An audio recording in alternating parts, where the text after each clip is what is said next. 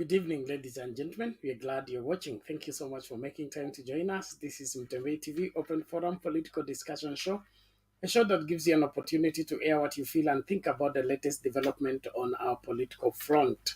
The Azimio Brigade, during the funeral of the mother to Kakamega Governor, came out guns blazing on the matter of taxation and the outright Kenya Kwanza attitude that they will first of all cater for the people that voted for them before they think about other regions. So Raila Odinga comes out forcefully and says, as you work on tax collection from every corner of this great country, then the tax, the revenue allocation should also match the passion, the commitment, and the pursuit, failure to which is going to lead tax boycott from all regions that are perceived to be his stronghold. How far will this go? Can this threat be carried out? And if it does, can Kenya Kwanza survive with Raila Odinga in trenches? Well, let's look at this keenly and see what comes up from the same. GACHAGUA today, the deputy president, was with the private sector begging for them to dig deep in their pockets and help out with the drought relief and ease the pain of Kenyans. Is this now time for action or what? Let's talk about the same.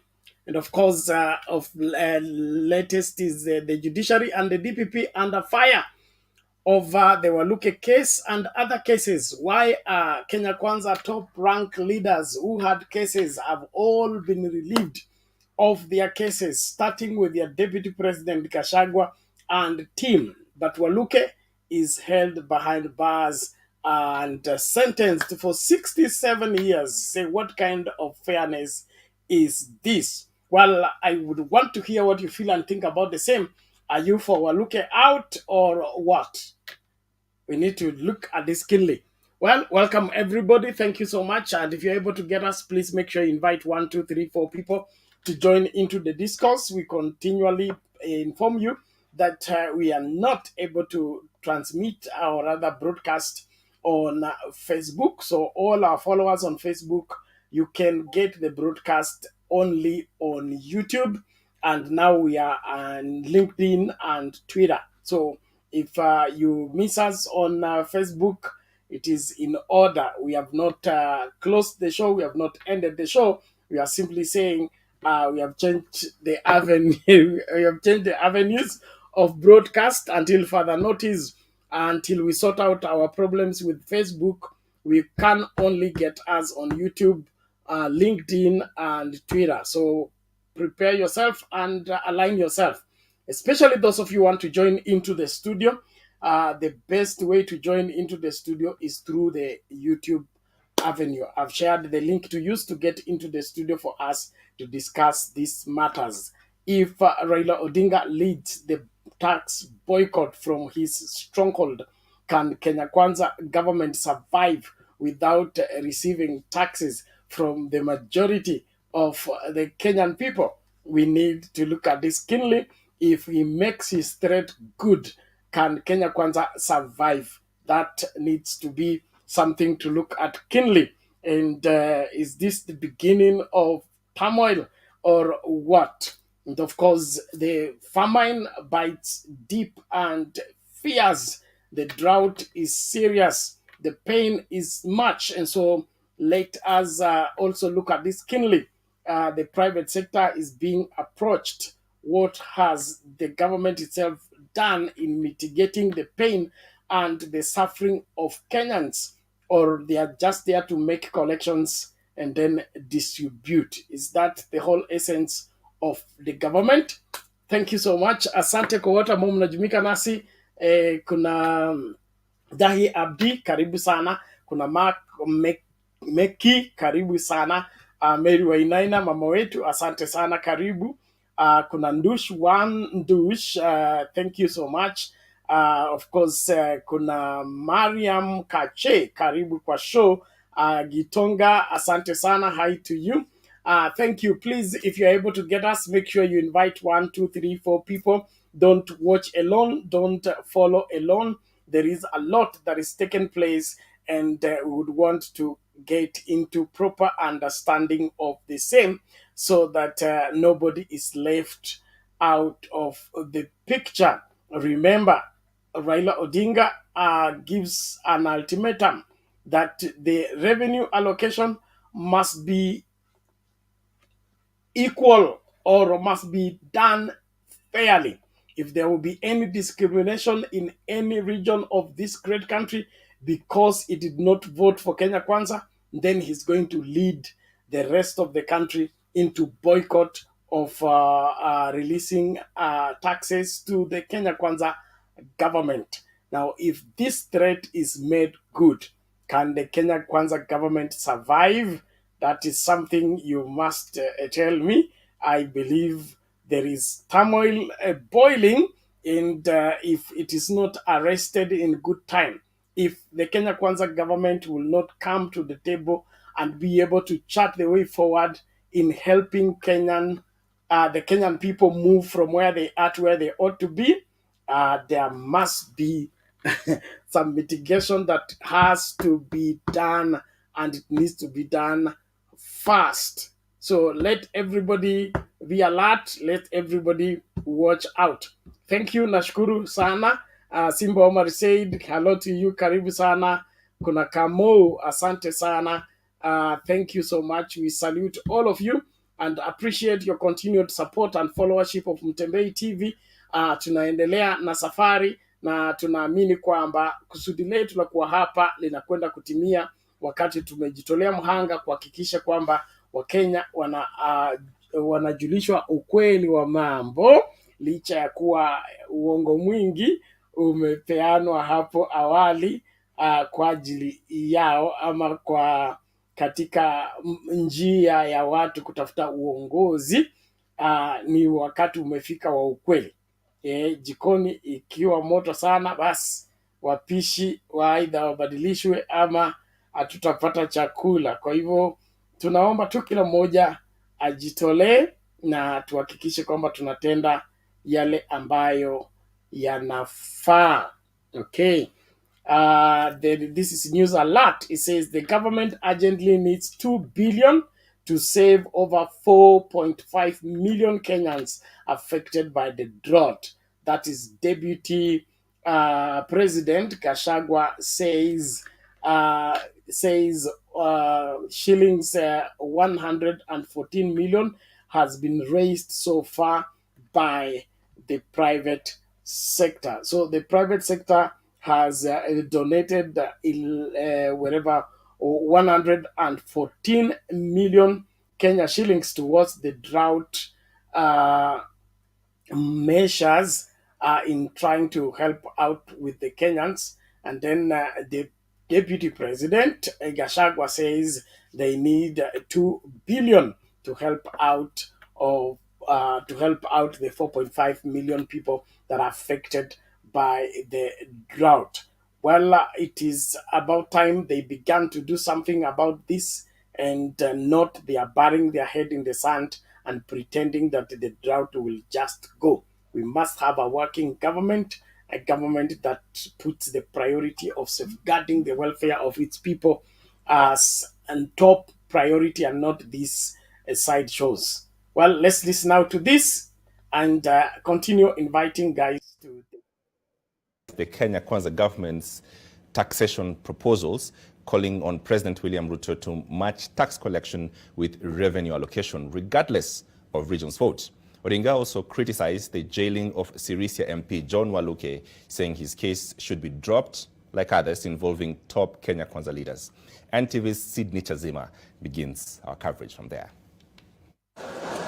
The funeral service of the mother to Kakamega Governor Fernandez Barasa was turned into a podium for political attacks aimed at the Kenya Kwanza leadership. Raila launched an offensive against the DPP over what he termed as selective treatment of cases. In a span of 2 months, several cases that were in court against top Kenya Kwanza leaders, including Deputy President Rigathi Gachagua, have all been dropped. And now, Raila is calling for the release of Sirisia MP John WALUKE, whose appeal against his 67-year sentence was quashed by the High Court. Unawacha Lenturi, unawacha Gaza, unawacha yule mama mwingine huko, alafu WALUKE wanachukua wanaweka ndani miaka 67.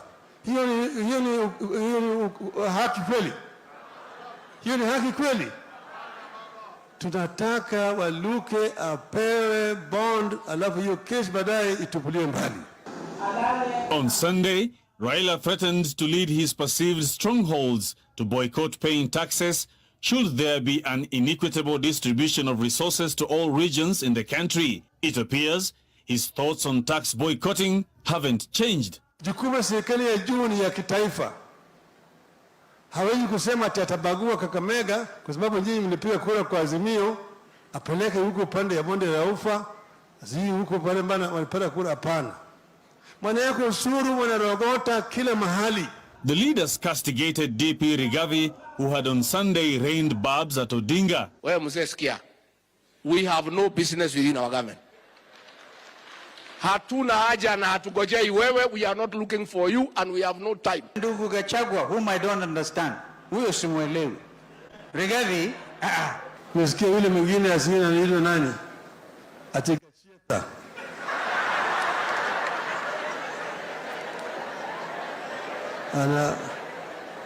Anaweka. Lakini mimi siwezi kujivana na hao watu. Sirika yangu. From their pronouncements, Azimio allied leaders appear to be spoiling for a political battle that will take their oversight of the government to another level. We cannot look back. Sisi tuko na chuma ile ya zamani na moto bado itakuwepo hapa Kenya. Mukifanya nyokonyoko mfanye kazi vile muli ahidi watu wa Kenya. Tumeonea hao jamaa kwa 18. Na kama kuna watu wataregarega, I will be the last person to fall. We are going to fight tooth and nail to defend the democracy you fought for, to defend devolution.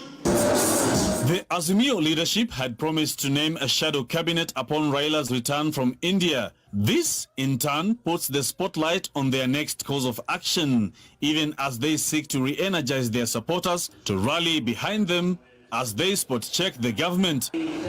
Sydney Chazima, NTV.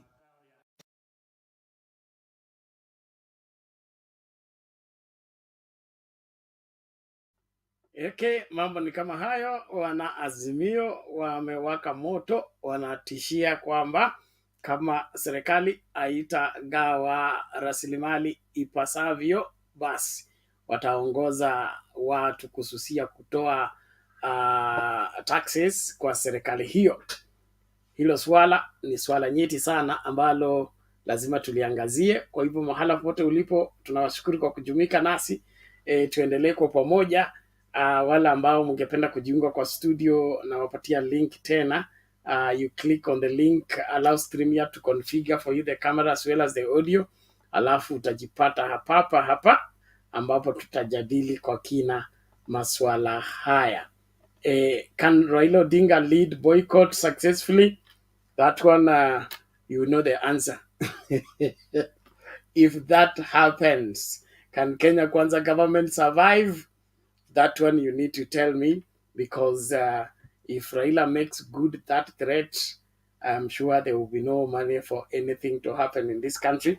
And so let Kenya Kwanza swallow their pride and begin to look at Kenya critically and stop the attitude that their deputy president is carrying in terms of saying that they don't need Raila and they have no time for him.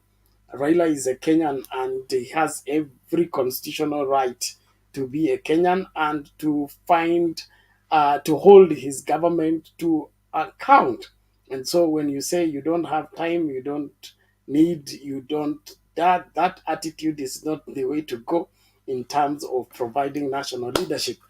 James Kithome, karibu sana. Agnes Njeri, I to you, thank you so much. Kuna Leonard Kachenga, I hope I pronounced that very well. He said, Madividi can donate the 2 billion to the drought victims in the spirit of brotherhood. I support. Asante sana. Kuna Mark Meki anasema kama jikoni iko na moshi wapishe watoke tafadhali. Wapishi watoke tafadhali. Asante. Felicitas Adideke, karibu sana. Nashukuru. Kuna nani huyu? G GFHGG, hi to you. Tunashukuru, tuko nao Wilbaro government. Hawatafurahia. Yes, they must be this time round, not business as usual.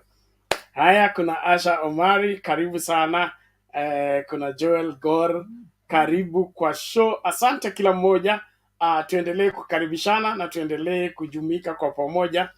Tutekeleze wajibu wetu wa kuwajuza wa Kenya yote yanayojiri na kuwaelewesha yale yote ambayo wanapaswa kuyaelewa ili nchi ikae salama na kila mwananchi apate haki yake. So it is that way as we proceed with the conversation. We wish that everybody wakes up to the reality of what we are faced with and what we need to do urgently in securing the welfare of our Kenyan people. Like we keep insisting, it is the responsibility of any sane government to take care of its people. When the government is not serious about safeguarding the welfare of its people, then that government has no business being in power.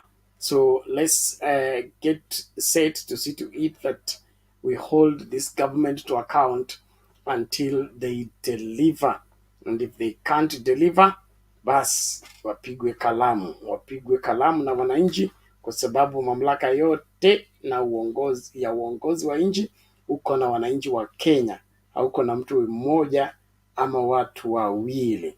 Ni Wakenya wanaamua nani anakuwa kiongozi wao, na kwa hivyo kila Mkenya ana haki ya kuongozwa kwa njia ambayo inafaa. I keep insisting, please, the link to use to get in the studio is available on YouTube. You can't get it in LinkedIn. You can't get it on Twitter. They have limitations on the posting on their platform. And so if you want to join into the studio, please get the link. I can either WhatsApp you the link or you follow in the comment section on YouTube, and you will be able to get the link to use to get in the studio. Karibu sana.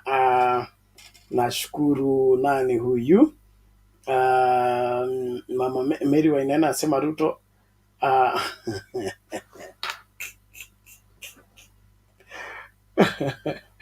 okay, karibu tuelezee kwa kina hayo maswala ili tuyaelewe ipasavyo. Let's play out this video as we proceed with the conversation and anticipate more that is coming by reason of Kenyans sharing their views and what they feel about the current situation. Okay, where are we?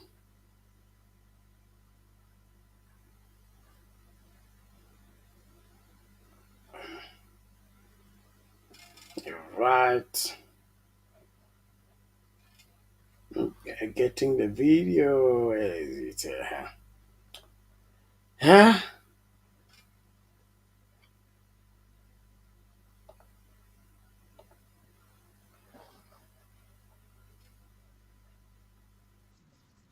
Kwanza administration as the new government seeks to mobilize 3 trillion shillings in the next financial year and doubling the same within 5 years. Speaking during this year's Taxpayers' Day, President William Ruto said that there is significant leakage on excise duty and wants the Kenya Revenue Authority to tighten its noose. Excise duty is one of Kenya's fastest growing sources of tax revenue, mopping up an average of 105 billion Kenya shillings annually. Safaricom. President William Ruto states that despite recent efforts to widen the reach of excise tax in the country, a lot more is still being lost in leakage and there is need to bring it back to the net. We are selling 2.9 billion stamps for our excisable products, while our neighbor Tanzania is selling 7.2 billion stamps. Uganda is selling 9 billion stamps. Those two economies are smaller than ours. It means we should be selling between 10 billion and 12 billion stamps. But the trouble is, the government is selling 2.9 billion stamps. There are people who are selling the balance, which is approximately 7 billion stamps. And I have told the Commissioner General, he must tell these people to stop. And we have no choice. Because I do not want to fight with people, but I must stop. I want to tell the good people in KRA, good people, you must stop. The president has reiterated his quest to have the introduction of wealth tax as a key plank in his tax revenue mobilization agenda. Kenya has in the past toyed with the idea of taxing idle land as part of wealth tax, as well as introducing tax on inheritance. We shall tax wealth, consumption, income, and trade in that order. A safe, and by the way, I will lead from the front by paying my taxes. And every company associated with me will lead from the front in paying taxes. Currently, Nairobi City County is concluding the process of being autonomous from KRA and will soon launch Nairobi Pay revenue collection system as it launches the single business permit. Safaricom PLC, Kenya Breweries Limited and Twiga Foods came first, runners-up and first runners-up, respectively, in the Taxpayers Awards this year by KRA. Brian George Otieno, NTV from KICC, Nairobi.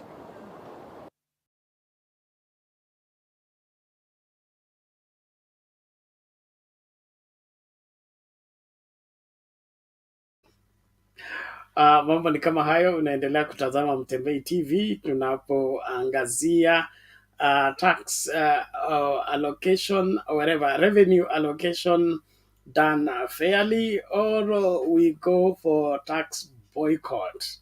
Raila Odinga threatens the Kenya Kwanza government. Wewe unaona hii mambo inaenda vipi? Nashukuru wote mnaojumuika nasi katika mjadala wa usiku wa leo. Karibuni kila mmoja, na ukitupata tu tafadhali karibisha mwenzako ili wote tukajumuike pamoja katika kuwaelewesha Wakenya yote ambayo wanapaswa kujua. Karibu tusonge mbele. There is my brother here, Chaga. Habari ya leo?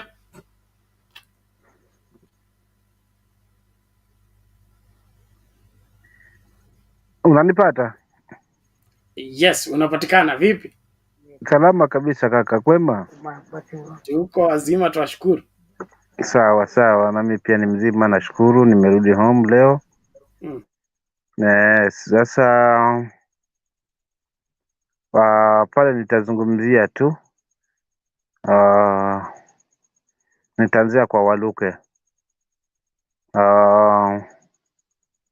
Ukweli Waluke hangefaa kupewa hiyo miaka 67. Siongee hivyo kwa sababu ni mtu wa Azimio, but wapo ambao walikuwa na cases na Linturi, na GACHAGUA, na nani, wote hawa, na sijaona zote zichukuliwa mbali. Kwa nini hii ya Waluke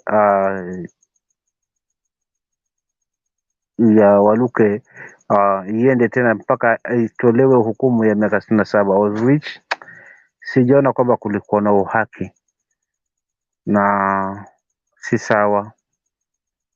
Kwa hiyo mimi nampongeza baba kwa kulisimulia kati hilo, na nikurudi upande wa GACHAGUA, kuingia huko kwa private sectors wang'ang'ane kuondoa njaa, hiyo bado haijakuwa suluhu.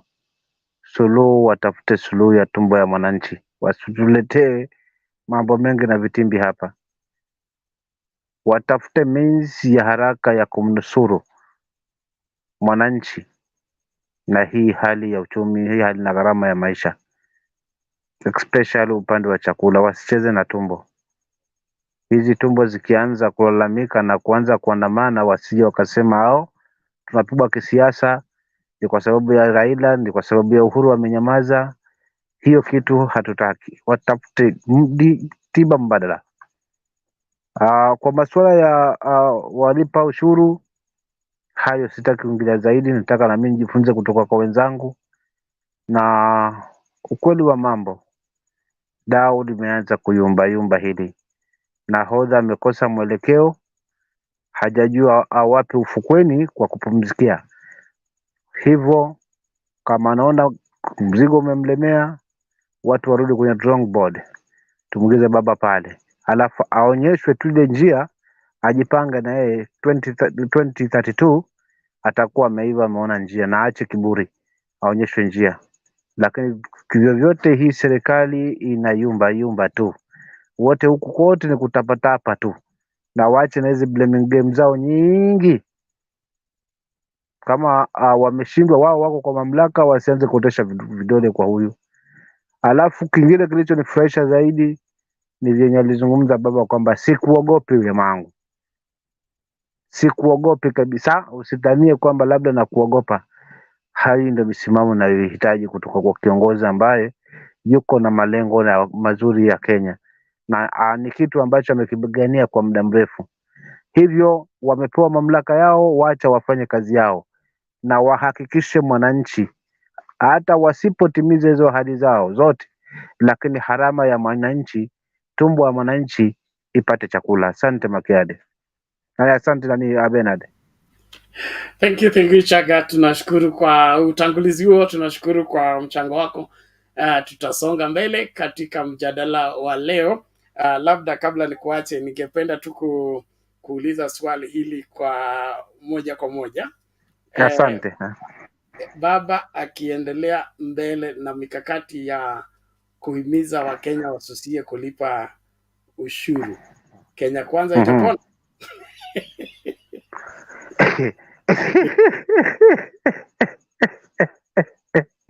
Hapo kuna mtihani, kwa sababu kwanza, kabla hata nijibu swali lako Bernard, sawa, hii serikali hajaahidi katika manifesto nzima Bernard, sidhani kama kuna mahali walisema si tukiingia kwa mamlaka tutahakikisha kwanza kila mtu analipaga ushuru na ana save. Haiko kwa manifesto. So walianza kwamba tutasave, wakaona hii ya kusave nayo inayumba, wakaja kwa manyumba. Sasa hivi wanaona hii plan hii, wakaja kwa mbolea. Kiangazi nayo ndio hiyo kabisa, wamefukuza na mvua ili Mungu azidi kuwapiga, uone hizi mbolea walizosababisha, wakatoa pesa ile ya kupunguza harama kidogo ya mafuta na harama ya chakula, kwamba ikanunue mbolea. Sasa hivi Mungu anawapiga napo. Sasa wameangalia kwenye sekta za watu watoe ushuru, waanze na makampuni makubwa kwanza, huku wakibabanya mwananchi wa kawaida awe anaweza katia chakula mdomoni. Tulipo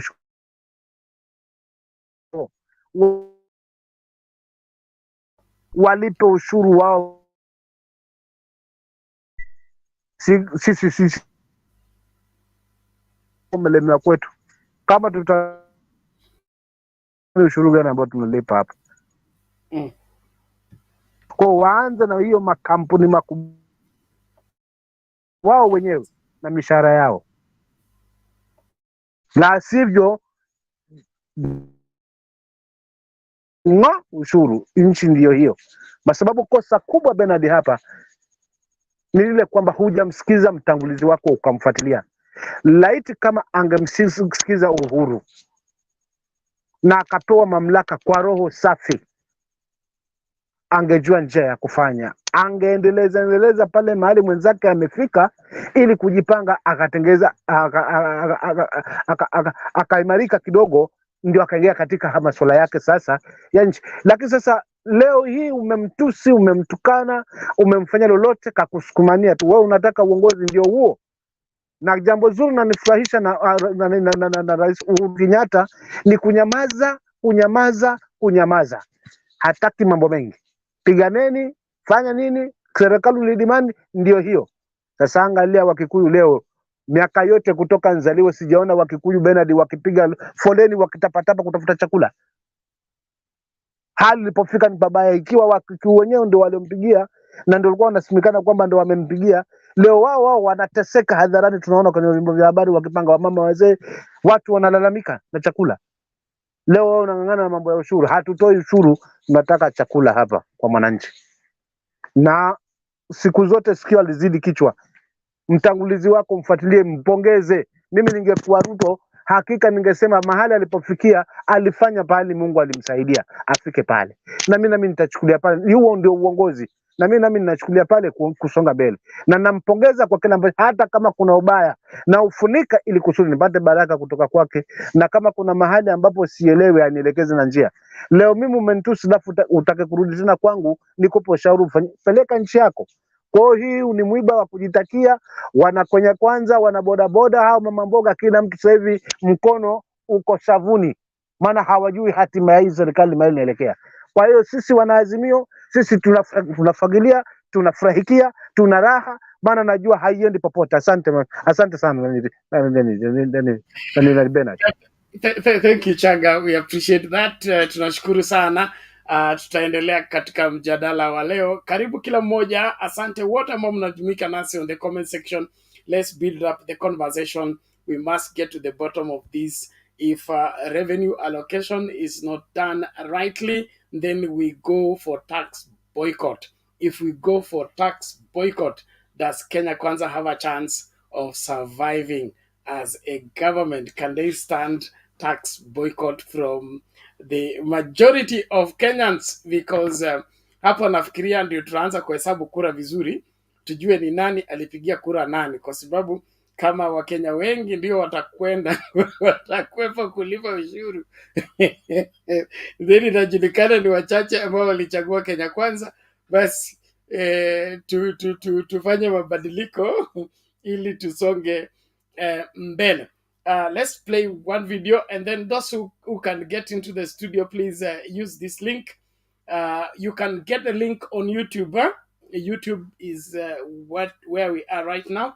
Our Facebook followers, you can get the broadcast on YouTube. We are not doing broadcast on Facebook. There are some issues that we are still dealing with, so please adjust and move with us as we proceed with the debate. So kumbuka kwamba unapata tu link, na then kama uko kwa WhatsApp group yetu, link yetu iko hapo. Please use it, get in the studio, tuanze kuongea kwa kina. Hii mambo yanaendelea kupamba moto, lakini Mungu atatusaidia. Karibu kila moja. Kuna mtu hapa anasema tuambie wale watu walipigia kura wa wheelbarrow waanze kukula wheelbarrow, wasitusumbue.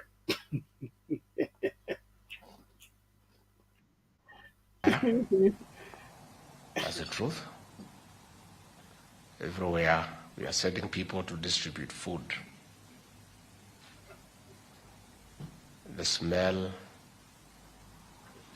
of dead livestock, no sitting.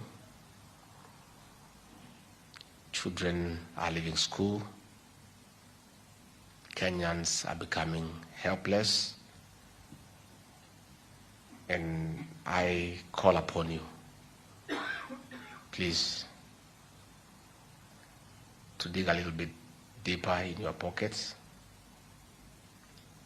and see what you can do so that we have a concerted effort to make sure that no Kenyan, not a single Kenyan, dies from hunger, and children do not abandon school for lack of food. My boss, the president, has tasked me with the responsibility of coordinating the national government, the county government, the development partners, the humanitarian agencies, and the private sector to look for urgent resources and coordinate distribution of food and set the stage for long-term and sustainable interventions in view of the adverse effects of the climate change.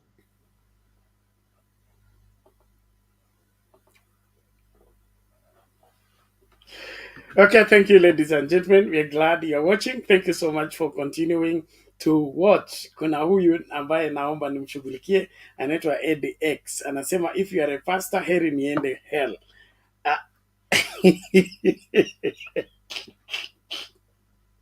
Anani nilikwambia mimi ni pasa kukuzuia kwenda kuzimu. Ukitaka kwenda kuzimu, enda polepole. Okay? Unataka fare?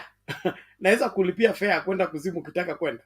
Kwa sababu mimi sio pastor wa kukuzuia kwenda kuzimu. Wakati umechagua kwenda kuzimu, nenda peke yako. Masuala ya Bernard kidogo kaka. Bernard. Yes. Leo hii Gachagua ndo anakumbuka kwamba kuna climate change. Na wakati wakiingia hapo kwa administration walisema sisi tunatengeneza kwa sababu serikali hii iliporomoshwa uchumi within miaka 4 ya handshake. Na madamu tumeingia tutahakikisha kwamba sisi kila kitu tutakieka sawa within 100 days. Kwa sababu wenye kuharibu uchumi wa Kenya, it's not climate change, it's not because of war kwa Ukraine na vita vya Ukraine. Ni kwa sababu ya handshake brothers. Wao ndio walikuja pale wakaharibu kila kitu, uchumi wakasambaratisha, na yeye mwenyewe akakiri kwa kinywa chake kwamba alipata empty shelves ambazo hazina kitu. Ndivyo sasa iweje leo unaenda kulalamikia kwa private sectors, ukalalamika kwamba waingize mkono mfukoni, watetee, wahakikishe kwamba hakuna Mkenya atakufa njaa na hakuna mtoto ambaye atakosa shule kwa sababu ya chakula. Na sababu zote hizi zilikuwa kwa sababu ya handshake. Hii climate change walitoa wapi? Na walisema kwamba it's not a matter of climate change, it's not a matter of Ukraine war, ni sababu ya handshake brothers. Na handshake brothers hawapo. Watupe sababu zingine. Wakishindwa kutunza waende. Hatulipi ushuru. Thank you. Message communicated loud and clear. Thank you so much. Na tuache unafiki. Hiyo ndio tunahimiza. Gachagua and team should stop pretense. I was setting record clear for ADX. If you want to go to hell, you can go. I am no business stopping you from doing so. And I'm not a pastor to stop you from going to hell. That's number one. Number two, story tax boycott is not incitement, and it is not a program, or rather a narrative that is being started by Raila Odinga. The genesis of tax boycott is the deputy president, GACHAGUA, who went to Rift Valley and said, before they give anything to anyone, they will first of all give to the people that voted for them. And that's where Baba is coming from. Kama nyinyi ni serikali na mtaenda kushughulikia wale watu waliopigia kura, basi pia tax mtachukua kwa wale watu waliopigia kura. Hao watu wengine hawakuwapigia kura ambao mnataka kuwanyima haki yao kikatiba kwa sababu hawakuwapigia kura, basi they will be he will lead them into boycotting the tax payment. So hiyo ni mambo ni swala ambalo linatoka kwa deputy president, current deputy president GACHAGUA. So kama wewe unaona the boycott of taxes what is evil, but an equal sharing of taxes is not evil, then you are twisted in yourself. So let's deal with the matter from where it comes from and address it accurately. As at now, The president and his deputy should be leading the unity of the country, not dividing the country and saying the people who voted us will have advantage, the people who did not vote for us will have disadvantage. The moment you begin to talk that way, then you are inviting a divide, and that divide will have consequences, and the consequences is what we are telling you, that if there will be no proper revenue allocation, then prepare yourself for tax boycott from the places that are not receiving the revenue allocation as required by law. Hii sio time ya siasa mbaya, maisha mbaya, ati wale walikupigia kura wanapata maendeleo, wale wasiokupigia kura hawapati maendeleo. Haiwezekani. So Eddie and team, get your act together, supported by whoever else.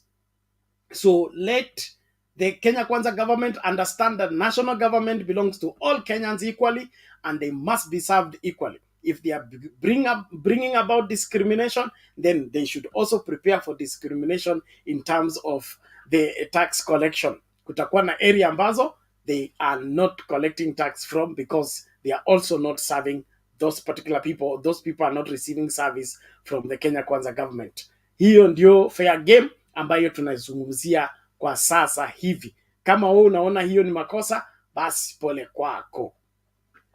Let's listen to wananchi as we proceed, and we continue to invite you. Let's keep the conversation going. Thank you.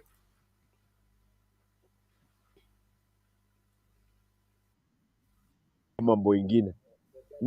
Na Raila alisema nitaweka free education from nursery to university. Na Raila akisema hivyo alikuwa amejua mahali atatoa pesa, kwa sababu ameshaongea na watu nje na amesha negotiate nao, na amewaambia mtanisaidia mambo ya free education from nursery to university, na wao watu wamemwambia ukiingia sisi tutakusaidia.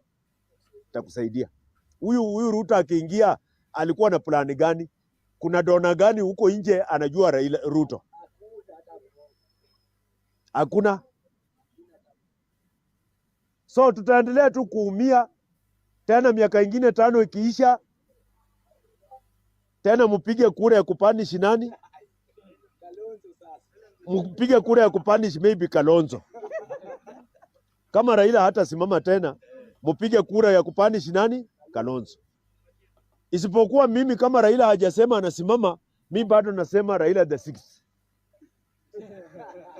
Kama Raila hajasema na mtomo yake sitasimama, mimi kama Kiberenge nasema Raila the 6th. Mpaka siku ile atatamuka mimi sisimami. Mpaka siku ile atatamuka. Mimi nasema hivi. Nasema cabinet ambaye Ruto alichagua, chukua mfano wa gavana mmoja anaitwa James Orengo, senior counsel. Angalia cabinet ambayo senior counsel James Orengo amechagua, linganisha na William Samoei Ruto. Utatamani afadhali tungefanya swap. Hii ya Orengo ikuwe ndio ya serikali kubwa, na hii ya Ruto ikuwe ya county government ya Siaya. Kwa sababu Orengo amechagua watu ambao wako na experience. Mtu amefanya World Bank, mtu amefanya UN, mtu amefanya wapi, yani experienced people. Kwa cabinet ya Orengo unasikia tu Dr. fulani, professor fulani, engineer fulani. Lakini hii ya Ruto, hii cabinet ya Ruto, hata juzi ndio nimejua ati sio lazima ukuwe na degree ndio ukuwe CS. Ndio nimejua sasa, sikuwa najua. Nilikuwa nafikiri maybe kuwa na CS inahitaji masomo. Lakini Siaya lazima ukuwe na masomo. Lakini hapa kwa serikali ya Ruto hauhitaji masomo ndio ukuwe CS. Lakini mahali kama Siaya, enda Kisumu County, Governor Professor Anyang' Nyong'o, Deputy Governor Dr. Matthews Owili, sikia Dr. Senator Professor Tom Ojenda, LLB, Senior Counsel. Women Rep Women Rep Rosa Buyu, Bachelor of Education, Kenyatta University. Masisi wote wa Kisumu County, Doctor, Engineer, Professor, nani, lakini ukija hapa Kiambu nasikia Governor wa Matangi. Hakuna title hapo mbele. Hakuna title hapo mbele. Unaambiwa Governor wa Matangi. Ukienda Nyeri unaambiwa Governor Mutahi Kihiga. Hakuna title yoyote hapo mbele. Unauliza hakuna title yoyote hapo mbele, unaambiwa hakuna. Tunamjua tu kwa sababu alikuwa anauza matangi. Ukienda pale Murang'a, Governor Irungu Kang'ata. Hakuna title hapo mbele, unaambiwa nini? But hao hawakumchagua kwa sababu ni lawyer. Walimchagua kwa sababu aliandikia Uhuru barua. That is the qualification. Yes. Ndio nasema hao qualification hapo, qualification ambayo ilifanya Irungu Kang'ata, qualification ambayo ilifanya kidogo tu. Profesa Anyang' Nyong'o alichaguliwa kwa sababu yeye ni profesa Kisumu. Unasikia? Let me show you the difference. Profesa Anyang' Nyong'o alichaguliwa kwa sababu yeye ni profesa Kisumu. Irungu Kang'ata alichaguliwa kwa sababu yeye aliandikia Uhuru barua. Unasikia? Hata Ruto alikuwa anamuita Irungu wa barua. Na wa Matangi alichaguliwa kwa nini? Kwa sababu alikuwa anagawa matangi.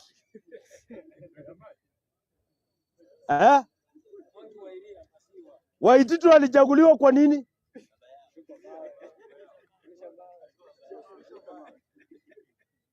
Kwa sababu anajua kurusha mawe. Waititu. Unasikia? Nani huyu anaitwa wa Kirinyaga anaitwa nani? Waiguru alichaguliwa kwa nini? Kwa sababu walisema our thief, our choice. Kwa sababu anajua kufanya nini? Kuiba. That is the qualification. Hata ukienda kwetu Vihiga, mahali mimi natoka, wengine watasema mbona usiongelelee mahali wewe unatoka. Gavana wangu anaitwa Dr. Wilbur Otichiro, PhD, Natural Resource Management and Space Science. Mmeisikia hiyo?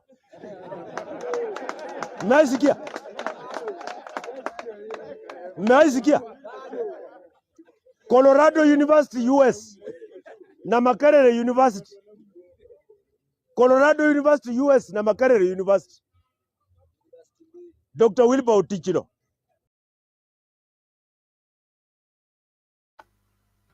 Mambo ni kama hayo katika bunge la wananchi wa Kenya wakijadili masuala yao, wakijaribu kuweka vigezo ni kaunti gani inasimamiwa na nani, na mbona serikali kuu inachagua watu wasiokuwa na tajriba katika uongozi na katika masomo.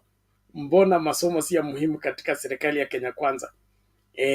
Eti wewe kuwa profesa si la muhimu, wanataka serikali ya watu wa chini, na katika hiyo hali watu ambao wana uwezo wa kushughulikia masuala ya Wakenya wanatelekezwa.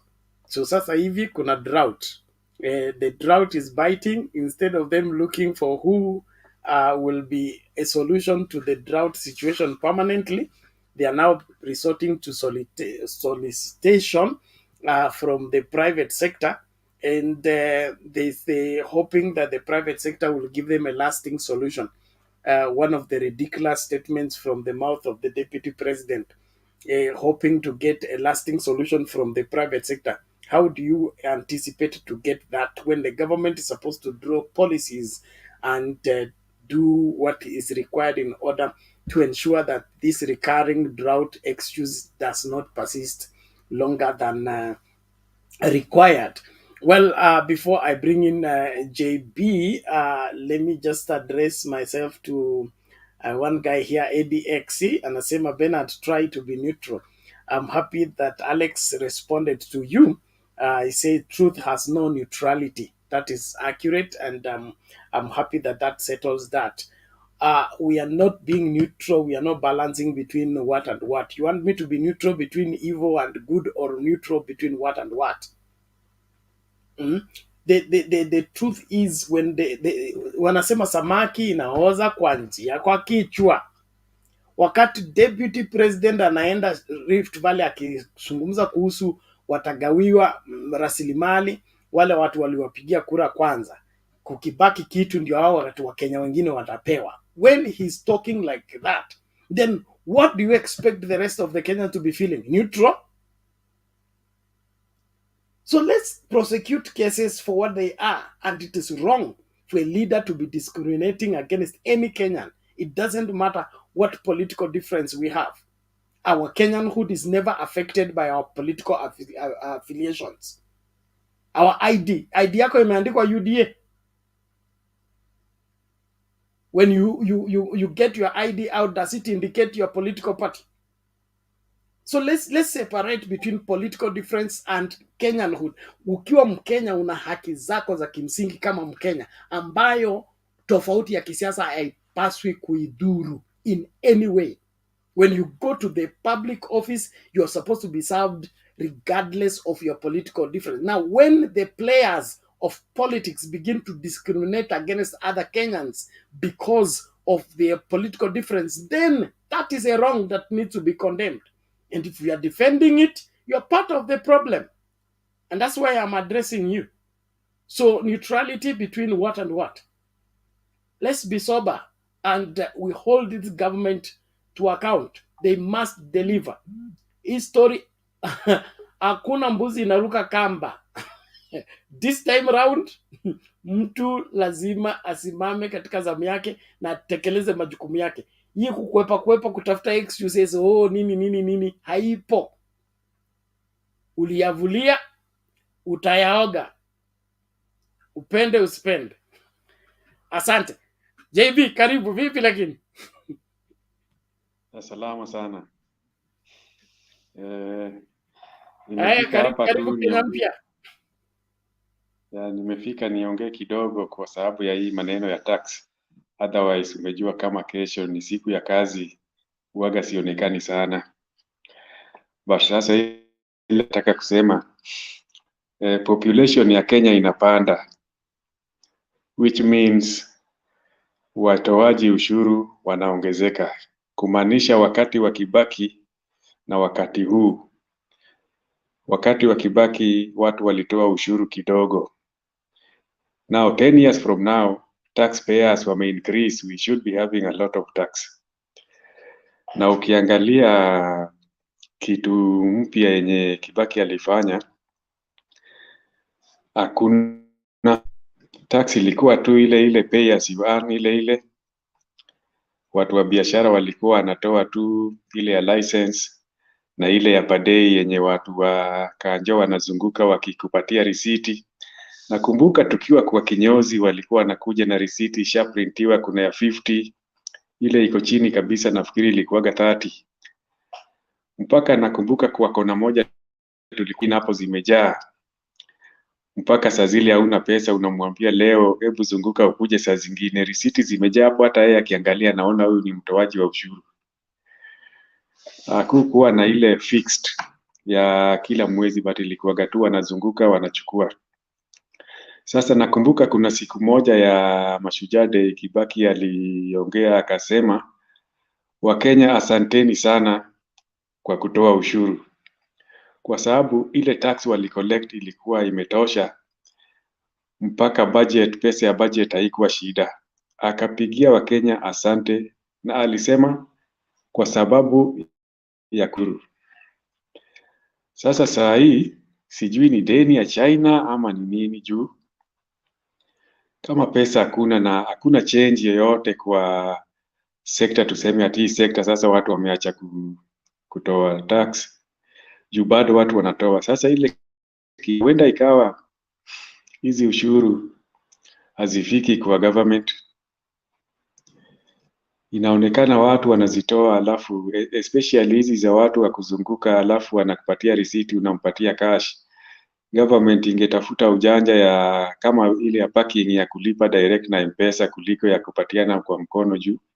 Mtu anaweza kuja na risiti ingine yenye si halali, lakini sasa customer hawezi jua. Sasa kama hawezi angalia vitu kama hizo, itakuwa bado. But hata kitambo kuna zile zilikuwa zinapotea, lakini bado ilikuwa inatosha. Kwa hivyo upande ya tax yenye wanasisitizia sana mpaka wana overburden wa Kenya wa chini.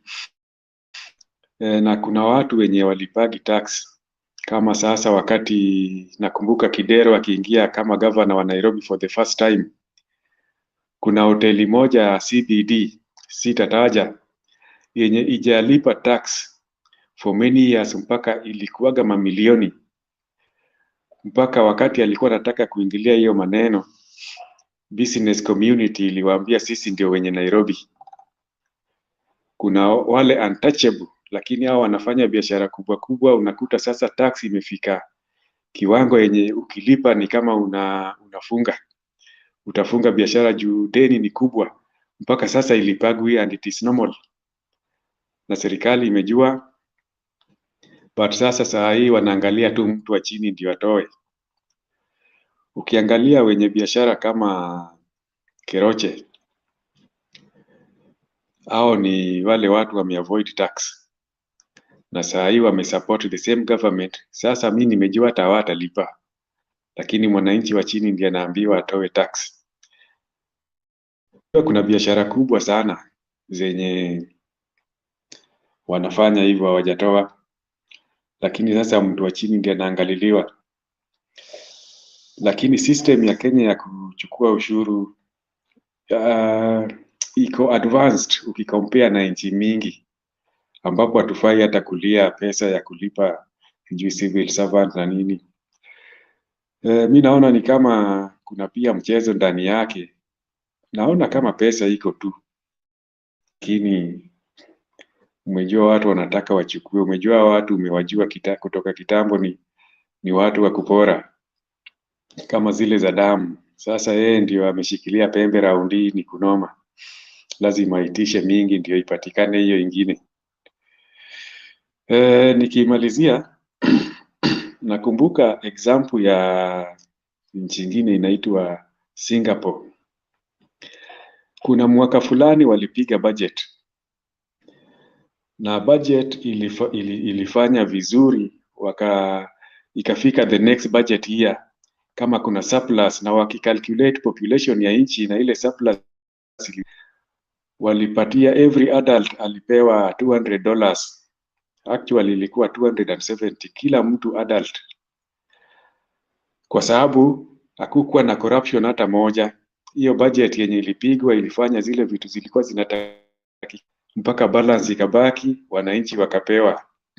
Kwani sisi wametushinda na nini? Mimi nafikiri ni sisi ndio tumewashinda na corruption, ndio sababu hata ile yenye imeinia itoshi. But saa hii sasa mahali imefika, wacha sasa wang'ang'ane nayo. Wacha wang'ang'ane nayo, sisi hakuna vile tunaweza wasaidia, ni kuweka pressure. Sasa tunangojea tu tuambiwe ile direction tutaenda, alafu hakuna huruma, kwa sababu ni pesa zetu ndio wanalipwa nazo kila kitu. Kwa hivyo sisi tunataka services, especially hiyo chakula hiyo, waanze kutusupply nayo haraka sana. Asante Bernard, sina mengi. Okay, thank you JB for that, we appreciate it. Tutaendelea mbele. Now, swala moja tu kuhusu tax, kwa sababu kuna kitu hapa nimetumiwa na mundu wa nyumba. It was a statement given by Winston Churchill. He says, I contend that for a nation to try to tax itself into prosperity is like a man standing in a bucket and trying to lift himself up by the handle. When Kenya Kwanza assumed office, I thought they would go straight to the farm, straight to the industries to find what is ailing these industries so that they fix the industries to be functioning, to make the farm to be productive, to make the business environment conducive, so that the business people can enjoy doing business. How do you get in office and the first place you go to is to collect tax? Tax for which service you offered where? Is it the services the previous government offered, or you are coming in office to offer? So in my opinion, hii ni serikali ambayo ni ya kutosa ushuru, sio serikali ya kulinda uhuru ama kuendeleza nchi. Ni ya kutosa ushuru hata pasipo na sababu. And this is not smelling good. Mama Mary, karibu. Vipi lakini? Yes, habari yako Bernard? Salama, nashukuru. Yes, nimefurahishwa sana na hao bunge la wananchi vile wamenichekesha, lakini wamefanya at least nisahau kidogo ile tabu inaendelea Kenya na vile watu wanaumia na mambo ile yote wamepata. Na washukuru sana vile wamesimama kidete, wanajisukuma tu, hiyo gurudumu yao wasukume tu, itafika mwisho na itakuwa mzuri. Kwa sababu the way we are trying to communicate, we are not insulting or ignoring or belittling the government we have. We are really appreciate that there is a standing government. But if they do wrong, we have to tell them. And when they are doing right, we just don't say anything. We go ahead with our business because we are calm and peaceful. So wasione vibaya saa ile si tunataja chochote kuhusu wao ama tunasema chochote kuhusu wao, wakubali na wajaribu kuangalia kama tunasema uongo. Now, for example, right now I saw that GACHAGUA, the way he was talking, he was so humble, like not the other person who was there yesterday who was insulting Raila. He is a qualified actor. You know, he can be an actor. Sababu uwezi kuwa ati saa ile umesikia watu mambo imewalalia una mourn na unaenda chini unaongea very cool. But when things are really good on your side, you can lament any word in this world.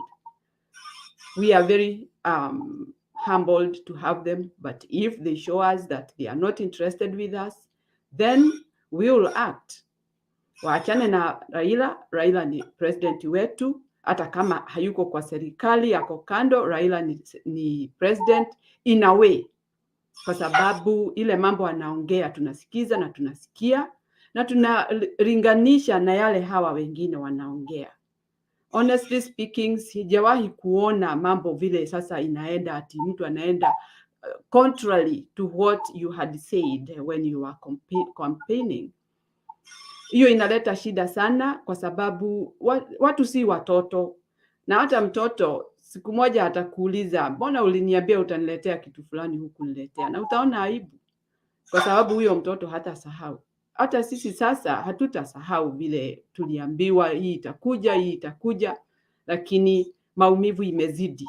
Hata sio kukuja itakuja, sasa hata ni kuongeza wanaongeza zingine juu yake na hawajatimiza zile za mbele. Okay, nimeangalia habari ya hiyo video ya wamama ambao nyumba zao zimekuwa demolished. I really pity with that, but I don't sijui chanzo ya hiyo kitu ya kudemolish. I don't know. We don't know whether they invaded or they are being invaded. So we don't know unless we are told the truth what happened. Sasa wanalia, wanauliza serikali iko wapi? Na serikali ndio ina demolish. How do you ask where is the government? And if the government is the one doing the work, you should talk to them, you know, wakaripie, waonyeshe kwa nini mnatufanya hivi, tuliwachagua mtusaidie, sasa mnatuweka wapi? That is a big problem with people, and I don't like people regretting what they did because it's so painful.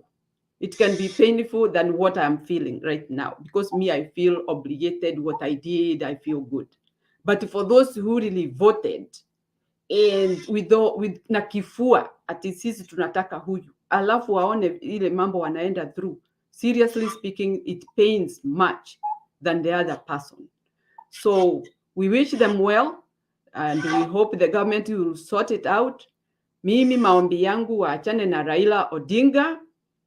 Raila will give us a way of how to live, and he had a plan. I believe so. Mimi najua alikuwa na plan. Na hiyo plan sio watu waliangusha. Honestly speaking, si watu waliangusha. Raila alikuwa ameshinda na alikuwa anaelekea mwelekeo mzuri. Kuna wale watu walifanya hiyo mambo ikaharibika. Na kila mtu anajua. So, the few that are crying, they voted for the government. Please, bear with us and listen to us. Na mtu saa ile anapewa maneno na mtu ambaye amekaa kwa ile kiti ama amekaa kwa hiyo shimo ama amekaa chini ya hiyo miti, tafadhali mtu asikize, kwa sababu huyo ndio anajua kikulacho.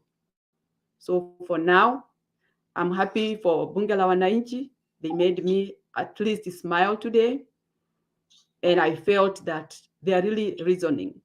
I could not imagine the way that guy was putting those names, professors and against names, not education status, but names, your nickname. So I feel that we are really on good position.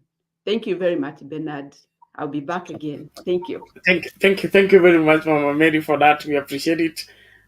Injini yetu na lazima tusimame katika zamu yetu kuhakikisha kwamba hakuna mtu anatuchezea. We are Kenyans by right, and we have every constitutional right to see to it that our taxation is done fairly and revenue allocation is done fairly. Whoever wants to discriminate against any Kenyan, then he has to face the music of what the law provides. Na kama hilo linaendelezwa na mtu ambaye ako na mamlaka katika serikali, basi huyo mtu hafai kuwa katika uongozi, na ndiposa tunasema kwamba kama haki haitatekelezwa kwa kila Mkenya, basi Wakenya wajinasue kutokana na uongozi mbaya kwa kuchagua kule taksi yao inaenda. Yes, because we will not pay tax to a government that is using that tax to oppress us and hamper our development. Hii sio enzi ya Moi ya siasa mbaya, maisha mbaya. Hapa kila mtu anajua ukweli wa mambo. Tunataka maendeleo kwa sababu kila mtu anachangia. Na wakati tunachangia kuhusu development ya Kenya, hakuna siasa, hakuna tofauti ya kisiasa, hakuna story ya UDA na Kenya Kwanza. We make contribution as Kenyans. Our IDs don't bear political parties. They don't have political colors. So don't discriminate against anyone simply because they did not vote for you. But if you want that to continue, then we'll give you the UDA region. Let the UDA region give you your taxes. Use it in the UDA way, not in the Kenyan name. Now, I'll play one. Yes, Mama Mary? Let me say one thing I forgot. I wanted to make a point that Ruto bites slowly. Anakufanyia hii leo, anakukwarusa, anaenda anaongoja asikie vile umejibu. Kesho anakukwarusa tena na kitu ingine tofauti. Sasa hizo vitu zake zote ataenda aziweke pamoja kwa kikapu moja. Sasa atakuwa I have won because they said this against what I was doing, but already they have kept quiet. Nimeleta ingine, wameongea, wamechoka. Nimeleta ingine, so now that is the move. So if we reject anything that he is bringing up immediately and we really stand for it and say, no, that is the better way. I'm not trying to incite anybody, but hata mimi sitaki mtu akunikwarusa, alafu unakuja unanikwarusa tena, nitafika mwisho. Lakini hatutaki kufika mwisho, tunataka serikali ifanye kazi. Lakini ikishindwa, lazima hata watu watasikia wamefinyika na hawataelewa which way they are going. So that's the point I wanted to make. Thank you. Okay, thank you very much for that, and appreciate everybody on the comment section We appreciate it. Please, let's keep it sane. Let's keep it civil as we respect one another. Remember, we are in this for a better Kenya. A better Kenya means better life for every Kenyan. A bad Kenya, a Kenya that is poorly governed, will mean bad life for every Kenyan. And so let's make sure that we are doing what is right. I'll play a video, and then we can bring in Njeri to make her submission. Let's listen out to these two quick videos, and then we flow.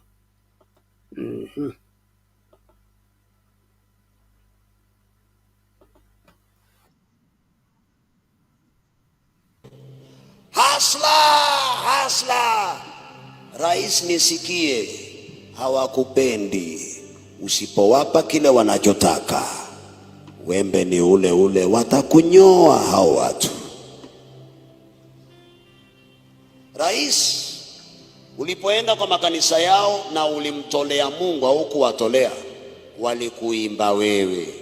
Wakikukosa kwa makanisa yao, watakuhubiri wewe. Ubaya wangu ni huo tu. Mimi nitakuambia kweli, na uzuri wangu ni huo. Si hao waliimba wakasema Rais Kenyatta tano ngapi? Amtaki kusema nyinyi, na sababu nyinyi ndio mliimba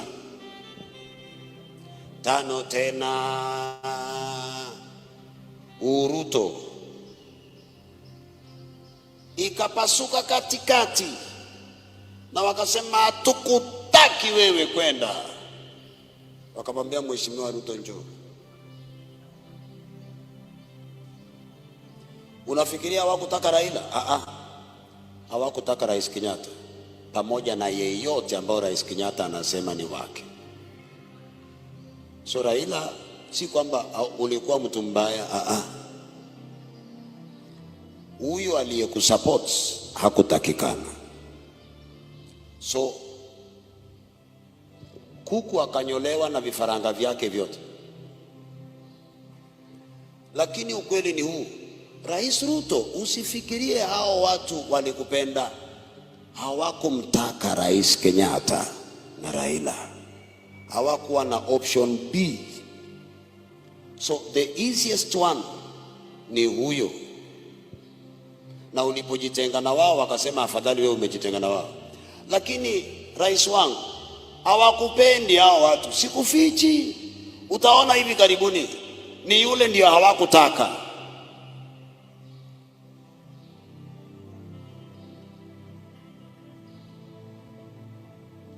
Rais wangu, fanya kazi na moyo wako. Lakini waliokupigia kura si kwamba wanakupenda, walikataa mtu. Na hivi karibuni usipoimba wimbo wao, watakukataa vile vile.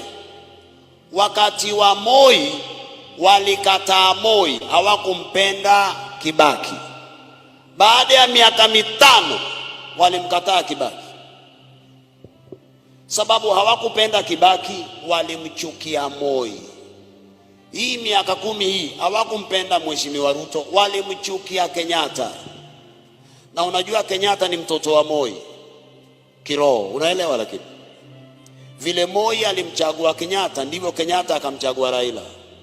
Na Moi, hii nawaambia kwa sababu ishapita. Niliwaambia kuna vitu nitawaambia ikishapita, sawa?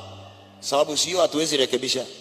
Ningesema wakati huo wangeniambia tunakukujia. Maana babake Kenyatta wa kiroho ni Moi, aliyempa roho ya uongozi. Na walipomwona Moi wakasema yote yawezekana bila Moi. Landslide, kwenda kabisa.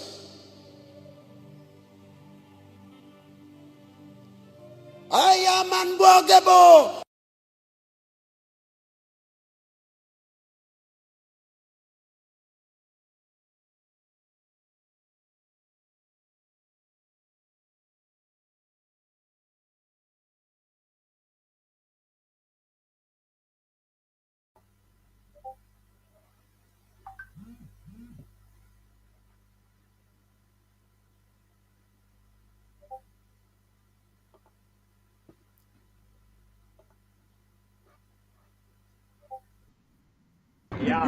Mkadhani tunawadanganya.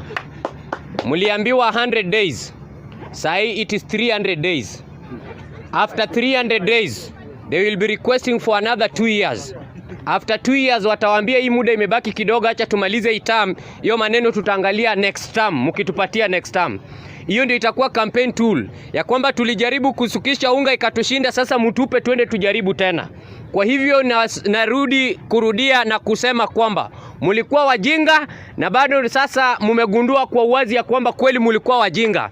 Kwa sababu muliambiwa 100 days, now it is a year. Very soon it will be 2 years, 3 years until 5 years. Na niko sure hiyo kinyangarika ambayo kimekaa katika kiti ya president ya Kenya. Na narudia kwamba ni hiyo kinyangarika kwa sababu we never voted for you. Na nitasema tena mara kwa mara. We never voted for you. And you know the means and the manner that you use to attain this nation.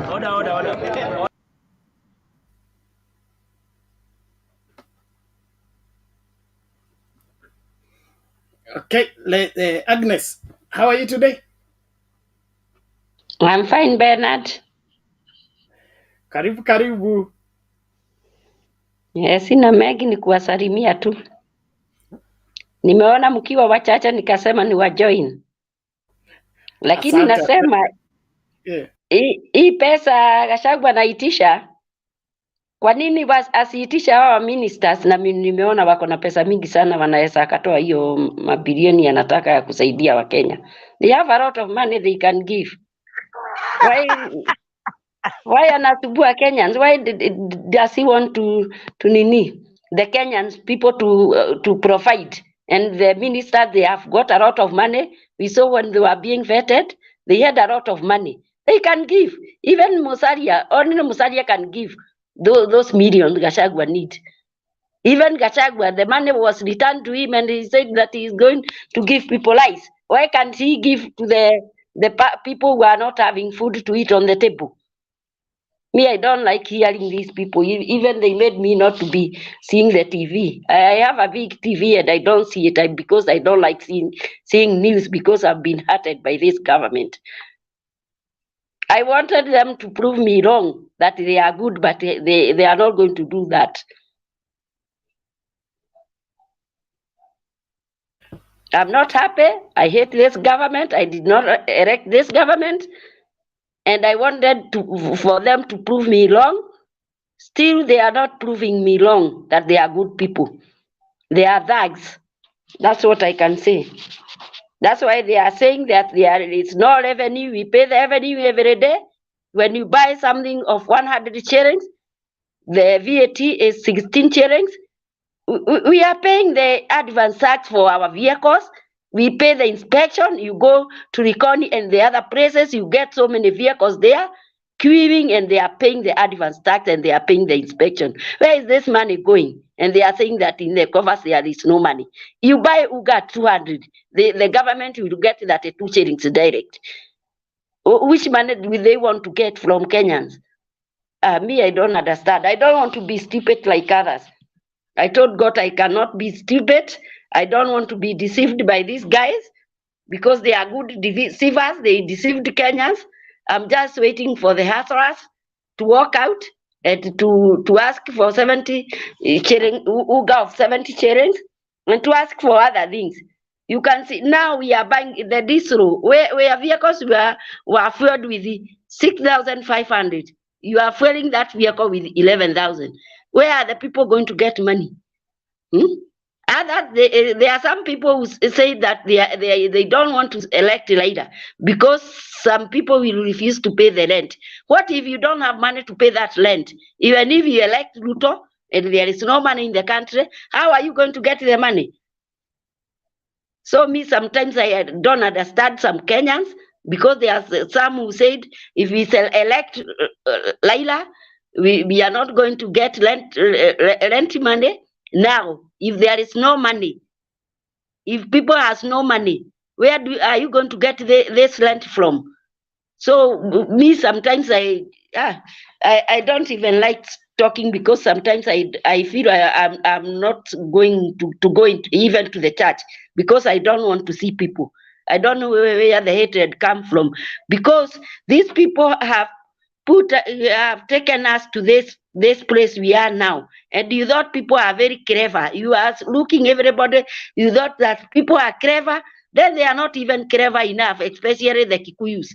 You see, people they don't have the understanding where we came from, and that they have taken us back where we came from. We were walking all allowed to get the multi-party. Now Ruto want to make Kenya to be one party nation, and these Kikuyus cannot see. I'm a Kikuyu, but sometimes I don't feel like speaking because I feel so hurted, knowing where we have come from, and then we are back there. They are just, they forget so easily. I don't understand them. I don't like even speaking. I stay in my house. I don't like speaking to people because I argue with them. I can even fight with them because I don't want to hear the nonsense they speak every day. And they are telling you, we just give this government time. Time for what? Kibaki came to the government. There was no money. And children started going to school for free. Now they are roads, they are everything. And someone is saying there is no money. How can you say there is no money? And we are paying tax every day. Every day we are paying tax. Me, I don't like listening for this foolishness. I don't listen to GACHAGUA. I don't listen to President Ruto. I don't look at the TV. I just check the YouTube. I don't go to the TV. I don't like seeing news. I don't know what is going to happen. For the 5 years, I'm going to wait for these foolish people to take this government where they want to take it. I don't know what I'm going to do. I feel hurted. I'm just like some of the people who come to this Mutebei TV and speak. I was so hurted for the last 1 month when we voted, and to see the Supreme Court have decided that Ruto is the president. Now they are speaking like they are still complaining. Every Sunday they are going to churches. I don't think whether these people who go to those churches, they don't give the tithe, they don't give whatever, because everybody is supposed to build the church where you go. Well, how comes that we are being so foolish that someone is coming to give you money so that you can vote for him and thinking that he will do something for you? He first of all give back his money, take the money back where he got the money before he came here and tell you that we are going to do this and this and this. They are going to do nothing.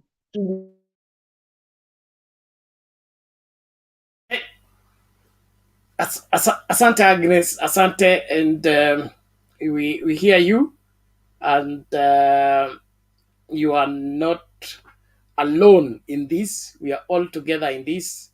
We believe in a better Kenya, and that better Kenya will come if we push to get it by right means. We have people in leadership who seem not to be responsible, but we that are sane, naambiwanga wale watu mnaendanga driving, your instructor anakuambianga when you go to the road, assume that everybody else is mad. You're the only sane person on the road, and so drive understanding that way. I think in this country we seem now we need to categorize people, the sane and the mad people, ili ieleweke vizuri wakati tunaendeleza maswala, those that are sane to help save the day. And right now we need to do that. I'm happy that you brought up the issue of Musalia Mudavadi's net worth is 4 billion. Deputy President GACHAGUA is only looking for 2. He can gladly give that 2 and then hii maneno ishe. Mbona watu wanasumbua wa Kenya? And that's something they should have discussed in the cabinet. Why should the deputy president go meet the private sector, okay, and begin to discuss such matters? Hiyo ni masuala ya kumalizia kwa meza. They have money, they can contribute and make. Now those mitigations are the ones we've been talking about. Wewe uliingia kwa ofisi, kabla ujue nini kinaendelea, ushaanza kutoa nini? Subsidy. Umetupa nje. Cost of living ndio ime skyrocket. Before you know that, drought ndio hiyo imekuhit. Before you know what is that, that is, you cannot have a government operating by cancelling, by by removing. It's like kuna yule mzee wa kwetu yule alipanda kwa mti, amekaa kwa hiyo branch na naikata. You seated on the branch and then you are cutting it. You will still fall. There is no prayer we can pray for you to stop you from falling. So the Kenya Kwanza government wasipojiita mkutano wakajadili nini waswa wanataka, hao watajikaanga na mafuta yao. Nobody is going to push them. They have already pushed themselves. Well, before we bring in Chaga to make contribution, ebuni nani huyu suppressed. Okay, so kuna nani mndu wa nyumba alinitumia ujumbe akasema hao watu wote wanasema wako worth 4 billion 500 million 800 million, wanasema hizo zikuwa zile hela wako nazo, ni zile hela wamepanga kutengeneza wakati wanaingia kwa ofisi. Kwa hivyo walikuwa wanakuwekea bracket ili wakati wanatoka kwa ofisi msiwashuku kwamba waliiba. Probably that could be also another avenue of looking at it. Lakini wacha tumsubiri Chaga aseme ya kwake. 1 minute tutacheza video moja alafu kuja. This is our country and we must ensure that we do what is required. Let's get this.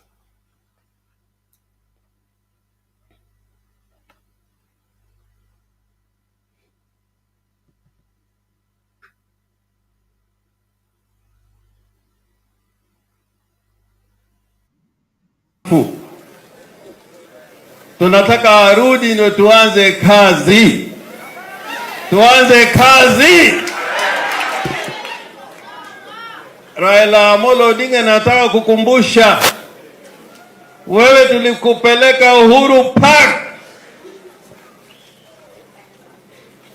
Uhuru Park, halaiki ya watu wa Kenya, tukakuapisha kama the people's president.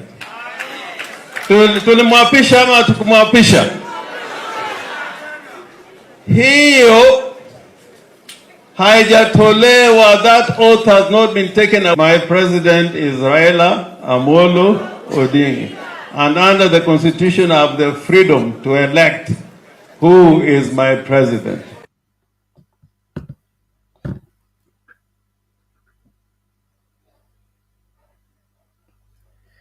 And Chaga, karibu.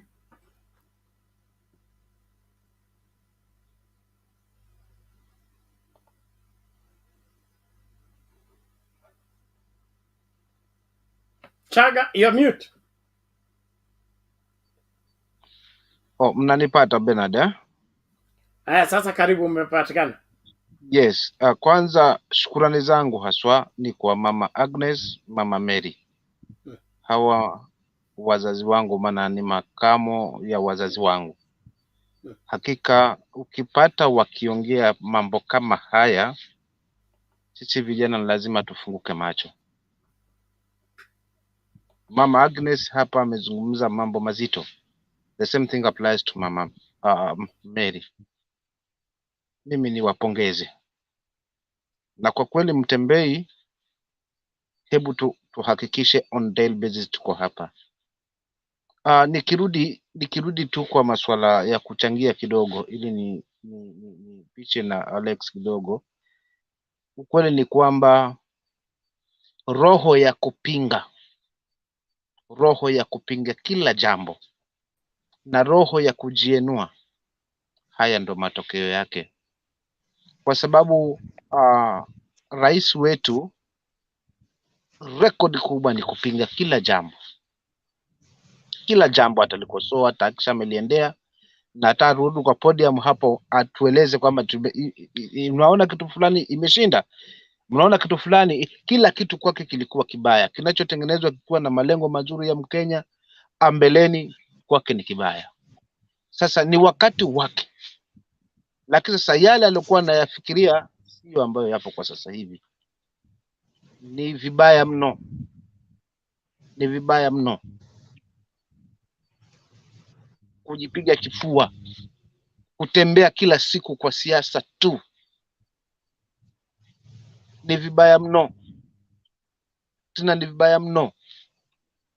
Kukicha ni Thanksgiving, Thanksgiving, Thanksgiving, ili mradi upate tu nafasi ya kuzungumza. Mimi naweza kusema kuzungumza uozo, kwa sababu si manufaa kwa Mkenya, na not only Mkenya tu, hata kwa wale wapenzi waliompigia kura rais wameanza kuchoka.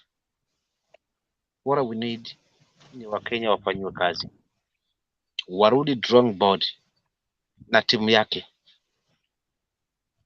wafikirie mikakati gani ambayo itawanasua. Uongozi ni wao.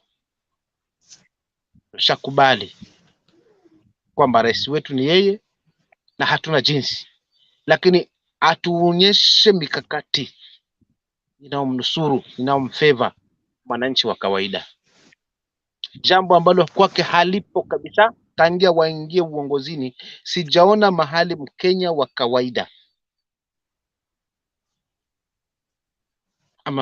ameonyeshwa tu dalili ya kangalau tu kupumzika. Watoto hawaendi shule, wengi tu wa maskini hawaendi shule. Mimi niko huku vijijini haswa, kazi yangu mimi nazunguka tu, ni ama area business manager mahali pale kwa kampuni fulani. On daily basis mimi niko field, naangalia situation. Hali ni mbaya Bernard, hali ni mbaya. Watu hawana chakula, pesa haipatikani, na ile inapatikana haitoshi hata kidogo, maana yote inaishia kwa chakula.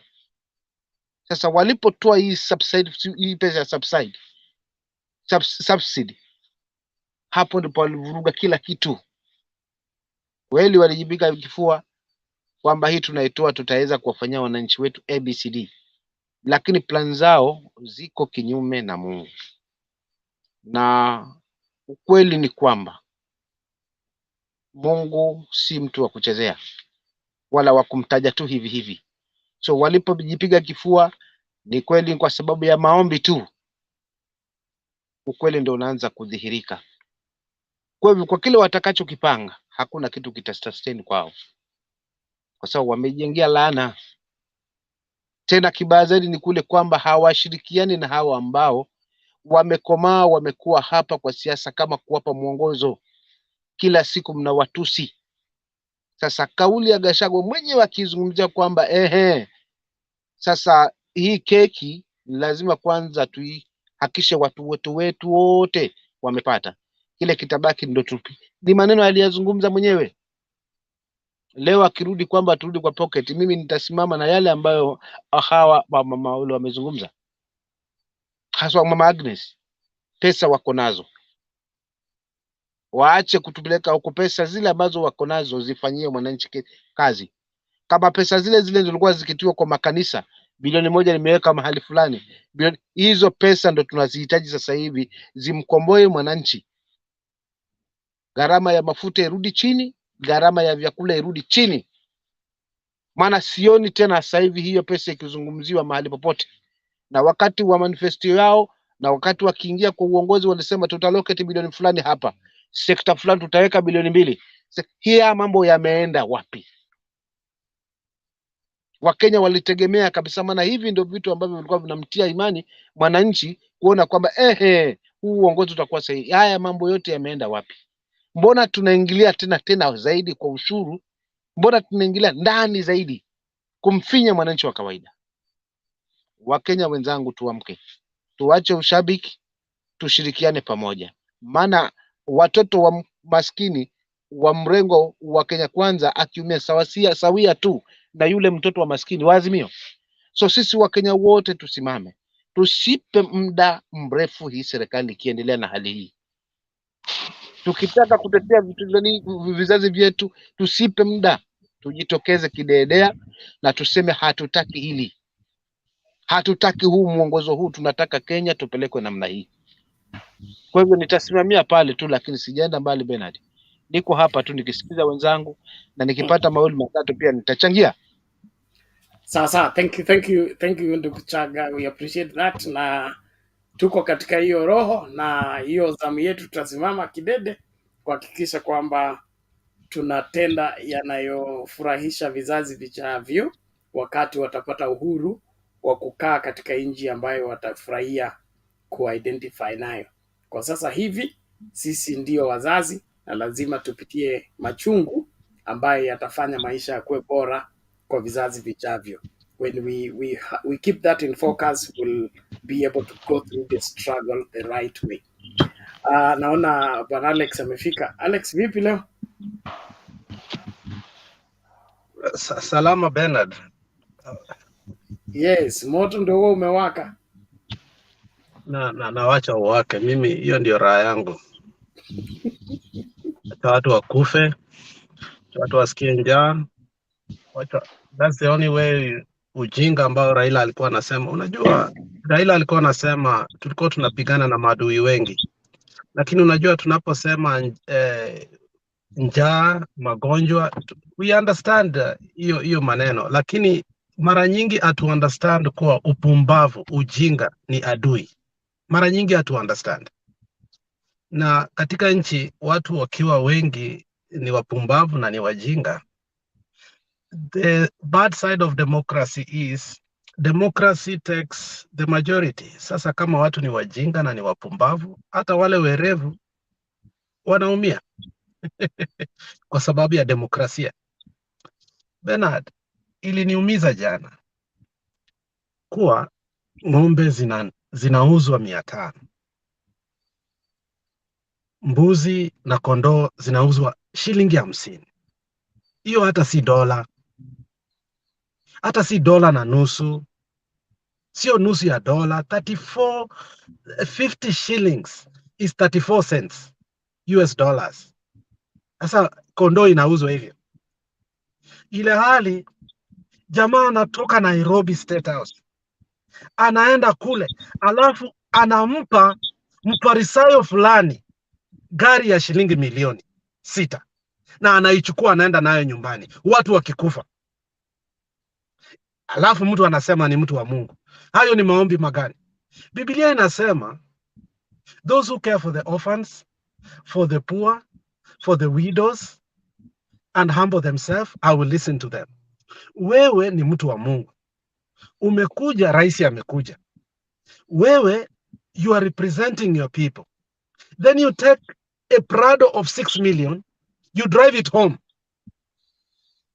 without even talking about hunger and the suffering of the people. Bernard, nitafurahi sana nikimuona Pepe Kale mbinguni, lakini simuone Pop. Nitafurahi sana. Nitafurahi sana kumuona Tupac Shakur na Biggie mbinguni, na simuone hata pasta wangu. Nitafurahi sana.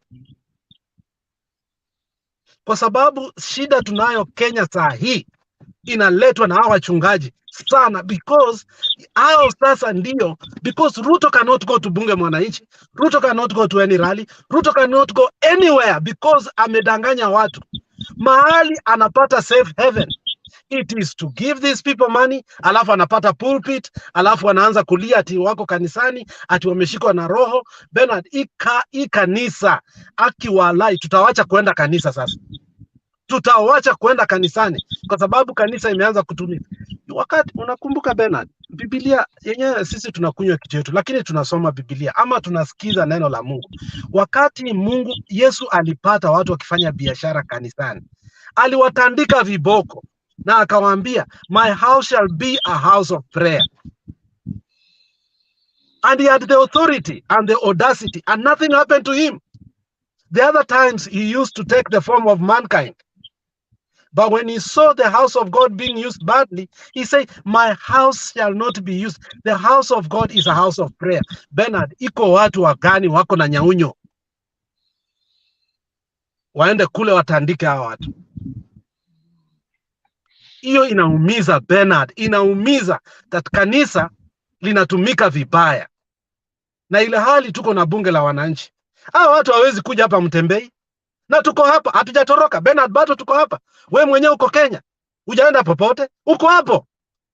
Mbona wasikuje hapa? Tuache hiyo. There was an article written by a good friend of mine just before election. Akasema, Ruto has used outright lies, misinformation, disinformation like Trump. Ruto has put himself as the only one who can rescue the poor people, the forgotten people. Poor people in the rural areas are blindly falling into these bars, but they cannot question, how can a billionaire who has 4 planes rescue them from their suffering? Haya maneno Bernard yanaumiza sana, kwa sababu saa ingine unasema let our people suffer, lakini tena ukiona the way they are suffering, Bernard, utu ambao Mwalimu Nyerere na mzee Mandela walikuwa nasema ubuntu, humanity, ndio unakasirika, lakini kwa sababu uko na utu, humanity, then you feel painful. But let me read for you something here that really hurt us a couple of months ago, like a month ago. GACHAGUA came out in remarks suggesting that the government should soon permit farming in gazetted forests. And then this is what GACHAGUA said. We used to have shamba system that allowed our people to plant maize in forest as they tend trees. We are going back there. That's GACHAGUA who said. GACHAGUA further fired a government official in President Uhuru's Kenyatta dispensation over what he terms insensitive policies regarding forests. So they have already fired people who are doing what? Who are protecting our forests. His remarks, however, attracted varied reactions. Na nataka nikuambie, kuna watu ambao wako Kenya Kwanza ama walikuwa, na tunafikiria bado wako Kenya Kwanza, but ni kama wametoka. Aya, mtu wa kwanza ni Miguna. Alimkimbilia akasema hivi, I agree, Rigathi must avoid this kind of roadside declaration. Farming in forest is a very bad idea. Kenya has only 6% of forests. Hamed Nasir akasema, farming in gazetted forest, is that not land grabbing? Are they telling us they want to start grabbing land? Na mwenye aliandika vizuri sana ni Boni Alwale.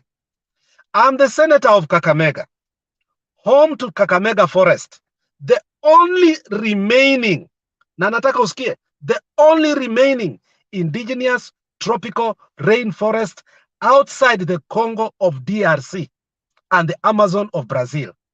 I will find it extremely difficult to disagree with what Professor Wangari Maathai said. Forest farming is a big no, Bernard. That is a disaster. And when they said it, I hear that it has already started in some areas, Bernard. As we speak, it has already started. And then the very person then comes, ulisikia leo his tone and his language. He comes out, ni kama analia kuwa Wakenya wanaumia. Hatuna chakula, hatuna. You see, when you lie to people, Bernard, you must use another lie to cover up that lie. But you soon end up with the stretch of lies. Bernard, I cannot imagine what is happening to our people in Kenya. You see, tunauoga sisi wengine. Hata kuna watu panelists hapa walikuwa very prominent. They have gone conniving. They are feared. But yet, I cannot think. Mi nataka vijana hata kama wakati wanakaa bunge ya mwananchi, hata kama anatuma tu soda na mkate once a week wanakula, Bernard, nitafutia hao vijana. The courage they have to speak on behalf of us is unexplainable, Bernard. In the moment sahi, kila mtu anaogopa, including DPP. You saw DPP today conniving anasema, oh, it was the former, oh, they did this because I was hurt before the election. These people came after me because I was independent. Foolish. The DPP has gone to bed with these people. And you can see it. But yet we have a few people, bunge la wananchi. Bernard, there is a saying that you cannot threaten a dying man. When more Kenyans are facing death, they are going to speak. Because after all, if you kill him, you have helped him. You have expedited his what? His liberty. So I think the more you hear Kenyans speak, it's because they are hurt, they have no hope. If you want to kill them, kill them. But the courage I'm seeing from Bunge la Wananchi and the people that are going to create this revolution, it is not the politicians, Bernard. It is Bunge la Wananchi. When they speak, we listen. When we listen, we understand that now they need resources. What I will ask our people who have resources, hao watu wanatakana chakula ndio waongee. Mtu yoyote anaenda bunge la mwananchi anapewa chakula. That's when we will have more crowds. And if that's what we will do, I think we are able to liberate this country. Bernard, I also congratulate you. You know, sangine mi ushanga, are you safe? Are you okay? What courage do you have? But you know what? If you love your country, you love your country. You're not the first one that will get hurt. You will not be the last one. But we know very well, the more we speak, the more we are going to be united. Tuwache kuogopa, tuwache tukua hurt. Madam, mama, usiogope kuangalia TV yako. Angalia ndio ujue nini naendelea. Na hiyo uchungu ndio itafanya hata wewe mwenyewe uende kwa bunge la wananchi huko na uende uongee. Na ukiongea watu wengi watakuja. Sauti ya mama ni nzuri. We are missing that in the space. Nataka wamama wengi. Wamama ndio walikomboa nchi. Kumbuka wakati wa Koigi wa Mwera, wakati Moi alikaa chini akasema anajenga nyumba kule kwa nini Kenyatta hiyo ground. Wamama walitoa nguo wakakuwa uchi. Ilikuwa miezi ngapi Bernard? Na hao wamama walikomboa. Koigi wa Mwera akatolewa ndani. Watu wengi wakatolewa ndani. Wamama wanapoongea, hao watu wanaogopa. Sisi wanaweza tufanyia kitu chochote. Musanda wanaweza mfanyia kitu chochote. So wamama msiogope. Lakini hatuwaambii kuwa mfanye kitu ya ujinga ndio mfanyie vitu. You have to speak in a way that when somebody sees you like Mary and Agnes have spoken, we admire. And the other side will see that we have a point. So shukrani sana Bernard. Tunafurahia kwa your courage. Na watu, tutume hii sadaka bana. Hata kama ni ngumu saa ingine, hata kama tunaumia, tutume kasanaka kadogo kadogo. Tusaidie na tuendeleze kwa sababu tukinyamaza, wale wa nyumbani watanyamaza. Tukiongea, wataona tuko nao. Asante sana Bernard. Thank you Alex, we appreciate that. Na jukumu ni letu na lazima tulitekeleze. One of the things that we cannot shy of is the narrative that the Kenya Kwanza people want to push is to silence every Kenyan, to silence every contrary voice. They are doing that on two wavelengths. Kuna watu wanatumiwa watu kwa threaten, na wengine wanawanunua.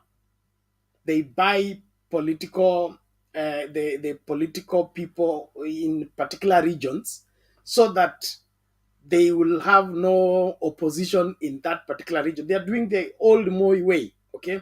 Where you set up somebody, then silence that particular strong voice, silence that particular strong voice.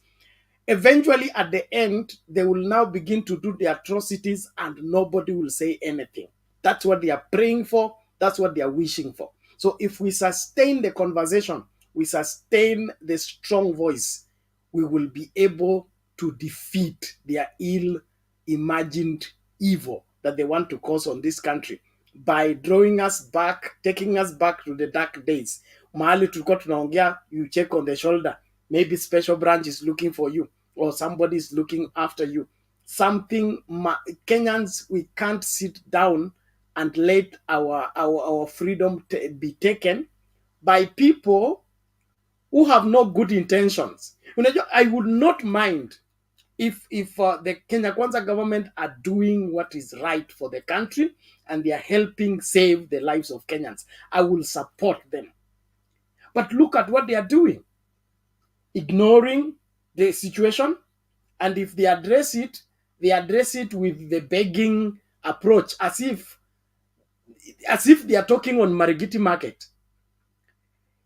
The deputy president is supposed to come up with a formulation on how the hunger situation is going to be addressed, the policies on how to ensure that irrigation is working and all that. How does it go to private sector to tell them that the private sector should dip their hand deep in the pocket and make contribution, so that that contribution can bring about a lasting solution to the hunger situation?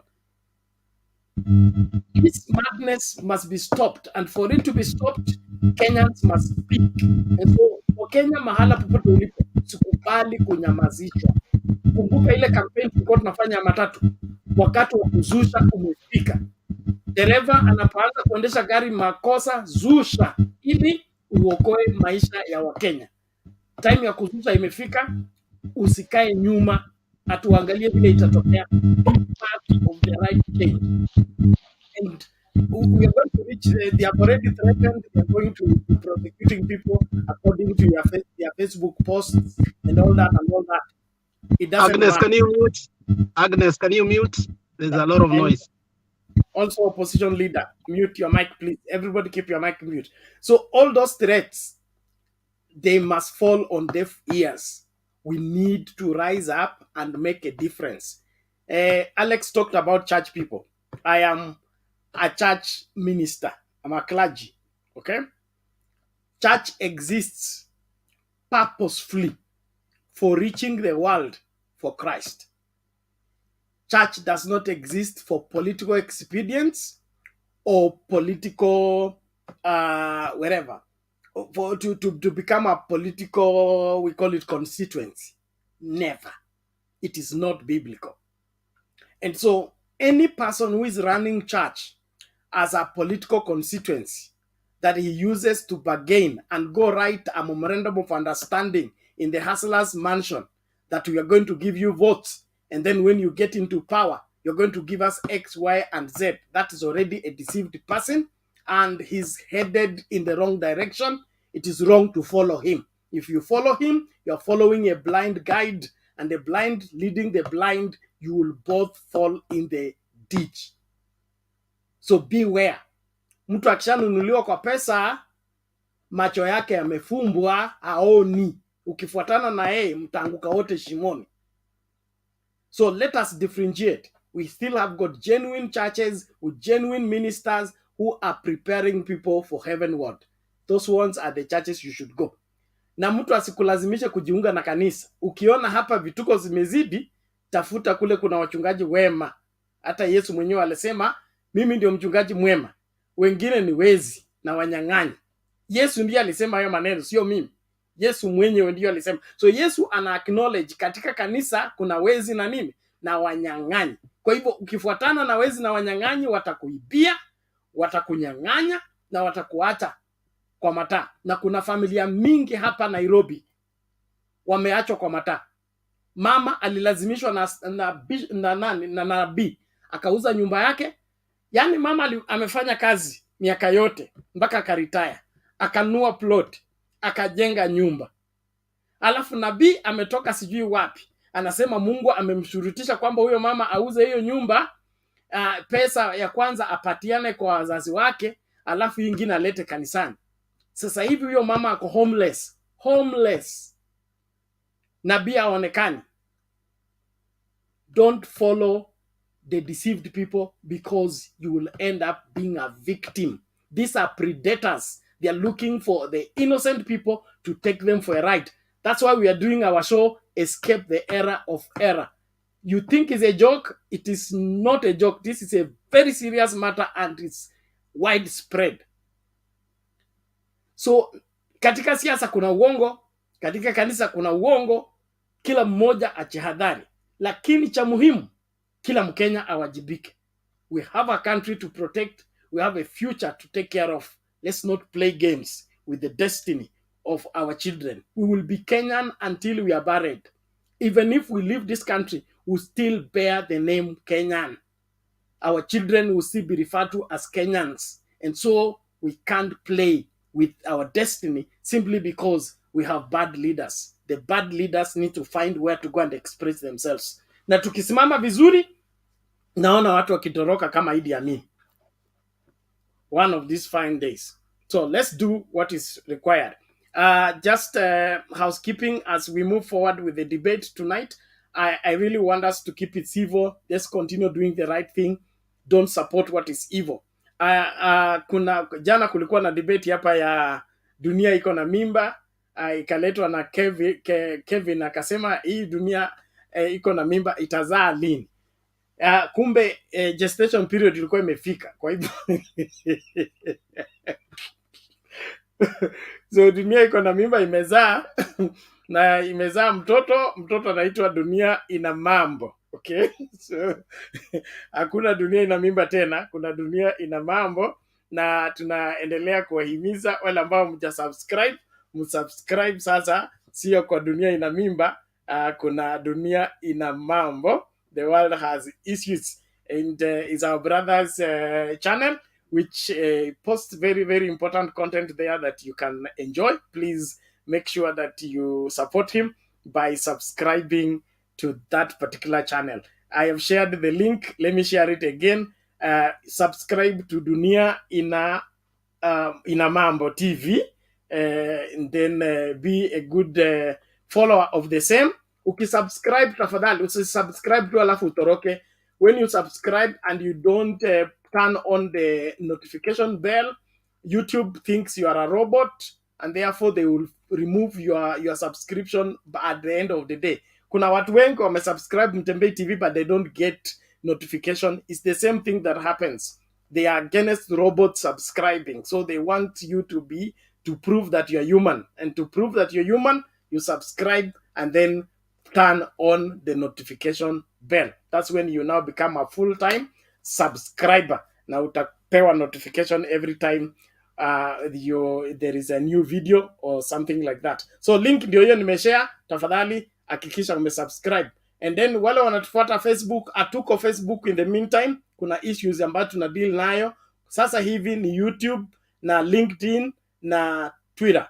So if you want to follow Mtembei TV right now, we are live on LinkedIn, we are live on YouTube, and we are live on Twitter.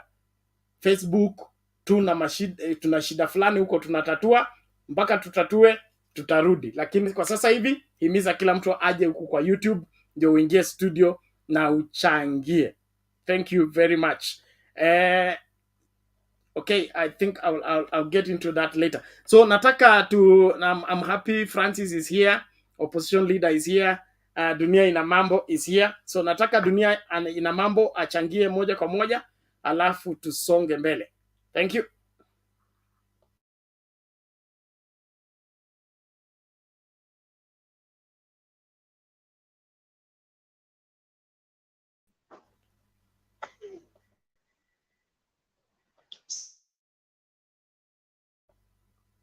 Dunia ina mambo. Una mambo? Una mambo. Haya, dunia iko na mambo. Yeah. Asante sana Bernard. Asante sana kwa kutangaza channel yangu wa subscribe the channel. Na washukuru wote tumekutana siku ya leo. Tunashukuru Mwenyezi Mungu ambaye ametupea afya na nguvu ya kuongea. Hii issue ya hii bottom up hii government bana imetukula sana. Kila siku issue natoka. Kitu ambayo leo former prime minister ameongea ni kitu muhimu sana. Watu wasiingie kwa serikali kwa sababu wananuliwa au kwa sababu wanataka kuwa government. Hata kama uko nje bado uko na haki kwa serikali kutekeleza hoja zako, vitu ambavyo unatakikani tekeleze kwa area ambao uko. Kwa sababu serikali ni wa kila mtu. Wale walipiga na wale kupiga. So tax ambao unalipa, hiyo tax ni haki yako. Si kitu una beg wala kitu unaomba msaada kwake. Hiyo ni haki yako kwa sababu leo unalipa ushuru ndio unatakikana utekelezewa hoja zako ya area zenyu. Kama example Bea alisema kama watu hawezi tekeleza hoja ya kila mtu ambao anatoa tax, hakuna haja ulipe tax. Hiyo ni direct, hakuna kitu hapo ku explain. Hiyo ni direct. Kama huwezi pea mtoto chakula, mtoto ataiba chakula. So kitu hiko kama huwezi tutumia tax zetu vizuri, hakuna haja tulipe tax. Wacha tukae na hizo tax zetu, tujilipe kwa kulingana na kaunti zetu, watekeleza hoja zetu. Ya pili, kitu tena ameongea vizuri tena ambao nimefurahia. Hii hoja ya tax vile president anaweka aingia akili. Kwa sababu sasa akisema kila kitu ata tax, kila kitu mtu atoe ushuru, haita make sense. Kwa sababu kumesema nyumba watoe ushuru, nyumba ya private. Wenye kuishi kwa nyumba unajua lazima ongezewe rent. Ndio ule jamaa pia apate faida zake. Haya, Safaricom pia unataka kusema watu walipe ushuru. Kwa sababu anaangalia vile watu natuma pesa, vile mtu natuma pesa alafu anaangalia alipe tax. Safaricom pia ataongeza huduma zake. Itakuwa iko juu. So ukitax kila kitu itakuwa juu. Kila kitu ukitoa ushuru kila kitu itakuwa juu. Hakuna kitu ambacho itapungua. Hakuna mtu atakuwa na pesa ya kutosha hizo vitu. Na sasa hivi unaona vile uchumi iko chini. Kama sasa hii mambo ya Kajiado unajua litangazwa jana. Hiyo watu wamesahau hivyo. Hajui kama hiyo kitu inaendelea paka leo. Hebu niambie wewe huko kwenyu ng'ombe, umelisha ng'ombe kwa huyo mwaka zote unauza ng'ombe yako 500. 500. Tena umeuza 500 ni ng'ombe nakufa. Area yenu hapo kuna watu nakufa njaa. Na hiyo area yenu hapo uko na MCA, uko na MP, uko na governor, uko na serikali kuu. Kwani hao watu hawana hata pesa emergency ambao hii ng'ombe wacha tuchinje hata kama tunanunua 5,500 tuchinje tena tupee hao tena wakule hiyo ng'ombe kwa sababu watu watakufa na njaa hao tu. Kama ukame ndio umeua ng'ombe na uua vitu nyingi sitawaua bado tu. Mbuzi mtu anauza 50 ambao ni nyama kwota hapa Nairobi. Mbuzi mzima ni kwota. Alafu watu bado wanaenda campaign kila kitu wanalalamika. Sasa hii hakuna kulalamika, nyinyi uko kwa power. Nyinyi uko kwa power. Hiyo nyumba ulipata kama imebomoka, jengeni. Hapa hakuna kitu excuse. Hakuna excuse ambao wajamaa wako nayo. Ni kama walikuwa na plan. Hao watu ni kama walikuwa na plan. Walikuwa wanatubeba tu hivi lakini hawana plan. Lakini mimi pale nafurahia, mimi pande moja nafurahia, pande moja nasikia uchungu. Mimi pale nafurahia ni wale ambao walipiga kura kwa sababu ya bottom up. Wale ambao walipiga kura kwa sababu ya mama mboga na nini, wakaona maisha itachange. Sasa hii wameanza kulalamika, wameanza kulia. Hata sasa hii ukimwambia mtu kwa soko bottom up, jamaa anakuangalia na macho ya kupiga. Lakini naambia si kupenda kwangu, ni bila serikali iko ni bottom up. Si ya kuzimia, mimi ni ya bottom up. Sasa usikasirike wala usizime. Kwa sababu nyinyi mlichagua bottom up. Bottom up ilikuwa na mesa chini juu. Kulingana na mimi bila na understand, chini juu.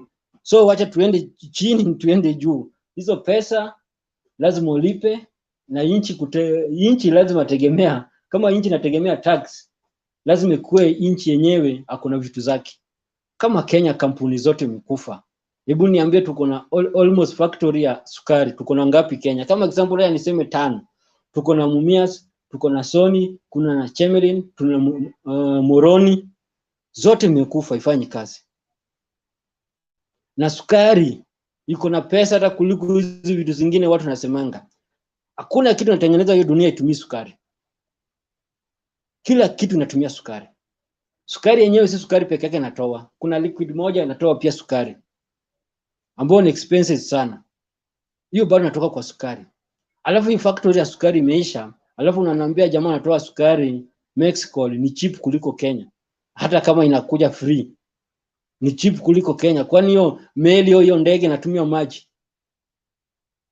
Ni cheap kuliko Kenya. Hiyo ni kukua hiyo factory ya hiyo kitu, kukua hiyo kitu ambayo iko na faida. So kitu iko president na vice president hawana mpango. Bado wanaona kama wako campaign. Kwa sababu kama wangekuwa wako na mpango, wangetoa hata emergency ya kukoa watu wa Kajiado. Tafadhali watu wa Kajiado, mtu auze ng'ombe yake 500. Mtu auze mbuzi yake 50 bob.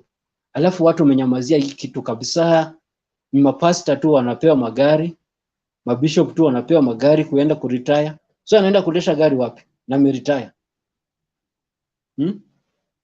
Na pia kuna vitu zingine pia watu pia lazima sasa wasimame waongee juu ya hizo vitu, kwa sababu watu wakinyamaza watu utaenda kuumia na utaenda kulia wapi? Watu kama kaunti yako haitapewa pesa, usilipe tax. Hiyo ndio moto sasa iko. Usilipe nini? Tax. Hakuna haja kuembelezana sasa hii. Kwa sababu kuna wale ambao wanalisha wengine. kwa sababu ukiangalia pale Kenya tangu kupata uhuru mpaka sasa hivi, upande ambao umesha kuango position ni Western, Nyanza, Coast na wale niseme Turukana area hizo. Hao watu serikali ambao wanaingianga kila siku wanawasahau. Inawasahau. Kwa sababu gani? Wanawekanga hao watu na kuogo position, lakini tax kirokotwa area hizo zote wanarokota tax. Kwani pesa zao zinaendanga wapi? Juzi ndio tuli Nyanza hivi na Western ndio juzi walipea pia mahindi 2 mahindi 3 hivi na uhuru hivi, ikianza kung'arang'ara kidogo hivi wamepiga kelele. Na hao wamekuwa kwa serikali kwa hizo mwaka zote. Kwa mwaka zote watu wao wamekuwa kwa hizo serikali, kwa mwaka zote vitu zao ndio nauzwa. Wao umeona samaki natoka China nakuja hapa. Wao umeona maua ametoka China imeletwa Kenya. Hakuna siku tena maua imeletwa hapa Kenya. Wao umeona makahawa imeletwa kutoka nje imeingia Kenya.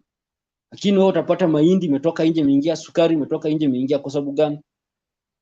Yaani wametupiga na leaders imekuwa tribes, sasa pia wametupiga na business pia ikuwe tribe. Ni hayo tu Bernard. Okay, asante Dunia Ina Mambo. Tunashukuru kwa mchango wako na maoni yako.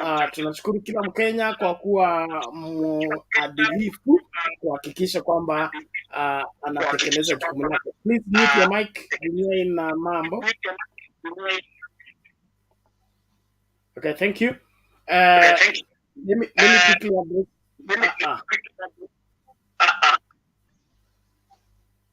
Thank you. Everybody keep your mic mute, please. It's important so that we don't create noise and we don't confuse our followers. Kuna huyu anaitwa John Mwangi. He say, I hope this station is with a purpose. Also, Citizen tried to sell Raila and they failed, and most of it to inside people. I don't know where you're coming from, but we are addressing Kenyan issues. We are not selling Raila, and selling Raila does not fail. Right now, ask the newspaper vendors. When you are not selling Raila, you don't sell. John Mwangi, let me tell you the truth. When you are not selling Raila, you don't sell. So stop deceiving yourself. The newspaper vendors are making losses. Newspaper companies are closing because no Raila, no news. No news, no sales. So wachana na sisi tafadhali. Kama wao unafikiria Citizen is failing, you are not serious. You don't know how much Citizen makes in a minute. Leave alone what you're talking about. Failed where? Have you seen Ramogi TV off air? Relax, please. Stop meddling in matters that don't concern you. Anyway, thank you, everyone. Let's proceed. We are not cowards, and we are not going to be cowered down. Raila is the best thing that ever happened to this country. Raila has contributed to the progress of this country more than any Kenyan, dead or alive. We will never be ashamed of such a hero of this great country, simply because of your prejudice. That is not going to happen. If you want to play hypocrisy, you can join those hypocrites and go and pretend there that you can. Raila is an illustrious son of this country. Like I said, there is no Kenyan, dead or alive, who has contributed to the progress of this country that matches Raila Odinga. If you think that's something to be ashamed of, we are ashamed of you. Let me quickly play this video and then bring in Francis and the opposition leader. Hiyo mimi siwezi acha. Ni afadhali nikwambie. Okay? Afadhali nikwambie ukweli kwa sababu huu mchezo tumecheza siku nyingi sana. Ati watu wanashinikiza watu waibikie Raila Odinga. How can you be ashamed of Raila Odinga, a whole world icon right now? The whole world respects the man, and you think in your... Let me not talk.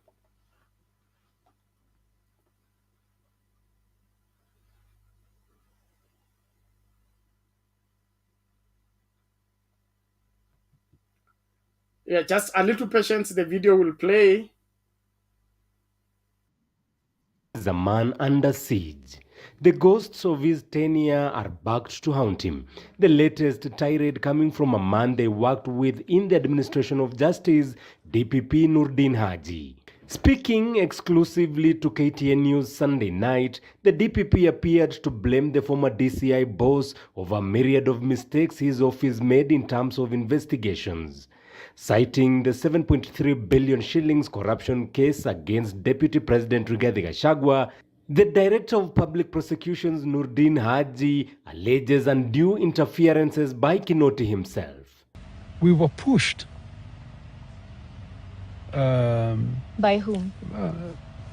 By the DCI himself, through the media, to the extent that individuals were trying to say that we did not want to make the decision to charge because we were compromised, or some of us were sympathetic to certain. However, when we looked at the evidence, we felt that there was sufficient evidence to charge, and we made that decision to charge. Only now with the affidavit to discover that some of that evidence itself were not, were documents that were forged. This coming barely days after Kuri Obadia, a senior detective at the Serious Crimes Unit, in an affidavit said he was pushed by Kinoti to recommend charges against Rigathi Gachagua and his 9 co-accused. The person who forced these innocent officers to do this, and if we have the evidence, then that person has to face the law. If somebody broke the law, they will have to face the law. Yes, and we're saying even if it's him. Even if it's him, even if it's me, you have to face the law. There's no two ways about it. Because if we let this go, then it will become a norm in Kenya. The DPP further says they are in the process of reviewing more cases already before court, among them those believed to have been politically instigated. Haji said in some of the cases presented by the DCI, the threshold to charge offenders were not met. Among them, Deputy President Rigathi Gachagua's corruption case. If I have to go by that affidavit, I will withdraw, and I'm not afraid of saying that, and I will stand by my word, and I'm doing it honestly, because there's an affidavit from a very senior police officer saying this. I have to take it seriously, and it's unfortunate. Jeff Kirui, KTN News.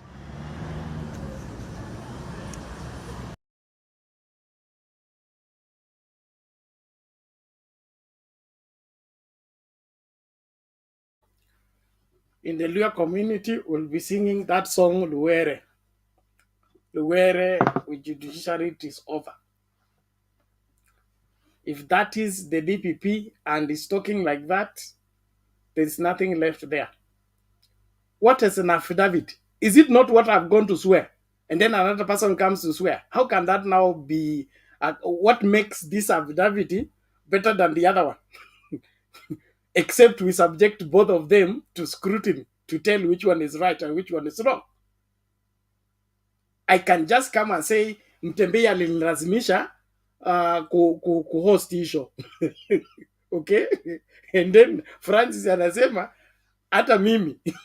You get it is your word against my word. You cannot use that as an exhibit to judge any case. Na huyo ndio DPP, yule anaamua kesi gani ndio inaenda mbele, kesi gani ndio inasimama. Mungu asaidie nchi. Oga Francis, welcome. Yes, thank you. You know, I'm also shocked because, like, what is the work of the court of law? Court of law is to discern if somebody is guilty or not guilty. Why can't he let it and court to go and decide the case was forged? Why is it him? So he wants to become a Supreme Court? Is that what he wants to become? Because the work of the court is to spell very well that this case meets the threshold, wanaweza tupilia mbali kesi ama hukumiwe. Si lazima ati kesi kipelekwa kotini ufungwe. Kama ina ushahidi watatupa nje. Si achane na nyewe iende mbele kama ina ushahidi itupwe. Mbona anataka kuwa Chief Justice, DPP na so forth? Why should he combine all those things? And then the other issue I'm asking, if then he was forced, how then today he is not, how are we sure that he's not been forced also to withdraw? Kama alikuwa forced to charge, why will we not believe that he's also been forced to withdraw? Ama nafikiri we are thinking on one way. Anyway, this is Kenya, and I find it very ridiculous because the work of the court of law is there to dispel justice to every Kenyan. When you go to a court of law whereby you have an impartial hearing, we need to know the truth. If we go by a verdict, affidavit, we have people like Kidongo who gave affidavits about hacking of the system. They were all thrown away in Azimio case. So if we go by that one, what about somebody who decided just to come out and to taint that case? Then I'm asking myself this way: if the machines that were supposed to be bought were bought counterfeit and money was lost, and GACHAGUA is not the one who was involved, then who is involved? We can agree the money was lost, but we don't agree on who went away with the money. Meaning there's somebody somewhere who is trying to cover up. Kama pesa ilipotea, tuna agree pesa ilipotea, lakini hatu agree mwenye aliyetoroka na pesa ni nani anadanganya mwingine.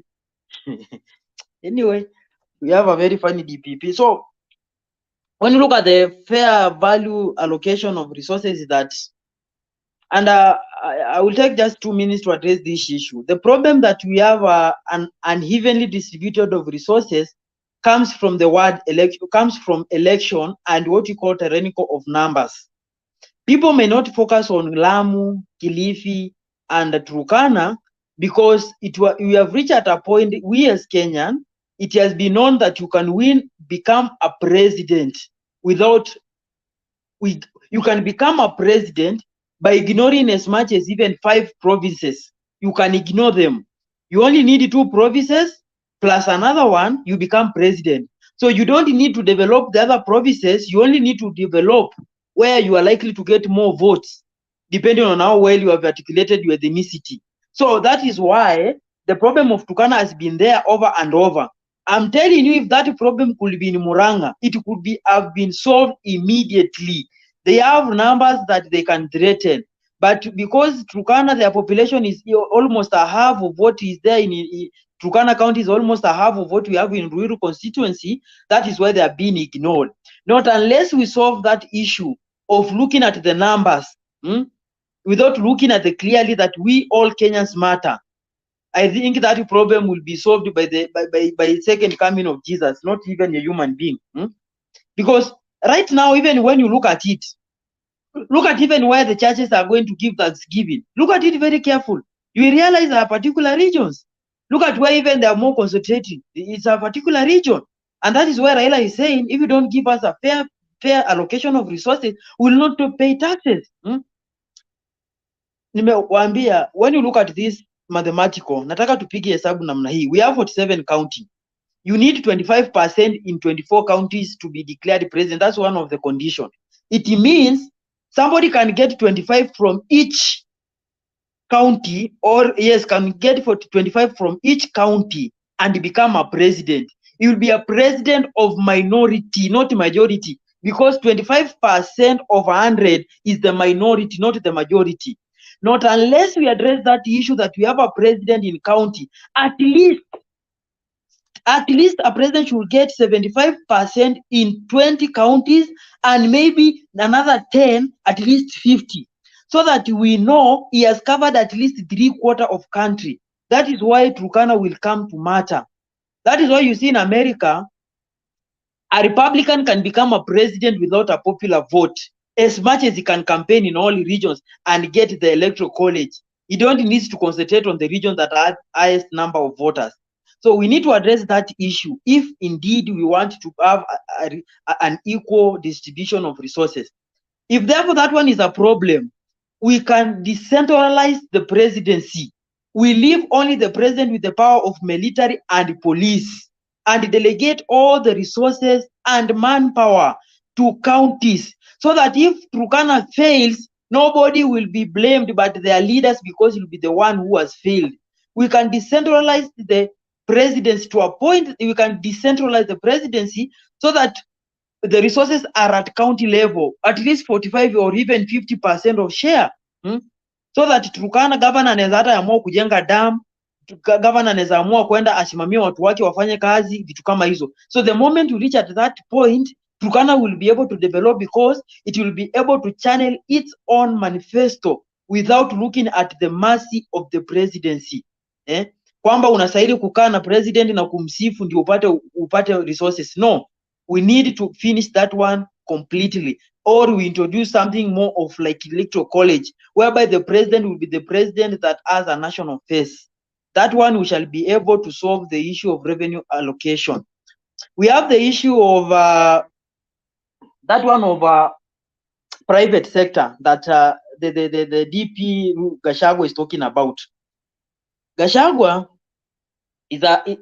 is seems to have been lost. The private sector is not part and parcel of government. It is not under executive, it is not under legislative, it is not under judiciary. The public sector does not collect revenue. The people who collect revenue is KRA under the national government. What happens with the private sector is what comes with what you call goodwill. Kuwa na nia njema na wananchi wa nchi yako. Si lazima, hii ni nia njema. These are personal money that they can use it the way they want. That is why when we are sleeping angry, somebody else is consuming vitu kama kuku. Na hatuwezi mlaumu, ni pesa yake. So the private sector is about goodwill. The question is, are these the same people that were being called dynasty and being branded as evil in society? Are they the same people you want today to come and help you? Si mko mna brand these people are dynasty, they are evil, they don't care about you. How have they changed all over the day that now they care about the hustlers, the people who are dying with hunger? How has it changed all of a sudden? The goodwill, you killed it from the word go.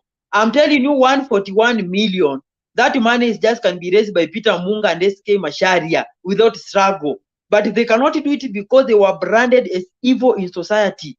You made the citizen to believe that every problem originated from them. Now, how can the problem be the solver of the problem? I think that one is not applicable. That is why they have taken a back seat. And let them take it. Respect is earned and not commanded. I cannot command somebody to respect me. It is earned from what I'm doing. You abused them. Concentrate with your government. Use the resources that you are paying as taxes. Mambo ya pesa ya mfuko ya SK Masharia, Peter Munga na wengine wachana nayo. Hiyo ni goodwill yao. Hata wakitaka kuipeleka Kisumu kwenye kuna chakula wacha wapeleke, wao ndo wanataka. But huwezi walazimisha ama uanze kufeel as if it is an obligation. That one is just an optional thing. So the other issue is about the issue of WALUKE. What happens in society is very simple. We have something that we call a motivational triangle for crime. We have something that we call desire. This is what forces people to steal. Maybe somebody wants an expansive life. That's what forces somebody to steal. Maybe he wants to marry a second wife and it does not sustain him because of the salary that he has. That one is also desire. There's something we call an opportunity. An opportunity happens where there's no security. Somebody can steal not because he wants, but he sees that there's infiltration of security. The other opportunity that exists is when we fail to persecute those who have stolen before us. For example, if you want to persecute a case today, somebody will go back to the Golden Bag, ask you, were people in Golden Bag held accountable? The answer will be no. Then why do you think you will hold me accountable? Were people in chicken scandal held accountable? No. Why do you think therefore you will hold me accountable today? Therefore, if we fail to prosecute cases, we will not be able to do anything. And the only way we can do it is to start from the earliest case, prosecute it downwards, so that when you reach to WALUKE will not have a space to say that there is a case which is pending. Babu Owino will not say the case of Kogo Bado is still pending. Didmas Baraza will not say there's a case of Babu Owino still pending. When it will reach to Baraza, when he will be looking at it, he will be saying, I'm the only one who has been left with the whole case about murder. So there's no way I can hang about it. So that is the thing that we need to deal with it. If indeed we are true about persecution in court cases, kama tuko really to fight corruption, we should start from the word go. And the corruption should be done in a way such that it is not seems or does not target people who are at periphery, but perpetrators of the crime. kama ni mwizi ameiba kitu resources, tuache kutafuta ule mtu mwenye alitumika tunamchukua, mwenye alitumana tunamchukua, wote tunawachanganya mahali pamoja, tunawapa adhabu kulingana na makosa ambayo wamefanya. Lakini tukianza kushika wenye wako huku kando kando tunawaweka, inapea hawa wakubwa kuona kana kwamba wanaweza tumia hiyo njia kuepa, na hiyo ndio maana unapata kesi ya Waluke inakaa ngumu, maana inakaa kama anaonewa. Kweli alifanya makosa ndio, lakini inakaa kuonewa, maana kama Goldenberg mtu ako nje, mambo ya kuuza shamba za Tokyo, embassy ya Tokyo iko nje, mambo ya makaburi iko nje, haijasolviwa. Sasa how do you justify charging Waluke? Inapea hata watu kuona ni kana kwamba wanaonewa. Yes, amecommit crime, but inaonekana ni kuonewa, maana mbona mruke zote mkuje kwake? If we have to fight corruption from the word go, let's start with the earliest case possible to solve yote downwards, so that hii Gachagua akifika akiangalia hivi nyuma anasema wenzangu wote wako jela, so hakuna mali inaweza jishikilia. That is the way that we can go about it. So, and to finalize, when you look at also the issue of Kinoti and the whole judicial system, I will repeat here and say it again. The judiciary has reached at a point that they feel that they can use their office as a bargain for resources, that is personal enrichment. That is why you will see there's a judge called Murema, if I'm not wrong, called Murema. That has been the most controversial judge that I've ever seen. A judge who can rule, even can say that people are not supposed to believe in. And he will go and rule that without fear. That is the most controversial judge I've ever seen. Apart from that called Odunga. I think Odunga or something else. That is the second one after the other one. There are people, he will make a ruling that even those who are being charged, they will see it as unfair. So unless we address those issues and look at them at a greater details, tutakuwa na shida. Kwani nikuulize, kwani kuna classes zenye zilihudhuriwa na Supreme Court, mwenye alipitia Appeal Court na High Court, hawakupitia maeneo tofauti. Sasa sijui mbona High Court itoe uamuzi tofauti na venye maybe the Supreme Court itoe uamuzi tofauti na venye High Court ilitoa. If all of them have been exposed to the same training and the same means of judicial system, it means somebody somewhere must have played a role that is not supposed to have played. Maana kama tukifanya hesabu sisi wote tunapata answer the same, sijui who else will come and do and get a different answer. It is either simple, either the person who has done the latter one has been bribed or the first one was bribed. But if the clear way and the clear path can be used, we are supposed to arrive at the same judgment, because the rules are the same, the law, the system is the same, and even if it's variation, it should be very minimum to a point that it cannot affect judgment to such large extent that cases can reach at a point of withdrawal. So thank you, and I think Bernard not been there. I think opposition leader, you can take from that.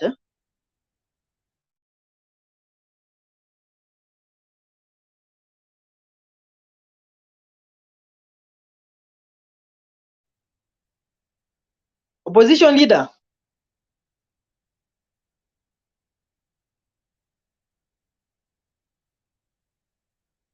Huyo ni kama amesonga.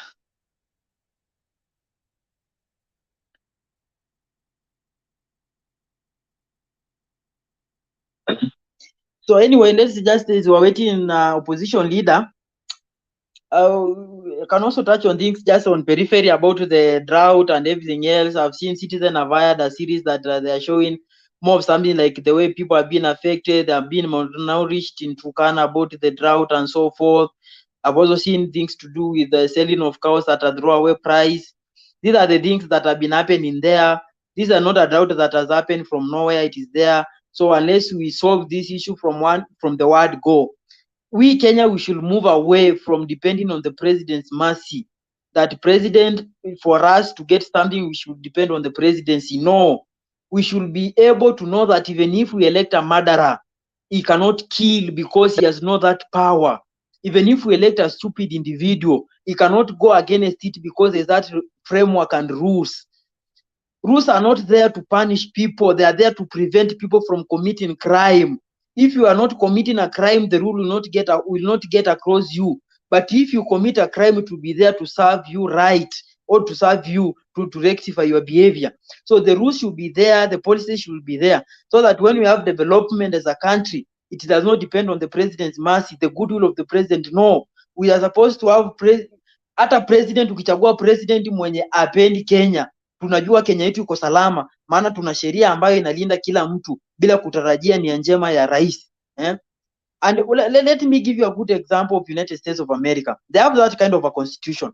That is why even when Donald Trump refused to cede power, he could have done nothing, because there are always things to do there. There are orders to march out of White House. There are orders there to seize power. So even if you don't want to leave the power, but there are rules that delegate you to do so. That is why you find that the America was able to stand that kind of turbulence.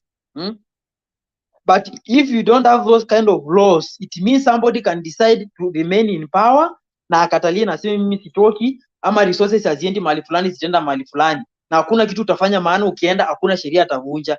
To develop sheria ambazo tunajua kwamba kila Mkenya ataishi kana kwamba Kenya ni yake, either awe kwa serikali ama asiwe kwa serikali. Hiyo itatusaidia sana na itatufanya sisi wananchi wote kujihisi kama watu ambao tumeshikanishwa pamoja na kuwa na sera nzuri na kuwa na mifumo mizuri ya utawala, na hiyo ndio itatusaidia kama Kenya. Lakini saa hii kazi ya kukaa saa zote tunaangalia president yako wapi, deputy yako wapi, anafanya nini, ameenda wapi, amekula nini, itatuumiza, because mwisho wa siku ni kwamba president anaweza kuwa pia na yeye na udhaifu wake. Kwa mfano, wacha niulize, kwa mfano president maybe apendani na region fulani, aitukile region, so hiyo region inaweza kosa maendeleo kwa ajili ya chuki ya mtu mmoja. Hii ni mambo ambayo tunastahili kubadilisha. Tuwe na sheria ambayo hata tukikaa hivi unajua kwamba unajua mimi hata nisipopiga kura nitapata chenye kilicho changu, mimi nisipofanya hivi nitapata haki yangu. Yes, opposition leader.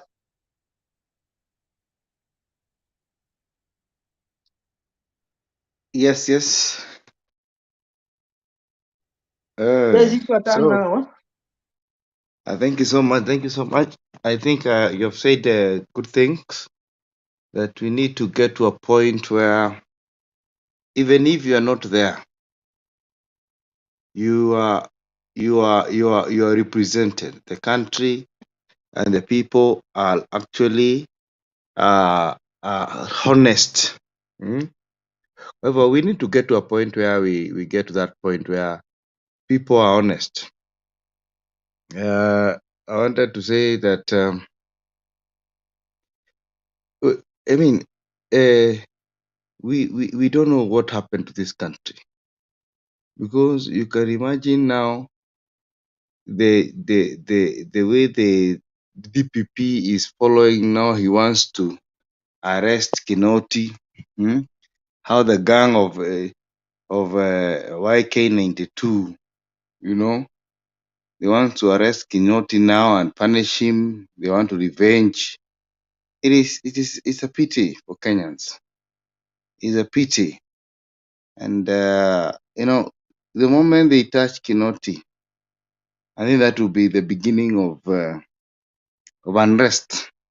Because why should people be determined to punish others instead of looking for ways to mitigate what we call the drought in Kenya, because it is killing animals and people, and the priority should be the drought in this country.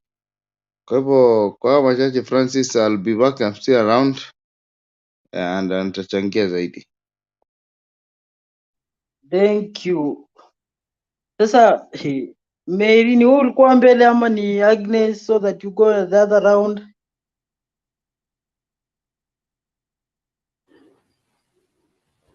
Nafikiri nilikuwa mbele ya Agnes.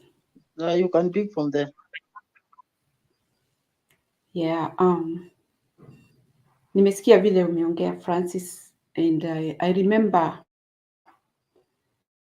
there was a time you were talking about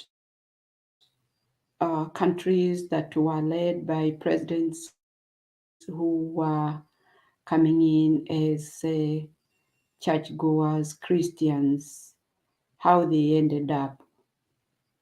I hope and believe that our country will not go that way.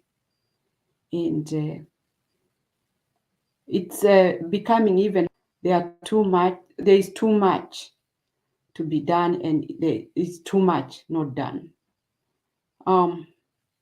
When you look at these people and you think that these people were truly, they were not elected. These people snatched somebody's win. And instead of using that chance to do the rightful things, they are becoming harsh to everybody in the country. They have insults of all kinds. And those should be abolished.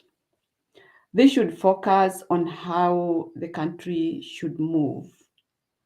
And especially with the problem that we have right now concerning the drought.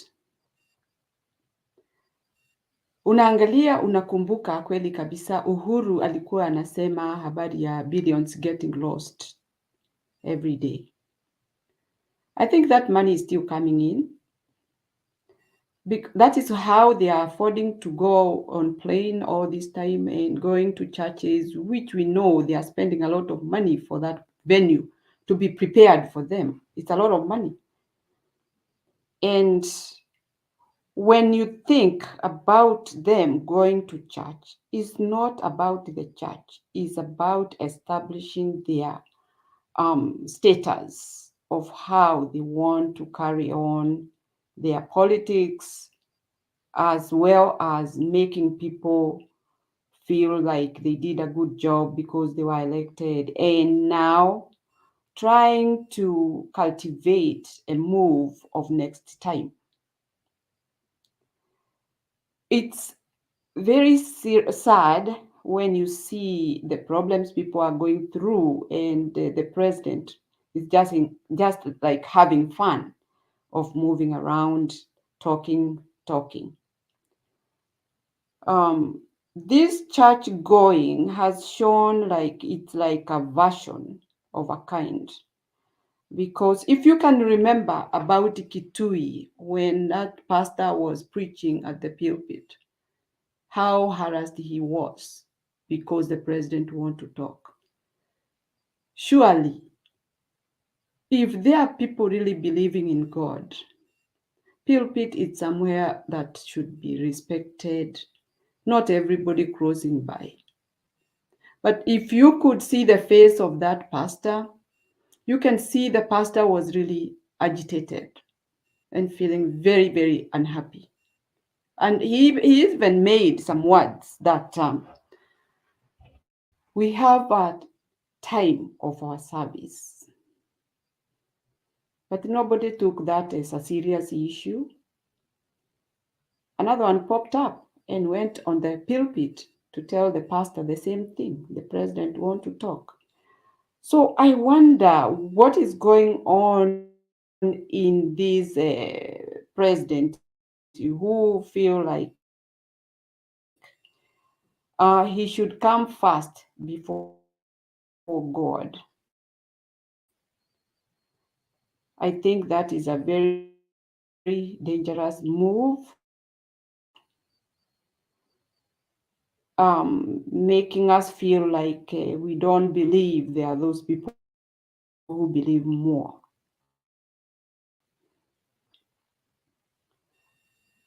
The other thing is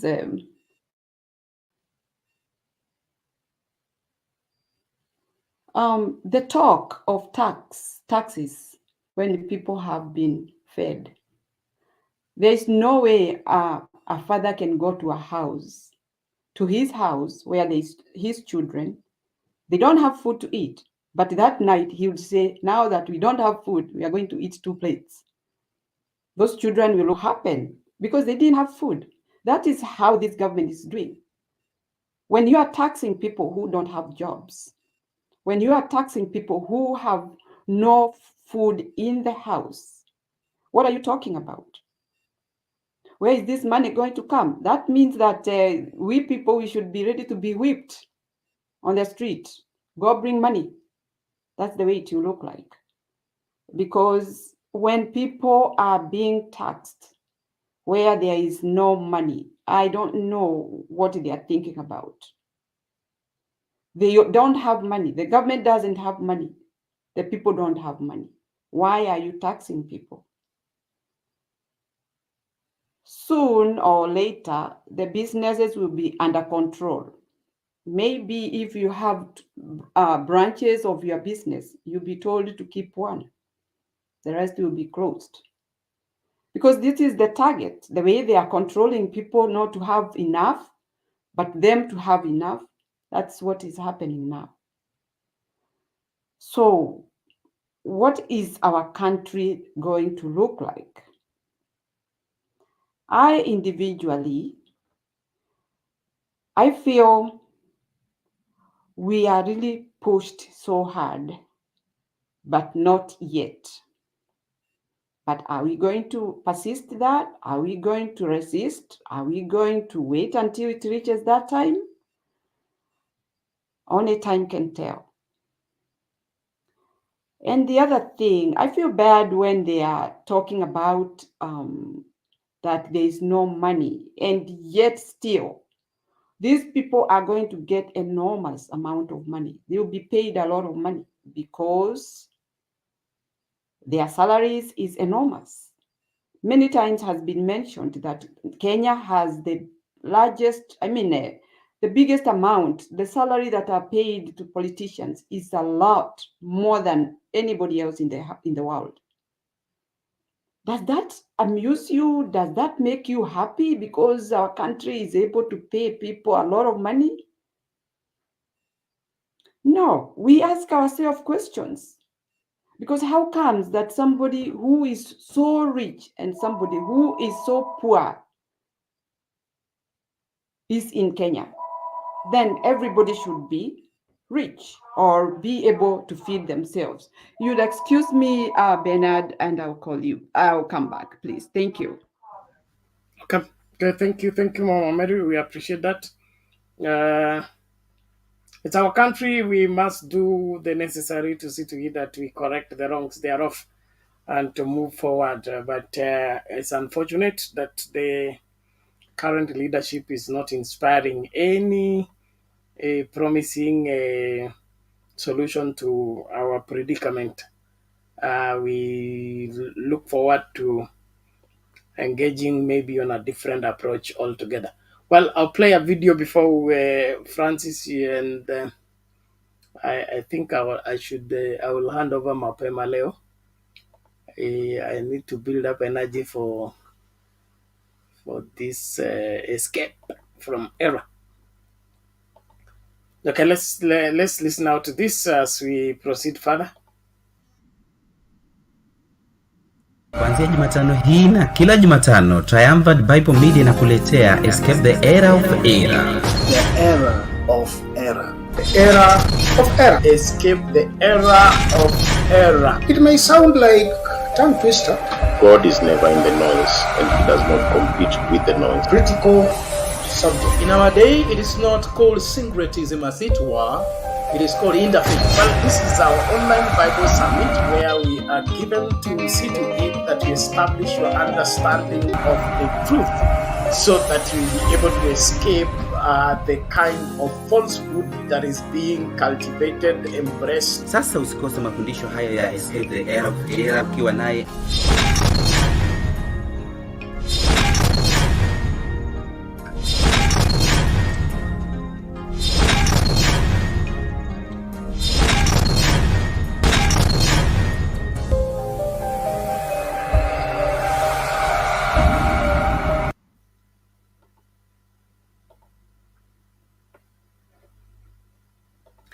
Okay, thank you everyone for staying tuned. That is a special program that will be running on Wednesday and every other Wednesday, 9 o'clock in the morning, East African time, all the way to 4 p.m.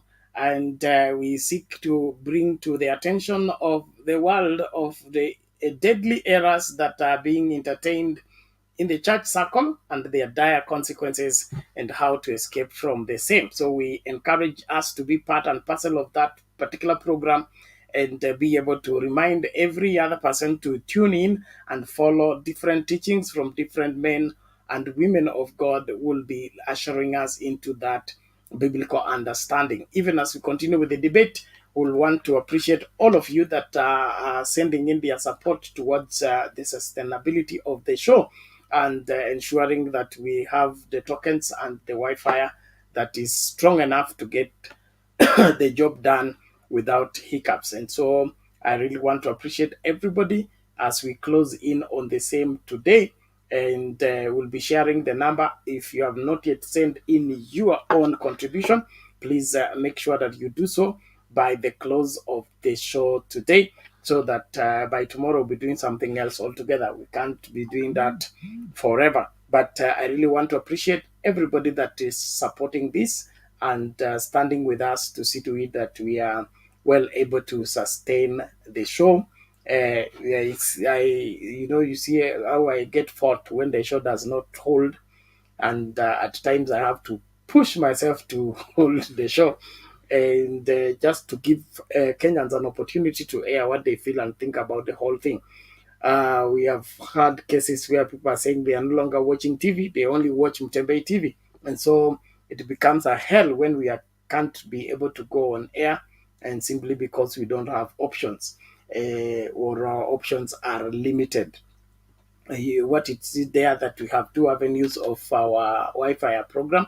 There is the strongest network, which cost more, and then we have the least one that is used generally. So the one that cost more, we were not able to pay it in good time, so it got disconnected. We needed to reconnected and to be able to proceed further. Otherwise, I really want to appreciate everybody, na wale ambao krende yetu ambao walikuwa wameogopa ama wamekwenda, come back, come back, come back. This is our country. You've seen Baba is back, forceful and strong. We need to back him up and we need to do what is right for this country. Tuwezi kaa tuseme ati tuache mambo yaharibike kwanza ndio tutakuja. We may have no country to save, so let's do it seriously and let's educate Kenyans. Let's get people from hii kasumba ya kusema kitu yoyote ya UDA unaisupport kwa sababu ni UDA, hata kama inaharibu nchi na inaharibu wa Kenya. Haifai kabisa. Watoto wetu kwenda shule hakuna chakula, kiangazi ndio hicho, ng'ombe inauza shilingi 500, alafu bado tunaongea kuhusu UDA na Azimio. Haiwezekani. Lazima turejee katika kutengeneza nchi, na kutengeneza hiyo nchi ni kuokoa hali ilivyo, kuhakikisha kwamba kila Mkenya anawajibika. So please, let's do that, and let's be on the forefront in ensuring that our bills are paid in good time and we are doing the right thing. The right thing will save this country. The wrong thing will sink this country. We can't let the wrong driver continue driving when we see the bus is going in the wrong direction. Tusimame imara, tuzushe, kwa sababu dereva anavyopeleka nchi hapeleki vizuri, na lazima tuokoe maisha. Thank you. So Bwana Francis, we ndio utaendelea kuwa chair. Roda ndio I think mama nani amerejea, alikuwa hajamaliza. Wacha mama Mary amaliza, alafu ndio tutasonga mbele. Karibu mama. Yes, the last thing I wanted to say is that this government should stop attacking Uhuru. Uhuru is our previous president and he's home now. He has accepted to go to Ishaweri. And the previous time when he wanted to go to Ishaweri, he was trying to look for peace for the country. That is something that we should put in mind, that he was a peaceful president that we had in our country. And he never wanted even people to go through what we are going right now.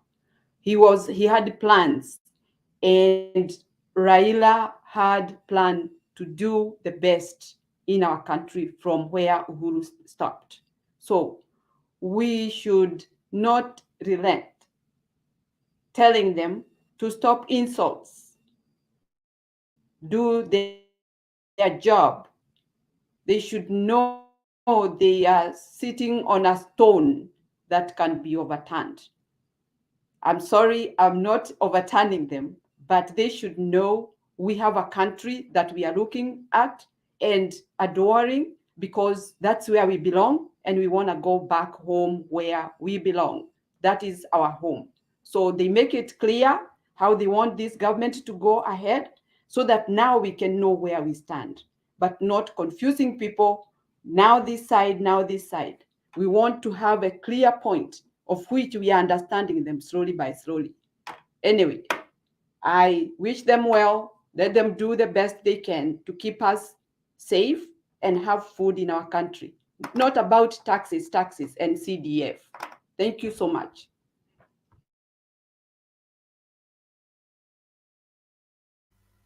Thank you, Mama Mary. Thank you so much. I think Kenya Kwanza are just playing delaying tactics and diversionary tactics. They are not serious about governance, because you cannot be blaming Uhuru right now for what. And then you are in office. You are in office, for heaven's sake. What are you doing in that office? Is it that Uhuru amekaa kwa hii ofisi amekataa kutoka ama amekataa kuhand over? Why should he be blamed? And then history ya DPP needs to be arrested. To say the least, he needs to be arrested and be prosecuted himself, because he's the one that is compromised here, and he wants to go down with the people that because the burden of proof right now, it was on the Kenya Kwanza. Kenya Kwanza campaigned that all the cases against them was framed up because they were in Tangatanga. Okay, now they get into office, then they buy the DPP, then the DPP begin to recant the decisions he had made, then he now begins now to overturn the cases and now blame it on Kinoti or any other person. The burden of proof to prove that watu waliandikiwa cases kwa sababu walikuwa kwa tangatanga, hiyo ndio wanajaribu kujustify, and then in the process of justifying, they are making people become victims of their twisted narrative. Kama kuna hela ilipotea, then the person is innocent.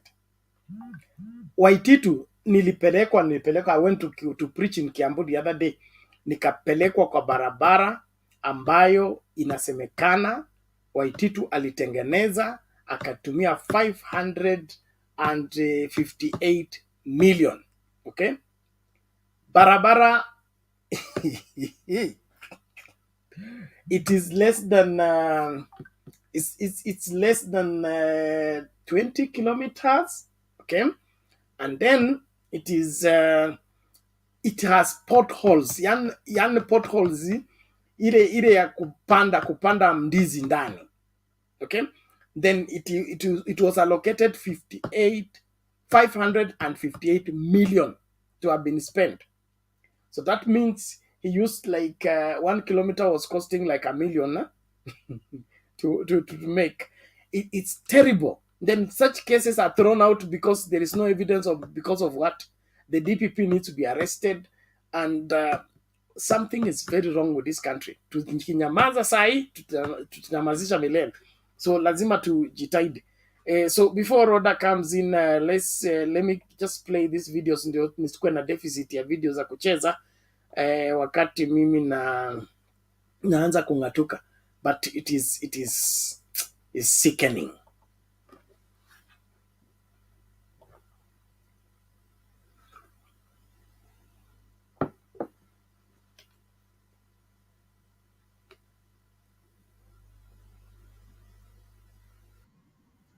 Is the Kenya Kwanza government's taxation proposals, calling on President William Ruto to match tax collection with revenue allocation, regardless of regions' votes.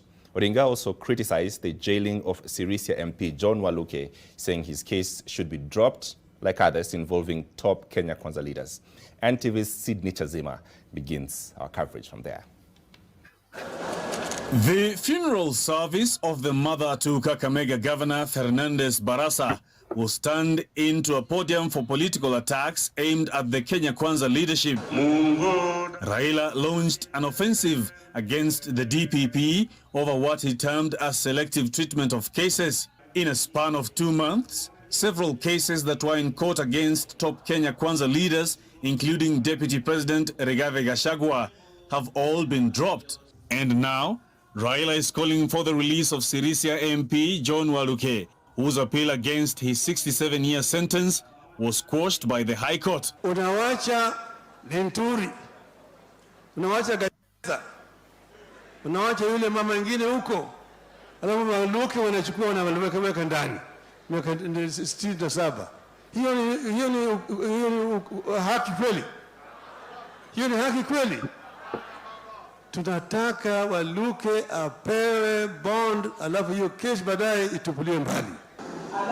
On Sunday, Raila threatened to lead his perceived strongholds to boycott paying taxes should there be an inequitable distribution of resources to all regions in the country. It appears his thoughts on tax boycotting haven't changed. Jukumu serikali ya juu ni ya kitaifa. Hawezi kusema ati atabagua Kakamega kwa sababu nyinyi mlipiga kura kwa Azimio, apeleke huko upande ya bonde la Ufa, zii huko pale mbana walipata kura. Hapana. Mwana yako usuru wanarogota kila mahali. The leaders castigated DP Rigathi, who had on Sunday rained barbs at Odinga. Wewe mzee sikia. We have no business within our government. Hatuna haja na hatugojei wewe. We are not looking for you and we have no time. Ndugu Gachagua, whom I don't understand. Huyo simuelewi. Rigathi, Nasikia yule mwingine asina anaitwa nani? Atikacheta.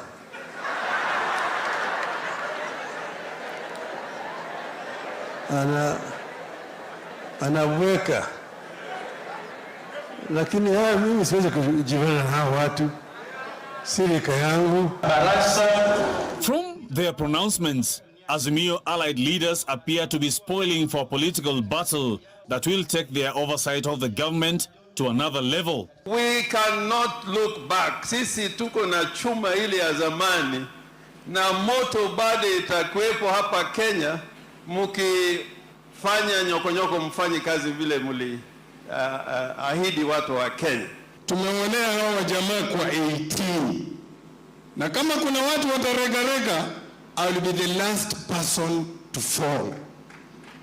We are going to fight tooth and nail to defend the democracy you fought for, to defend devolution. The Azimio leadership had promised to name a shadow cabinet upon Raila's return from India. This, in turn, puts the spotlight on their next course of action, even as they seek to re-energize their supporters to rally behind them as they spot-check the government.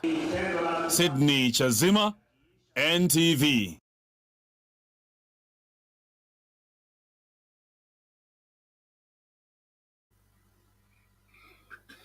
Yes, Sister Rhoda, Abarila. Mzuri sana. Karibu. Asante sana. Habari Mary, Wainaina and Matiangi. How are you? Mary kuhana atia? Okay. Mary, turaigu. Okay. Sawa sawa. Nilikuwa namsalimia na Kikuyu. Sasa mimi niko na mimi nimeshindwa sana na nini na Kenya. Kenya it have been very corrupt.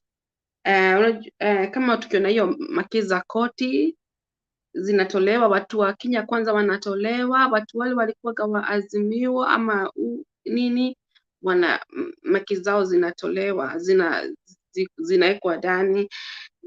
Sasa mimi nauliza, mimi unajua saa zingine mimi sometimes I don't have an answer. Mimi nauliza Mungu, kwa nini tunapitia hiyo nini? Naona kuna siku I'm asking God, kwa nini tunapitia, why we are going through this darkness, you know, in our country we're in the darkness. It's a darkness. How can you draw cases, people who have been killing, and then some people they have not done, like Kinoti was doing a very good job. It's not because he's my tribe, he's a Meru, then I can say he was doing, but he was doing a great job. He was protecting our integrity, he was protecting our counter-terrorists, because Kenya is usually be very famous.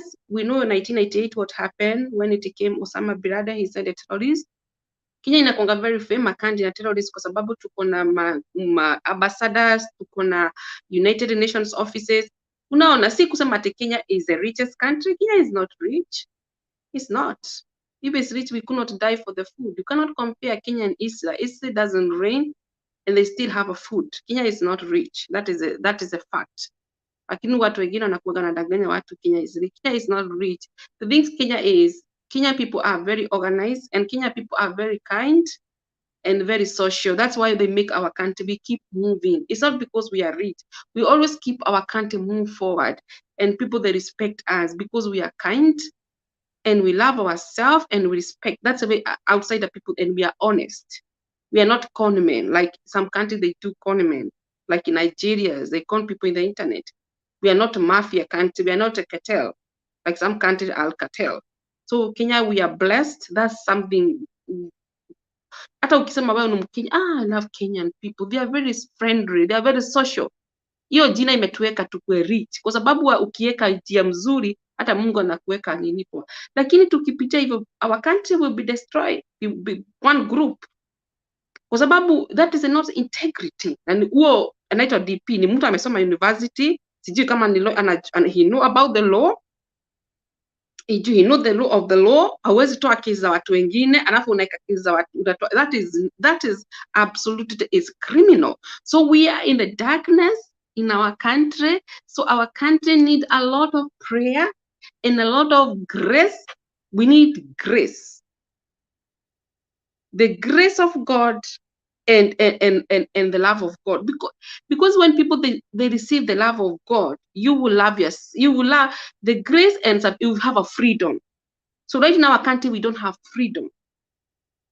We need grace and the love of God because we get freedom. That's something we need. We thought maybe somewhere we can hide in the church, but when you go to the church, every Sunday I watch online churches. The church I used to know, I will say here, like people like Evangelist Teresia Wairimu is somebody I used to respect her, but nowadays I don't value her. Is a woman I used to value her. I used to go to crusade in Huru Park those days. In fact, she was married by a Swedish man and then she moved to Kenya. Is a woman I used to respect her, but nowadays when I see how she is doing, I don't believe she's a prophet. If she's a really prophet, she could stand still with the Kenyatta family. I remember Kenyatta family, they used to go even her church when they have occasionally. She used to invite when she invite European, and now I see now she's the side of the Ruto, and she know how the Ruto have been punished Kenyatta family. Right now Mama Gina is living Isaweri word, very damp. Mimi taongea ukweli. Ukweli utatoa ukopozi. I don't care and I don't give a damn. Nitaongea. Siku ile nitawekwa kaburi ndio nitawekwa. Siku ile nitakuwa kaburi sitaongea. Na Uhuru alikuwa na nyumba yake huko karibu na State House, na huyo Ruto akamtoa akampeleka, na ni mtoto ni president, ni mtoto wa first president. Watu wamepata mali mingi sana. Mama Gina alikuwa na Karen anampeleka huko Mtoni, na huyo Ruto alikuwa akona nyumba Karen, akona nyumba huko wapi. Kwa nini sisi tutakumtoa? That is not fair. Everybody in Kenya, we are Kenya. We need to be treated the same equal. No matter who you are, everybody need to be treated the same equal. Whether you are Azimio, whether you are UDA, whether you are nationalist, whether you are communist, everybody need to be treated the same equal. Because Kenya ni yetu. Kenya ni yetu na ni must tuipigie. Mimi nitakuwa opposition. Mimi nitapigia hiyo inchi hata wakitaka kuniua. Na nitakuja Kenya, wakitaka kuniua niue. I will always stand with the truth, because that unajua kitu mimi ni notice. Ukionyesha Ruto unaficha. You know that's the work of the enemy. He take advantage. Ukimuonyesha unaficha. Alafu anajifanya ni Mkristo. Ni Mkristo mgani anapunish? Kwa nini sisi unajua kama mimi Bernard, mimi nilikuwa mtoto. Watu walikuwa wananiwekea mimi I had a pregnant. Have done abortion. People they have been talking about even here. And these are not the truth. Wananiekelea vitu zi za ukweli. Kwa nini mimi na forgive? Watu wamenihurt, wanaongea vitu si za ukweli. Nikiwa mdogo, village, my village people, they were, oh, she had been pregnant. And even I didn't know how to do, even I didn't know how to get pregnant. In this world, you must be, Uhuru alimfanya nini? Na mimi kwa nini sikupunish marafiki wangu? Na Biblia inasema aje? Forgive your enemy. Like, hapa nasoma. Mimi nimehatu na watu wengi sana. Hata watu wale tumezaliwa nao. Wameni reject. Lakini mimi nikiwasamehe nani Bernard, mimi nikapata amani kwa roho yangu. Nilikuwa na hasira mingi sana.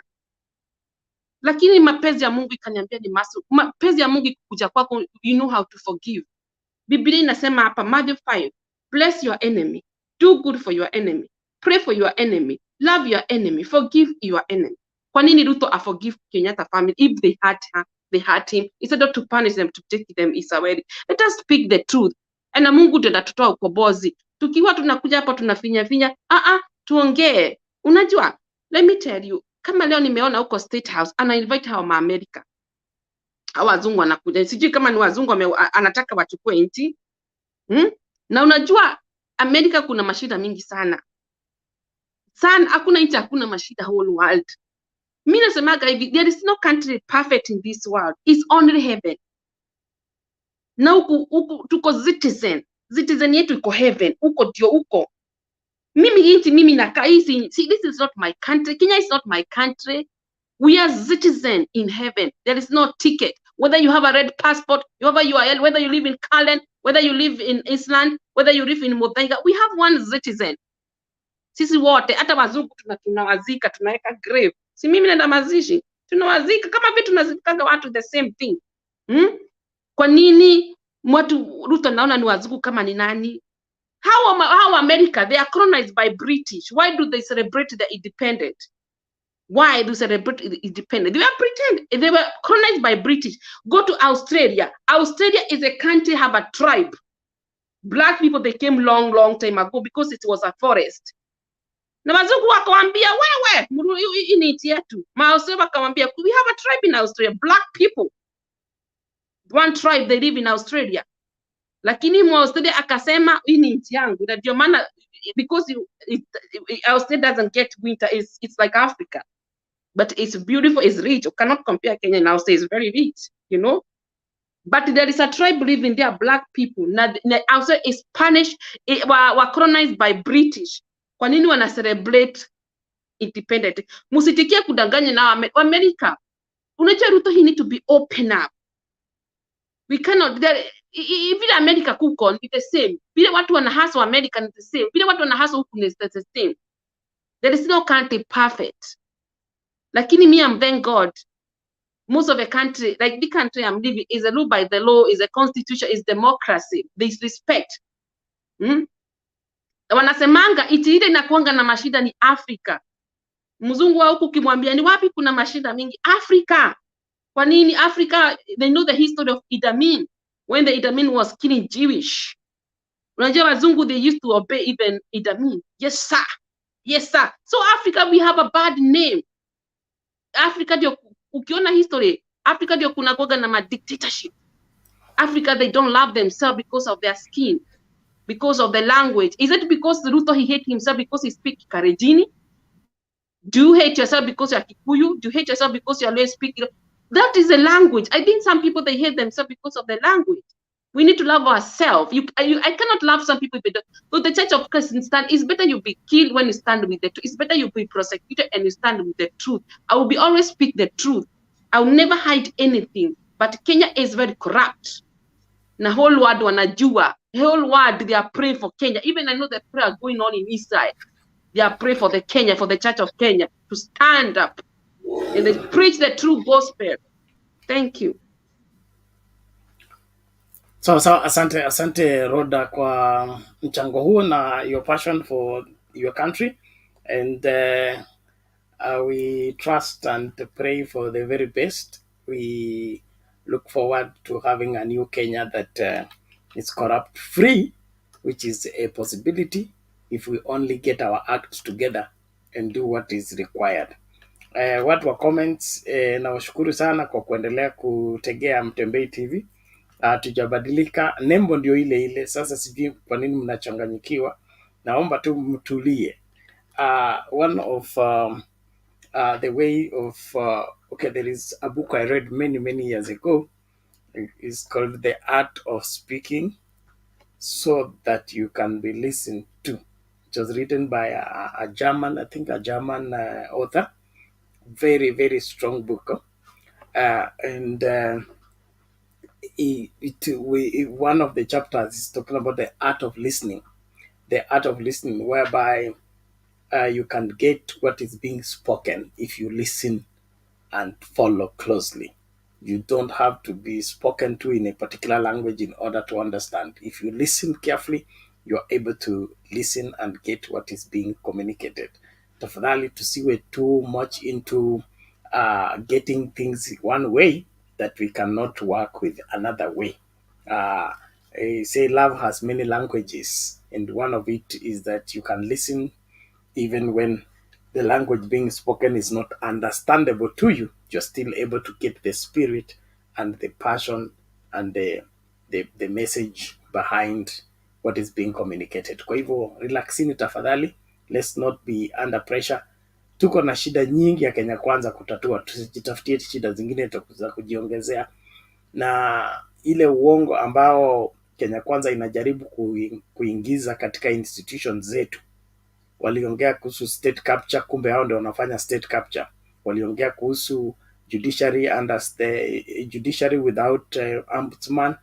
Nao wamefanya DPP ndio ombudsman wa judiciary, kwa kuzuia kesi zisifike kwa judges. There is a lot that needs to be addressed. Please, let's ensure that we keep the eye on the ball, not to be distracted by the side shows and the other things that may crop up.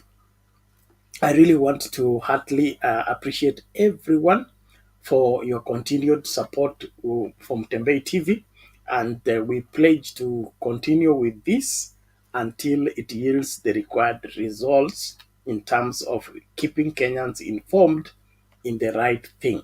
So don't relent, don't get tired. I've seen some of us dropping off, others we are going on manhunt mission to get some of us back into the show.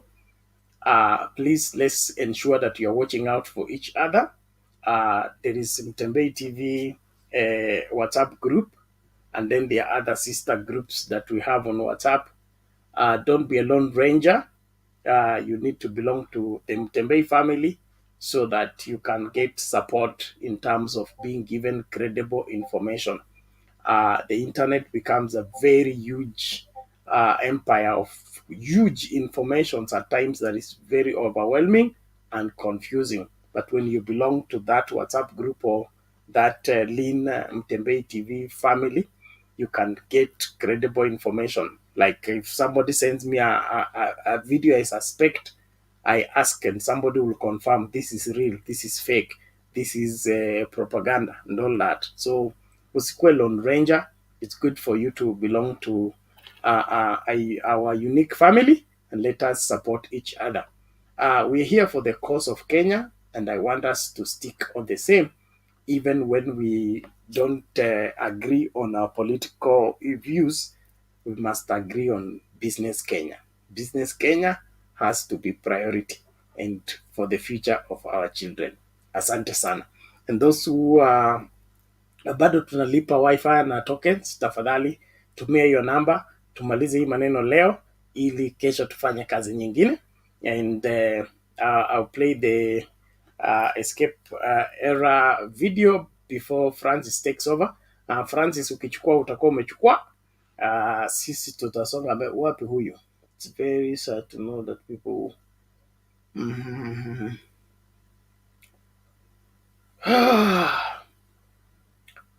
Okay, thank you. Let's just get this running. Kuanzia Jumatano hii na kila Jumatano, Triumphant Bible Media inakuletea Escape the Era of Error. The Era of Error. The Era of Error. Escape the Era of era. It may sound like tongue twister. God is never in the noise, and he does not compete with the noise. Critical subject. In our day, it is not called syncretism as it were, it is called interfaith. Well, this is our online Bible summit where we are given to see to it that you establish your understanding of the truth so that you will be able to escape the kind of falsehood that is being cultivated, embraced. Sasa usikose mafundisho haya ya Escape the Era of Era ukiwa naye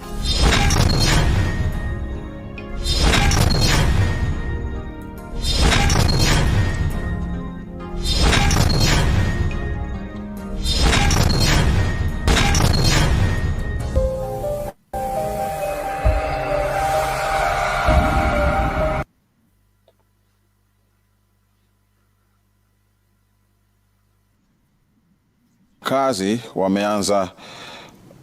wameanza kubadilisha mifugo yao ili kupata maji kutokana na uhaba mkubwa wa maji uliosababishwa na kiangazi cha muda mrefu. Pia wakazi wa eneo la Mbirikani wanalazimika kununua maji ya matumizi ya nyumbani kwa bei ya juu zaidi, huku mtungi mmoja wa lita 20 ukiuzwa kwa shilingi 100. Robert Masai anatuarifu zaidi. Wanasema maji ni uhai, lakini kwa wakazi wa maeneo mbalimbali ya Mbirikani ili kupata uhai huo ni sharti wajihami na shilingi 100 kununua bidhaa hiyo muhimu. Eneo hili linategemea maji ya mvua, lakini kwa zaidi ya miaka miwili mvua imeadimika hapa na kuacha maelfu ya wakazi ambao wengi wao ni wafugaji wakitaabika. Unakuta nyumbani naweza kulala siku 3-2 hivi bila kula, kuoga juu ya shida ya maji. Wale watu wanauza maji hapa ni wanabodaboda. Hii mtungi ya lita 200 inauzwa shilingi 700. Tukitoka huku tunatoka zaidi ya kilomita 18 tukiendea maji, ambapo tunauza lita 20 shilingi 100. Hapa Chul Hills hakuna maji. Unategemea mfuko yako ndio kunywa maji na ng'ombe ikunywa maji. Si wakazi pekee ndio walioathirika. Taswira katika eneo hili ni ya kuhuzunisha. Mizoga ya ng'ombe waliofariki kwa kukosa maji na malisho imetapakaa, hatua ambayo imeibua hofu miongoni mwa wakazi ambao wanahofia maisha yao iwapo makali ya ukame yatazidi kukithiri. Sasa imebaki tu hizi kidogo tu unaziona, lakini ng'ombe sasa tu inang'ang'ana tu, tunailetea unga. So hapa sasa bila unga ng'ombe survive. Na wakati tunapeleka ng'ombe sokoni hata inakufia njiani kabla haijafika kwa soko. Tukisimama saa hii 60% mpaka 70% ya mifugo simekufa kwa sababu ya njaa. Na japo shirika moja la misaada lilisambaza maji katika maeneo ya Lemasusu, Lengaji, Engirgir, Irimau pamoja na Chulu, wenyeji wanasema msaada huo ni tone kwenye bahari ya ukame, wakitoa wito kwa wahisani zaidi kutoa chakula na maji. Kwa asilimia kubwa tutategemea sana wahisani ambao kuja kutusaidia, tukiongojea bajeti ambaye supplementary budget hivi karibuni ambayo itakuwa, tukitafuta pia suluhisho ya kudumu. People need water, the wildlife and the cows need water, and there's also a very big need of food. We've been to the villages, people are sleeping hungry. So we wish to ask you and to let you know that there is a lot of need here, and we'll really appreciate every effort that you put in place. Kaunti ya Kajiado ni miongoni mwa kaunti 29 ambazo zimeathirika kutokana na ukame, wafugaji wengi wakiendelea kupoteza maelfu ya mifugo, wakazi wakihofia kutumbukia kwenye lindi la umaskini, ikizingatiwa kuwa ufugaji ndio uti wa mgongo hapa Kajiado. Robert Masai, runinga ya Citizen, Mbirikani, Kajiado Kusini.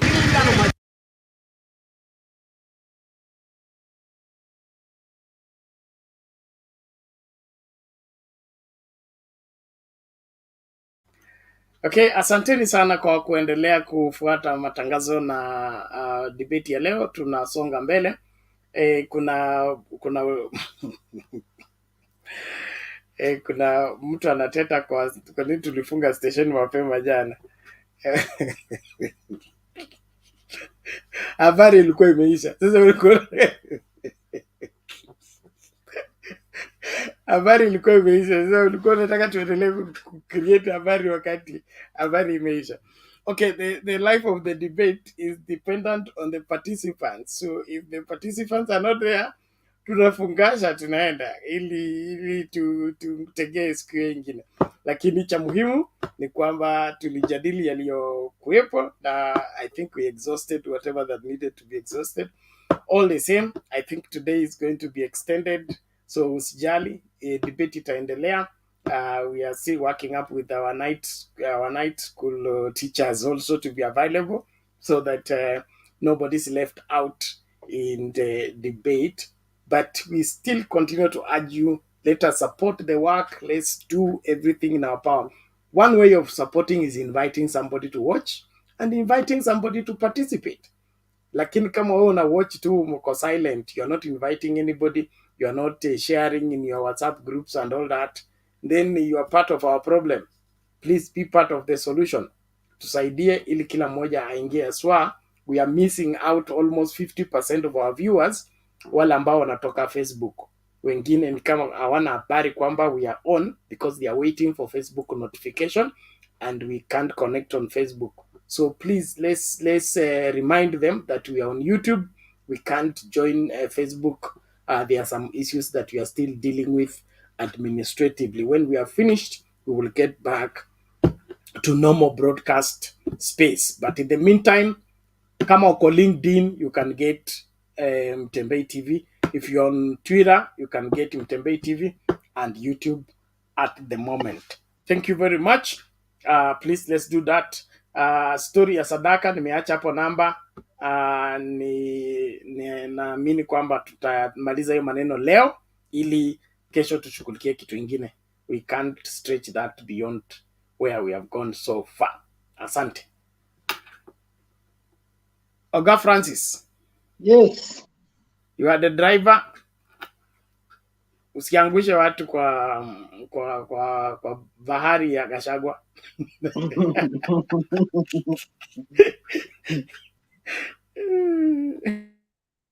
Naona Alex amekuja, alitoka mapema akasema anarudi, nadhani amekuja kutuambia jambo jema.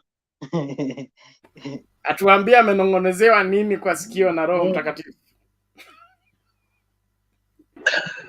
Bernard, every time unaweka video ya njaa nasikia vibaya sana. Yaani inaniuma Bernard. Inaniuma mtu anaenda kwingine anapeana gari ya milioni 6. Alafu mtoto mdogo anakuja hapa anasema hajaoga siku 3, anakaa siku 3 bila kunywa maji, hawana maji. Alafu sasa, thank God for boda boda. That kitambo wakati ya kuwa na boda boda Bernard, hao watoto wasichana wangetembea siku 3 kwenda kubeba maji kibuyu moja. Leo maji si ya kuoga, amesweat, amekaa kule. Bernard, iko mwaka fulani I went to Kenya na nikakaa miezi 6. Maji, it was dry, maji kaisha Kisii. So wakati tulikuwa tunaenda, iko mahali inaitwa daraja moja, hapo ulikuwa unaenda unapata watu wamepanga laini mpaka Kisii High School, na hapo ni saa 8 ya usiku. So tukienda kule tulikuwa tunafanya vitu zingine mbaya ambazo later on I regretted, kwa sababu uko na pesa kidogo, we unahonga ndio kibuyu yako ikipelekwe mbele. So mtu yote ako na gari ama mtu yote ako na pesa, yeye anakuja anahonga, analipa 5,000 ama 10,000, anaenda anapewa. Lakini kwa watoto walikaa huko siku 4. So after 4 days I came back, mtoto mmoja akasema ila hii haisongi. Sisi kwani tulizaliwa na nani? Wengine wanakuja wanachukua maji wanaenda. Na baada hapo ndio tuligundua tunafanya vibaya wengine. Na tulisema liwe liwalo upange laini. Huwe mwenye uko.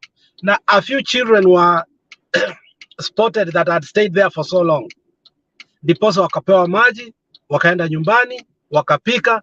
So when you hear a Kenyan speak that sijakunywa maji siku 3, sijaoga siku 3, na serikali kitu ya kwanza ilifanya ilipoingia is to take the subsidies off. But that's reckless. And more especially Gachagua leo when he starts to narrate the history of unajua ilikuwa, all these things we used to say that they refuted, why can't they reinstate the subsidies first before they start giving us those stories?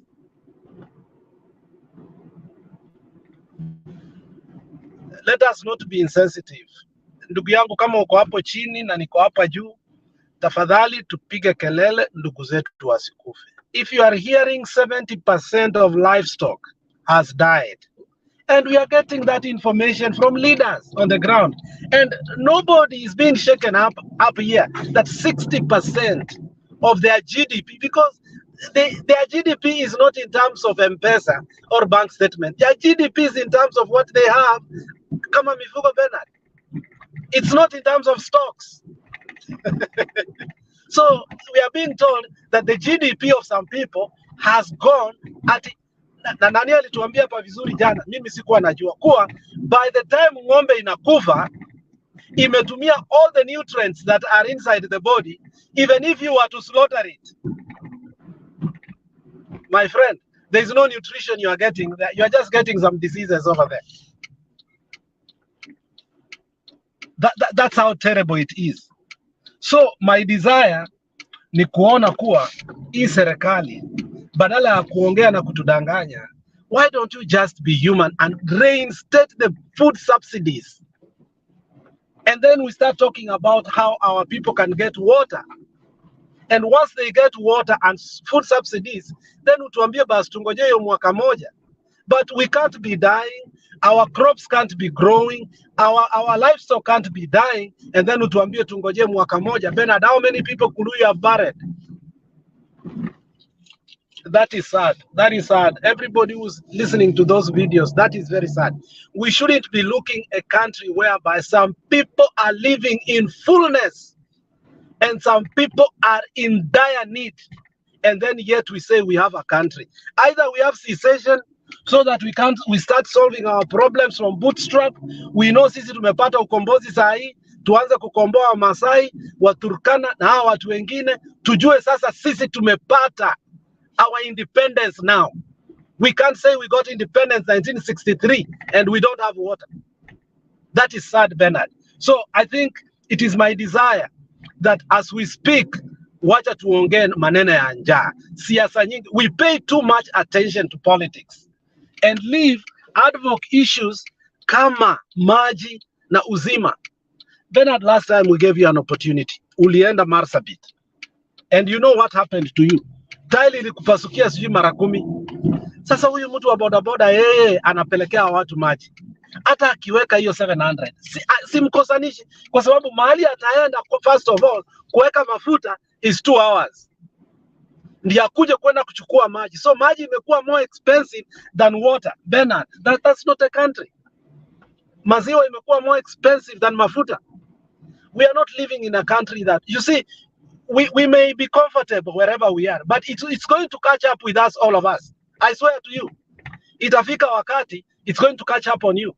Your doctor will die, your nurse will die. Now you go to the hospital, you have money, but nobody is there to treat you. It will catch on us, especially us in the middle class. We are so comfortable. The worst people in an economy are the middle class. They protect the little they have. They forget the poor. It is time to stand with all Kenyans. We cannot see Kenyans suffer, say they are not taking shower. Wengine tunaingianga maji hapa ndani, tunaoga, tunawacha maji na mwagika sijui ni 20 minutes. We must speak, Bernard. Hii njaa ni kama imeenda mbali, and the media had been hiding from telling us the truth. Because Bernard, in 1 month, mifugo yezi kufa 70%. It looks like this thing was systematic and systematic in the administration of Uhuru Muigai Kenyatta. It looks so. And they must take accountability for that. Another thing, Bernard, in any country, especially this country and Egypt and Iran and these countries that you see who have a security seat in the United Nations, you don't castigate your former head of security. You don't do that. It is called covert. The only way you can protect these people so that it can be attractive for us to go do this work, it's because it's covert. You are protected even after. What they are doing to Kinoti, they are opening a can of worms. We will go back to Moi's time. And hata sisi tutapata Ruto did something wrong. When you are protecting the terrorism in a country, when you are protecting the security of a country, when you are protecting everything of a country, one man is given that opportunity. He is not a saint. He can never be a saint. Interrogation has never been fair anywhere in the world. Interrogation can never be fair. And that's why, because of the laws of this country, they decided to take the interrogation to Guantanamo Bay, so that they could interrogate the people who did September 11th. And indeed, they got those people. Going after CID, killing these people, saying they were using unfair tactics. Interrogating is not an easy job. It's not a fair job. It has been there time immemorial. You cannot say you want to keep the security of a country and then you cascade the people who are doing it. You either have one or you lose the other. So going after Kinoti, what DPP just said today, it's going to open a can of worms. Immediately, another government comes over. We are going to go after who? The current one. And if we continue that as a country, we lose. This DPP, a couple of months ago, hired people from one community 100%. And you saw that gazettement. 100%, not even 99%. You know what he told us? We hired the best people to do this job. Because he used that word, we let him go. Because we cannot monkey with the security of a country. We let it go.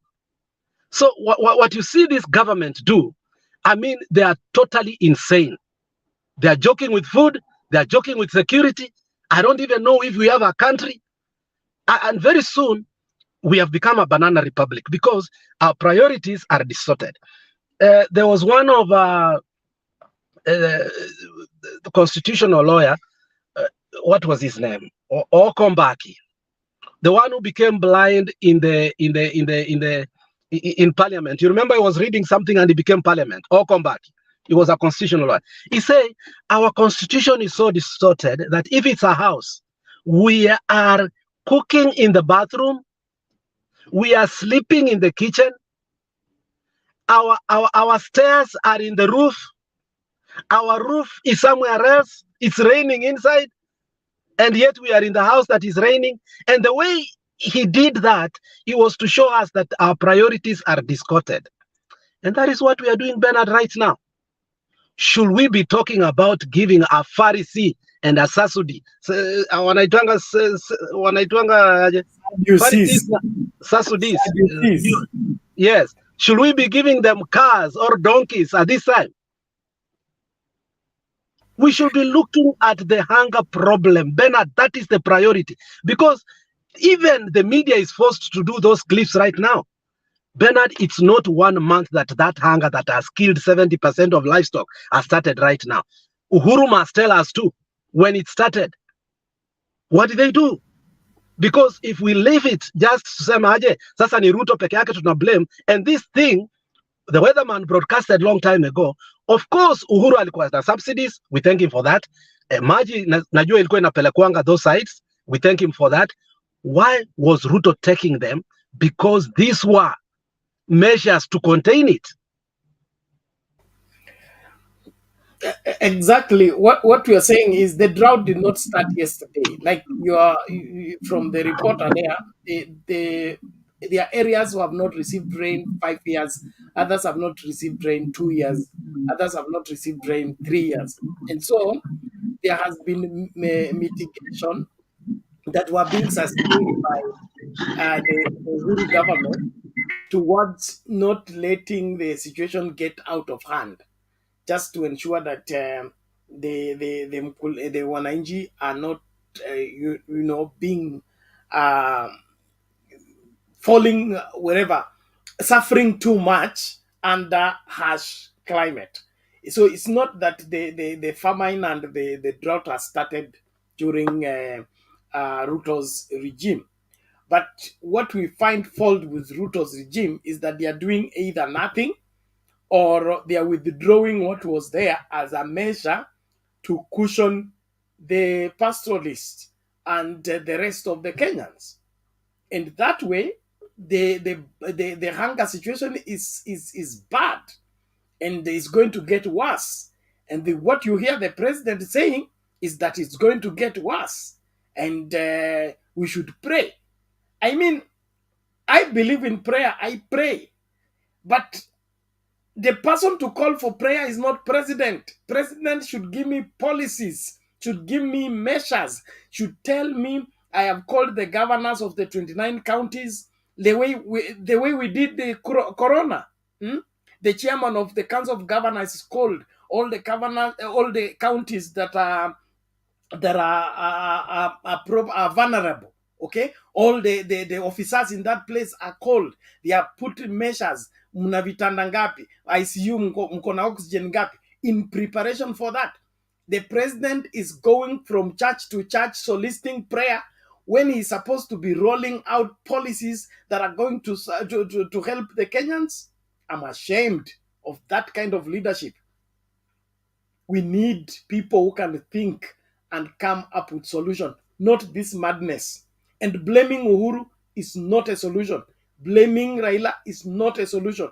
The solution is get the current governors, get the current leaders, the MCAs from those regions, let them give you first-hand the situation and measures to put.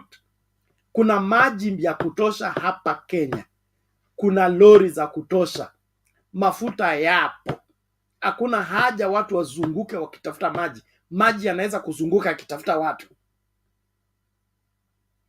So if any person is going to die for lack of intervention from the government, let that blame go straight to the door of one Dr. William Ruto for failing to enact measures that are salvaging lives. Na hii story ya Thanksgiving, you cannot be thanking God now when people are dying. Livestock is dying and people are roaming. On the street now, tunapambana na ng'ombe. Tunapambana na ng'ombe. You can't drive in Nairobi the way you feel like. You are sharing street with ng'ombe, na ng'ombe pia mnashare nayo nini, kila kitu. Sukuma wiki wakikata namna hii mnashare. So it's not something that is far-fetched at iko Marsabit na sisi tuko Nairobi. It's something that is before our eyes. Let every person who is involved in this matter speak up to take measures. Na kama wabunge, okay, wanaenda kuzozana kwa sababu ya mishahara yao na hiyo masuala mengine, tuwafungie wasirudi nyumbani, okay? Na wakirudi nyumbani uko kwao ndio tunaenda kula. We carry our families to their house.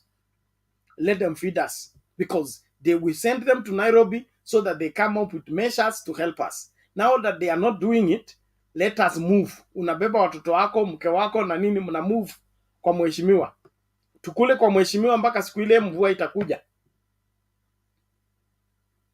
I think we need to do that. Oga Francis, continue. Yeah, before Francis Akuje, I had a last point. You see, Kenya was elevated from a third world country to a middle class economy. I don't know who did that evaluation because that's sporadic. Because when now we see the gaps, the class tenure has grown, so that those who are poor are going to become more poor. Because the GDP of most of the Maasai community, Turkana and others, is in terms of cows. It's not cash, man. And it's not gold that adds value or remains tinged. It is something that is vulnerable. And you have seen now that these people are vulnerable, that they depend on the weather, they depend on the climate, and if the climate does not favor them, in a minute, they can lose all their GDP. And my question is that adding a GDP again, ng'ombe zenye zitabaki hata kuzaa, I don't even know zitazaa aje, because if you are remaining with 30%, I don't know na unajua Bernard ni kama unajua hizi ng'ombe ni kama binadamu. Unajua njaa ikikujanga inaua ndume kwanza. Sisi wanaume ndio tunakufa kwanza. Sasa hata hakuna ndume. Unaona? So when Kenya took over from third world country to middle class, we lost a lot of services. We lost AMREF, we lost USAID, we lost all these kind of benefits that we could draw from other countries in times of need. We were told to be self-sufficient. And we said we were ready. I remember when the negotiation was the last AMREF, what was Gulade, the other guy who did, Kenya Red Cross. That was Kenya Red Cross. We don't have Kenya Red Cross anymore because we were elevated. So my questioning is, those who did that visibility study and elevated us, are they seeing the mistakes that they made? Wealth has to cut across.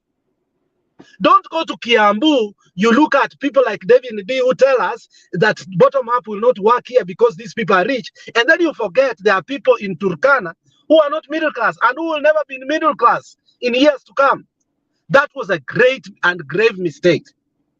The majority of Kenyans right now cannot get water. What is a basic need? How can you put a country to be elevated just because you have seen some high buildings in Upper Hill? Because we have SGR now. It was wrong. Those services need to be reinstated because they used to help. Like Kamasai, because we were so used to those services to a point that we have never been ready for any contingency level kind of preparedness. And that is the problem we have. Unless mtu apewe kitu kidogo ndiye afanye kazi. Usipongeza mtu mshahara, useme if a nurse is earning 30,000, museme watu wanaenda 200,000, nobody is going to come from Kisumu aende huko kwenda kusaidia watu. That's the terribility that we are having right now. That those in the ladder, when you walidanganywa mahasla, are suffering even more. And that is the irony. So as Nani ukikuja, I think you're part of that community. You need to tell us how your people are suffering, because unless we speak of what is truly happening qua ground, even the media is economical in information. Thank you. I think we'll need to organize and pay a practical visit in the place, because the way the information that is coming is alarming. We will need to visit that market and just cover the right-hand information. I planned for that to happen. Francis, continue. So thank you, Bernard.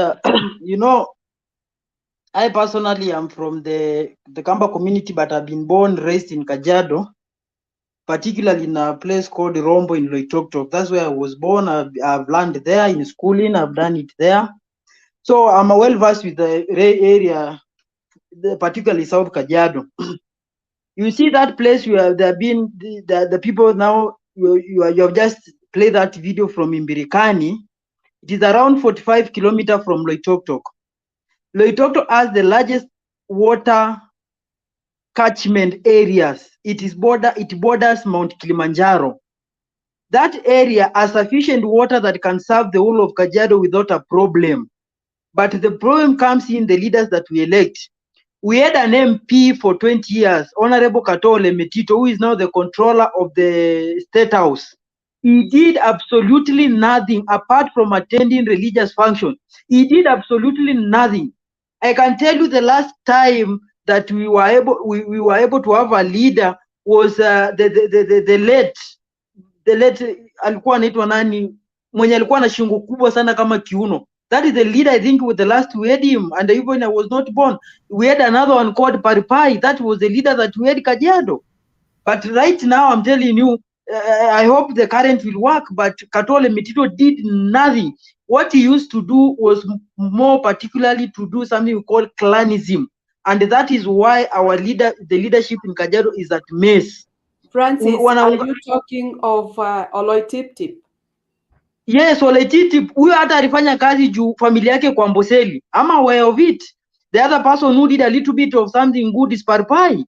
You know, These are the individuals that worked since that time, 1997, up to 2022.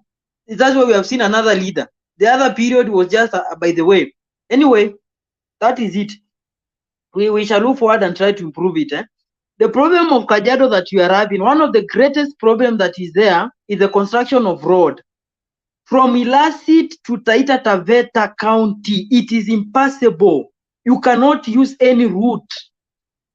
Bernard, if you want to go there, I wish you tell me. I can even start mafuta ya gari. Nikupeleke hapo tufika gari izame kwa udongo. From Ilasit to Taita Taveta County, gari itazama kwa udongo, itabidi tuite trailer itutoe. Ututaweza. If you want to go there, you use motorbike. Unaenda polepole juu ukigonga mawe umeenda. These are the problems that people are experiencing there. Even if you try to reach them there, the road is impassable. We have another water from an area called Ilasit, panaitwa Kibo. Maji imepambua kutoka Kibo imeenda Naivasha kunyesha pa Red Ram. Imepitia hiyo Mbirikani. Imepitishwa hapo. Well, people are dying. Na hiyo maji imetolewa Kibo Ilasit. Imepelekwa mpaka sijui Naivasha na pipes. And people are dying. Excuse me, Matiang'i, you come from Gikereru, ama? Ruto to Gikereru, ama? Which side? You come from Ruto? Those are areas within. I'm coming from particularly Rombo. That is the southern part, borders Taita Taveta. My dad come from Gikereru, between yes, just nearby and Kenya. Yes, that one is part of the larger part of the Rombo ward. Yes, and there's a lot of, they grow a lot of fruit. They are maize and potatoes. Yeah, I remember. Yes. So if you have to address the issue of the one problem we need to address is the road. We cannot be having a road that connects two counties that is impassable. We need to construct it, because even when you are taking those aids, which route will you use? Even when I'm going home, what happens is we always get vehicle up to Ilasit. We branch to Tanzania through Tarakea. Then we go to a place called Useri in Tanzania.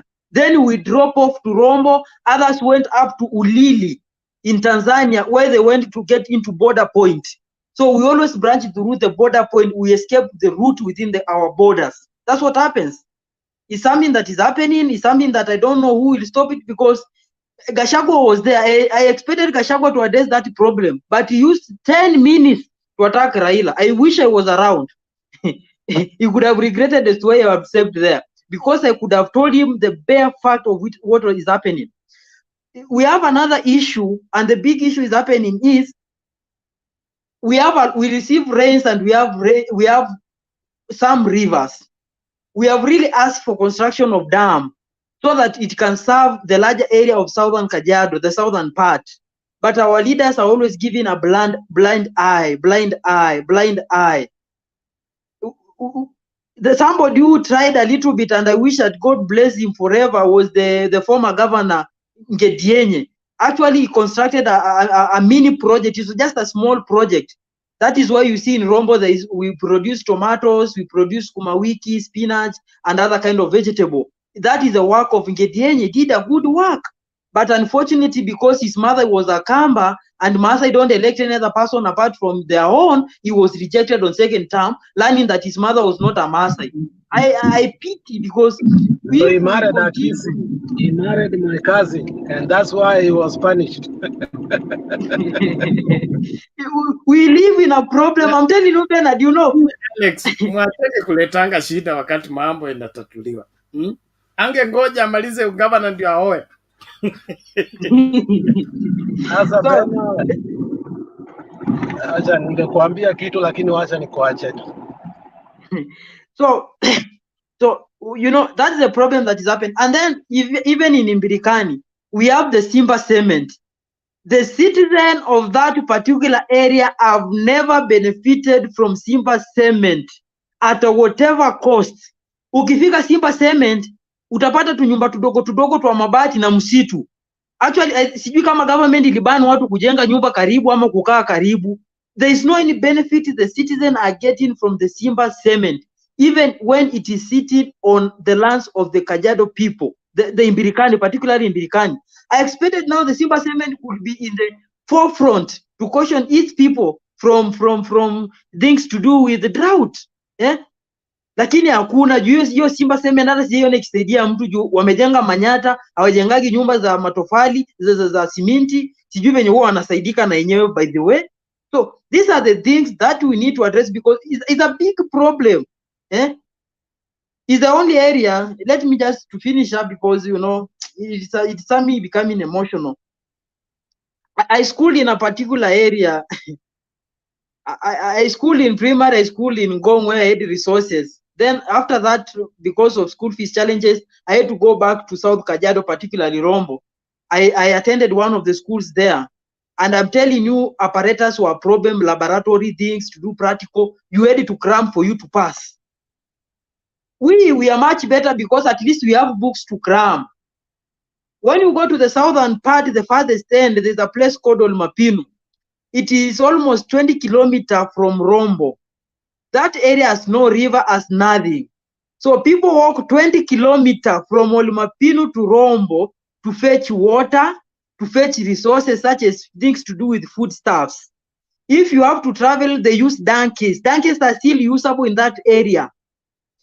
In that area is the only area you go, you find that people like more of traditional life, the ancient one, because utapata watu sengine hata wanaenda wanajaribu kuangalia kama kuna venye hata wanaweza tumia kama punda kusafiri. Ukipata pikipiki ni moja moja, kama ni mifugo wanatoboa mpaka mifugo wanakunywa damu kwa shingo. Kama ni maziwa unapata mtu anakunywa maziwa na uji. People are suffering from marasmus. I'm telling you that and I wish you go there and witness. Eh? So these are the problems that the people, I'm telling you, they were ignored for a very long period of time from since 1997, if my serves me right, because that's the last time Paripai tried to solve it. So hizi ni issues ziko mingi, we need to address them if indeed we want to help those people. Hata mvua ikinyesha leo hii, the only thing they will benefit ni mifugo tu yao, maybe itarudi yenye imebakia kidogo, but to the larger extent there's a very, very big problem when it comes to the Maasai community. And the problem comes in that the small population they have no sound, they have no any voice in the national politics because of the small population. And that is why I said, if you want to develop this country, we have to kill tyrannical of numbers. It's better we have 3 million people voting, but voting in the right regime, rather than having 20 million people who are voting, but voting bad leaders. Yani mtu anajua yeye fanyia Kajiado kazi because haina any say in the national votes. Unaweza kuwa president without Maasai's votes. That's why they get ignored. And Raila raised that issue, said very well. These people are being impoverished so that they can sell their land. Is the only area you get somebody getting a certificate and they go in celebration, surely. With where the education level has reached, is certificate something to celebrate? It tells you how much people are still to get educated. Kama tunaweza still celebrate certificate, yes, it's a good, is a level, is a good level, but to me, I think now in Kenya we should be celebrating something to do with the diploma plus. But if you are still celebrating certificate, short courses, it shows you how much people are still not be able to access education. Eh? So hii ni vitu ambazo ni France, thank you. With the certificate, you're going to lose the point. This is a very serious matter on how much we are sitting on our resources and complaining for the lack of the same. And all of it is because of poor governance. Who is this that is against the country called Kenya from developing? Because this cannot be an accident, and this cannot be, an oversight. This is systematic in ensuring that certain places don't develop so that they remain potential places to either grab or take over. I think as a people, we need to have a conversation on systematic development of this particular country. the vast land that we have available, the water that is underground, can turn this country into a green country. Why do we continue being a desert? Why do we continue being a semi-desert? Why do we continue suffering the same thing over and over again? It's not lack of money. It is not lack of resources. Because I'm sure Olelengu, okay, or the governor, any governor anywhere who is a proper leader can mobilize people, and people can put resources together to put up a dam, to put up a water source, to dig a borehole. It is just a matter of mobilizing people and putting resources together and transforming those particular places. The curse we have is that we get strangers to come and be our leaders. We get strangers to come and be our leaders. Wale watu ambao tumetoa ng'ambo, kama yule deputy governor wa West Pokot, okay? Yeye ni deputy governor, hayuko, anarudingi time elections. I think we can't take this anymore. Let's begin to sensitize our people. Watu wakuje pamoja, watafute suluhisho ya matatizo yao. The Maa community has suffered from independence. Their land was taken by the white settlers. Now the black settlers want to take the remaining part. All of it by keeping it impoverished and making sure that their livestock life does not thrive. We can't take that anymore. So something has to happen. And I should also suggest to the Azimio leadership, okay? It is good to have scramble for political leadership. But now we need practical leadership, which is geared towards economical empowerment, economical enablement. Let especially the Azimio counties that are in this plague not be left in the same level.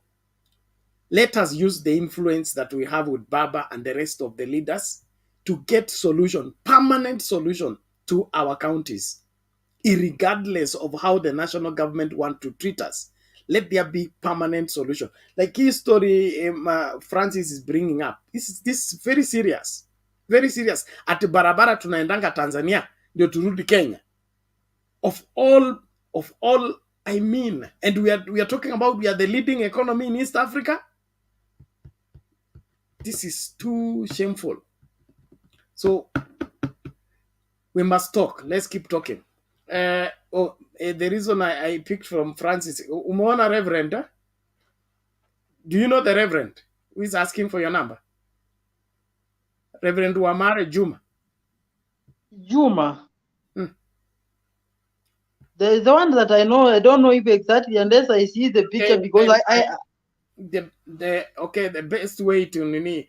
Reverend, you click on the link, kuja kwa private chat to get the number, or text me on my number, then I'll get you Francis' number.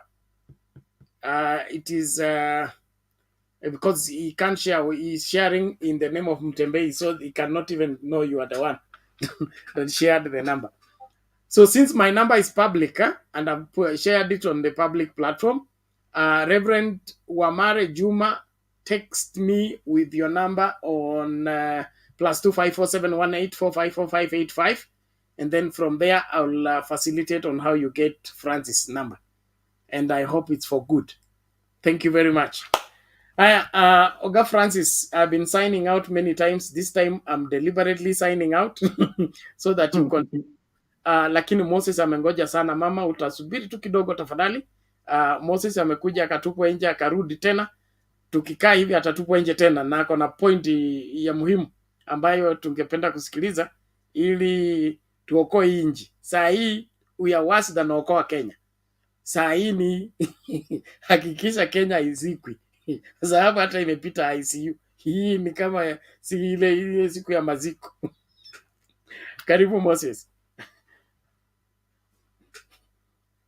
Unmute. The mic is beside your name on the screen. Yeah, thank you, Bernard, Francis, Alex, Rhoda, Mary. Yeah, thank you all. I was interested with something that Alex said about though Ruto and the previous government that they worked so hard to talk about the double-digit economy, to create a brand that Kenya is a double-digit economy, and later what the impact was of that. The outcome of whatever they did, they made Kenya a middle-income country.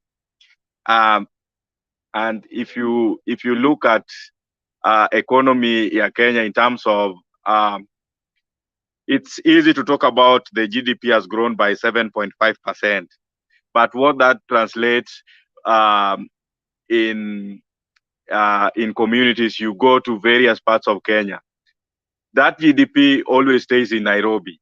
When you wanaiba pesa, wanajenga vitu, it has nothing to do with local mwananchi. So you go to Mandera, you go to Western, you go to Kajiado, you go to all parts of Kenya. I've never seen that economy positive impact to the real Kenyan youth in terms of job creation, in terms of even the wage bill. Right now, you can't talk of Kenya being a middle income country, just like China and India, and we don't have even a wage bill. Kenya bado mtu analipwa venye anataka. Mtu anasema umekuja kazi, tutakulipa 300 for the whole day. 300, people get paid even 300. And then you want to tell us that Kenya is a middle income country. Shame on you, Ruto. And shame on that economic team that for whatever reason decided to make Kenya a middle income country. Because what this has done is a lot of donor funding. We've lost a lot of donor funding for running projects, for doing projects in communities. I was working in that sector, and I know the impact that has created. The other thing is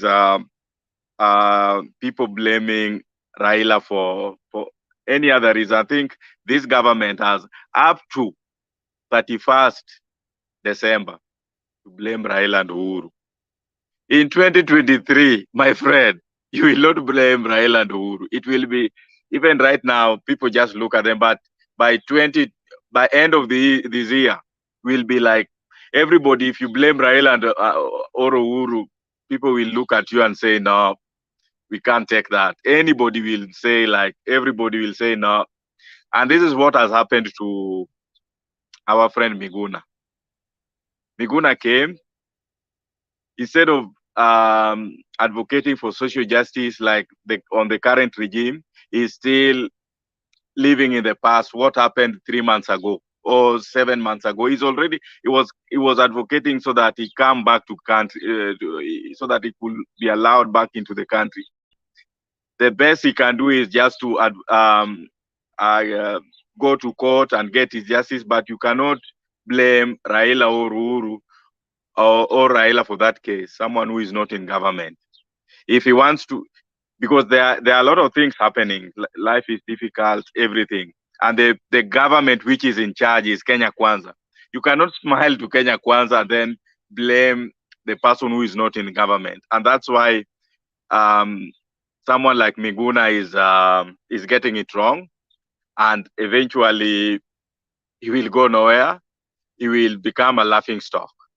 So if I look at the current regime, I think they are not sure with whatever they are doing. They didn't have a plan. That's why today you hear Ruto talking about some of the things that Azimio wanted to implement. For example, he's talking about accreditation to prior learning. Hiyo certificate yenye Raila alikuwa anasema ati if you have a skill, we will give you a certificate to acknowledge that skill. Right now, you look at Ruto, those are the things he's talking about, because he didn't have a plan. I think that is one of the reasons is now floating the idea of 1 year so that he can try and work on something, but these people don't have a plan. I'm not expecting much from this regime at all. I'm not expecting much. But the one thing that they have not disappointed me is about the bottom-up thing. Bottom-up simply meant that the people who are at the bottom, like taking resources from the bottom up, the hustlers are going to pay, is going to push so hard so that the hustlers pay the taxes.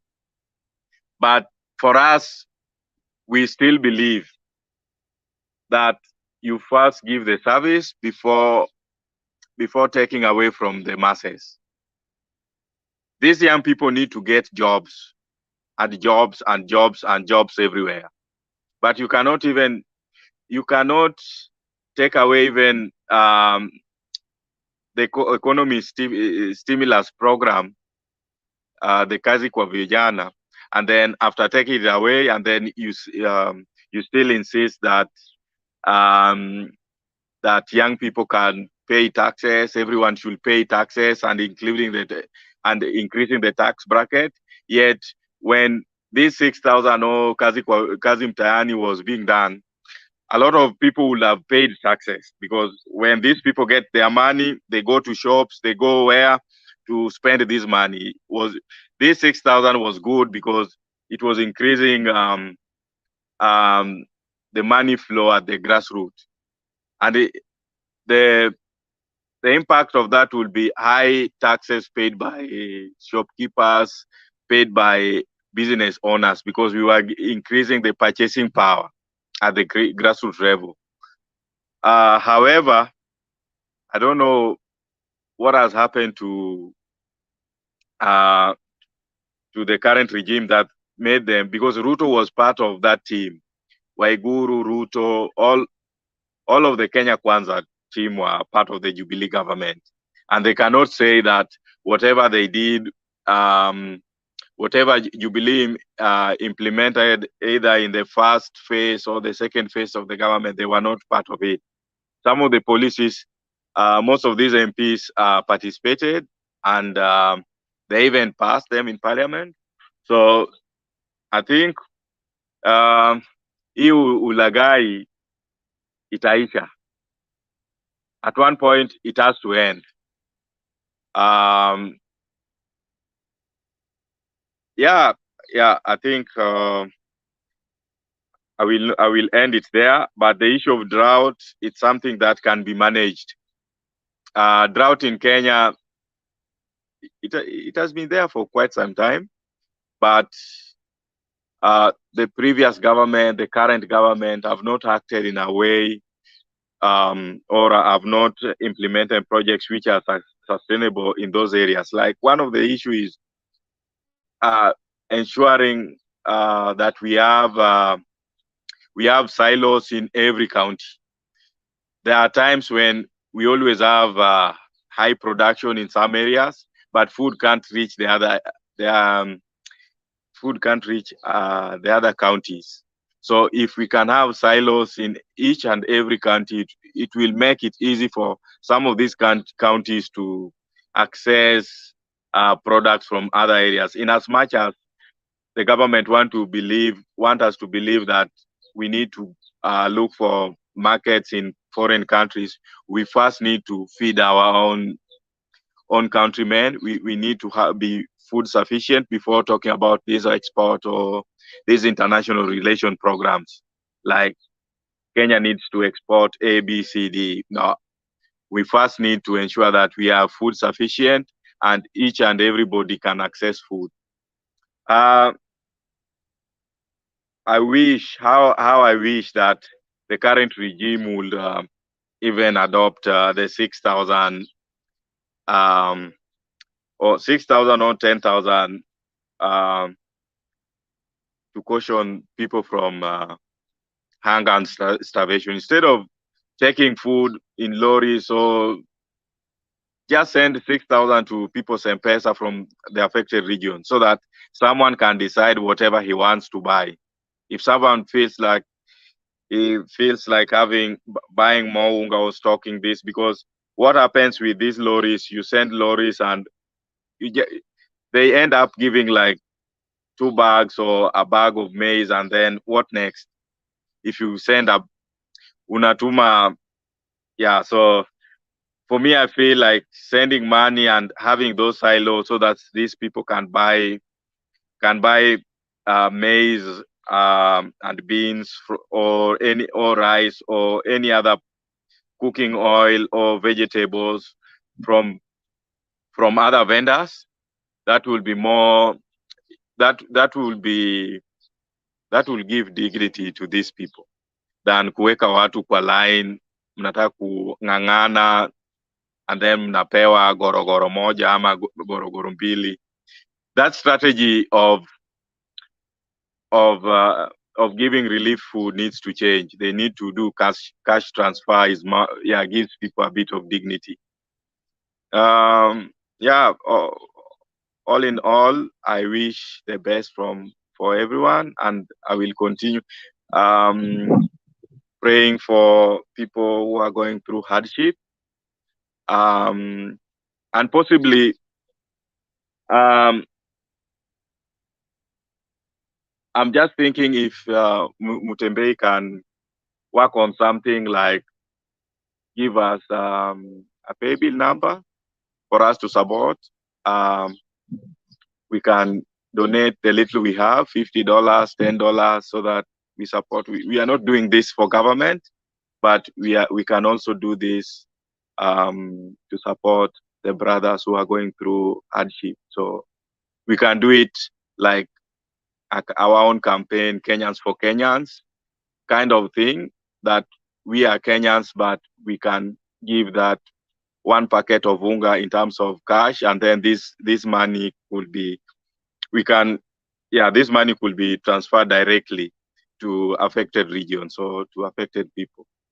That's my take. Yeah, that's my only take on that we can also participate and give $10 or $20 or 10,000, 1,000.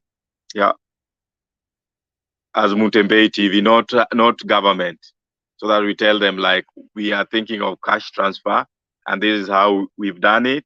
Even if we do it for 20 families or 10 families, but the little we can do, that is what we can do. Yeah, that's my take. Otherwise, thank you all. Bye. Thank you, Moses. Let's have Mary.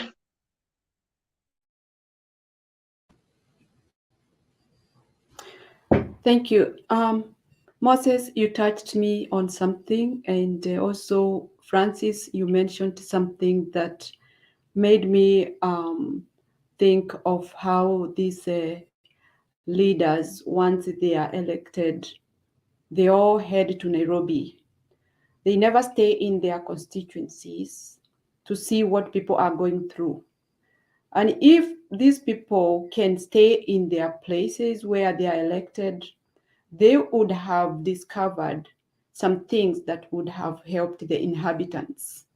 Because when you look at what people are going through, it's something that would have come through that person who wished to be elected, that person who has the idea, who was popular in that area, having penetrated the whole area and knowing what people are going through. That's the person who can be able to put these people in a proper situation that they will not face. Drought is natural, but they would have come together and think of doing something to themselves for future. But these elected leaders, they all go to Nairobi. That's where they take the economy. That's where they feel they can spend their money. That's where they feel that they are secured. That's where they feel they can live. Come to think, if you go to where these people are elected and ask them, where is your governor? Where is your senator? Where is your MCA? He lives in Nairobi. How on earth you are elected in a constituency which is either in thick, I mean, let's say, okay, far place like Eldoret, or you are in Kitale or wherever, those people end up going to bring their inhabitants who have elected them. I see like that's a big failure because they go there once and then they go back to Nairobi. When will they know the problem of those people living there? That's my biggest question. And I feel like we are failing because in America, if you see a governor going to Capitol Hill, there must be a big meeting that has made him leave his area to go to Capitol Hill.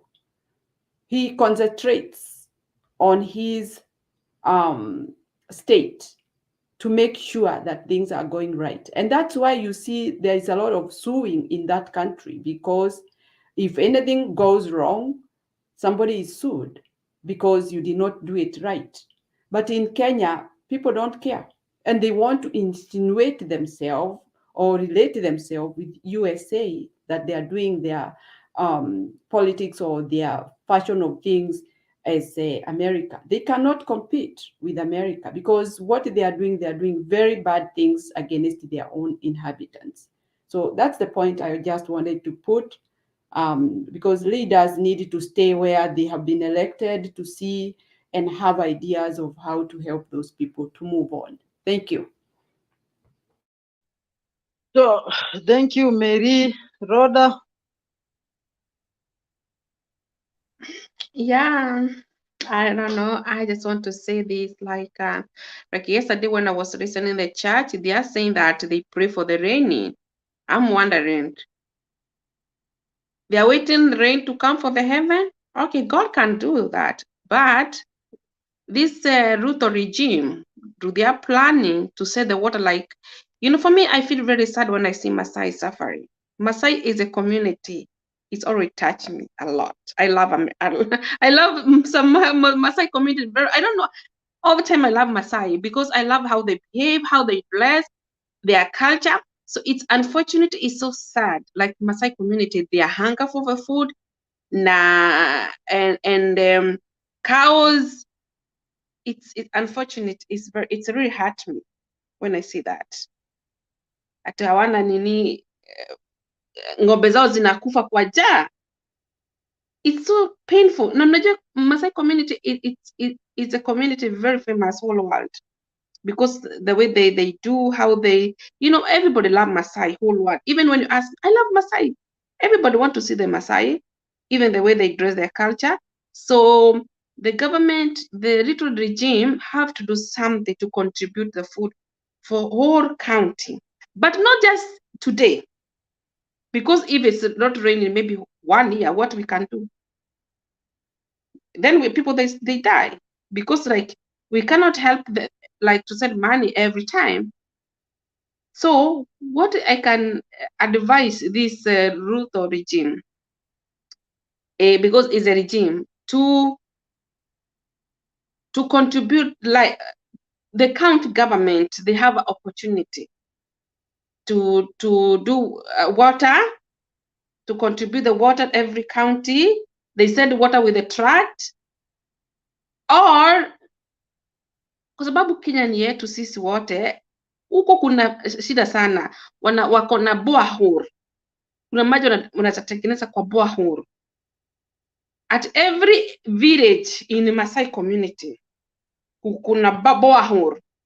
At ng'ombe hawezi lala ikiwa ina maji. Unajua at least maji inaweza, kwa sababu huko Eldoret is very dry. Na huko Ritokto, they need to do something. Na huko Narok, kwa sababu niko Maasai. So unfortunately, is very sad what is going on in our country. This regime, this government, it come for me. Let me tell you, when Uhuru take the power in the office, State House, I didn't have any problem. Let us be honest. Did you have any problem with Ruto? With Uhuru? Nothing. In fact, I was asking where Uhuru is, because Uhuru, he stayed 2 years in the office. He did nobody. Even me, I was asking myself, why Uhuru doesn't come to our community? He didn't visit us. I was asking myself many questions. And then I heard he want to go to Kiabu County. I was like, wow, he's going to visit. It's a miracle. Because when he take offer in 2017, nobody have heard about him. I didn't heard about any problem with the food. Nobody was complaining. We didn't have people like opposition. Those are question I was asking myself. Sometimes I talk alone. Why people they didn't tell Uhuru is doing something bad? Why, if he is doing something wrong with that government for years, from 2017, nobody have ever complained that you are doing mistake. I have never had anybody. Even food security, I have never. Maybe some people they didn't have food, like a county like Muranga. I had Muranga. No. Kirinyaga.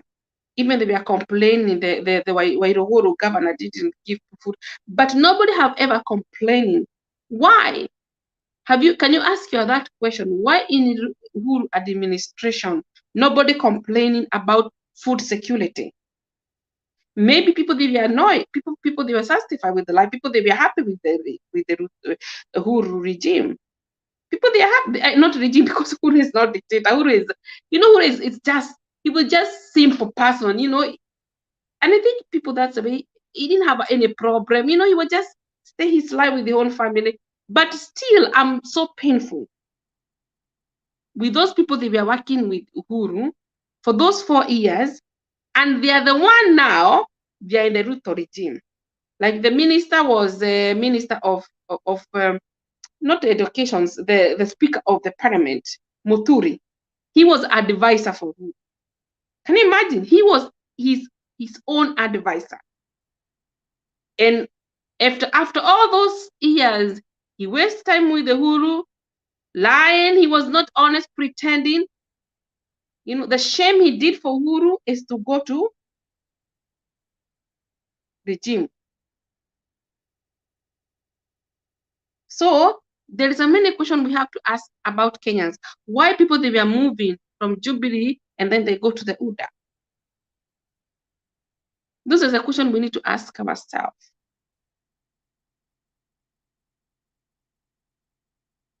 But anyway, the way me I'm saying, siku ya mtu itafika. Hata siku yetu itafika. Kile kitu unafanya dunia kizuri inakuja kwako. Kile kitu unafanya vibaya inarudi kwako. Hao watu wamefanya tabia baya itarudi kwao. Na siku moja wataenda kwa Uhuru, please forgive me. Wataenda, please forgive me. We didn't know what we are doing because of proud, because of arrogance. We didn't know what you are doing very well in the government. We didn't have any problem because I have never had anybody complaining with the Uhuru administrations. Because if they could complain, maybe they could do something, but nobody complaining. Okay, thank you. So welcome, Rhoda. It's one of the dire conditions that you are facing, and it is not only Kajiado alone, but the expansive part of the Maasai and the pastoralist community. They have been affected, and what is happening is that they're being ignored because of their transhuman kind of life. These are the people that move with livestock from one area to another. If you can recall very well, some time back, their livestock was also confiscated by the late John Pombe Magufuli when they were trying to look for the green pasture in Tanzania. You can also remember sometime what happened in Namanga when there's some kind of chicks that were burnt there. So these are the things that have been committed, not that because of anything else, but because that they feel that it's a small community and it cannot affect the trajectory of the national politics. And for those of you maybe who are thinking that, why is this so and this, you are advocating for this and that, is because of one reason. As we're speaking today, the particular area in Kajiado and Nakuru is the largest producer of vegetables in Kenya. But that area is being ignored. It does not have any road network that can connect people. That area has no access to anything. I saw they are constructing some kind of tomato sauce industry there. It has been stalled for now, I think it's almost 3 years. It is not progressing anywhere. It is just stalled there. So Then when you look at that one also, I'm talking to those, like, I want to show you how much benefit can we get from that area if indeed we care about humanity. You look at that road I'm talking about is the direct connection between, it is one of the roads that you can use towards from Nairobi to Mombasa, apart from Mombasa Road. But they are ignoring, and you know this is the shortest route, by the way. The route from Loitoktok, Taveta, to Voi, then all over then to Undani and so forth, Mwatate, that is the route now. That's the shortest route apart from the Mombasa Road. But why is it that majority of you don't know? Because of that, the bad section of road, and almost of 70-kilometer bad road. If we can actually utilize that one and make good construction of road or good roads there, I'm telling you, the jam that you experience from Mombasa Road can reduce by almost 50%. That area has a lot of resources, by the way. I want to ask people, and you tell me if it's possible to have 3 bank branches within a particular area if there's no money. There must be money so that a bank can be established. So if there will be no money in Loitoktok, particularly, the 3 banks, the Equity, KCB, and Barclays could not be there, could not have opened their branches there. They have opened their branches there because they believe there is money. But the government keeps ignoring because they have no voice in the national politics. And that is why I'm repeating again and again and again. If we need to develop as a country, we should reach at a point that humanity overrules politics. We have to reach at a point and say that we need to develop Kenya as a whole. Kenya is a country that people, wherever you are in Turkana, wherever you are in Likchogio, wherever you are in Baringo, wherever you are, you feel like you are part and parcel of Kenya. How do you justify that you can construct feeder roads in some regions and ignore highways in other regions? Indeed, if that one is not what you call an injustice to some of the regions. How do you justify connecting 2 highways and feeder roads within other cities, within other towns, but you're ignoring an highway that connects 2 counties? If I want to ask a very simple question, the resources allocation, we pay taxes, Baringo pay taxes as we pay, any other region pay taxes as we pay, but when it reaches to the national table, we depend on the mercy of a leader for us to get development. Then if that one continues, what will happen in coming years? Could Kajiado become the slum? Could Baringo be the next slum? Could probably, maybe parts of Kisumu or parts of Busia become slum because they have always been voted in the opposition side? Is that the country that we want to build? Do you want to develop another favela in Kenya that crime, every kind of activity will occur? Anyway, if that is the Kenya that people want to build, and people have been energized in terms of ethnicity, that not unless people from a community rules, you cannot get development.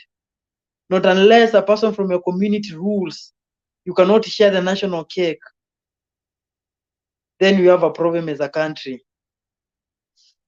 And I'm telling you that people might ignore and say these are smaller community, they have no space, they have no votes, they have nothing else, this one. But I'm telling you this way.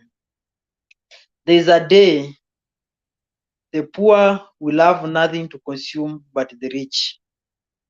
That is the day those who will be having the money will be staying indoors to avoid the poor. And those who are poor will be staying indoors because of anger. We don't want to reach a country at that point. We need a country that treats every citizen an equal opportunity, that treats citizen under equal degree and matters to any other citizen. But if you continue with the same rhetorics of GACHAGUA and Ruto, whereby they say it's our time to hit, you Azimio people, you're in a position, you're not supposed to form part of government, it's all right. We not form part of the government. But remember, for you to go to collect that tax in Mombasa so that you can go and develop Kiambu or any other region, remember, you are passing through Kajiado. Before you go to Kisumu to collect that tax to come and develop another county, you are passing Nyanza. There's a day, there's a time. Silence doesn't mean an absence of war. Silence does not mean people are full. Silence is an anger that boils in people's heart. And once it erupts, it can destroy a country because it will not be able to be controlled. And that is why when you see dictators, when the dictators fall, the country gets destroyed because people always come out to express frustration that they've undergone for years and years and years under the regimes. As a country, we need to sit down. We need to ask ourselves, is Azimio people not part of Kenya? And then if Azimio are not part of people of Kenya, then allow us to channel our own resources, our own land, and to define our own opportunity. So that at the end of the day, we'll have an equal say. We shall be able to compete with other countries, knowing very well that we are doing our best. Other than being like waiters in dinner's table where we have no say. I think we need to stop that because it's things that they are boiling up and they are showing off. Every time it's showing up. Because right now, is maybe you're heading to the rainfall season.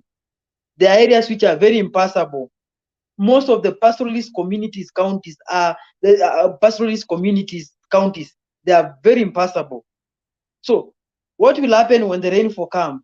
It will create another problem that the roads are impassable. They will not be able to access resources. They are not be able to tap the enough. They are not able to tap enough water for storage. I will ask a question and maybe I might. How do you justify construction of Diba Dam in North Gatundu, an area that receives rainfall sufficiently, and ignoring an area like Turkana, which does not receive rainfall? Do we set our preference right as a country? Both of them require dams, but which one requires dam urgently?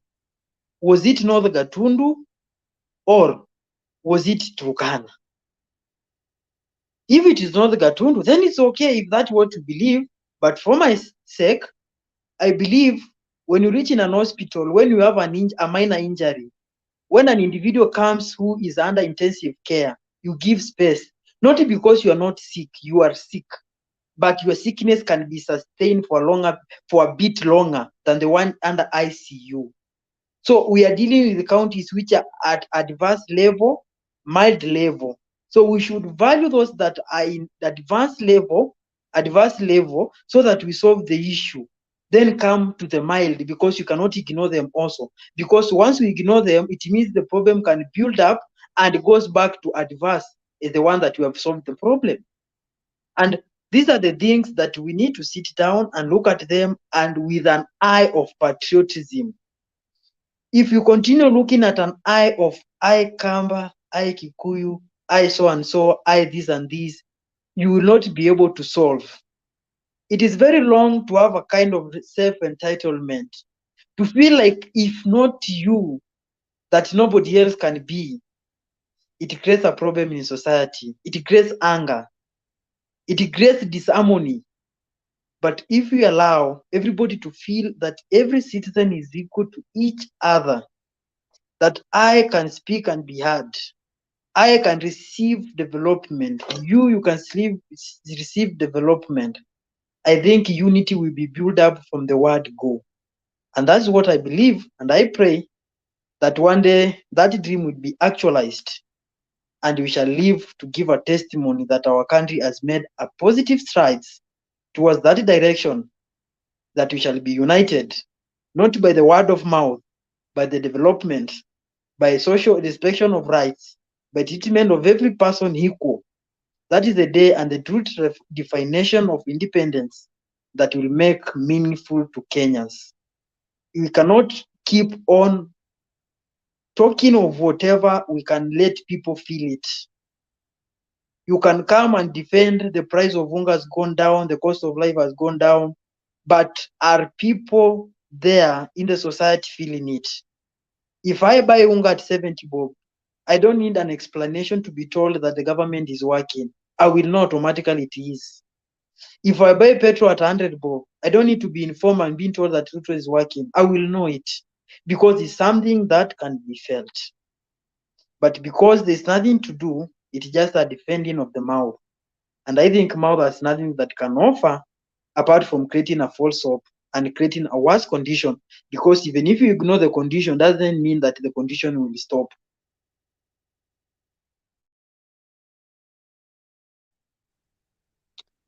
Okay, I can say some words. For me, I could like in my country, Kenya, that everybody treated the same equal.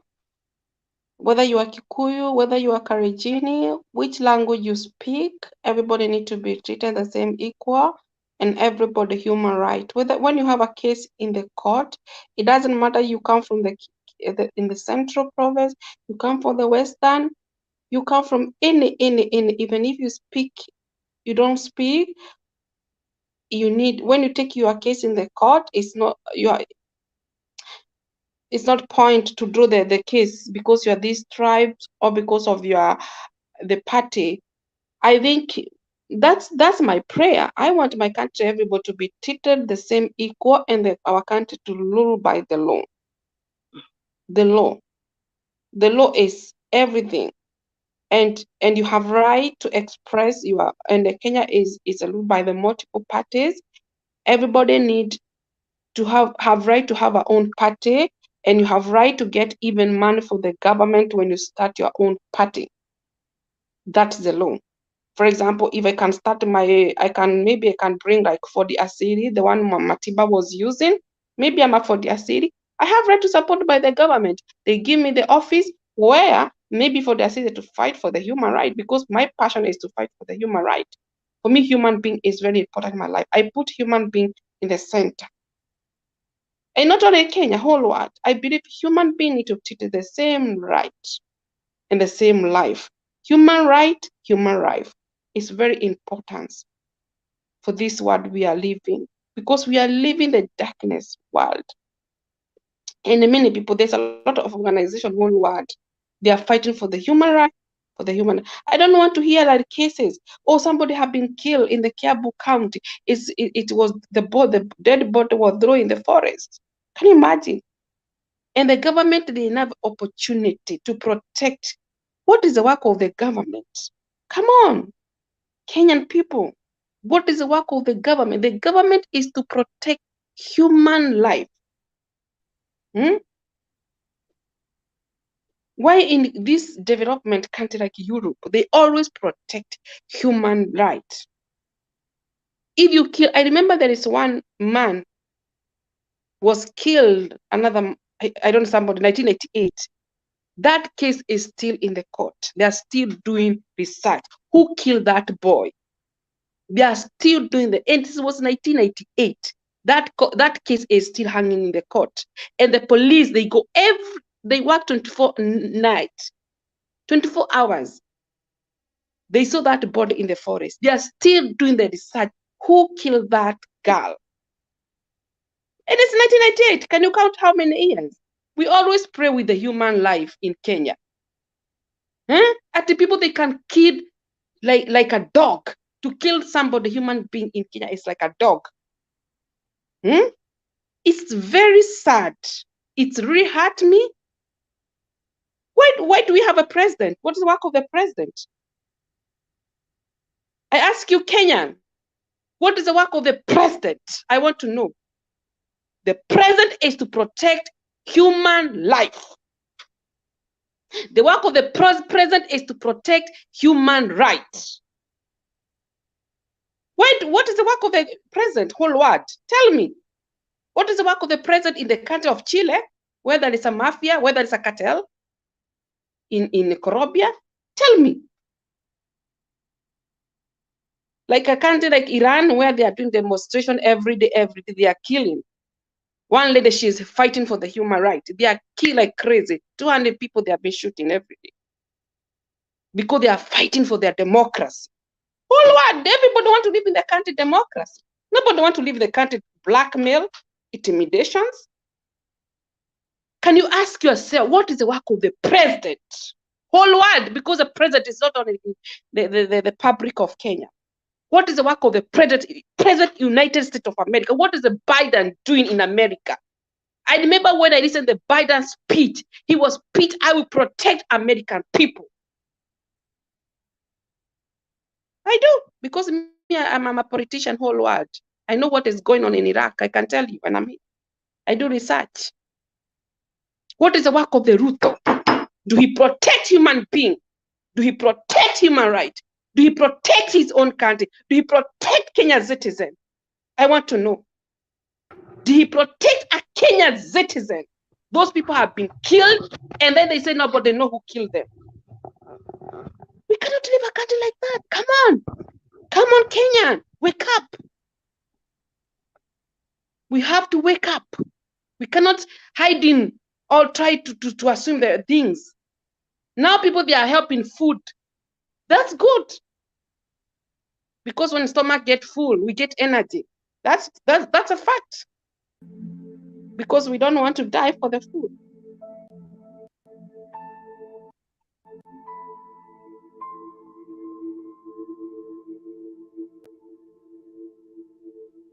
Kind.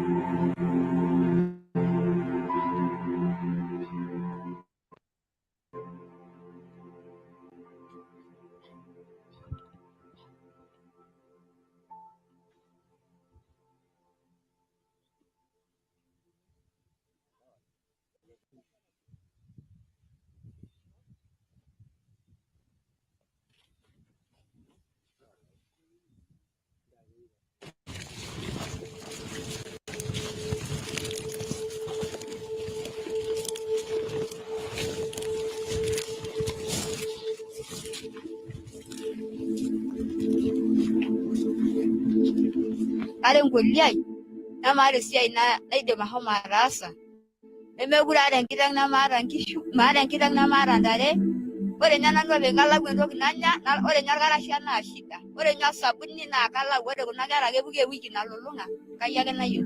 Naitwa Ruth Saruni, Assistant Chief Orinia Sub-Location, Orinia Location, Enkorika Division, Kajiado Central Sub-County. Kwa miaka miwili sasa hatujaweza kupata mvua.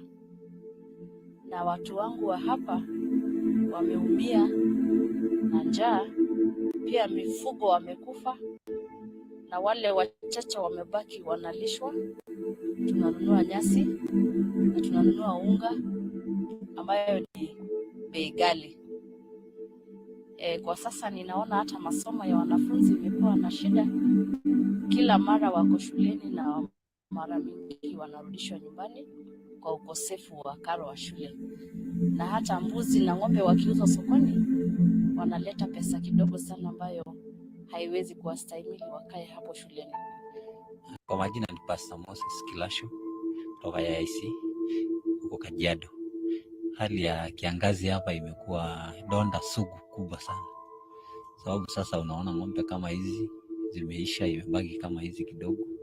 Wale wako na uwezo wamehamisha ng'ombe zao Narok, na wale wamebaki hawawezi kulisha ng'ombe zao kabisa. Majani zimeisha, watoto wanakosa chakula, hakuna maziwa, wamama wajawazito na watoto na wajane hawana kitu ya kutegemea sahi.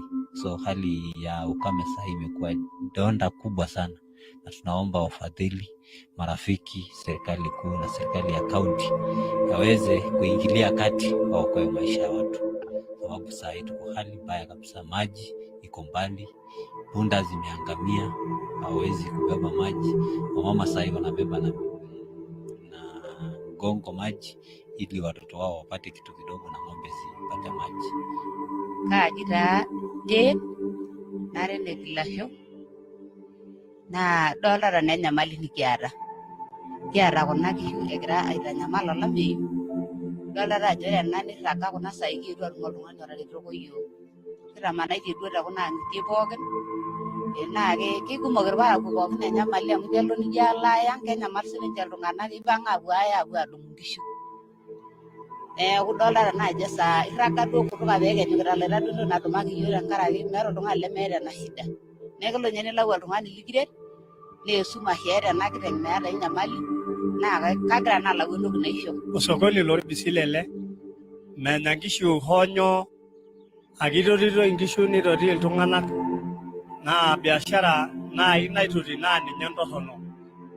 Mirr enkiteng' nkeek are uni nilau ajo kanyioo iyayie, kenkurma oonkera, kenoonkishu, amu ore orkuniyia loonkishu naa enchata 500, ore enkurma nooltung'anak naa 200. Neeku lau ajo kanyioo taata enya enaduo kiteng' ino nitimira nkeek are. Neeku kigira aishirr ajo serikali ang' peeret iyiok amu enkata nagol ena, mikiyiolo yiok ajo kanyioo kias tenkata nagira alotu amu eton naa menkata elakwa enchan tenikigira aing'orr, negira ninye olameyu aponaa naa nkolong'i. Neeku sidai nai tenenare pikipiki yiok enking'urata irbisil amu idakita ntokitin pookin mikiyiolo ajo kamaa tele apa likijing'ita lioudo kanyioo taata eton kintaas inkera. Tenaa keshukunye enkiteng' aaku nkeek are, ore enkurma nijo aibokie nimbok naa enchata 500 ninye orkuniyia, niina enkurma oltung'anak nashomo 200. Sasa hivi kama ninaongea hapa kama kiongozi wa area hii, tumekuwa na shida kubwa sana, a big challenge, kwa sababu hata watu saa hii tunahofia watu ndio wanaelekea kama kufa njaa. Watu hawezi hata kulipa school fees ya watoto, wanashindwa kulipa school fees ya watoto. Ile mbuzi ambayo walikuwa wanajaribu watauza kupeleka mtoto school fees, wamemaliza wakanunulia ng'ombe nyasi, na mtu amemaliza mpaka mbuzi na pia ng'ombe hakuna. Saa hii hata mtu wale ule ako na ng'ombe 5 anashindwa kulipa hata chakula ya ng'ombe, kwa sababu ni ng'ombe ndiye analisha ama ni watoto. My name is Jane Timpian. I work with Allocation. I'm a Maasai girl, a student, and I'm just here to cover the adverse effects of drought in our community. It's been hectic the past 2 years because we haven't had rains, and we really depend on the rains. Without rain, no livestock. No livestock, no school fees, no food, no nothing for the community. Well, Olakira is here to voice out what is happening, the real situation among our people, among the Maasai. Today we visited various homes, and it was so devastating to see how people are suffering from drought. It touched my heart that one mom said that they cannot afford even a meal for a day. Children cannot be able to go to school due to drought. We hereby request well wishes, the government. This is the right time to come and help our community. The pastoralists are suffering. I choose to voice out people who are not able to afford a meal on the table, to buy feeds for their livestock. I hereby choose to voice it out for the voiceless who don't know anywhere else to go. I hereby choose to voice it out.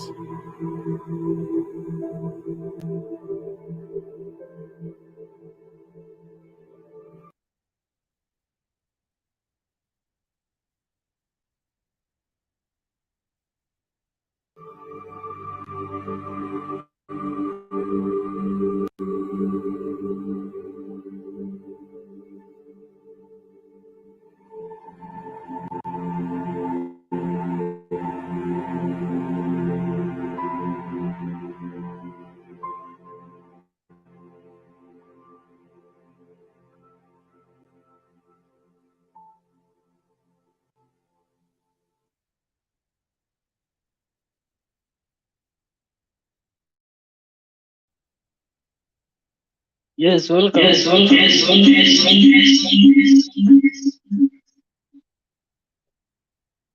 So welcome back, and we had the Empire.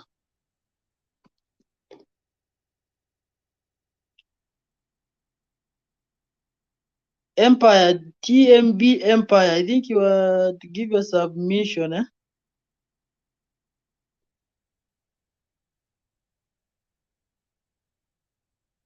So yeah, are you in a position to speak, or we have Omondi Jakano? I'm here. I want to say something. Yes, So, I'm delighted to be here on this platform, and I've been watching this show every time and again, and I want to say something.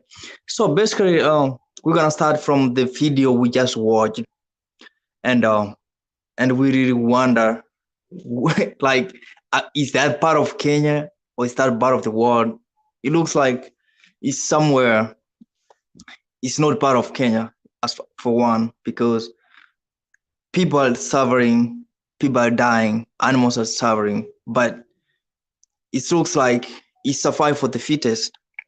If you have no hand, if you have you're not rich, you're done. Just off, just done. But if you're poor, you're gonna get more poorer, you're gonna get more poorer. The only time you see these rich people, rich politicians, you see them when it's one time for election shows up. That's the only time they show up. But after that, they're gone. They're gonna come back. 4 years later, they're gonna come back and be scrolling with people and say, "Oh, we're gonna do this, we're gonna do this," and after elections, they're gone. And another thing is it seems like these places, we don't have elected people, we don't have the people who want to say for them, but they don't have the voice. Because if you have not something, somebody gonna give you, for example, I can say I've seen the government providing food for the people, but that one is just for a day or 2 or 3 days, and they don't have a long-term solution for all that. They might have it set aside, but technically the way you look of things is something like, "Oh, we told you we're gonna give you this food during elections," all that stuff. That's something they're trying to justify people, showing like, "Oh, we told you this, we have product," but technically it does something. They want to feed 2 days, after 1 week, that food will be gone. All right, and people will be suffering. People want to keep on suffering no matter what it is. But what the people need to do is to understand these people. they're gonna go for 4 years, they're gonna come back. They need to get a strategy saying like, if we're gonna do this, you don't do what you are supposed to do, you are out. Or they're gonna get a permanent solution for this stuff. Even they just pour, like, instead of, like, let's say the boreholes, that's gonna be the long-term investment for that. But now they're trying to say they're gonna build dams and all that stuff. You can build a dam, yeah, but the dam which you build, you expect the rain to come, but no rain for like 4 years, 3 years, there's no rain coming. So that means there will be no water. It's like the wasted resources just for building something which is not correcting water. There's no water. There's no correction of water. People are dying. They're waiting for the water for 4 years. There's no beneficial at all. And on my own view, I would say if they decide to have something like a boreholes, like a permanent solutions for these water catchment areas, at least they're gonna wire the water. We have so much water, and we have thousands of lakes in Kenya where we can get water, fresh water. We have Lake Victoria, where they can pump water from Lake Victoria all the way to Kajiado if they want to. They can get more water from the Indian Ocean. They can filter, they can do all that stuff. There's plenty of water, but they need to come with a permanent solution to take care of these people, because the climate change is changing every single day, and there will be no water, so people will be dying no matter what. Like, they have to find a permanent solution. That's my only opinion. Like, they have to find a permanent solution for that.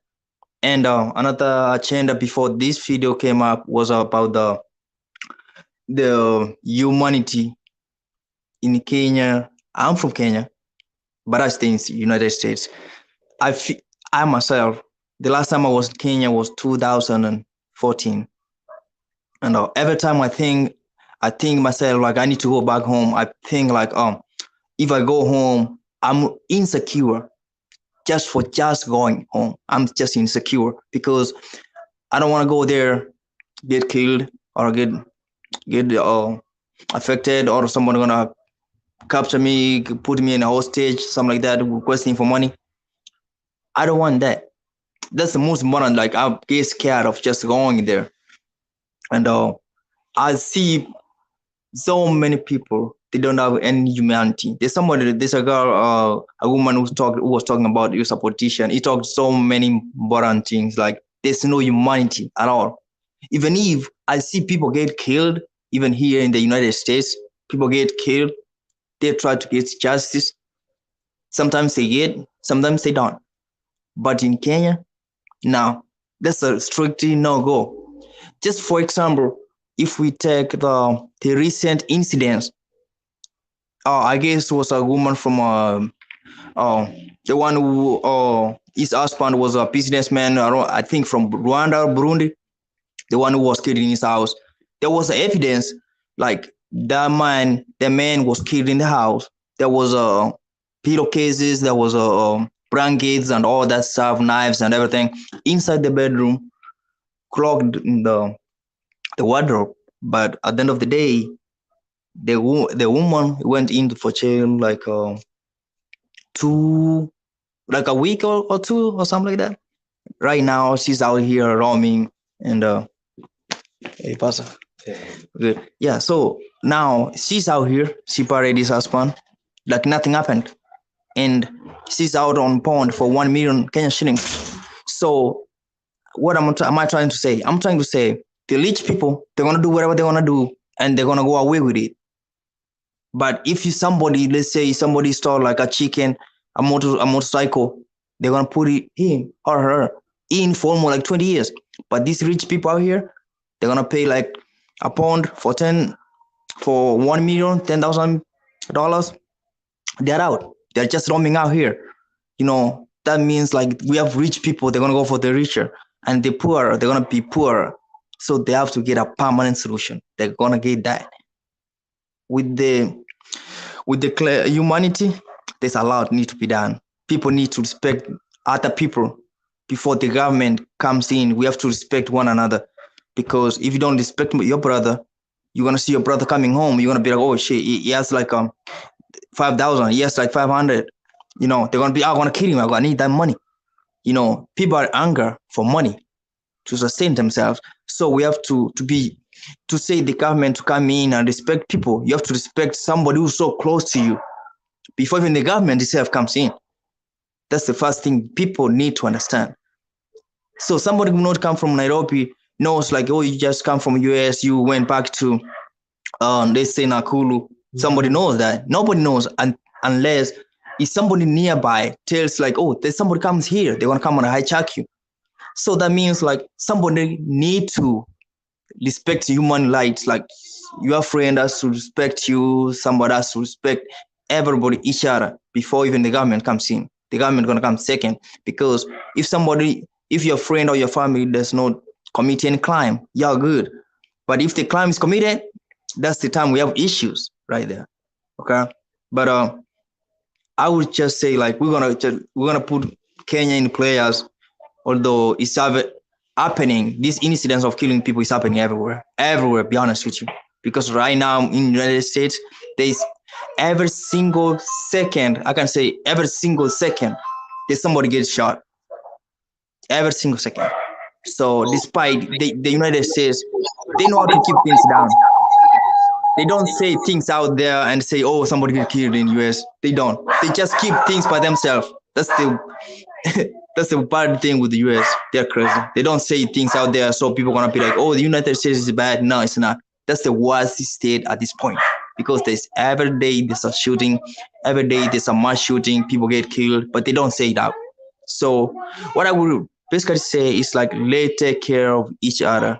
Let's love one another before even the government comes in. Okay. All right. Thank you for listening. That's what I wanted to say. Thank you. I appreciate that. Thank you, Empire. Where is Omondi Jakano? I'm here. But we have questions for. Oh, you have So Omondi, questions? continue. Progress, Omondi.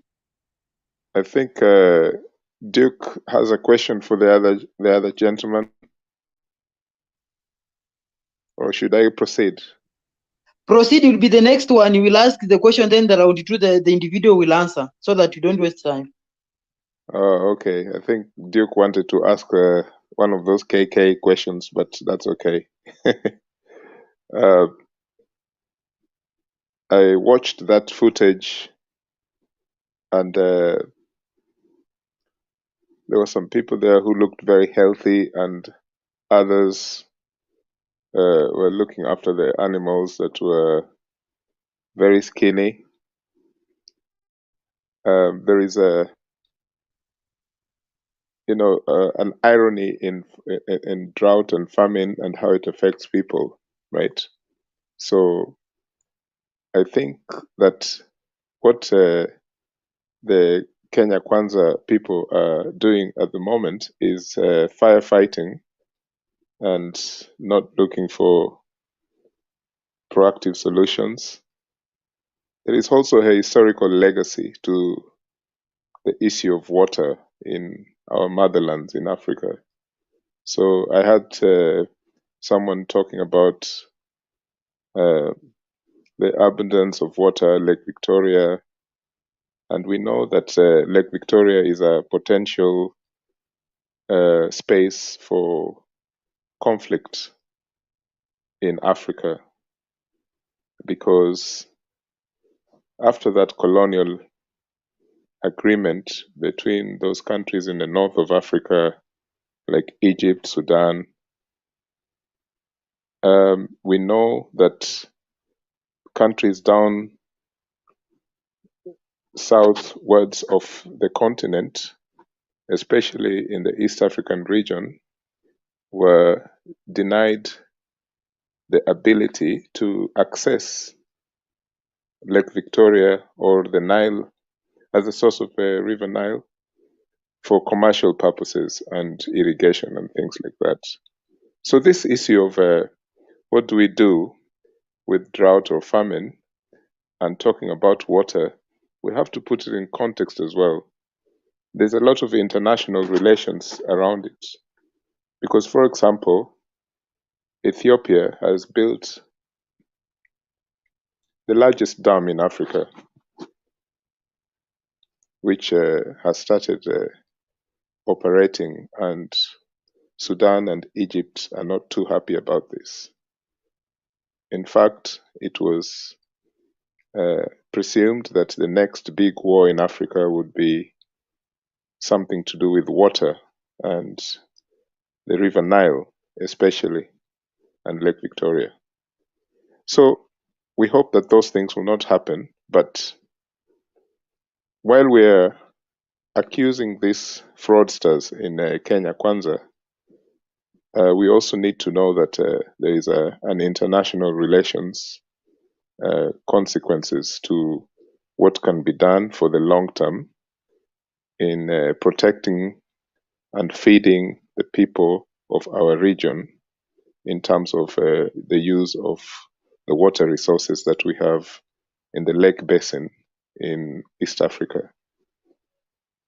I wrote an article recently about this very problem, not because I care so much about the Kenya Kwanza government, but because this has been a consistent problem affecting our region. In fact, Ethiopia is facing the worst of this crisis at the moment.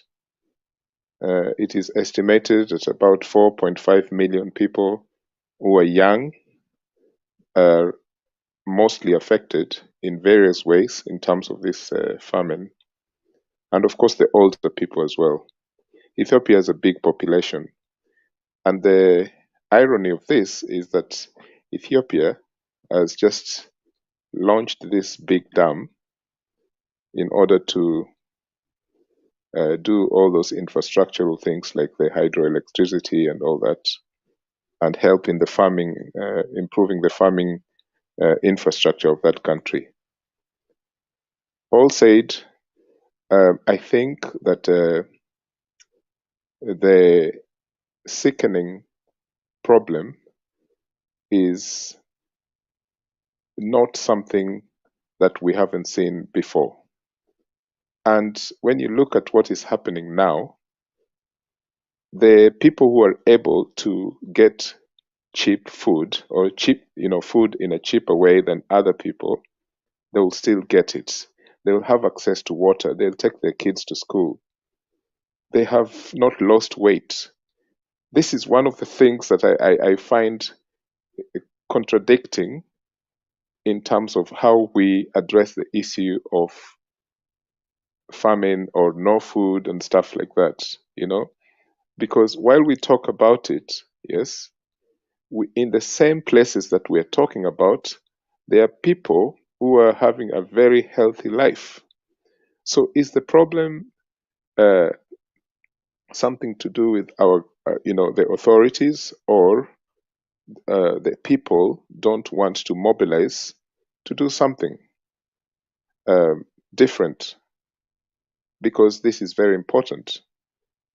And I don't like to assume that because some of us live in the diaspora, we can do things better than what people back home do. No, that's not true. In fact, in most cases, people in the motherland are doing things in a better way than we're doing in these places.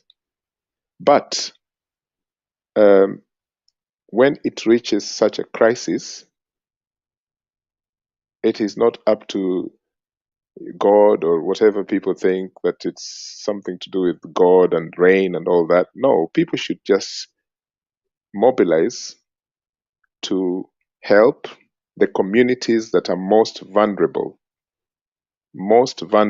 because there are people who are vulnerable, yes, but there are people in the villages, in the towns, who are the least, wealthy, the least access to even water, so the most vulnerable.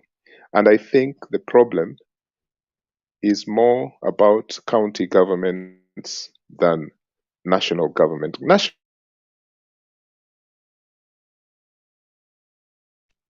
Makes national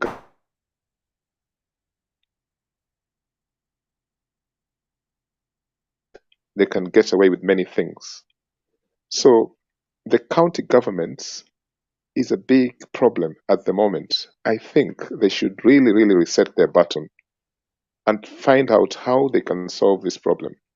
Because, for example, yesterday I heard someone in this channel saying something very constructive. I think it was Alex, about what happened to the silos that used to that were used in the past for storage of surplus foods, the grains and stuff. And there's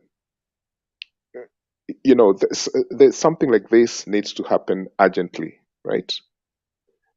Kenyans are obsessed with land. I'm buying land here, land there, and the land is just sitting there, right? We have all these multiple problems that we need to address honestly, right? And I think that this conversation is part of addressing this issue. Otherwise, we're sitting here wasting time, which I know we're not. So this conversation is actually very important, because that means that we're addressing this big issue that is affecting the land. So anyone who is interested to know, and I'm wrapping up in 2 minutes, the story of famine, the potato famine in Ireland, for example, because I'm based in Northern Ireland, which is still legally part of the UK, but the whole of Ireland, the famine that devastated this country, and millions of Irish people moved to America over 150 years ago, 100 to 150 years ago. This was man-made. And I would like to compare it with what is happening in Kenya now. This famine and the droughts that we have in our continent are things that are politically engineered. They're man-made, or you can say woman-made. This might sound something silly or just a dream, but I think it's true, because you can ask yourself the question, why is it that when these things happen, governments fall all over themselves, thinking that people are so stupid that there's no reserves, that there's nothing else they can do? They're feeding themselves well. They know they can import things cheaper from different countries. They know that the government has the resource to do this. Now, in the case of the Irish famine, what happened was the wealthy kept living, a normal life. The poor were devastated, and the grain and potatoes were left to rot in storages, during the winter and stuff like that. And people were not able to access these things simply because of issues about transport, the logistics of the time. So the poor were devastated in this famine in Ireland. And this famine in Ireland has an everlasting legacy in this society. They will never forgive the British for this particular event, amongst many other things, right? So the famine we have in East Africa or the Horn of Africa, it could be lessened if our county systems in Kenya, for example, are prepared to work, not these small type things that they're doing. No. I'd rather people have food security than infrastructure, because with food, there's health for the animals and for the people. And I think that if this continues for a longer period, it might cause a lot of instability in different parts of Africa. But with the drought that has been going on for the last 4 years, we hope that maybe something will happen that can change things. But at the moment, I would just urge you guys, wherever you are, mobilize, help the most vulnerable. Even if you can change the life of 2 people, that's enough, you know? So that's me. Thank you very much for listening. Thank you. So we have Duke.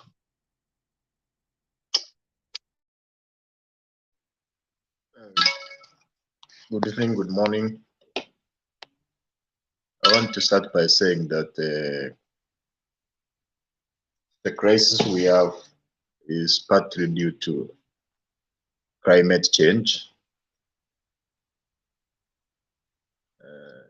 Number 2, we can talk about poor management of resources, both by the county government and the national government, because actually like 70% of the earth surface is covered by water. So I don't think that water should be a scarce resource anywhere. If we have a working government which is resourceful and creative, harnessing its resources.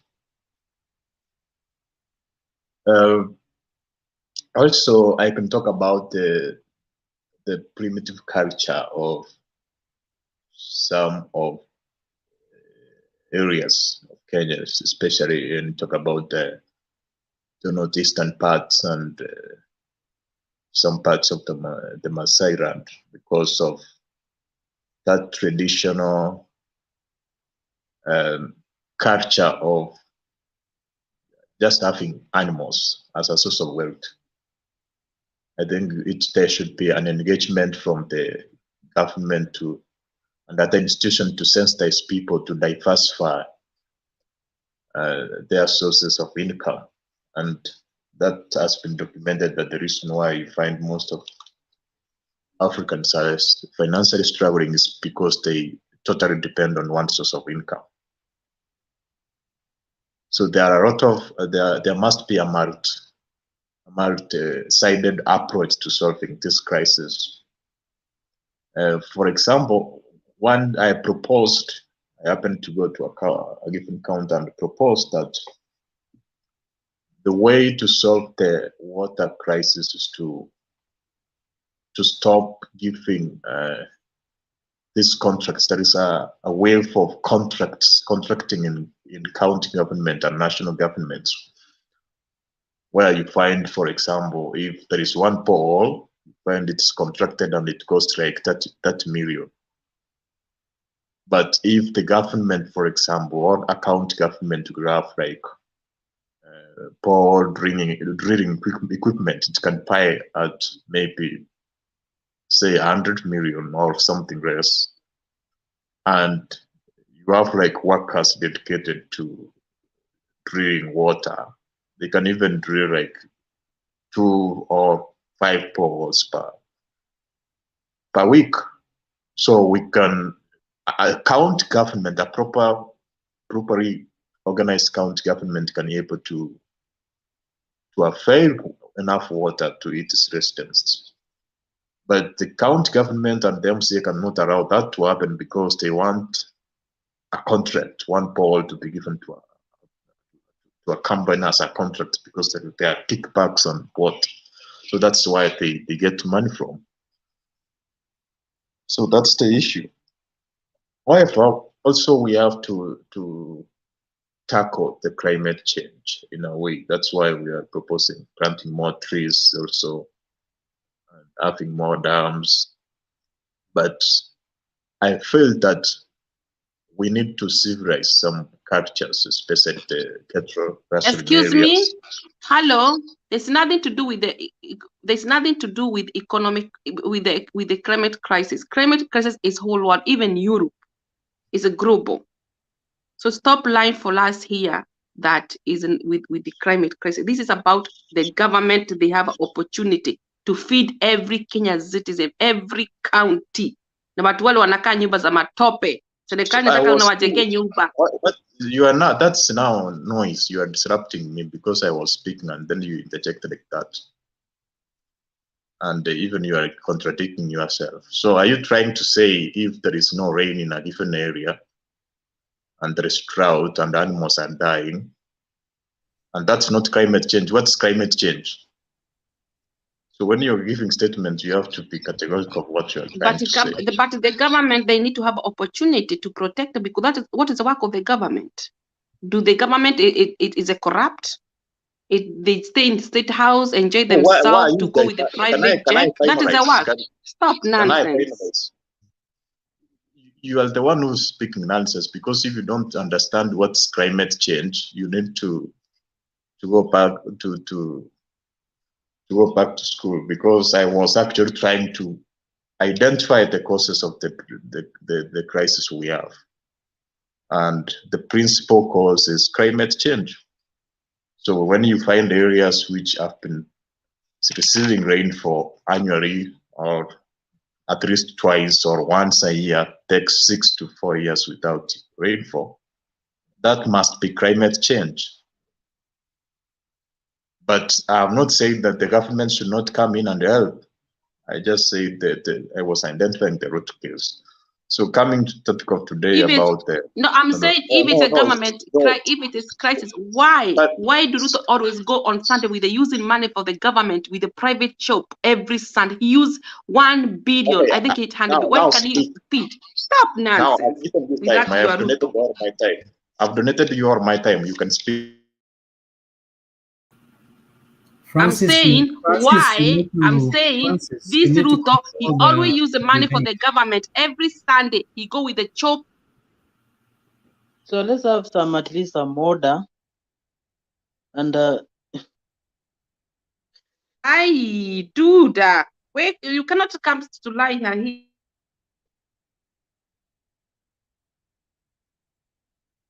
So let's have at least some order, please, Rhoda. Let's have Duke some time. We'll have a time to counter that. Let's have Duke some time, because you can have time to counter that, and you can progress, Duke.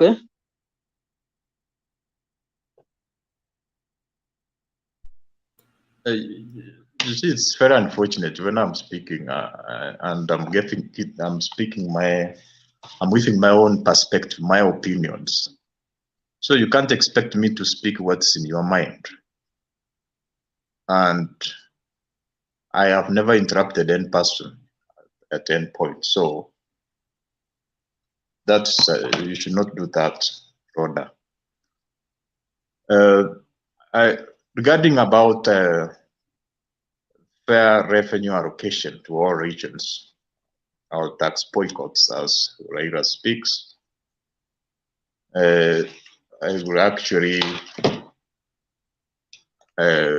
partially disagree and partially support that. I can, first of all, taxes have not been increased. If it's good for Kenyans and especially the mainstream media to access the facts regarding taxes and taxation in Kenya. If you read the tax code and the CPA 470 Act, that you can be able to see all that the taxes of Kenya and all the provisions, and actually how the taxes are enacted. It's not the president who comes up with taxes or who increases taxes. It's the Parliament of Kenya. So far there is no adjustment of taxation. But the reason why the president is pushing for all Kenyans to pay taxes is because we have a debt crisis. We cannot continue to go out to borrow because we have exhausted even our limit.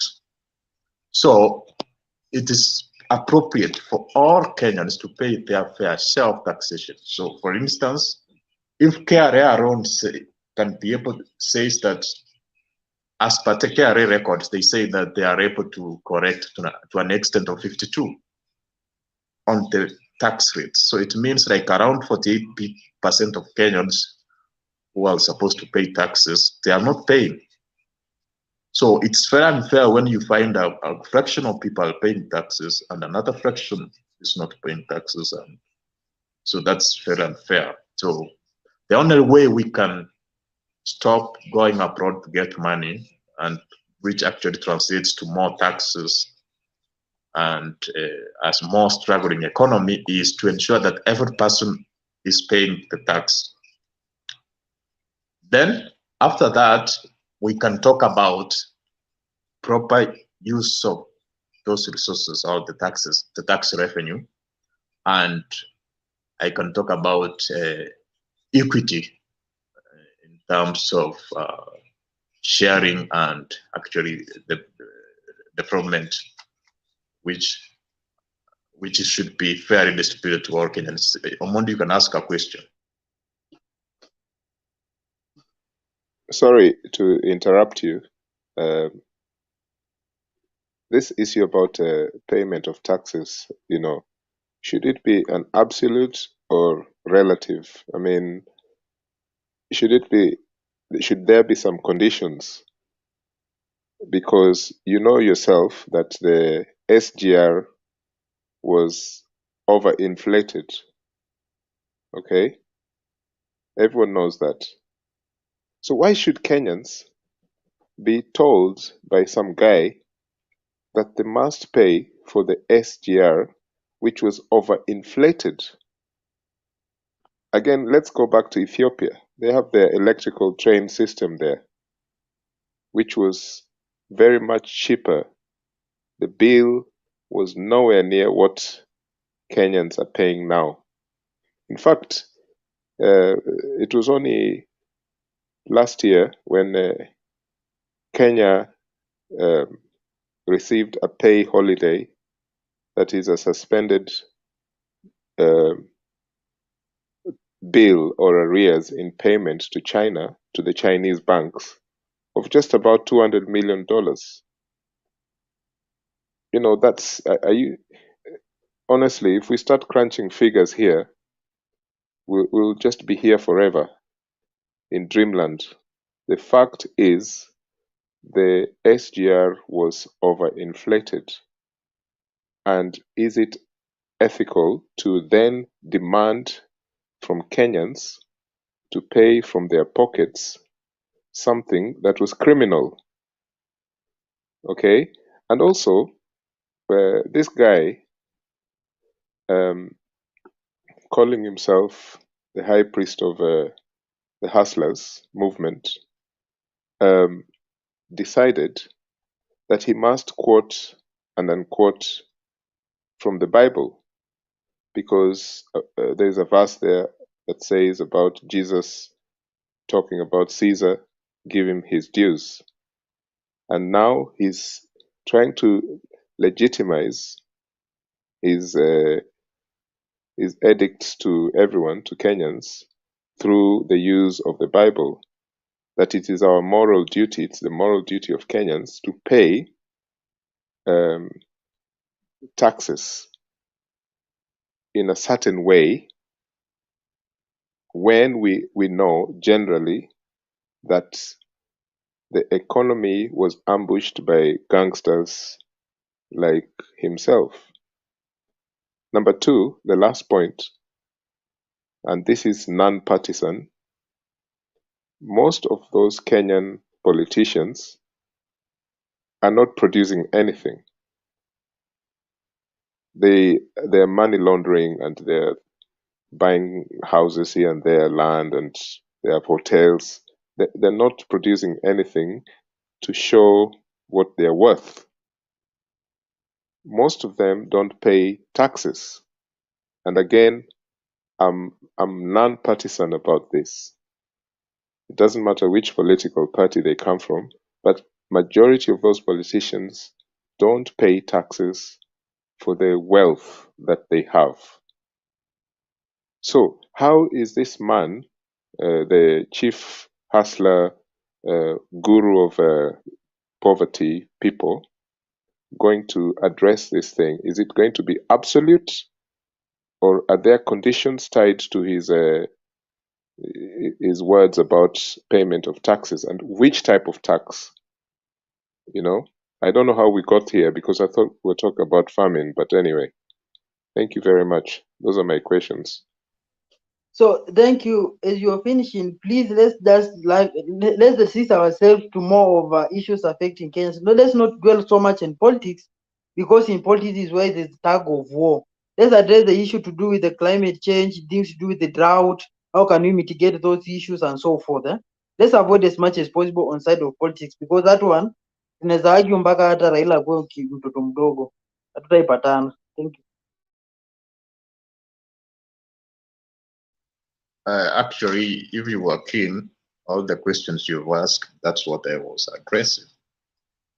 I was saying that the fact that there has been misuse of revenue collected by the government, it's a fact. There has been a misuse, whether it's in government institutions, county governments, and across the board, from MCAs to governors to members of parliament. There has been a massive misuse of resources. So what we are stating is that we must demand for accountability and fair distribution or allocation of those resources. So it's like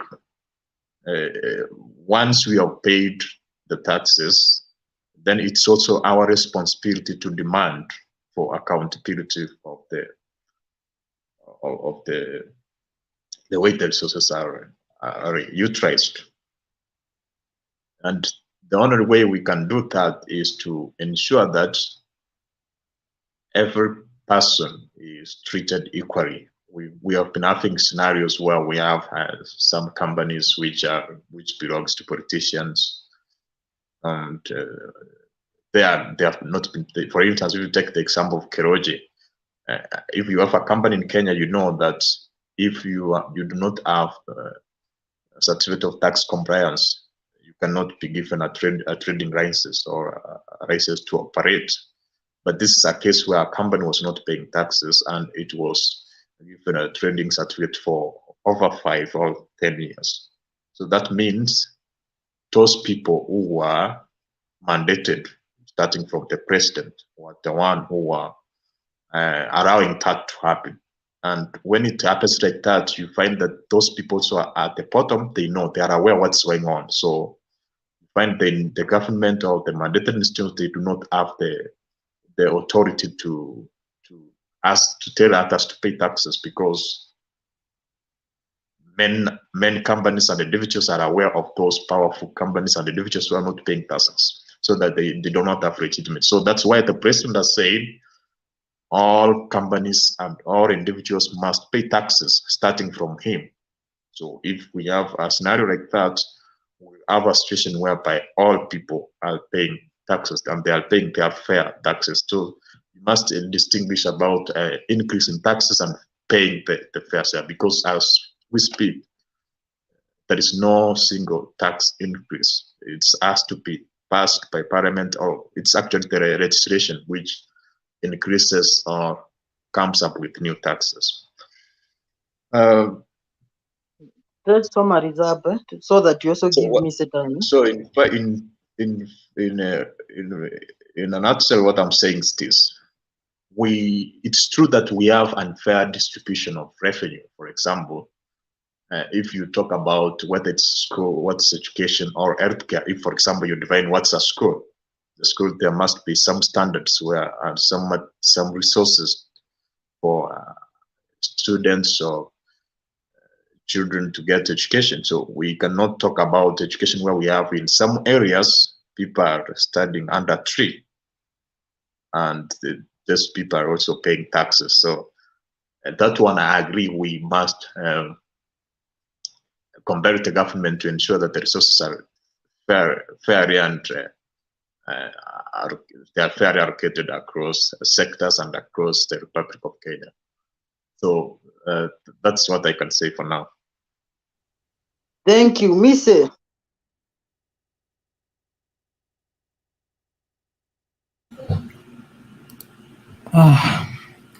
Thank you very much, Francis. I was just concerned with Rhoda. Rhoda,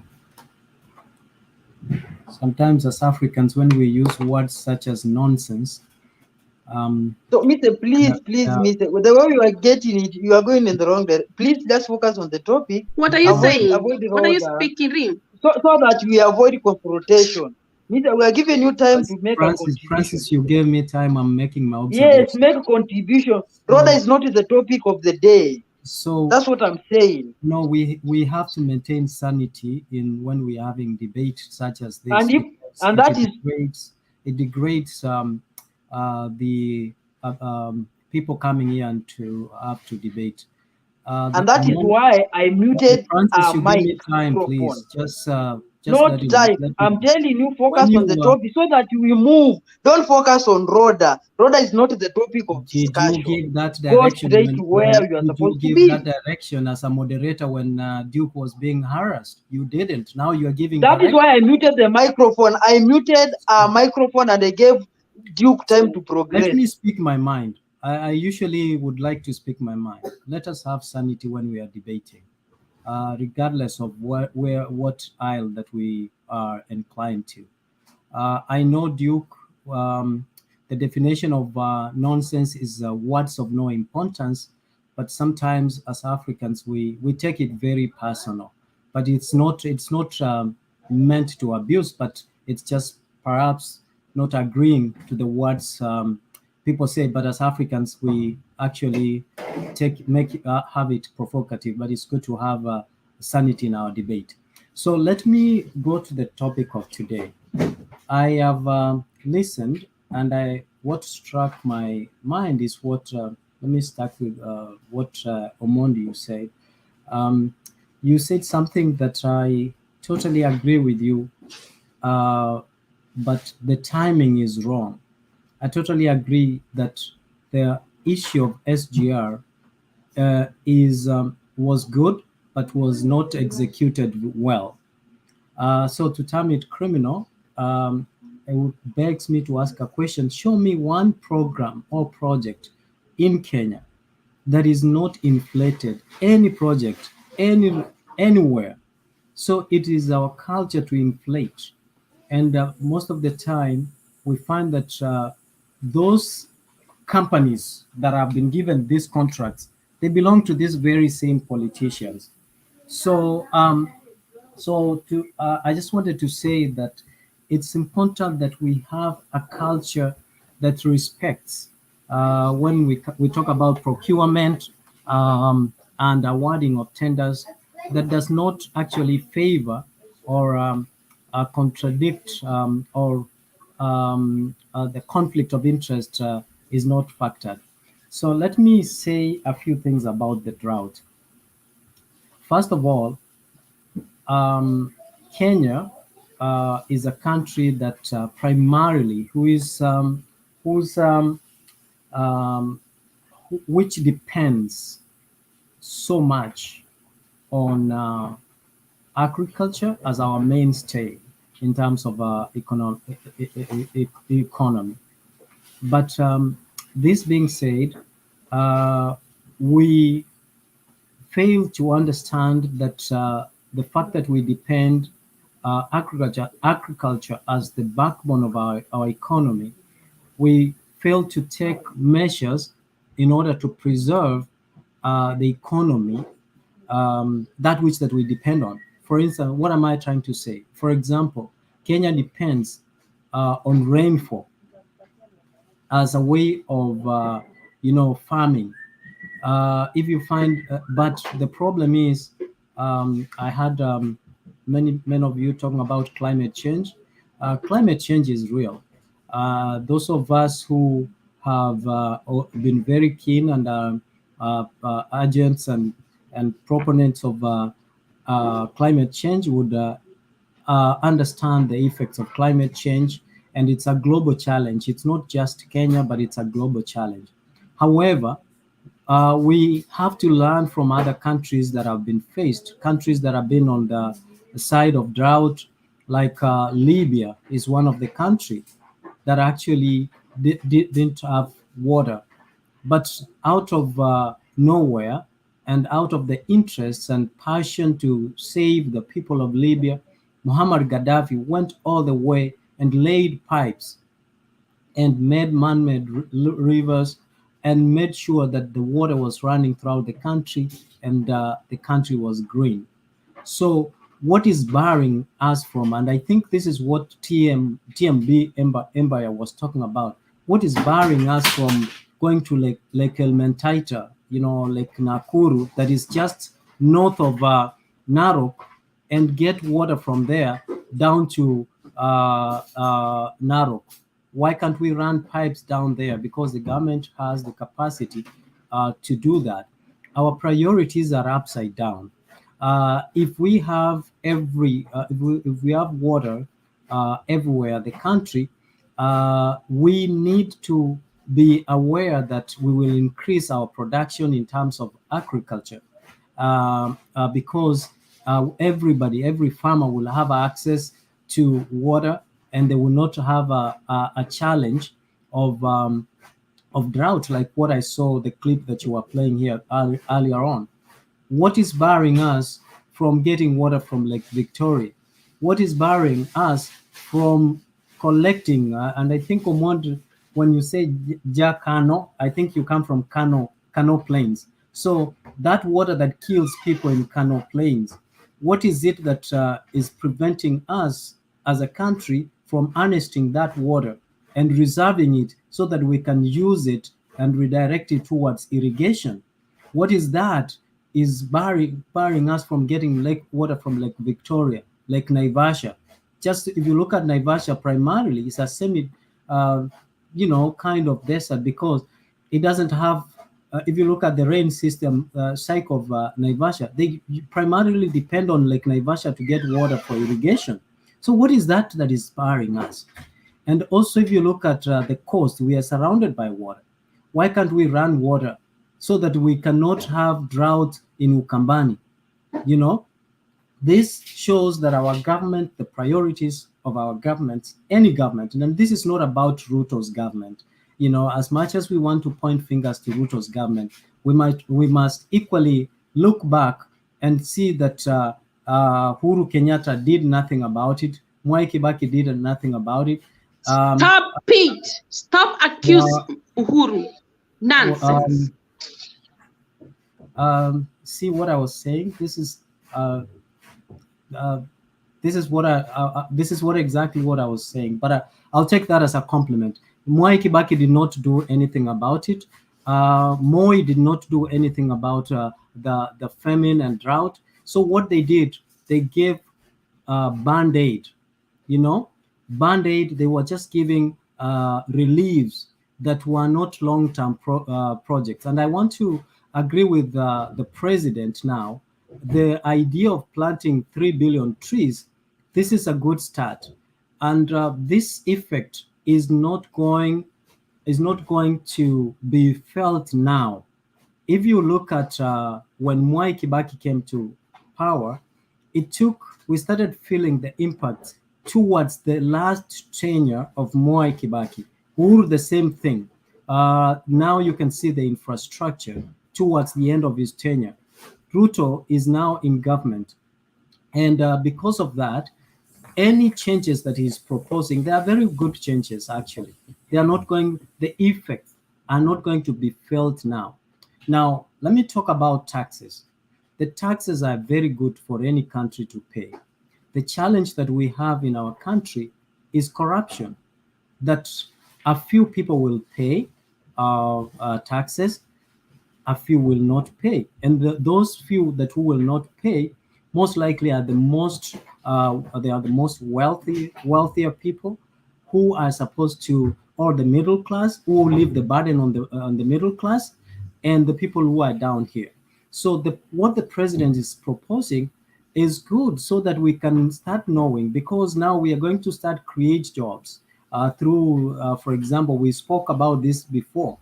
the president suggested that we are going to have construction as redirect our, instead of kazi mtaani, we are going to have move to construction. And we all realized the other time during our discussion that construction has more than what we are seeing or we are trying to dismiss and call mjengo. If you look at huge constructions, you will find that there are many jobs that are actually under construction. So you'll find carpentry, you'll find plumbing, electrical, cemetery, the companies that produce mabati, metal, chuma, will increase the supply, the demand, and the supply will need to meet the supply. So what the president is proposing is not something that is going to help us tomorrow. It is something that will feel the impact of a period of time. Now, what about Raila Odinga saying that they will not pay taxes if there is no equity? I think Raila Odinga is a statesman, and I think we need to see him working towards the prosperity of our country, not sabotaging the presidency of William Samoei Ruto. Telling the public, as someone who has a lot of followers, as someone who has been a champion of very many things, I think we need to see him, if he believes and if he's is patriotic, we need to see him encouraging the people to understand that once someone has been in power, it takes a little while for him to roll out the manifesto and the impact to be felt. So I don't want to see Raila, even when there are acts of God, and the acts of God in this case, a severe drought can be classified as acts of God. I don't want to see Raila becoming or acting, or exhibiting as traits that are either reflecting him as a bitter man who lost and now he's doing everything to sabotage. We said please about election. People are away from election. So we don't want to see people coming to sabotage the governance and bringing a lot of toxicity to the people who are suffering economically. We want to encourage our people to be patient, because the economy, the effects of economy, they are global. Even those who live abroad, they understand that uchumi ni ngumu sana, sio Kenya peke yake. Watu wanalala njaa, people are in the streets, even people don't have jobs, even some developed countries. So sio Kenya peke yake. But in terms of drought, we need to look at long-term projects and to mitigate this to happen in the future. Thank you very much. So thank you. There's a video I'm playing. I'm the judge now. I'm the boss here. I'm the boss. Who the heck is Rhoda here? She's very annoying. Rhoda, you look like a very mature person, but you are acting very premature. Matiangi, please. There's a question I want to ask Miss. Miss, which year are you born? Which are you born? 1990s or 1970s? Which year are you born, Miss? Which year are you born? I'm in the 80s, Rhoda. I'm in the 80s. Remember when Kibaki take the government, Moi did left nothing, and he make the school free of charge. I was very ashamed when you hear what you are talking about. Rhoda, very shameful. Very Rhoda, shameful.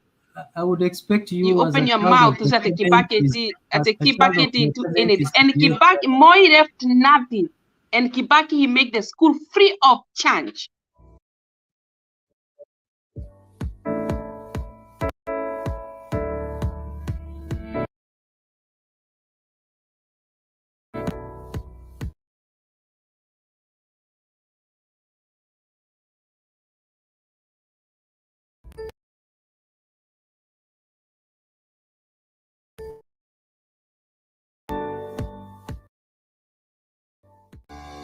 Thank you for staying with the Metro Center. This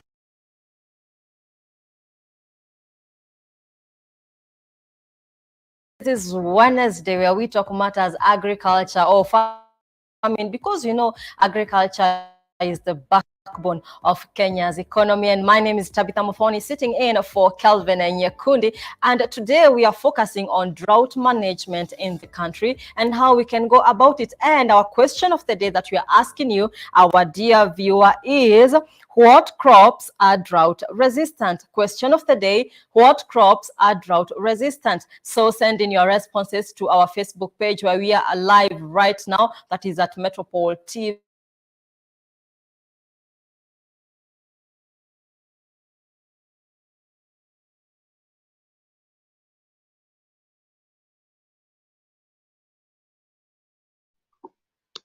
Hey, Bwana, every minute counts, Bwana. That video is not playing.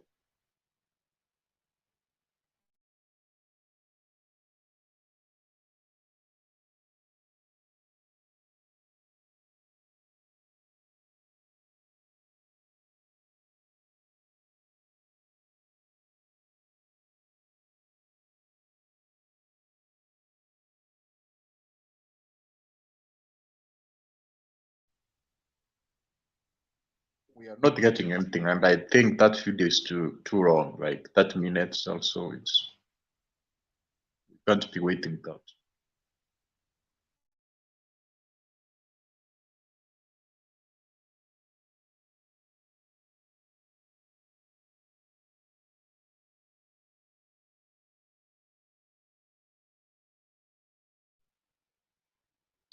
Bwana, toa tu hiyo video, Bwana. Aish, we need to hear people talking here, not watching this video. No sound, no nothing. Remove this video, please, because it's saying nothing. So I want to answer this guy called Mill. Mill, stop lying. Kibaki, he is a president. He made a history in Kenya. When he took the office, 2002, Moi left nothing. It was zero. Okay? It was a zero. And he makes school free of charge in primary. Francis, can you use your mute You can't button? assume. Or do you want You all can't of us sit to here talk to at the lie same and time? pretend. And Uhuru, he have done amazing. He have built a lot of road. Many county, they didn't have a road in Moi. So what do you In want Moi Ruto to regime, do we didn't in have a road. 3 months? So you cannot stop accuse Kibaki and Uhuru. You are a liar. You are a liar.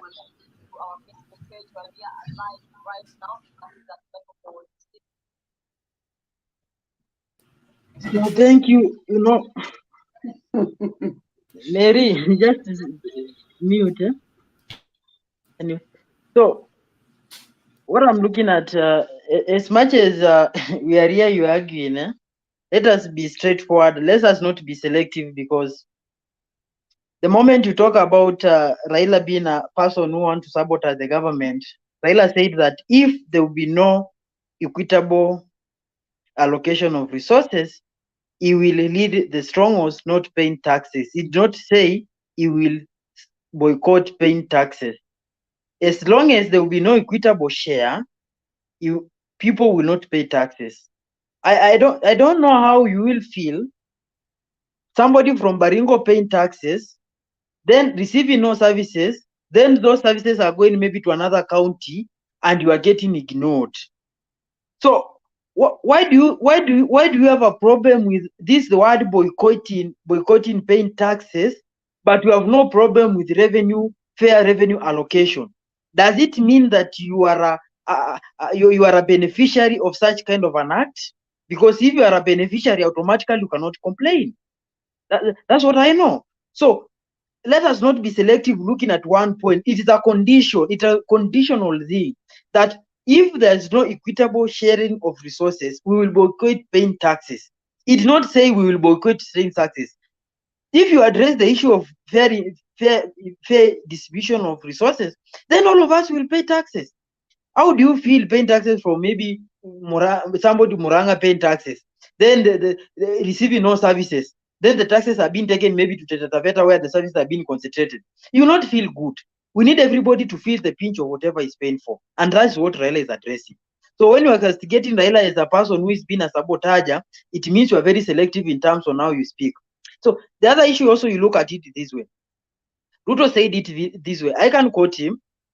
Anybody who is 18 years, who has an ID, should have a KRA pin. Chances are that the individual will be subjected to what we call poll tax. A poll tax is a tax that somebody might pay without looking at the source of income.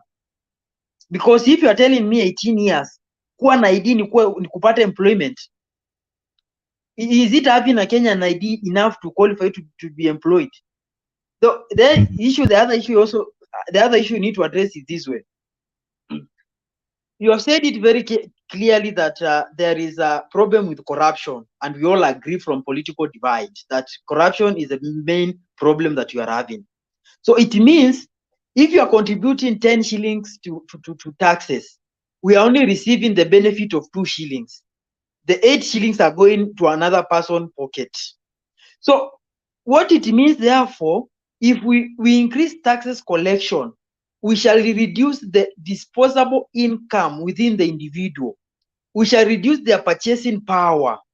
So what it means, they will not be able to access some services they could have accessed earlier because their income will have reduced. Then that income will not translate to provision of health services somewhere. It will translate to somebody becoming a billionaire. So it means the consumers will be nil. Actually, they will be even negative because they will have contributed to making somebody rich. The service that they expected is not there. The income that they could have used to gain that health services, it's not at their disposal.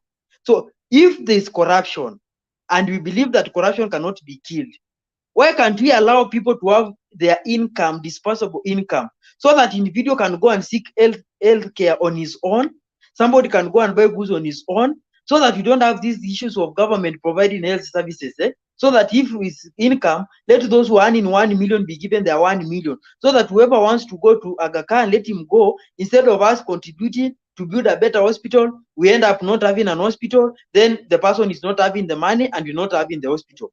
That is the issue that we need to address, because if what we are paying as taxes does not translate to the benefit we are receiving, and the citizens are being impoverished by taxes, then we have a problem, because we'll end up having few individuals who are super rich because of corruption, having more poor people because their income has been reduced and they're not receiving the same services.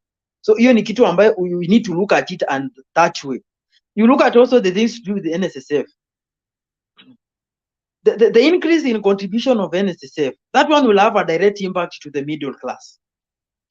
And the contribution to the NSSF, it means the middle class will not be able to purchase some commodities because their income will have reduced. Kenya is one of the most taxed country. I will give you an example of let's pick a teacher. A teacher will be taxed income taxes. After that, the little that will remain at his hand, he will go buy goods at supermarket which are having VAT. After that, he will go and take a matatu that is having the petroleum taxes. After that, he will also recharge some kind of airtime which has excise tax.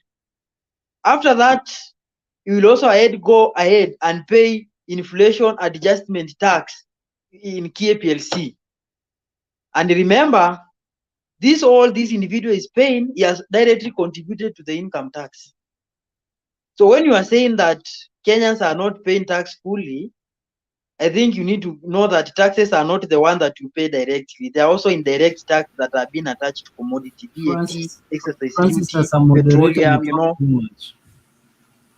Wait.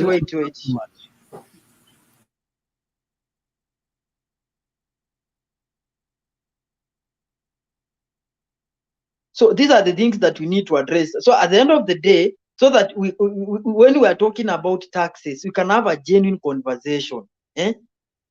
You know, there's no country that has fully developed because of taxing its citizens. Reason being, if you keep on taxing the citizen, it's like you are taking from right hand, putting it on the left hand, and then the left hand disappears. So we need to increase the taxable capacity, not to overburden these people who have already been taxed.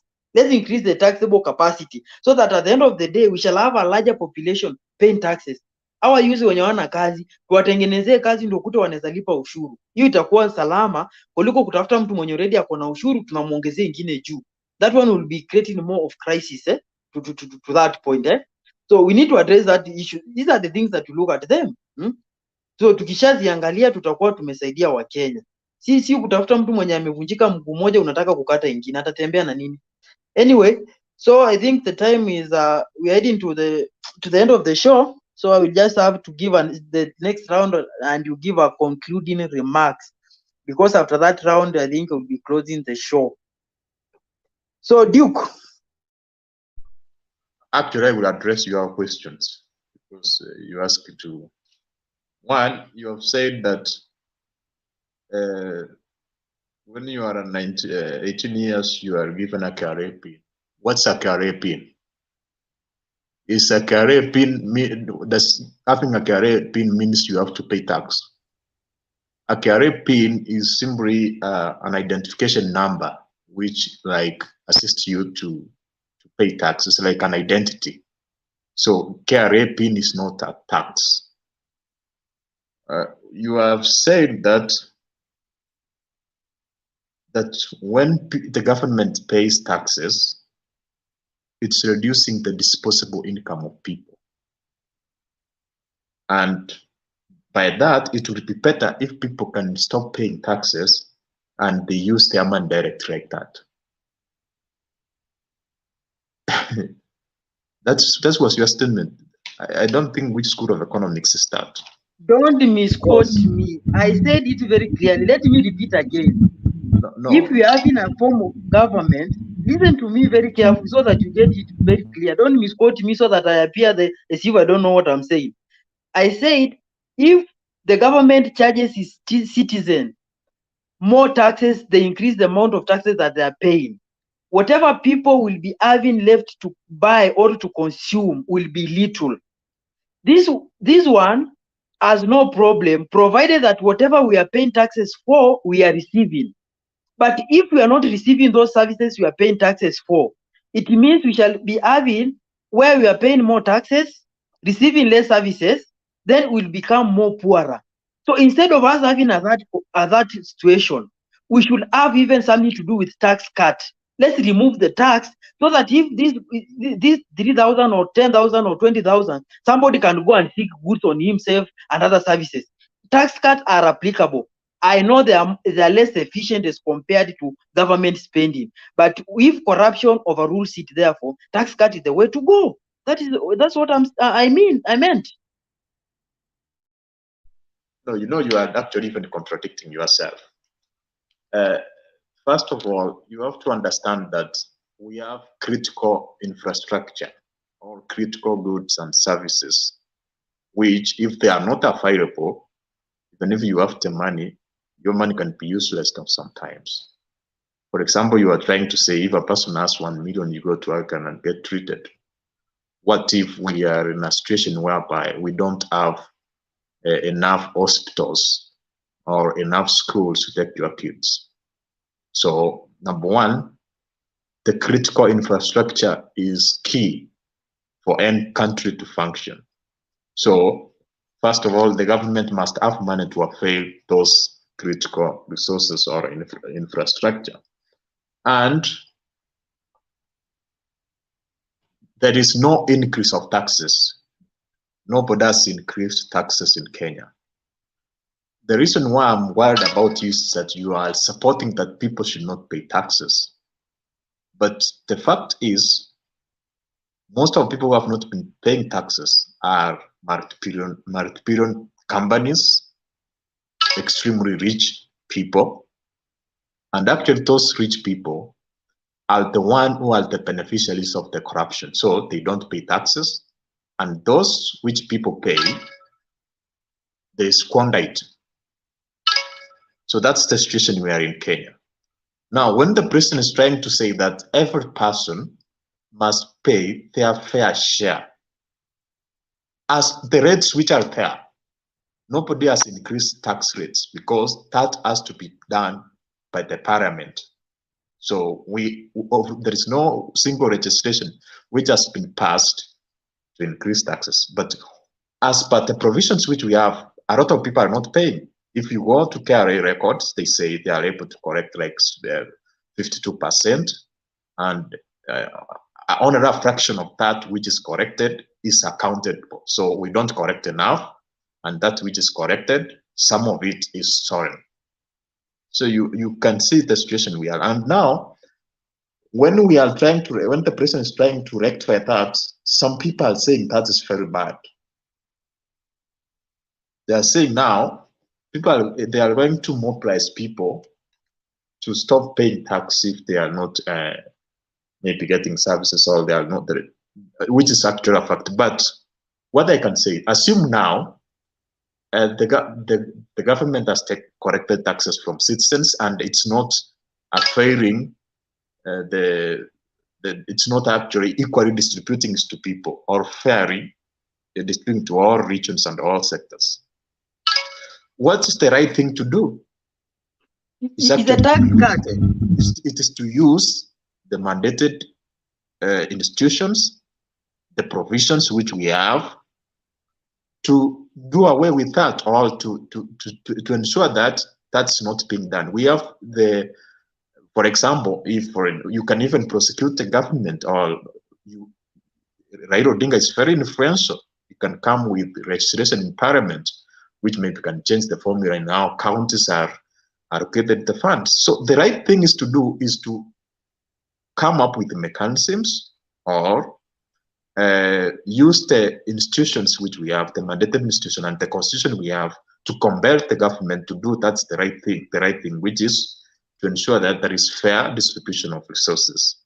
So, but when you are trying to say that now you are going to incite people not to pay, and some Kenyans others would take an advantage of that, and you think that you are now punishing the government, actually the common people are the one who will suffer most, because if the government does not have enough money, then it will not offer some basic services. But those rich people who are inciting you, they can go abroad, get those services.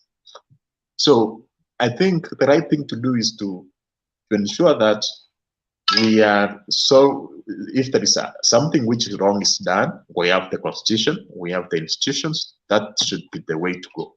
That's what I can say. Thank you. Let's have Mary, then we go to Mise as we are concluding. Mary. Thank you for this evening. The first question I have is, a comment is on Mise. Mise, you said the government that is doing the best because of what is going on, meaning that the previous government didn't have the plan. But I would say this, remember we had these dams which were supposed to be constructed. There were many dams and they were never constructed, which were kind of lack of water, and maybe it could have been used for irrigation. That is one point I just wanted to point out to you, Mise. The other thing is to Duke. Duke, you said about taxes. Are we middle class people, if we are charged taxes as you are talking about, more than what has been going on, and still people are feeling it, it's gonna be a problem. It's gonna be a burden. And as Francis was trying to explain to you, he was trying to say that you pay taxes from your house and back to your house. When you leave your house all the way to work, come back from work, all the way to your house, you are paying taxes. So it's a lot of money you are paying. So how do you want to survive if that is the case? That's my question. Thank you, Mary. Mise. Mary, I think you misquote me. Let me correct myself. I said was very categorical in saying that um, Kenya has very beautiful and ambitious plans, projects, but what impedes or the greatest impediment to those projects is corruption. And so every project that we have ever started, because of poor, because of corruption, we don't execute it. And that's why I agreed with what Omondi was saying. Yes, SGR is a great idea, but the execution and implementation of it was a sham, right? So, and there are very many other projects, one of which you have mentioned, the dams. So the problem is that we keep doing the same thing every year, not even recognizing that it didn't work in the previous government, and try to either retire the policies or renew the policies. What I was meaning, and that's why I was saying I went back to Moi's time, I went back to Kibaki's time, I went back to Uhuru Kenyatta's time, and now to William Samoei Ruto. So until we address the issue of corruption, we will still be cycling around the same problem, expecting different results. Now, for instance, when during the Uhuru Ruto's government, when they came up with increasing dams and as a way of trying to get a source of water in areas that needed or they had identified as needy areas. What is the source of water to those dams? What if it takes 2 years to before it rains? Is that relevant? Is that dam relevant? Is it addressing the issue? That's why we are saying, in my argument, I was saying we should start looking at. Of course, we know, the coast, the water along the coast will not dry. Lake Victoria will not dry. Like Elementaita, this water, in the meantime, until it rains, we can start tapping from them and supply the whole country. Libya did that, and they flourished in terms of agriculture. That's why we're saying our leaders must look above and beyond where they are now, stop doing the same thing again and again, expecting different results. Now, in terms of now going to my submission, to my closing remarks. First of all, Mise, please, let me inform you that about the dam, we cannot take literally that they are not useful. You never know whether it could have helped people even to do irrigation, to have grass around. We could be having water for those animals to drink. Remember the rain that rained in, I don't know whether it was a Singishu, which flooded, and even I think some people died because of the flood. And that is the water the government was intending to have it held in a dam. That's why the aim of the dam was. So when you say that water to be caught from the ocean or whatever, how about those far places where there is no ocean? So this is the idea the government was coming with for the the counties which are not close to the ocean, to have its own reservoir for water. But now you are saying that that the government is not prosecuting corruption or whatever. It is not going to happen. But the time has passed for it to be like they are taking care of their inhabitants around where we are now seeing these problems. That is where my concern is. So about dam, that was a serious thing, very nice, and strategically would have taken care of the people because of having water near them, and they can use it for better use so that they cannot be having dry places like how we are seeing. Mary, I did not say that dams are not important, but I was saying in the absence of rains, most likely the dams might not be very useful. I am a beneficiary of a dam around, but I have also witnessed a time when it's dry. So what I was suggesting, and if I might maybe reference what I was saying, Libya, the whole of Libya, they ran pipes across the country and they were able to supply waters every corner of the country. So I was suggesting as a long term, yeah, it's good to have dams, but as a long term, to be able to combat these issues of drought so that we don't have, to me, a dam is like a band-aid. A band-aid is not a bad thing to have, but I was looking at how can we heal this problem once and for all. So this is what my argument is. I do agree with you that dams can be a solution, but what is the long term so that we can resolve this problem once and for all? That is what I was arguing. But I do agree with you that dams can be helpful, and they have helped in other places. So I'm not trying to dismiss that.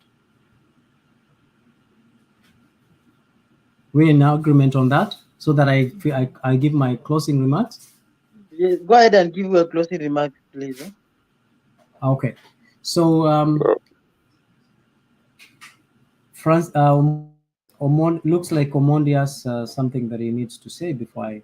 Yes, Omondi, 1 minute. Yeah, very quick. Just a point of correction. Gaddafi's project in Libya was not without its own problems.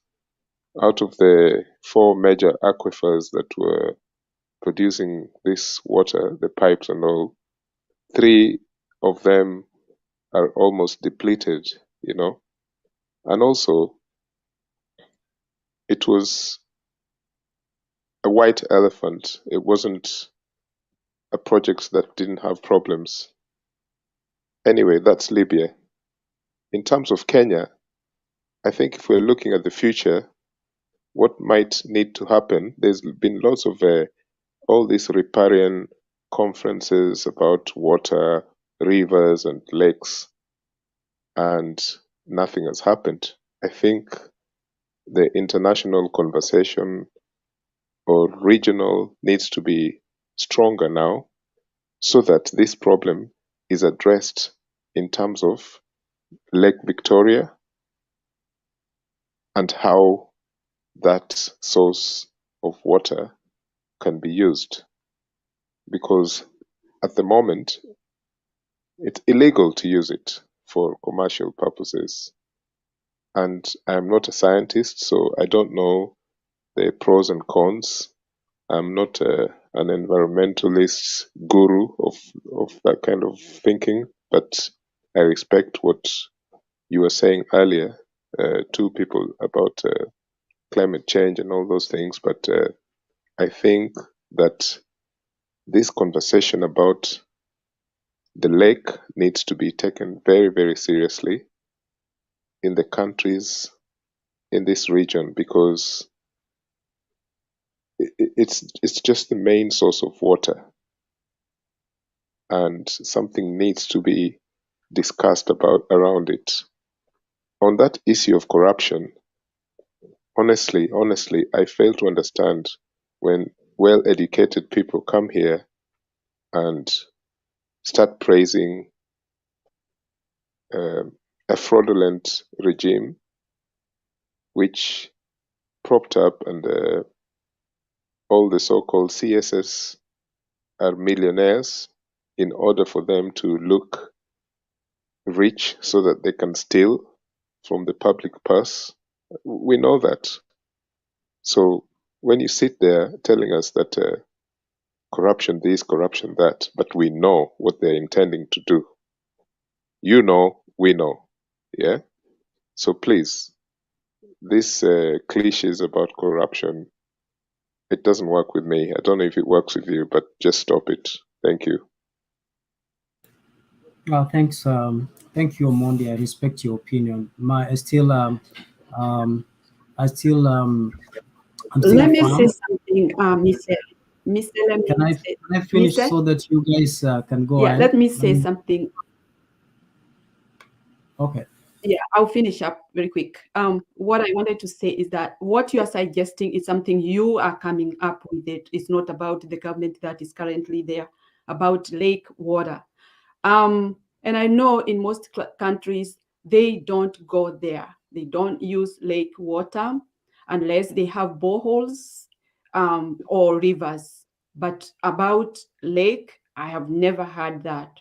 You see, like America, they do recycle of water that comes from wherever they come. It goes to the reservoir where it is treated and then back to where it started.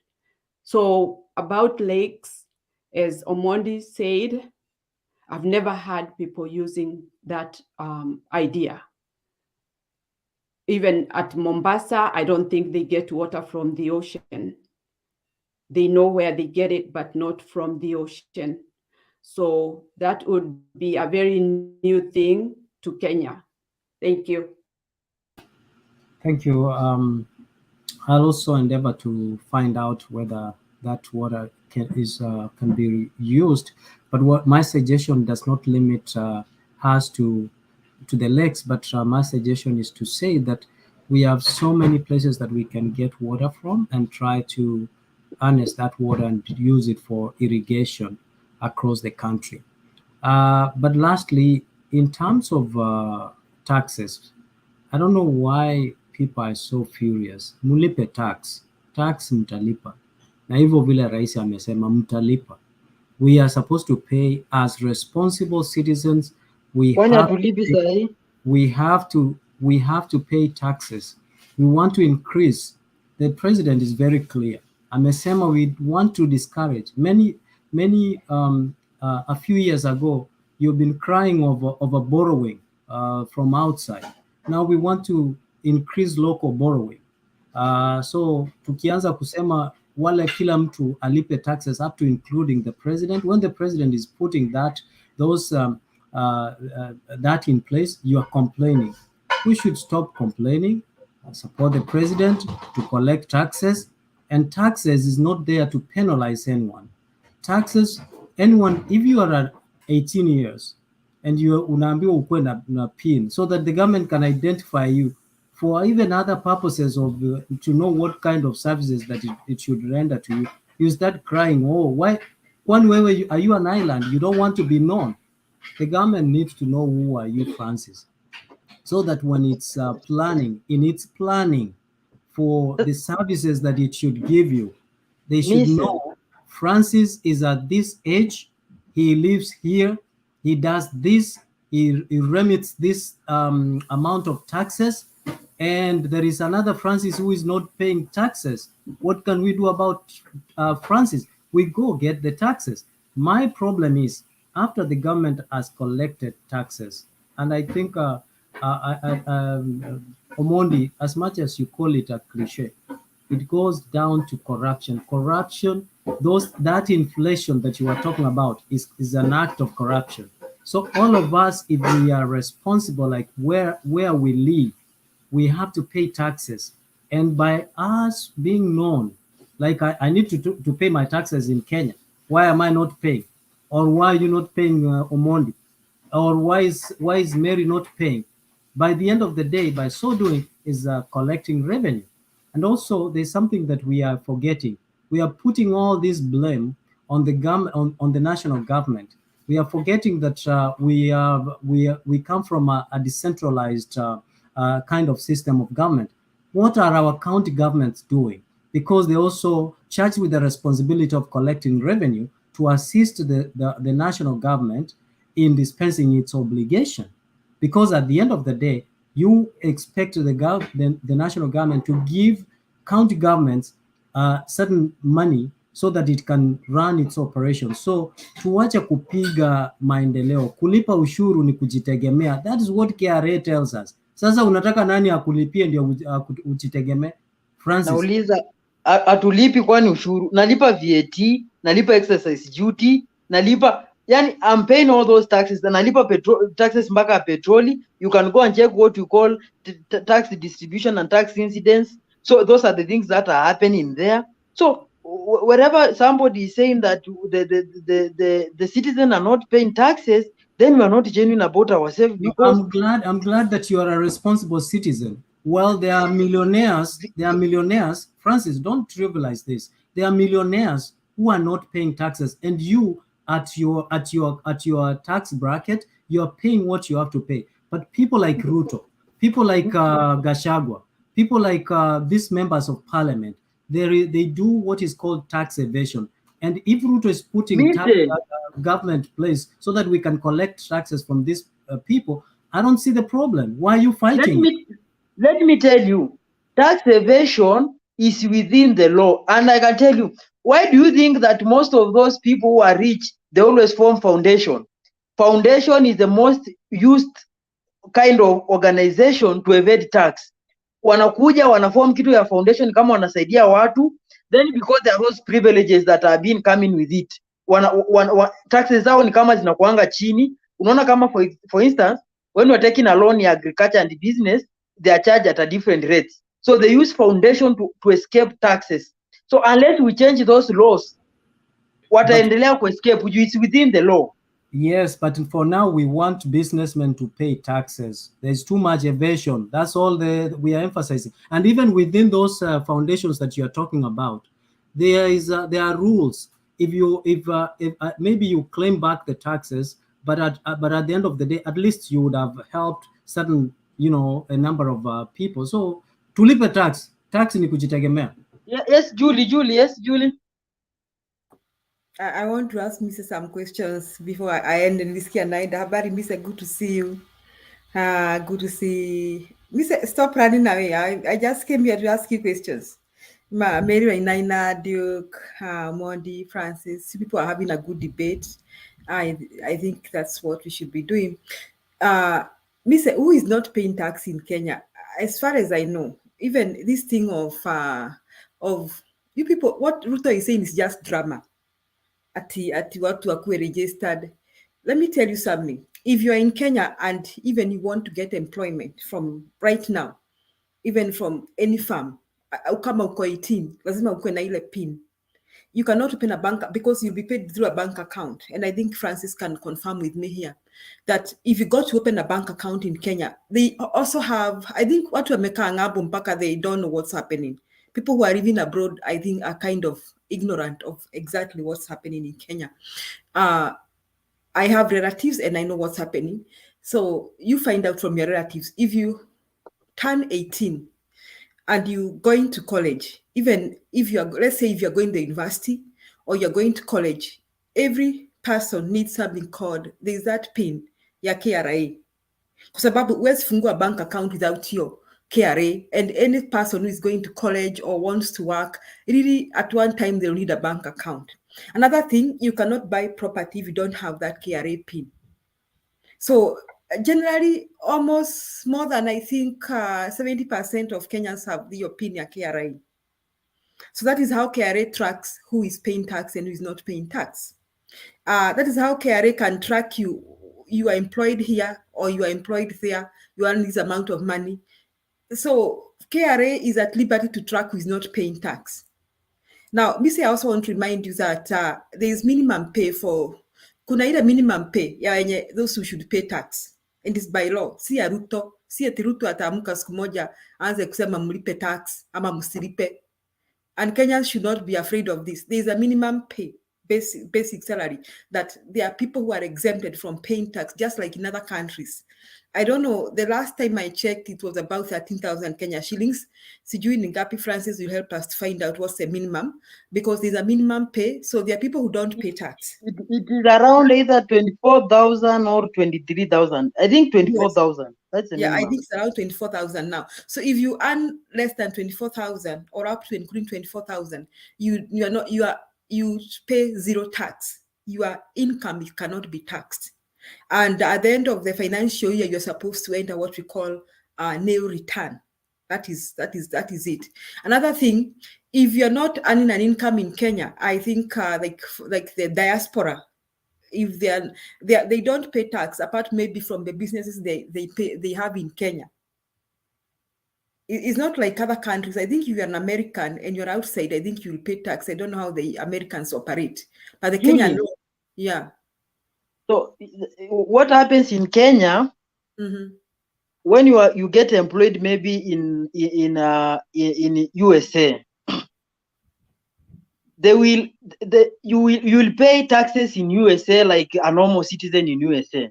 Yeah. When you land in Kenya, they calculate the tax if you are working they assume if you are getting the same salary and working in Kenya. They calculate the tax that you are supposed to pay. If in United States you paid more taxes than the one that you are supposed to pay in Kenya, they do a tax refund. If you paid less, you add to the side of Kenya so that we avoid over or under taxation or double taxation. That's what they always do. That's why they always need for registration. Okay, about foreigners, about diaspora, Francis, I'm not sure.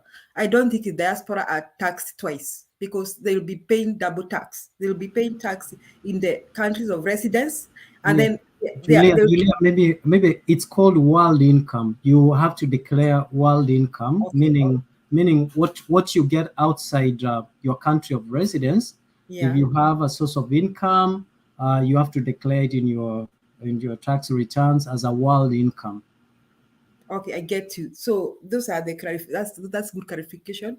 Thank you, Mise and Francis. So generally what I was trying to say is that, or I wanted to ask Mise, or maybe I have said it, that Kenyans are paying tax because KRA has room to find out who is not paying tax, because everybody, you cannot even buy property without that tax pin. Wezi, hata kama ni shamba, wherever, at a bank account. Even students, my children, when they were in Kenya, they had their numbers and they were declaring their returns, because they needed bank accounts when they were going to college. And so they needed to declare their returns, yet they were not earning any income. So what I'm trying to say, it is not this, it's just wasting what Ruto says. He just talks about, I'm sorry, he doesn't talk about policies. He's just wasting Kenyans' time telling them maneno ya tax, ati mtalipa tax.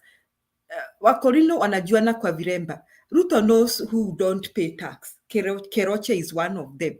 And when Keroche was being asked to pay tax, well, if they were very loud, that serikali ya Uhuru inamwingilia Keroche. And this one is in both sides, and I agree with all of you, whether those who are working with Uhuru, or maybe those who are in Baba, or even those who are with Ruto. There are many people that probably they don't pay tax and they get away with it because they can buy their way round. So it is not our business to keep thinking who doesn't pay tax. It is Ruto's government to work on that and minimize that. And it is just these people get away with it because of corruption. And unfortunately, your boss, Mise, cannot talk against corruption because he has no moral authority to talk, to say anything against corruption. Hawezi hata sijui hata anaweza anzia wapi. That is the biggest challenge he has. You see, that's the biggest challenge he has, that he cannot, because he'll try. Gachagua has issues with some money in the bank which he cannot say where he's getting that money from. And I don't even know whether Gachagua has paid tax for that money, a kind of income. And probably Ruto knows many people like Gachagua who are around him. So atafanya nini? So he's coming in public to tell us Kenyans lazima tulipe tax. No, he should just do his work and make sure those who are not paying should pay. So Kenyans should not be worried. This thing here, PIN, ni kawaida, even students have your, yes, Mise. Julia, let me clarify. I did not say that, well, I think it's Francis who was misleading us, that when you go to Kenya, you have to pay taxes. So I only said when I do my tax returns, I don't know about your countries, but when I do my tax returns, I have to declare if I have world income or not. That is not in Kenya. In Kenya, you can do your nil returns as long as you are in tax compliance. So the people who are misleading that I said that when you go to Kenya you pay taxes, I did not say that. No. But in my tax returns, if I have world income, if I have other sources of income, it's mandatory that I declare it as world income. Okay, in that case, Mr. You are talking about when you do your tax returns in Canada, not in Kenya. Yes. Absolutely. And do you do your tax returns in Kenya? Yes. So what you do an a return, or if you're okay, that's personal. If you have businesses and all that stuff in Kenya, you got to make that declaration. Yes.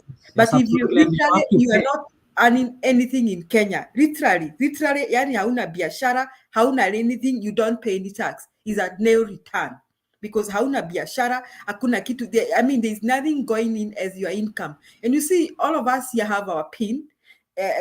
Before I came here, I had my PIN. So the government can track me, can track zile biashara nimejihusisha, what I have done over the year. So I cannot even lie. And if I get away with it, it is because KRA is not doing their work. So generally what I'm trying to say, Kenyans pay tax, and it is not that the tax is going to increase by Ruto saying all those things. The only way he can increase his tax, his tax collection is by doing the right thing and asking KRA to seal these loopholes. That is what I think. So that's what I wanted to say. People paying tax in Kenya, they pay, especially those small wananchis, au ndio wanalipa tax. When you walipi tax, ni wale tunaita mabwenyenye. Na wakorino wanajua ni hapo sasa. Tulia, umesema ukweli, au mabwenyenye walipe tax. Hata mimi ninajua watu wa hapa chini wanalipa tax. Au mabwenyenye, if the system is going to force them, if the president is going to make sure that au mabwenyenye wanalipa tax, I'm for it, I support. But if he is going to use that as a conduit of swindling public money that has been collected, then I'm against it. So that is my simple and clear argument. Yes, I think we are in agreement. That's the point, that mabwenyenye, and this one I want to say this. Now, I know all of us, me personally, I'm not convicted that Ruto's government will be successful in fighting corruption, just like they failed with the Uhuru. But I also want to say this. These people who are in Azimio side, especially the governors, when you talk Azimio, now we are in the era of devolution. And I think these people get a lot of funds to run their counties. Now, if they really think Ruto is corrupt, can they show us the difference? That's my take. Can we see a difference? Can we see a difference of people who do what they say? We cannot be so loud tukisema sisi ni watu wa baba, and then again we visit your county, kuna shule za nyasi za matope. I mean, we don't want to see that. We want to see a difference. We want to see that easy counties, they are for the people that were fighting or stood or were standing on an anti-corruption. Azimio was standing on an anti-corruption platform. So we need to see that. So that there is something that touched me the other day, and somebody was saying that there are some places in this country where people have been so loud and have fought for this country, which is good. Wametusaidia, tumepata multipartyism or constitution 2020, 2010. Lakini ukiangalia those counties, we have had governors, I think, since Kibaki. Governors wametoka wapi? Since Uhuru, I think 10 years now. Is it 10 years? Yes. So for those 10 years, how have these counties changed? If these people really stand on an anti-corruption platform, it will be a shame. After nawambia, me this time I'm telling what to Azimio, it will be a shame.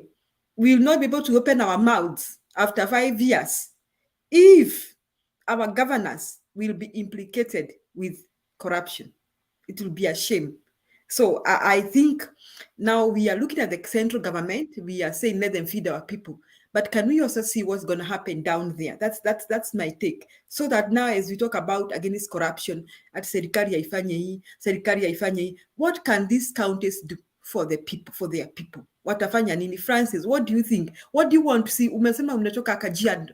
Yeah, who is your governor in Kajiado? Who is your governor? Olelengu. Olelengu. Joseph Olelengu, the former minister for internal security. So if I may ask you, Francis, matarajio yako ni yapi kwa Olelengu? So to me, one thing I believe on government that government is supposed to provide services that a private citizen cannot provide. These are roads, hospitals, schools, and so forth. So I expect to have an extensive road. I expect to have a good health care services. I expect to have good schools, public school. So these are the things that I'm more expecting from them. Then once they do that one, these are like highways to other opportunity. So once they do that one, then I will be able to access any other services or any other thing. Kama mimi nataka kufanya biashara yangu Nyandarua, niko sure nikitoka kwetu home, ninaenda with the highway, sitasimamishwa mahali juu ya maybe barabara ni mbaya ama kitu fulani. I will do it conveniently. That's all that I'm expecting from the government to do for me. So if I may ask, I hear these governors asking for money. What is their role? What are they supposed to do with their money? I don't know. You people, I know that the health services are under the county governments, right?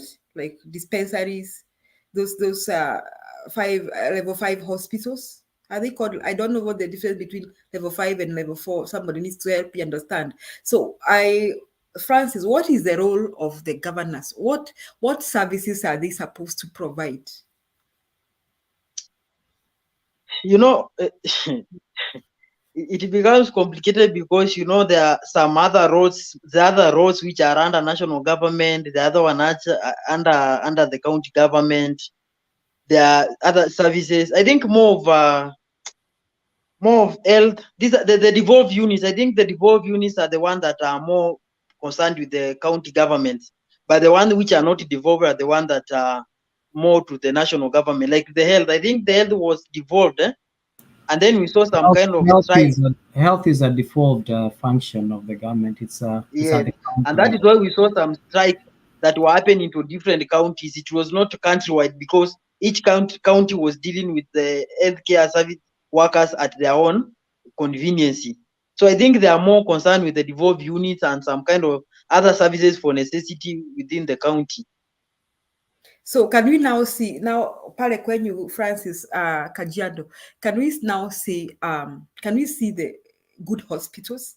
Can we come to your hospitals and find kuna madawa? I mean, that's what we want to see. Now there are those feeder roads. I think we have the highways under the central government, but I think the feeder roads are under the county government. Can we, after 5 years, see what Orengo could do of these millions of money he'll get? Billions of money he's going to receive from the central government. Can we see that? Can we see ile soko pale kwenyu tupate iko na choo imejengwa? We don't want to see litter in Kajiado town. I mean, we want to see a change. Hatutaki kila saa 5 years tunaongea tu hapa. Julia. Yes. There's something that if today I could have gotten enough power and I could have done and it could have transformed this country within 3 years, it was very simple. Have you ever had any corruption scandal involving Safaricom, Equity, KCB, Diamond Trust Bank? These are the privately owned entity. I've never heard of anything corruption scandal being involved there. Why can't we bring this big corporation together so that we enable them to have what we call a tax cut? We tell Safaricom, we have reduced 20% of your tax. That money go and use it to revive Mumia's sugar. So that Safaricom will go there as Safaricom to revive Mumia's sugar, using the money that was supposed to pay as taxes, but now they are going to revive the Mumia's sugar. There will be more accountability than collecting that money and giving maybe somebody like Linturi to go and there and use that money there. Because Safaricom will be held accountable and it can also sue the people who mismanage. If we can do that one, I think to a greater extent, we can see some kind of impact. Tukue na hizo corporation, big corporation that we can give them tax cut. Tuzikusanye zote hata kama tutakuwa ni 20 ama ni 100. Tuzitolee hata kama ni 15%. Tuambie kuna kitu kama mambo ya hiyo ya Mumias pan paper nini tumewapatia miaka 2 mu revive, lakini tumeondolea ushuru na tukue tuko na uwezo wa kuhold accountable kwamba hiyo pesa wasitumie, hata wasitumia vibaya. Hiyo pesa tuhakikishe imetumika kwa malengo ambayo inastahili. I think you can have more development. Francis, that is why the president is emphasizing on public-private partnership.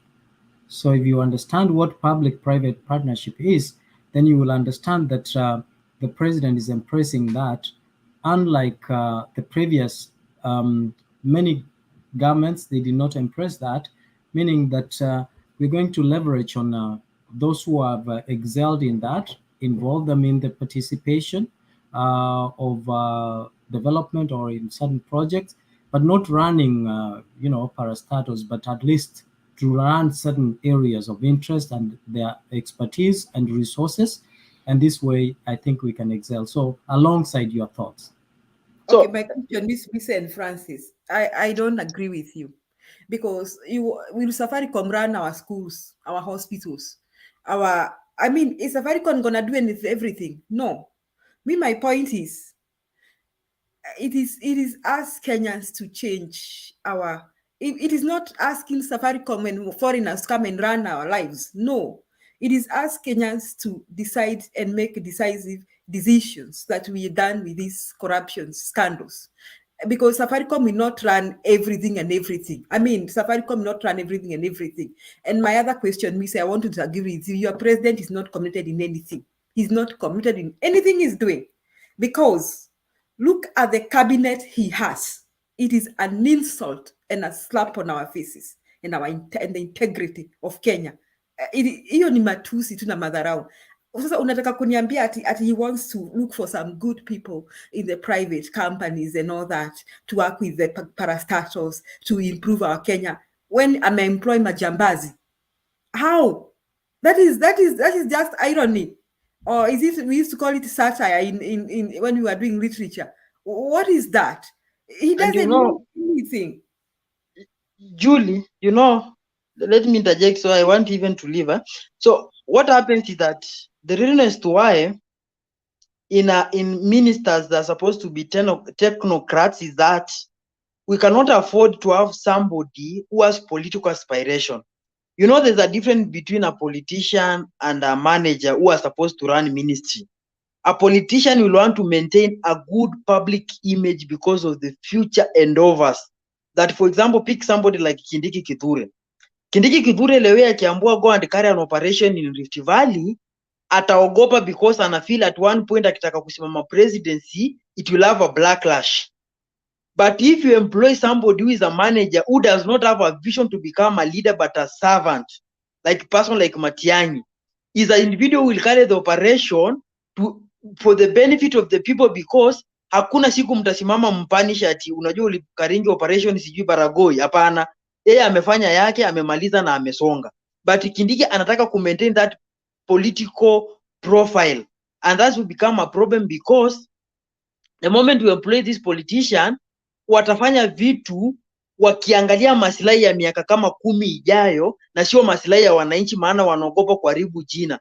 And for example, me say, if you can recall, when Raila came out to protect Mau Forest, it costed him presidency, something that was well, and it really was to serve Kenyans.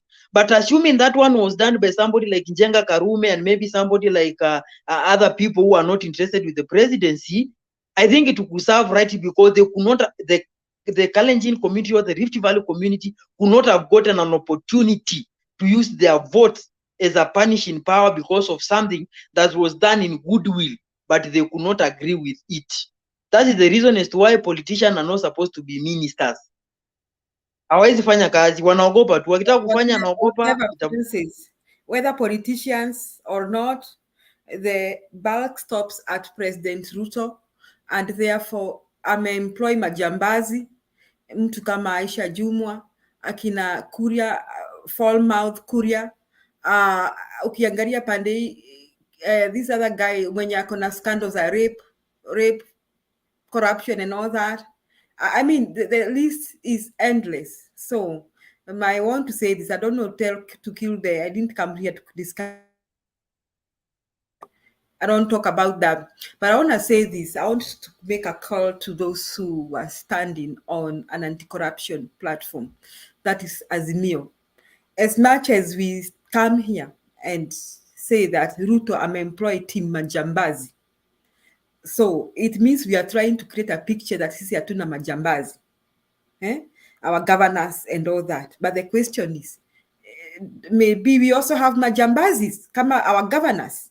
Okay, we have some governors who really like affiliated to Baba. Me, I think this country, we have had a few guys who can really say no to corruption. One of them is Matiang. I don't know. Matiang has worked very well. We had Michuki worked very well.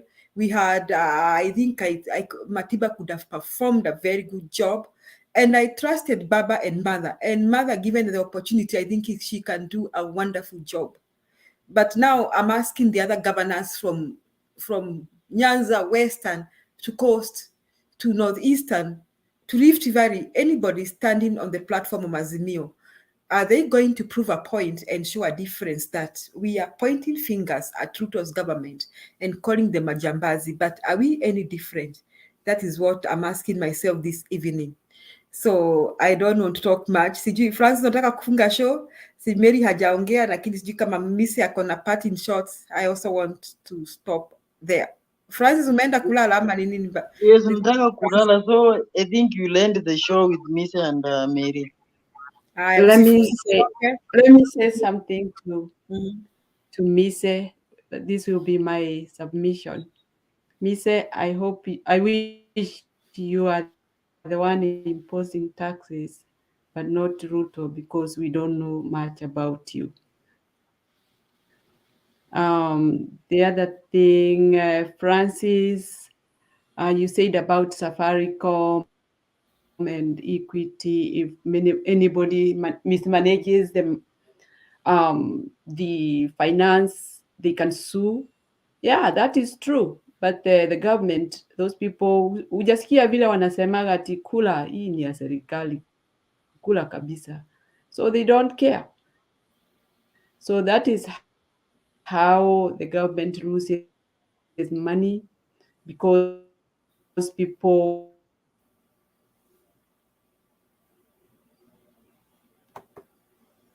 You have muted yourself, Mary. You are mute.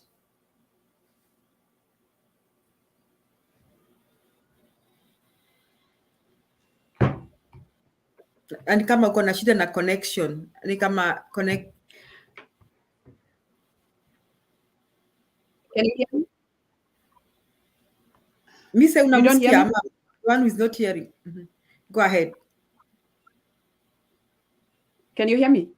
Yes, go ahead now. Yeah, if you didn't hear me, I was saying I wish it is Mise who is imposing taxes rather than Ruto, because we don't know much about Mise. We know much about Ruto. Can you hear me still?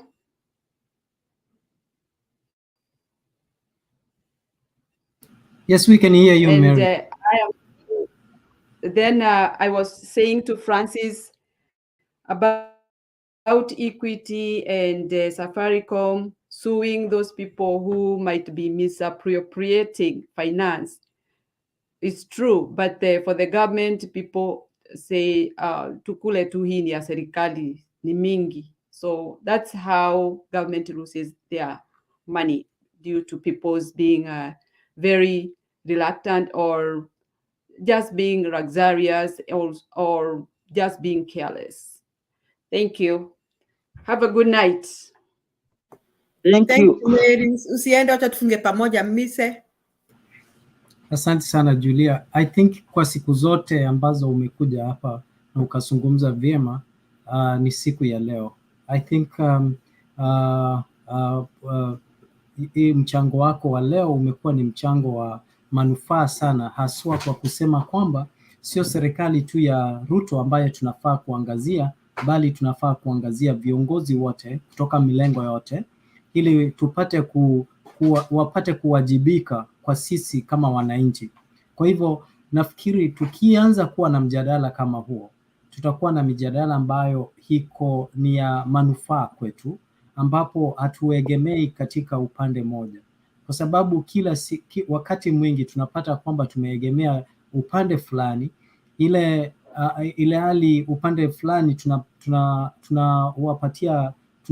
tunawapatia kidole cha lawama. Kwa hivyo mimi ningependelea siku zijazo, Julia, ukianza kuzungumza mambo kama haya, ningependa sana kujiunga na wewe ili tupate kuwa na mjadala ambao ni wa katikati na ambao ni mjadala ambao utakuwa wa kufana, kwa sababu hivi sasa haitakuwa ni mtu gani ama ni chama kipi ambacho unaegemea. Si hivi sasa unapata mara mingi unapata watu wengi wanakuja kwa matusi, wengine wanakuja hawana the focus ama lengo la kujenga nchi. Kwa hivyo itabidi ama unapata wanakuja wakipinga kila kitu. Kwa hivyo mimi nataka kujiunga nawe Julia, nikisema kwamba kama ni ushuru lazima tuangalie upande wote. Hatuwezi kuwa na rais ambaye anatuambia tulipe ushuru ile hali watu ambao wako karibu naye hawalipi ushuru. Na kwa kumalizia, ni kweli ushuru watu wanalipa, pengine tunafaa kuanza kujiuliza ushuru gani huu rais anataka watu walipe. Ndio tukienda kununua bidhaa kutoka kwa duka pale dukani na vinginevyo huwa tunalipa ushuru. Na unapata kila mtu haswa wale wa mapato ya chini wanalemewa sana kwa sababu hawana a source of income. Ile hali wale wa juu wanapata the same tax rate, unapata wanalipa hiyo. Sasa ndio tunasema kwa mfano mahali kwingine tumeona ambapo ushuru ama ile pande ya kuokota ushuru imepata kunawili, ni kwamba vile umesema kuna kiwango cha watu fulani ambao labda wanatengeneza kuanzia 1,000 ama hadi 3,000 ama 5,000 huwa labda hawalipi ushuru.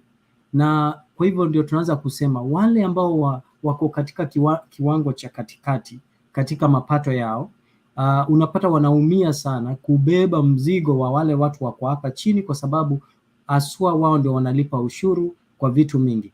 Sasa tunaanza kuuliza, je, wale watu wako huku juu ambapo wanabiashara, mabwenyenye vile umewaita wewe Julia, hawa watu wanawajibika katika kulipa ushuru wetu?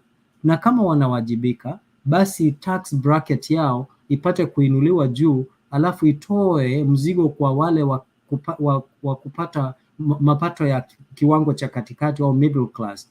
This way we will have a balance in our tax collection. Na mwisho kabisa, ufisadi ni ugonjwa ambao umelemea nchi yetu. Kwa hivyo tujue hata kama tutapata ushuru, hata kama tutakuwa na miradi mizuri, ufisadi kila mwishowe ufisadi utaangamiza yale mawazo mazuri na miradi mizuri. Kwa hivyo pia tuweke mikakati ya kupingana ama ya kupiga ufisadi ili tupate kuendeleza na kunawili kama nchi. Asante. Asante Mise. Francis, wacha nisome maoni yangu. Though naona Njiru anataka kuingia, sijui kama ataendeleza. Tunamalizia siku nyingine. Njiru can continue, he's a moderator if he wants. He can continue. If he's a moderator, there's no problem, but if you are coming, come and moderate. Link hiyo. Na Makiadi, wherever you are.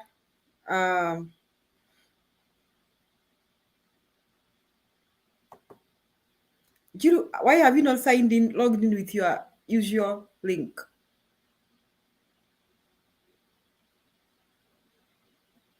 Njiru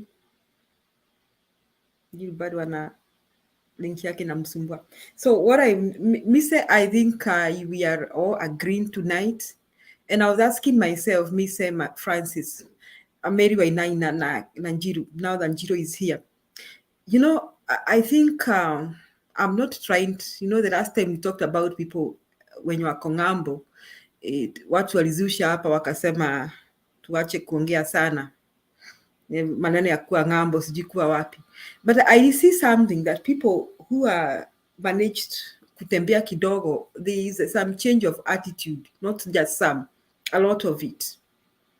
And I don't think most of them will condone this corruption and shortcuts. Sasa mimi naomba the diaspora, those of you have opportunities to go back and serve Kenya.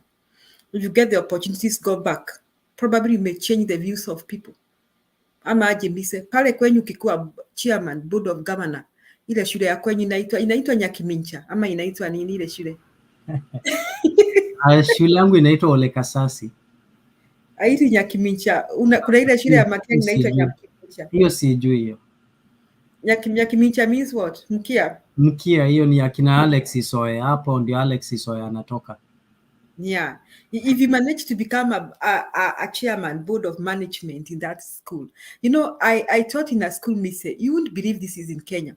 I taught in a school where when they called for a board of management meeting, walikuwa wanaweka Basic Education Act hapo kwa meza.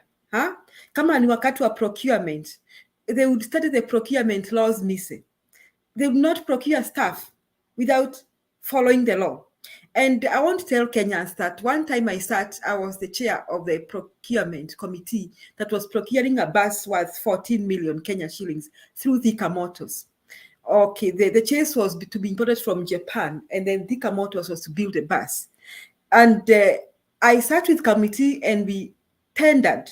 We looked at the applicants of the tenders, and we awarded them accordingly by virtue of who was the best to be qualified for those tenders, and Thika Motors won that tender.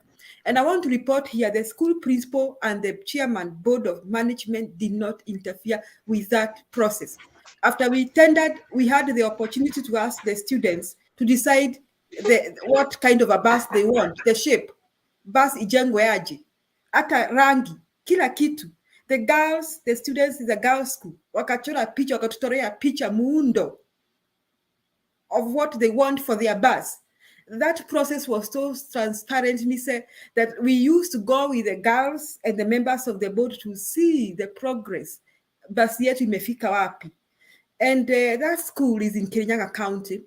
And for a long time, it posted the lowest fee. It is it's a super performing extra county. It ranges to position 25 overall. Super performing extra county school, where when students see their exam, out of about 200 girls, about 196 girls will qualify to the university. It's a super performing school. And you look at the management, excellent. The principal, transparent. Uyo mwalimu, other principals used to call him, yeye ni mjinga, because she drove her old car for a long, long time. She didn't buy a new car because according to the other principals, she should have been amassing wealth and buying new cars. And they used to say ata pengine hana boma, because according to the other people, she should have been stealing school money and making houses and houses. So what I'm trying to say, we have Kenyans that can do a good job. It is only that those Kenyans are not given the opportunity. Sasa nyinyi watu mko diaspora, akina Kasuti, akina Njiru, akina Mise, mkipata nafasi pale kwenyu, angalau you may change something small.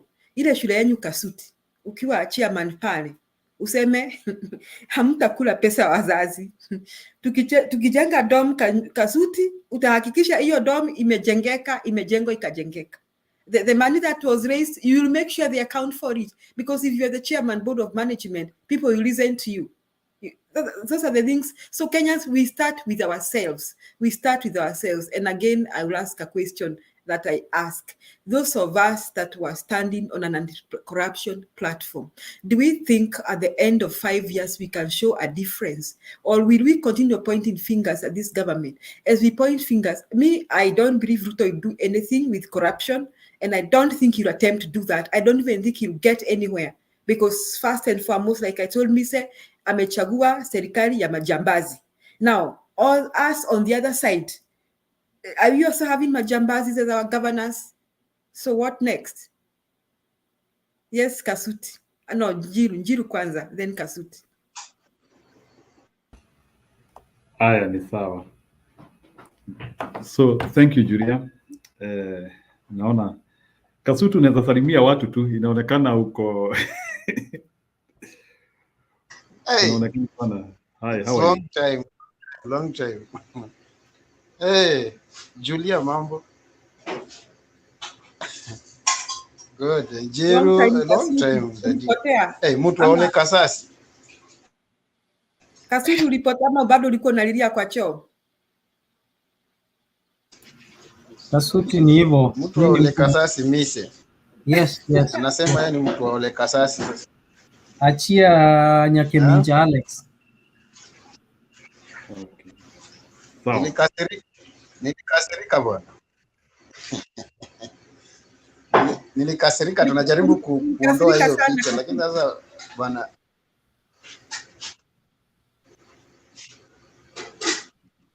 Okay. Bwana Kasutu acha niendelee. Watu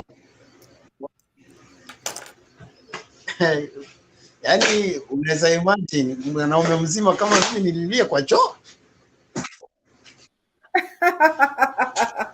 Karibu, umerudi. Welcome on board. Hatuwezi potea Welcome sana. back. Kasutu is having challenges. Njuri endelea. Yako acha niendelee. So, Njuri, I'm happy to meet ourselves here. I think we are now past the morning. We are now past now we are now thinking of how to take our country forward. Yeah, unajua hata I think is one of an American politician alisema saa zingine, think of what, instead of asking what the government can do for you, think of what you can do for the government. But before we reach that level, Bwana Mise, habari yako? Unakaa serious bwana? Mzuri. Julia akiwa hapa na I try to put my best foot forward. Okay, ni sawa. So I wanted to comment about the status of Kenyan politics today. Nigeria umeongea vizuri sana about profession. Unajua in Kenya we have gotten so many things right. For your information, the only thing we have not gotten right is the political aspect. Go to TSC. You'll meet TSC, they are employing qualified teachers. Go to parastatals like Kenha, KRB, you'll meet they are employing engineers there, guys who have schooled and they have qualification. Yeah, go in hospitals, especially government hospitals, you rarely meet quack doctors there. So we have doctors there who are qualified. Now, even go to other places which need professionals of whichever the profession, you'll meet them there. The challenge which we have is in politics.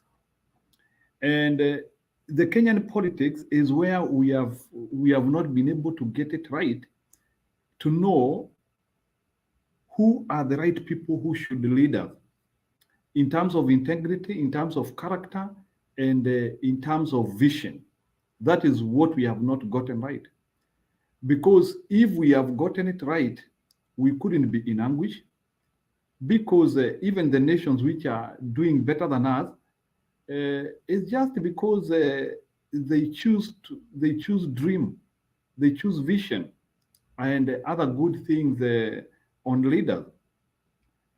You know, Julia, saa zingine ukiangalia ile mambo inaendelea Kenya saa hii, you will pity our look of things. And I think sometimes even if we are bitter on issues, it's always good to be pragmatic and practical on some issues here and there.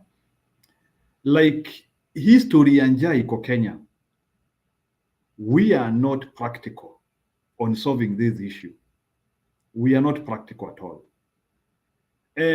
You know, when wakati unaangalia kwa TV, unaoneshwa mtu ako Turkana, he cannot walk sababu ya njaa, you are somewhere, and then the government is giving a framework of 1 year. And in the short term, they are not able to give a comprehensive plan of making, you know, let me tell you, and that is the problem which we have in Kenya and our African nations, whereby no one takes responsibility of anything. Like, for example, this hunger, we need to have like a very serious emergency response, which is supposed to, like within a period of 1 week, the government should have been in the ground with different organizations. Lakini sasa saa zingine tu unasikia serikali inalilia organization. I think that is where we get it wrong. The government should not be asking other organizations ziende zikasaidie huko. I compare like as we are blessed, we don't have these extreme disasters like look like when some countries are affected by like storms, and you need to do massive evacuation of people, or maybe a country has been hit by an earthquake. I'm talking of some advanced countries so that we can learn from them what they do. When there is something which needs emergency response, the government does a press conference and they go into the ground and they do not start asking for well-wishers. It is natural that well-wishers will always come. You don't need to ask for well-wishers. And when you hear people who are saying that we need NGOs to frontier, let me tell you, there are NGOs which even work even when the disasters are mild. The only people who are always late is the government. The government is always the one which is always late. But I can tell you, USA, UN organization, and so many other organizations, I can tell you, they arrived in the ground many months ago. Okay, Julia, ask yourself this question. During the electioneering period, the 6 months when the election was very hot, why were they not showing us this hunger?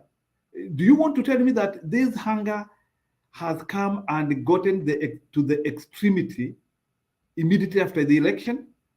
What is happening is that our government organization, they are not serious because they refuse to work on this thing in lots.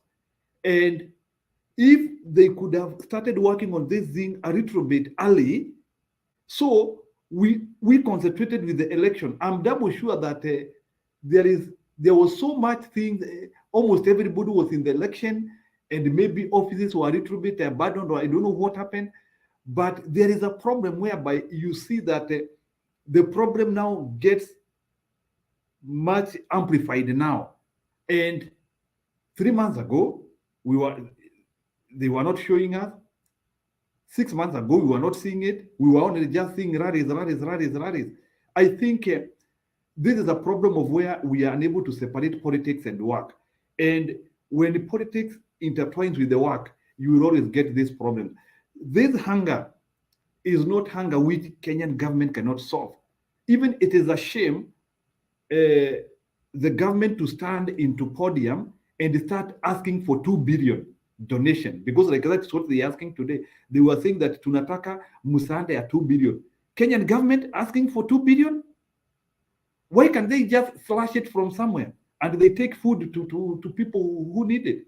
So, but when you hear like the deputy president is assembling people so that they can give him 2 billion, we need 2 billion now, I think that's not a good concept. The concept is the government can be able to afford that money even without having to sit down with the stakeholders. Yes, they can sit down with the stakeholders for long-term solutions, but we cannot start sitting down with the stakeholders now to solve the immediate need, which is in the country now. Stakeholders will be very good, because you remember in 2011, I remember very well, I don't think it's not 2011, around 2009, that time I was in the university. Kulikuwa na njaa ya Turkana na tukachangia sana. The time when Ambas Guret was leading us and tukaokota pesa mingi sana, I think we were supposed to do some damn, at least there was a very serious mobilization we did with Ambas Guret, I think 2009, ile ya njaa ya Turkana in 2009. But from 2009 and now, we have not been able to learn anything. So what I'm trying to say is that our government needs to know that you cannot use the same procedure, or you cannot solve a problem using the same methodologies and you expect a different result in the future. The methods which they are doing, in the next 10 years, we will be doing the same, because we are not interested in solving this issue. We are just doing some suckers, and we don't have a robust system to solve this hunger. And let me tell you, a country which is hungry cannot talk of anything else. We cannot even talk, we should not, now at the moment, development should be a luxury. If people are dying, you should not be standing on to people and telling them, I want to develop this, I want to develop this. When people are dying of hunger, development has to become a luxury. And you concentrate with those people, make sure at least, even if you don't satisfy them, at least there are some concept to make sure that these people will be able now to afford food. The other day we discovered water in Turkana. We have water in Turkana. The county government of Turkana, West Pokot, they are also not giving us a framework. How much money have they invested in this hunger? Kama sasa leo tu nimeona governor wa Turkana anaongea, anasema tu tunataka musahanda. He is not practical. He is not telling us. Turkana county, they receive the maximum budget in Kenya. I think is one of the highly funded county in this government. But why is he not telling us that I have invested? Because Turkana receives close to 13 billion in a year. What will make him not invest 2 billion? That's around 15 to 20% of their income. Why can't the Turkana governor invest 15 to 20% of their income on this hunger? Watu wote wakikufa ataongoza nani? I think we are not pragmatic. Turkana, they do not, if people are dying of hunger, they should stop roads. They should only concentrate with the medication and food and paying the salaries of critical staff and other things here and there. But we cannot continue on having very big revenues, recurrent expenditure, very huge recurrent expenditures in the same counties where people are dying. So what I'm trying to say is that we are a bit not serious in handling this crisis. And if we were serious, we could be giving practical and tangible solutions, including like we have so many even automated mechanisms which can solve these issues. The other day, I was seeing a very amazing project which is just there in Rwanda, whereby they're even using drones to supply medication to people. Kama magari imekuwa ngumu kufika huko, they can mobilize the choppers in the country. During campaign, we were told that 500 choppers were brought into the country. I don't think that these people, they have sold these choppers. All these choppers can be mobilized, na zipeleke food wherever it is needed. If trucks will take a lot of time. So what I'm trying to say is that we have a logistical problem in this issue, and our country is not having people with the capacity to solve these menace. And it is a shame to leave UN and other humanitarian organizations to feed our people and try to ask money on our behalf. It is not that money we don't have. We have money, and we also have food. I know there are some food where there are some areas in food which have food, and we can redistribute that food. So those are the things which our leaders should be telling us, and they tell us the methodologies, practical issues. But you should not be standing to us and you start telling us about taxation, about what we will do, about how you will deduct people. That one is not important. They are important. You start taxing people when they are already fed, when already they are full. Taxation is a luxury. You don't, kama sasa huyo mtu wako Turkana na chakula atalipa taxi gani? In fact, hii mataxi tunaongea, it is now the division of people. Not everybody can be able to pay tax. We have Kenyans who are living below $2. How watu wote wanakufa na njaa. So what I'm trying to say is that we are just having a government which cannot understand and read and have a dynamic response, a postmodern concept of solving this issue.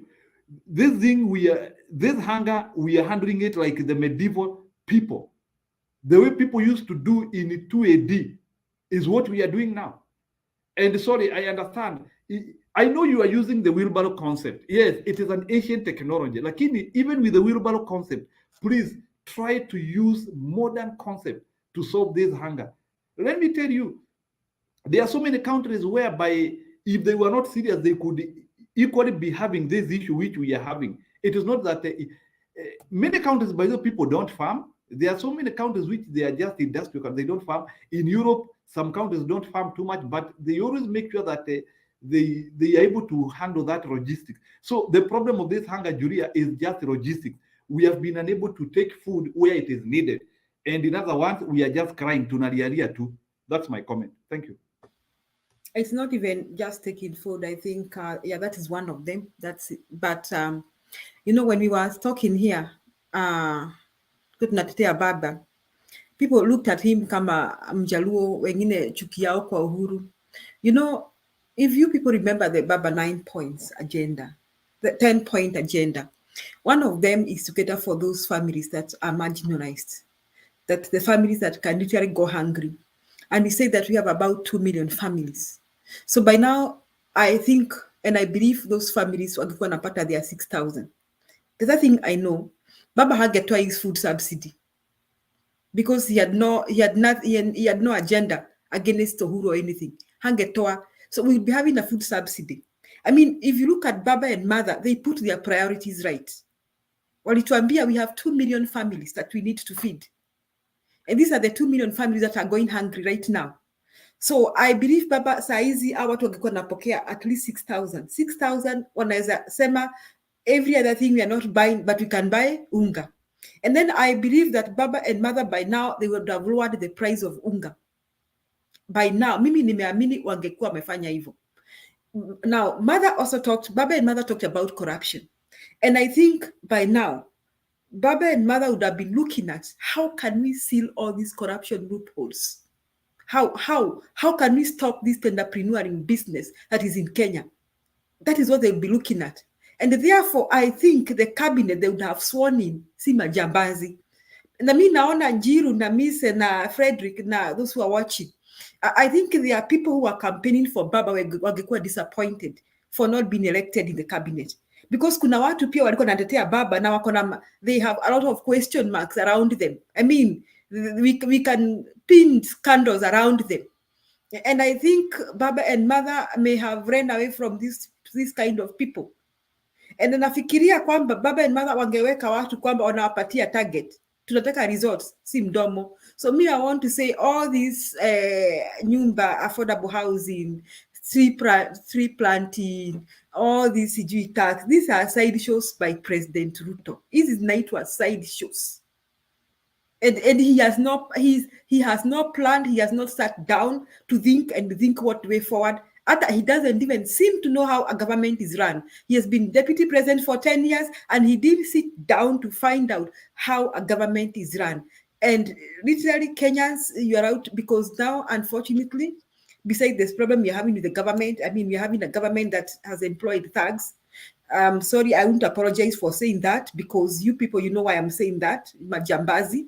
And unfortunately, in the midst of these challenges we have a drought situation and we have hunger situation in the country. So our problems are now doubled and I don't know what is going to happen. Jules, wacha tumsikie Sande kidogo. Okay, wacha tu nikuulize tu kitu moja tu sababu umeongea story ya Thursday. I wanted to ask you to understand what was the rationale of Mr. Ruto getting all the subsidies out as he claimed and left Kenyans vulnerable? Couldn't he have removed like 25%? Why couldn't he do it in stages if it had to go out instead of removing it and you leave people vulnerable and people dying? Is it possible? There is an argument that is coming in, and I stand to be corrected, that, these people, Uhuru and Ruto, are operating timu yangu na timu yako.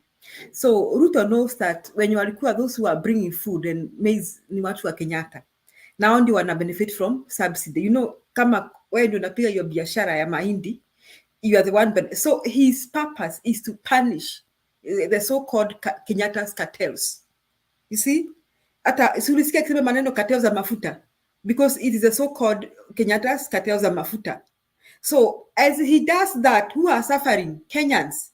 You see, us, we don't care kama ni Sunday alikuwa na hiyo mafuta nauza. Sunday, we don't care kama wewe ndio ulikuwa umepewa hiyo mafuta uuze. If it is going to help me buy fuel at a lower price, okay, nyinyi na Kenyatta mwende mkasumbuane huko. Kenyans don't care, but that is the argument people that is coming around, that whatever Ruto did, he's trying to undo what Kenyatta was doing. And in the process, he has made Kenyans suffer. Look at employing more judges. Why were those judges left in the first place? Didn't they have corruption scandals? And then he employs them to show Kenyatta, I'm doing what you didn't do. And he also announced increase the funds for the judiciary. Did we really need that at this point or in the Kenyan situation? So me, that is how I see it. And that is what I've been hearing people say. I stand to be corrected. So if Ruto, everything he did, because subsidy is the most important thing. Food subsidy is the most important thing. Food. Hata kama niko na chuki na Alex, afadhali kwanza nilishe watoto wake, alafu I deal with Alex later. Period. Yeah, we better feed our children. Then we deal with each other's later. Now, this guy here, he is trying to undo what Kenyatta was doing, so that now Kenyans are suffering. Hana mpango, jamaa hana mpango. Sande karibu. Asante sana. Nice to see you guys doing a good job out here. I always listen a lot in the background and see, you know, the discussions and listen to you guys bring out good ideas, insights, and all that. The other reason why I also don't like coming into the show and prefer listening is because I've realized that we kind of talk in circles, you know. We discuss issues we've discussed. We give points that are really good points, but it's, you know, it's like we are still where we were when we started. At least I can speak for myself on that ground, because me personally, I still stand on one very simple, basic principle, that it doesn't really matter who you supported. It doesn't really matter what side won, you know. What really matters to me, like, and this I'll say over and over again, that what really matters to me is our country, Kenya. And the day we will start discussing Kenya, us Kenya, things will change. The day we'll stop discussing, you know, who did what, where, and why, we'll still be here discussing the same things. And what do I mean? What I mean is, when we start discussing Kenya, we will not elect leaders like we do elect. The day we start discussing Kenya, we'll realize that the electorate does not really make the choice that we are told, in quotes, that we make. And the reason why I say that is because we claim as Kenyans that Kenya is really an educated country, which is partly true and partly not. We have a lot of people who really have gone to school, but when it comes to issues of governance and politics, they're really green. And I tend to always give my examples as a villager, like somebody back in my rural village. In my rural village, if you go there, you'll realize that most of the people there will vote based on tribe and on those bases, and that is actually the majority of Kenyan population, and that is as a result of really how we are nurtured, and a good percentage which is educated, who are apparently, I would say, people like you and me, who happen to be meeting in such forums, who are exposed, who have traveled far and wide, you know, who know exactly what is the right thing to do. We are not actually the majority. So for the most part, our vote really doesn't change, you know, where the pendulum falls at the end of the day, for the most part, because again, a majority of us don't vote. And when I say us, I mean the informed, the educated, the upper middle class. You know, we mostly don't vote because we don't have time to go queue. We don't have time to go mix with, you know, regular people because we think we are special. And then we come and complain. So that is the other problem we have. And that is why our country is where it's at. Because now, to go to the topic that we're discussing, which is drought and lack of water, and what is happening in Turkana and the arid and the semi-arid regions of Kenya, you realize that we are the most educated ones. We are the engineers, we are the doctors, and we are the leaders, and we are still suffering out of water because for lack of water. With all our knowledge and our, our education and our exposure, we still lack water. We have governors. All the governors are educated people. You must have a university degree for you to be a governor. So we've had devolution for now 10 years, and Turkana is still starving. Turkana still has no water. Then you ask yourself, what was the previous two governors? What did they do? What were their priorities? What can Turkana show for the devolution, the 10 years of devolution they've been in? And the answer is nothing. Because if you'd ask me, for instance, if I was a governor of Turkana, the first thing I would do to Turkana is actually give those people water. I wouldn't even care about roads and nothing. Just give those people water. Sink balls like everywhere. That's all Turkana needs. Once those people's animals are there, can, have water, once those people have water, then life will be there. Then this starvation and drought won't be such, it won't hit them as hard as it's doing now. But, it's a weapon. No, these people want to make the locals poor so that they can be governed. That is just basically what I can say from where I'm sitting. The governor of Turkana, the governor now, the current governor of Turkana, has not even come up with a plan to tell us what them as a county they're doing to mitigate whatever is happening. Only thing you see them crying, all the Turkana leaders, and when I use Turkana, I'm not really trying to really single out Turkana. I'm talking of all these arid and semi-arid and the drought hard hit areas in Kenya. So please don't take it like I'm really focusing on Turkana. And I'm just taking that as a case in point. So none of these people have given us a plan. None of these people has told us this is what we're doing as a county. And it's not like they're not informed. It's not like they're not connected to people who have ideas, but it's because this is a way of making money for our leaders. This is what they do so that they can rule. Because now we are talking of drought. Back down, I think a couple of months down, we were talking about bandits in Baringo and I think Elgeyo Marakwet and stuff like that. Now we've moved, and this game always moves from this to that, this to that. It's always one thing or the other. After one goes out, it's another. There's always no lasting solution. Then, so to me, I think the issue here is our leadership.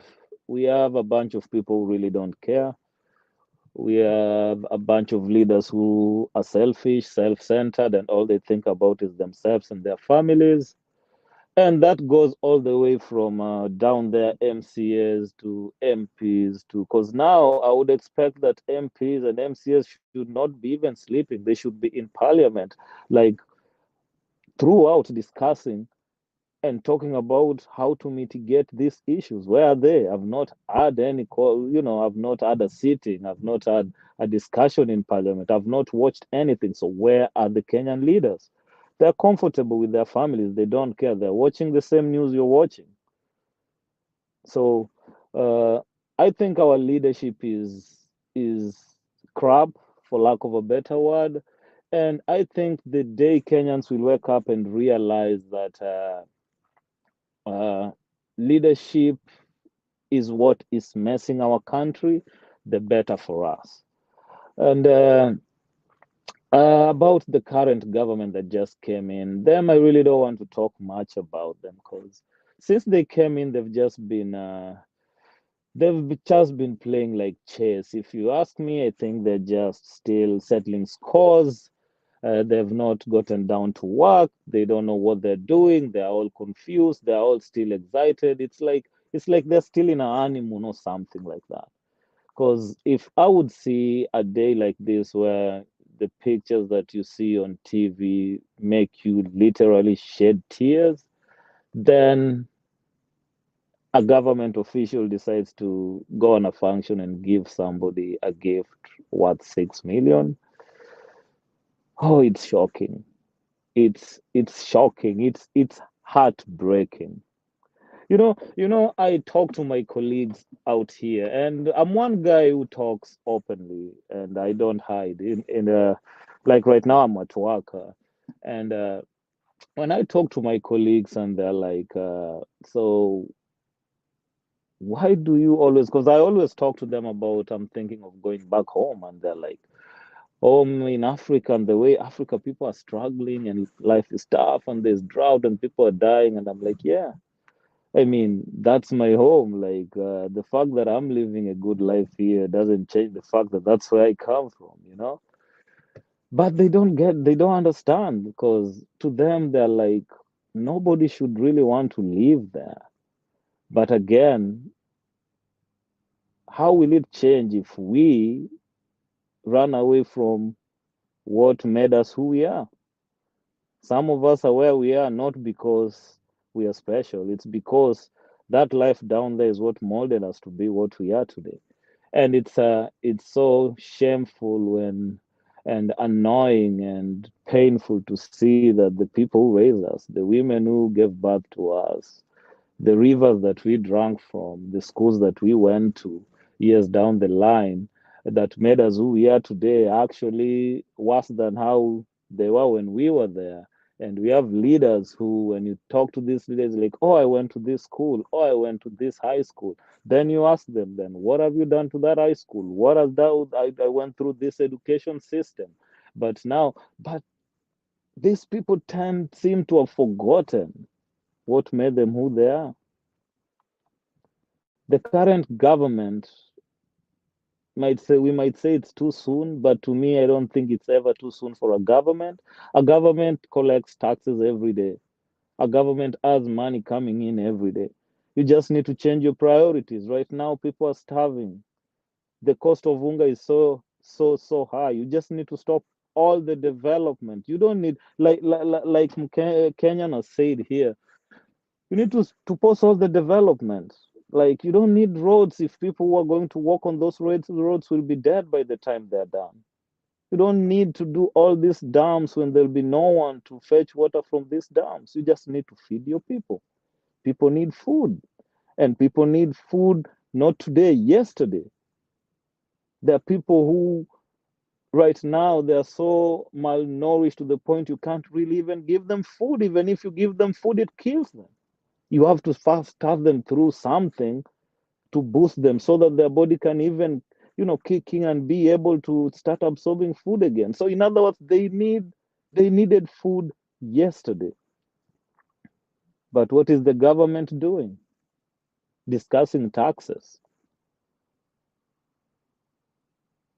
This is not the time to discuss taxes.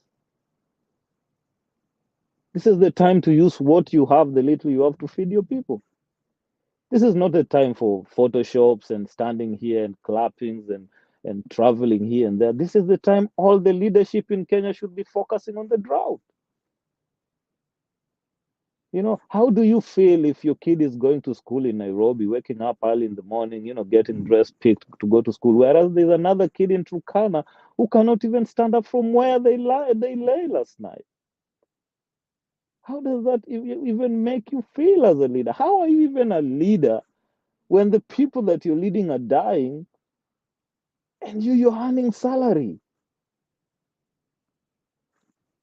I'm so heartbroken, and I feel so bad when I see people come here and still defend this government for whatever reason. I don't support either side. I don't support no one. I don't care who won. I don't care who lost. All I care about is Kenya. And like I always say, Kenya is a rich country. We have so much. We have so much that if we just sat down and set our priorities right, trust me, in 5 years' time will be somewhere else. So this drought is a game. The drought is real, but the mitigation is a game because this is a political tool that is being used. And I feel bad for my country when people can die. Some people can be walking and standing on dying people's backs so that their families live the good lives they're leading. And I strongly believe that someday some people will pay and they will pay dearly. And I strongly believe that. And that is my submission. Thank you, guys. Asante. Thank you, Sandy. Karibu Alex.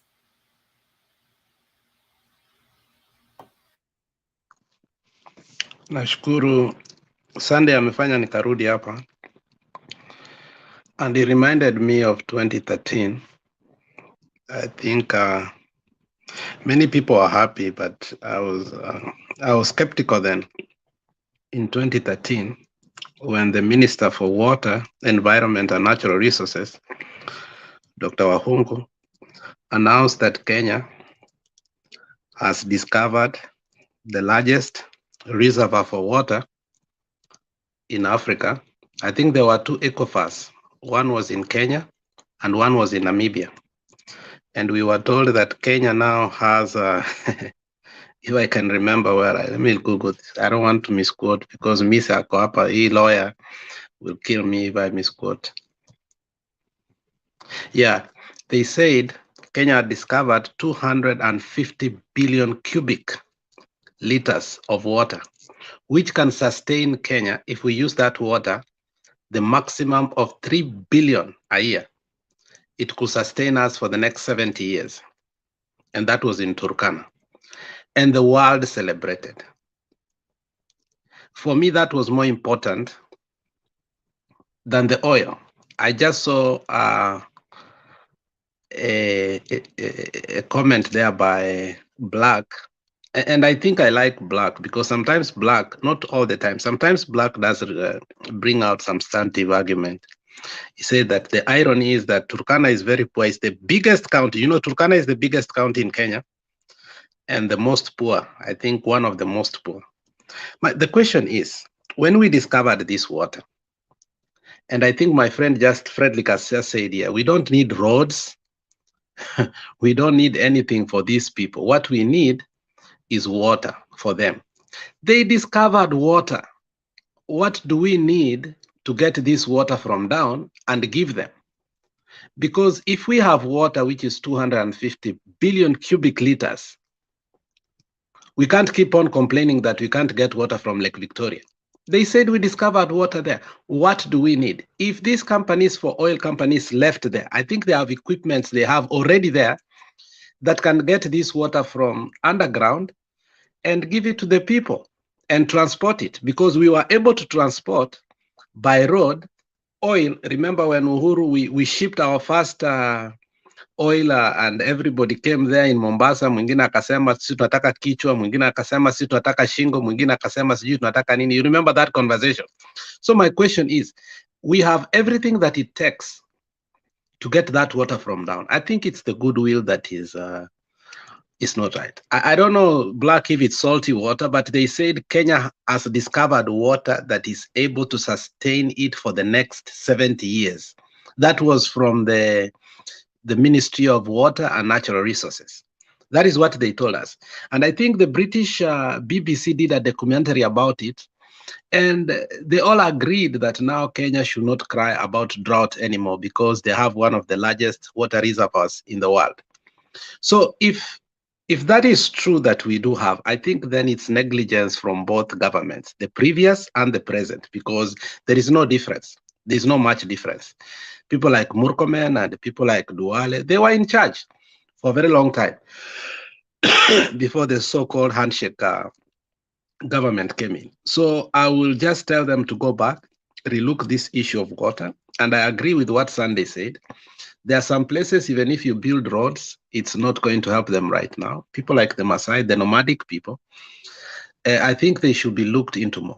When 80 to 70% of their GDP is dead, because Maasais, they don't count their money in terms of stocks and other things. They count in terms of cattle and livestock. When the MCA comes and says that 70% of the livestock have died, and the rest that is 30, in the next 1 month, if the rain do not come, I think they are looking in a dark decimal future. Then my question lies here. Now, if you allow all those livestock to die, these are indigenous, these are not exotic ones like the ones some of the central people kind of tend. These are indigenous. So if you lose all of them, how are these people going to recover back? Because Mise, as you know today, ukitaka kununua ng'ombe ya grade mzuri kabisa, uende CDC, it costs more than a car. You know that. Squeezing ng'ombe inauzwa more than a car in Kenya. It goes at least for more than from 300 a heifer. Maybe Kenyan all the time can tell us, but I know right now most of the cattle that we buy, the livestock that we buy from Tukisi, ambazo zimetoka from Kiambu, the average price is almost like from 400 to 600.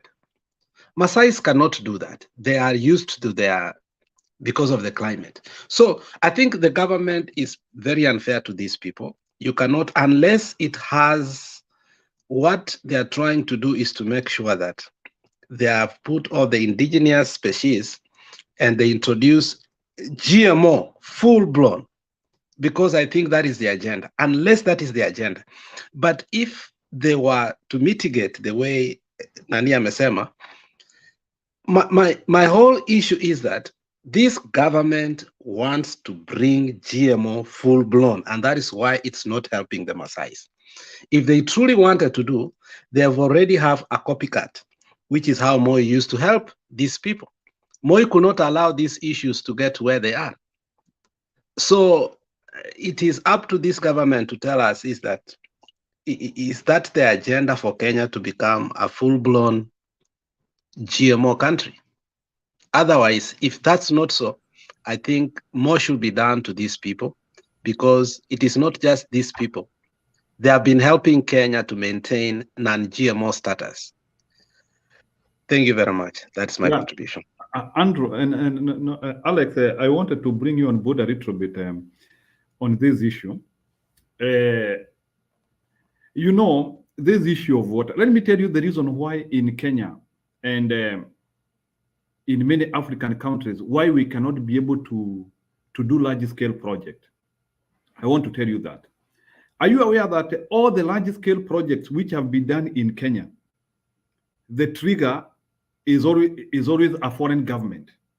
The trigger is always a foreign government. So, as Kenyans, we have not reached a level and a stage whereby Kenyans can sit down and say that we are going to do a dam with a volume of 20 million liters. Kenyans alone, without having a Chinese there, without having a French there. Kenyans have not reached that level. I want to tell you, and that is the problem we have.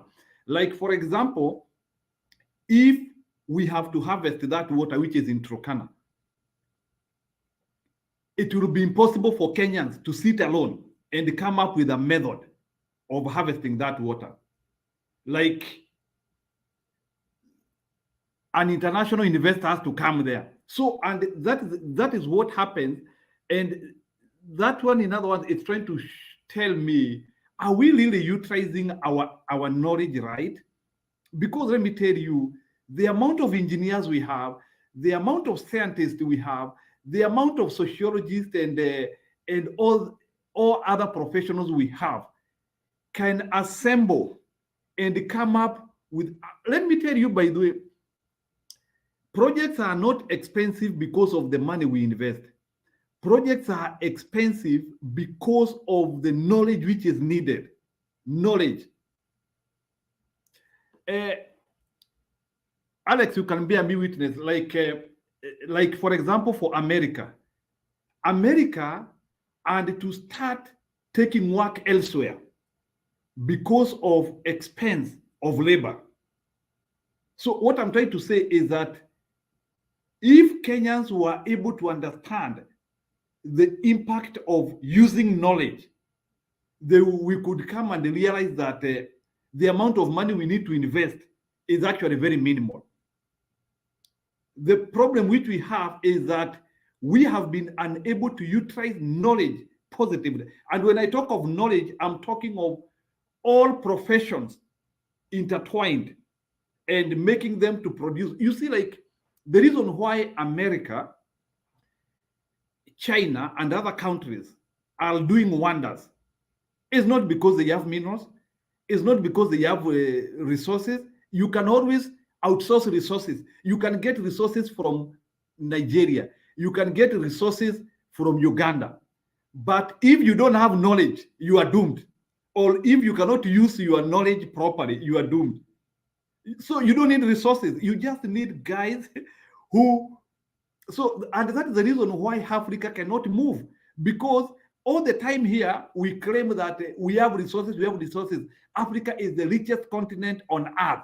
But it is the continent which is languishing in poverty. Whereas countries like South Korea, countries like tiny countries, which do not have anything, but they have been able to intertwine their professions and their knowledge properly, they are there. So what I'm saying is that, imagine, our professionals have let us down.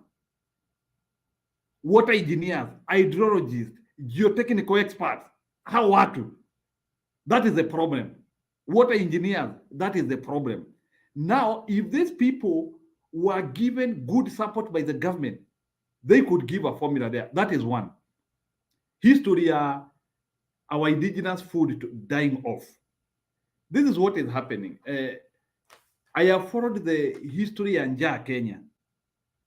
There is a problem of our planning and focusing.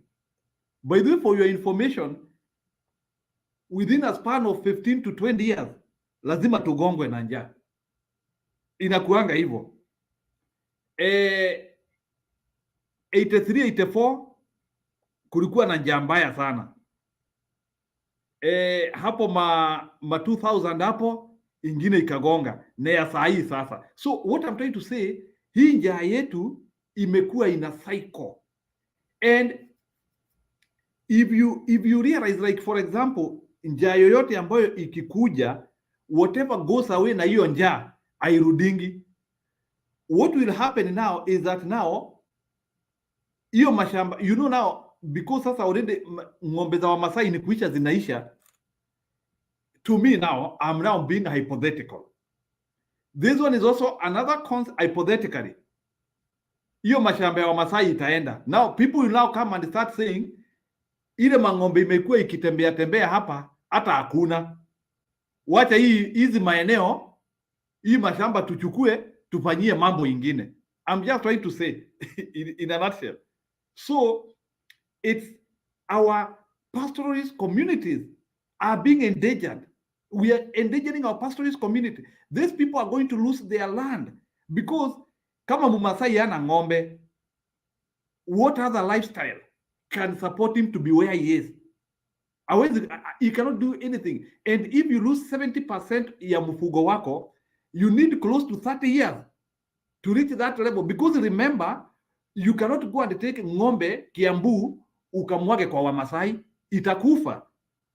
So they have to redevelop them again.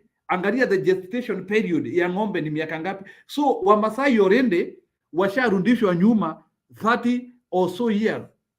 And that one will depend, and they can only recover if the government can isolate it as a problem. But as long as the government will continue doing what they are doing, this community is being ravaged.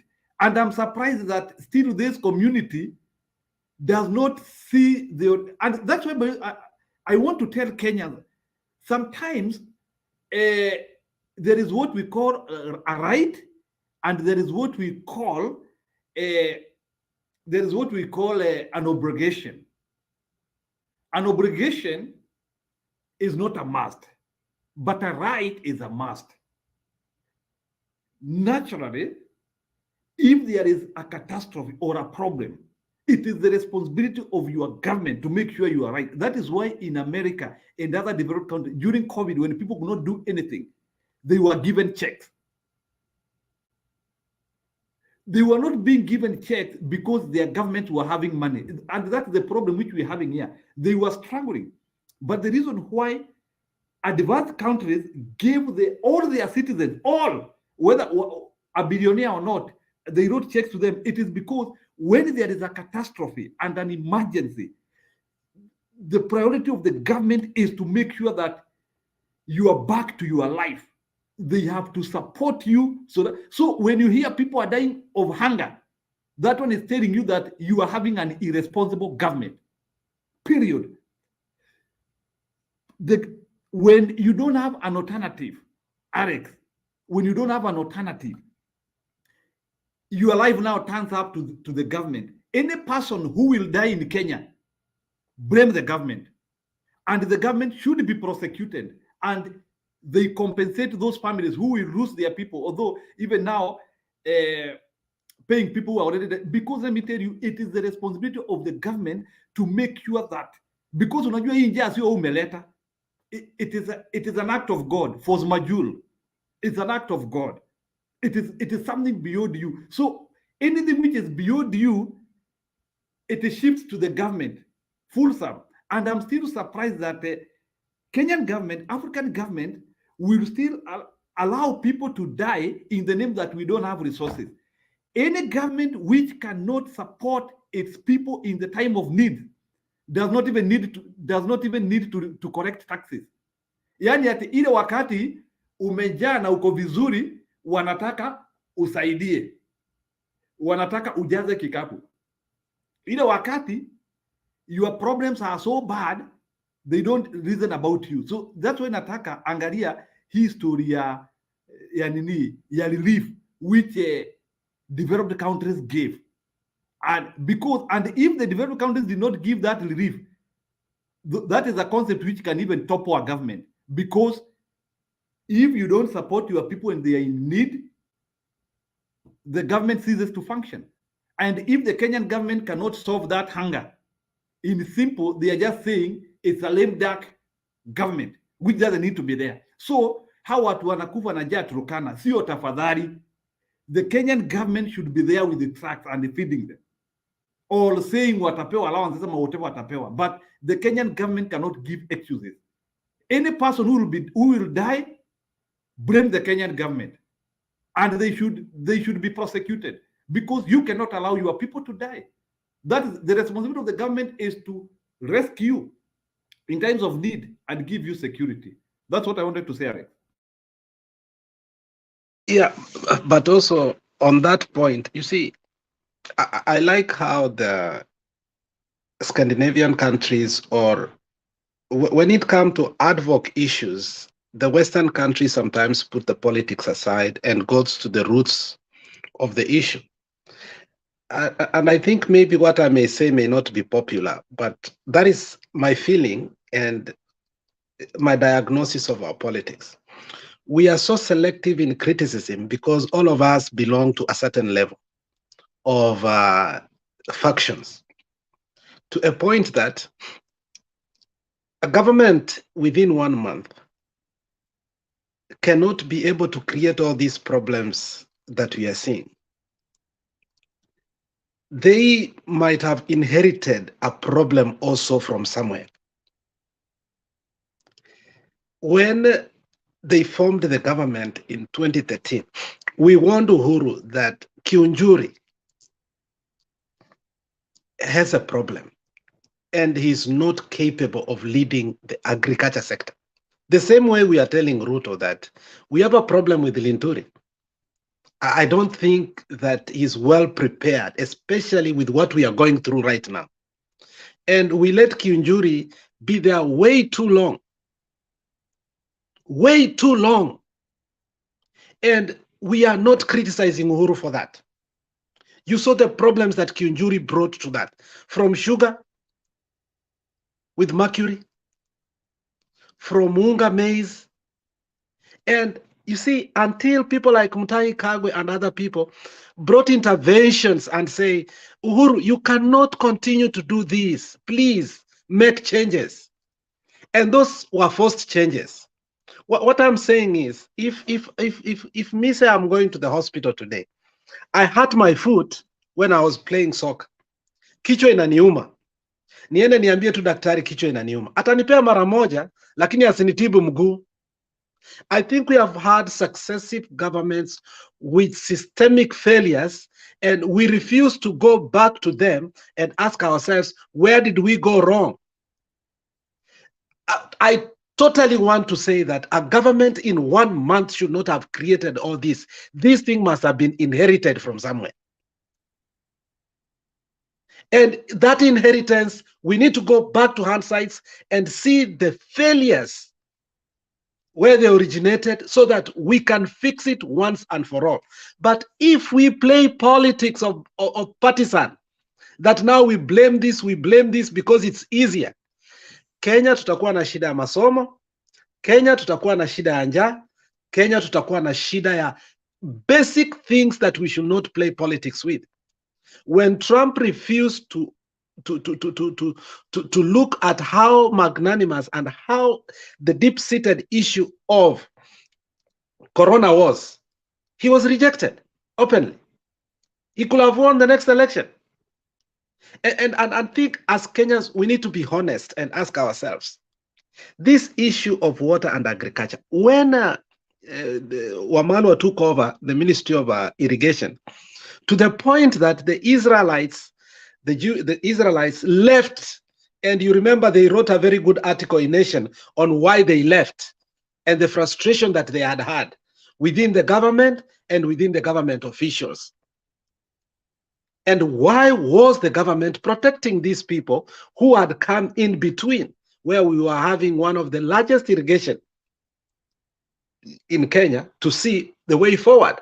I think we should be generous enough also to criticize the stay of Kiunjuri in, and the person who appointed Kiunjuri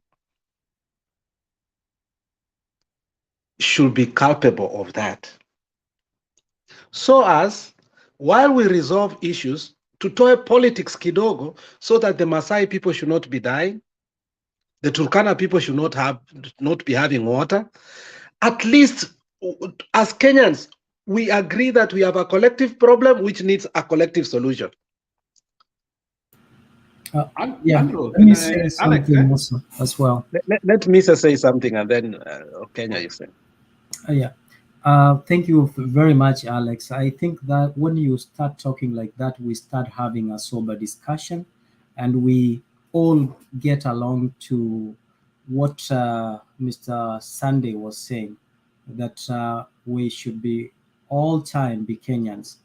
I think the points that you have raised are very, very good, and I totally agree with you that when we remove the idea, we stop entertaining the idea of being partisan to certain selective application of issues, I think we will succeed as a country.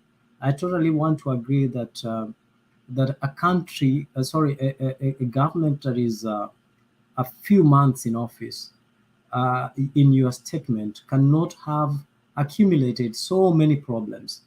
They say sometimes when you see a reaction on the outside surface, if it's your body, there is an inside. There's something that is happening from the inside.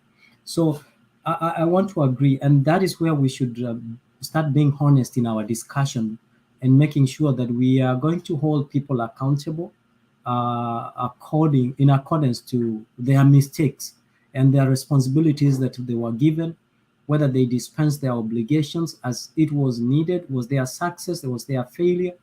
And Alex, I want to agree, I cannot agree more that we cannot do the same things every year, every different government cycle, expecting different results. We must begin to do things differently. I think just wanted also to remind Guru, there's something called disaster management, and I think that's what you were talking slightly about. You talked about how certain governments were able to give their people money because they have what is called preparedness, disaster response, recovery, and mitigation. So you will find that when there is a problem, they have set money aside that is there for any disaster. In case of any disaster, be it an act of God, or be it an error or omission of a human being, they are prepared. Let's say if I am here and I'm burning out the whole of this area by starting fire, the government is ready to act because they have set aside certain amount of money that they can respond. Are we doing? Has our country set aside such money or such resources, such training, or in order to be prepared to address an issue or an emergency or disaster such as what we are having now? I think that's the challenges that we have. And if we start criticizing our countries without bias, I think we can be successful. But when I was told one time that human beings, always react and align themselves according to how they have been threatened. For example, if you and me are walking in the streets of New York as Black people, and someone, for example, from another race attacks you, as a Black person, I will identify so easily with you. Because why? Because we are Black people. And if we are Canadians or Americans, if you are poked by another nation, we will react and regroup ourselves as Americans or in terms of nationality, because we have been provoked as a group. What am I trying to say? We should go above and beyond regrouping ourselves according to either coalitions or parties or candidates of our choice, by looking above and beyond the issues that affect us as a nation, not as individuals or our favorite candidates or the people that we adore in terms of politics. The moment we do that, then we shall start growing as a nation. And Alex, if we start criticizing, they say as history students, that they say we cannot resolve a problem today if we don't know where we failed, right? We have to go back to where we failed. We pick it up from there. That's when we can resolve the future problems. I think let me stop there. I think this is a very sober discussion, and we should continue this every day. And then if we continue this way, you will not find me coming here and defending William Ruto if he's on the wrong. But if we are here, for example, defending another person and trying to put the other person on a compromised position, yet all these two people are likely to be wrong, then that's where we go wrong. I think let me stop there, but let us have a sober and constructive debate. I think it will help us as a country and as a people. Okay, thank you, Mr. Let me add something. There is something I was also trying to ask myself. We are talking about cattle, at least which have a human being who could slightly be doing some intervention. Has anyone been able to audit the effect of this drought to wildlife? Because we also need to know actually that our most serious game parks and game reserves are in those areas. We have Masai Mara, we have Savo, which I know they're in dry areas. Like Savo, Masai Mara, I know they house huge. I know we have one in Garissa. There is one in Moya also, which is also dry. Have we been able to audit the effect to the wildlife because again, if we lose close to a half of our wildlife, that will be also another disaster into the years to come. Remember, we have also been having some animals which have been going into extinct. The white rhinos. We are the 7 animals which were going to extinct. And already you can see the drought is wanting to make cattle to be extinct in Masai land. Because when you hear cattle reduction of close to 70%, so what I'm trying to say here is that in future, or maybe even for this government, we now need to start now having a more robust strategy of because and that is how countries evolve. Like, for example, there is a reason why I am referring to advanced democracies so much, because one thing which I've learned with advanced democracy is that advanced democracies, they always learn from what has happened. September 11 is a serious thing which made them have structures so that a September 11 thing does not happen again. You can be assured even what has happened in South Korea now, where 159 people have happened. Wait and see the structures which those people will do.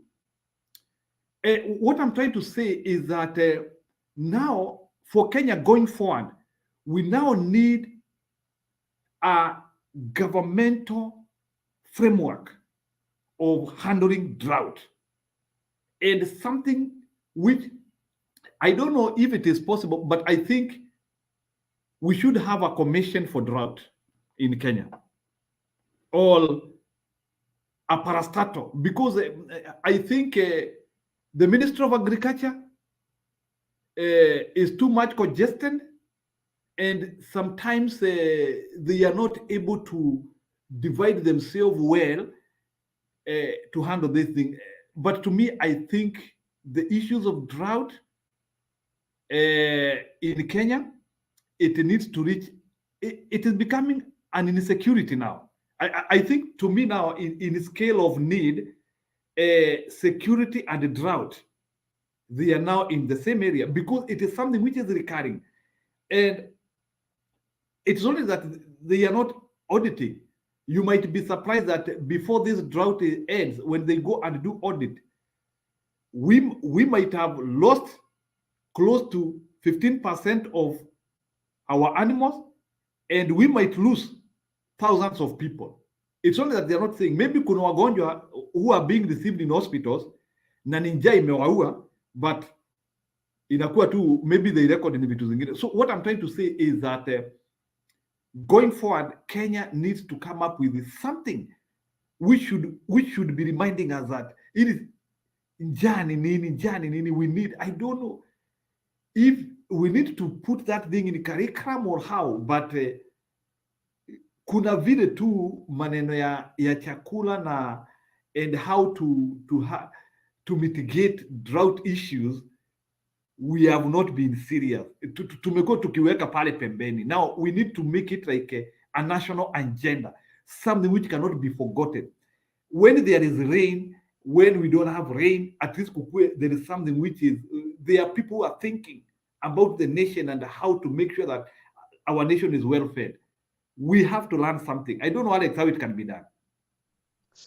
You see, one of the problems that we have had, and I think I'm glad Misa is here, because Misa said, let's have a sober conversation. Some of these commissions themselves became a cash cow to a point that we don't no longer need commissions. Remember, let me give you an example of the Goldenberg Commission. If you remember what happened to the Goldenberg Commission, by the time it ended, it was headed by Justice Bosire. And you remember how much money he was being paid per day. Remember the security that he had. Remember all the stuff that he had. By the time we finished the inquiry and the commissioning, we had spent a whopping 5 billion on salaries, securities, and everything. You see? And it was tabled and given to the president. What happened? Nothing. Ndugu Commission, nothing. Ouko Commission, nothing. So these commissions have become a cash cow to bankroll the politics of Kenya. If we were to be honest as Kenyans, that if you have been given an opportunity, in some countries, when you head a commission, it is an opportunity that you have reached a bar in your legal career that you are being seen as a father in that country to spear an inquiry. It's not about money. It is about giving integrity, leadership, and direction. But in Kenya, we don't do that. We start negotiating the salary or the commission for the commissioner. And by the time we end the commission itself is a cash cow, and that it has become itself a corrupt thing that we must do what? Again, investigate. We need to come up and be honest that some of these works should be free. If you want, if Mise, I think Mise can gladly come and say, if I will be put here with my knowledge, whether little or much, I'm going to help my country. So, but we have lawyers in Kenya who are just legal advisors for Nairobi County. And they are getting 3 billion a year for doing nothing. People like Ahmed Nasir. 3 billion from a county that Kibera, if you took that 3 billion and gave it to Kibera itself, we will have flowing water 24/7. So I think our priorities are wrong. These inquiries that we are saying, unless we change the manner in which we put our inquiries, and once they are, because an inquiry and a commission should not be something that you take it for granted. Once it has been finished, like the Ndugu Commission, which was done very well. If there is anybody that did his work in an inquiry and a commissioning anywhere, it's the Ndungu. And you know, Ndungu Commission is touching Moi, Kenyatta, and everybody. And it's a hot potato. You step on it, everybody will have to give that land back. Okay? But it can never be implemented.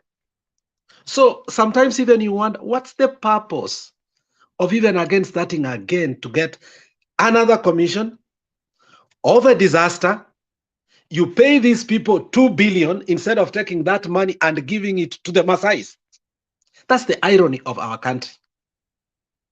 I don't know anybody who has something to say on that. Alex, I understand you, but remember that globally, we were answering you. We were answering you. Let me answer you, and then you will come. 1 minute. I just wanted to give you just an insight so that you can continue. Globally, inquiries and commissions are where solutions. That is the baseline or the principle of solution finding. You will never find any solution for a government without a commission and an inquiry. It is the concept globally, and we are dismissing it. Yeah, thank you very much. But you see, once you inquire, you give a recommendation to be adopted or not to be adopted. So it's at the discretion of the government then whether there is goodwill of implementing it or not. So there is a recommendation at the end of your inquiry. But I just wanted to dwell a little bit what Alex has said. We said we are having a sober conversation here. I have had a chance to work with NACADA, a chance to work with Human Rights, Kenya Human Rights Commission. I've also had a chance to work with the Minister of Environment during the time of Michuki. And I mean, a few things that I'll start with what you asked. No, let me start by saying that what you're asking to be put in place is already there. The Minister of Agriculture has many, departments. For example, even Minister of Environment in itself, it's broken into forestry and wildlife and all that. So we don't need to reinvent the wheel. We want to make sure that those that are there, they are well trained, right? Now, let me come to what you are actually suggesting, and I mentioned it in my early. We want to make sure that we can mitigate the possible outcome that will affect our nation so that we have many more effects. You know, we want to make sure that we are prepared to respond when something happens, right? So our problem is not that we don't have these structures in place.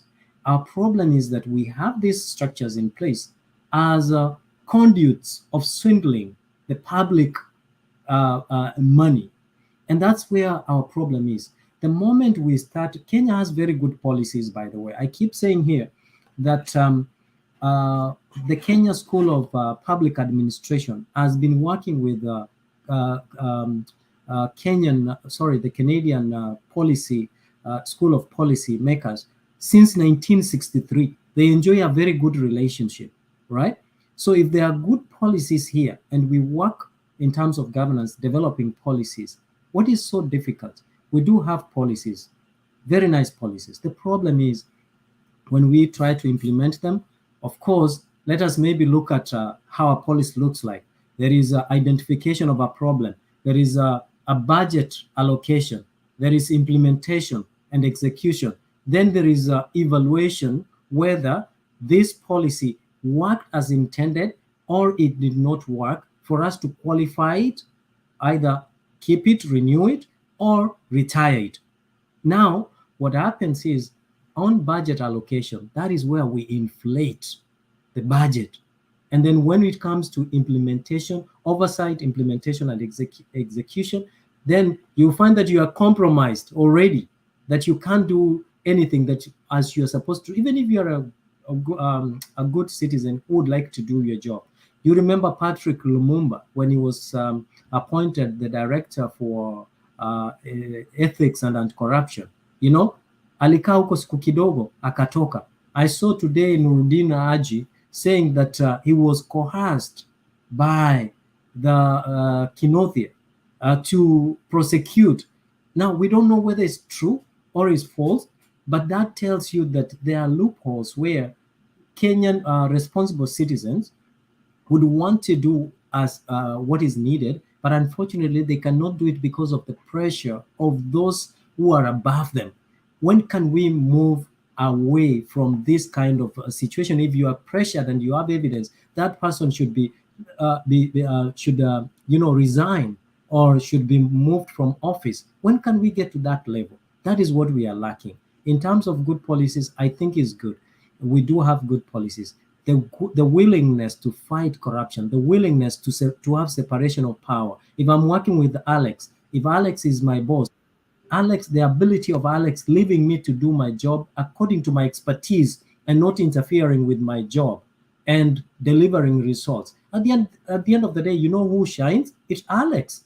If all the cabinet ministers or secretaries, all the government officers, or civil servants do their job as they are supposed to do, you know who shines at the end of the day? It's Ruto.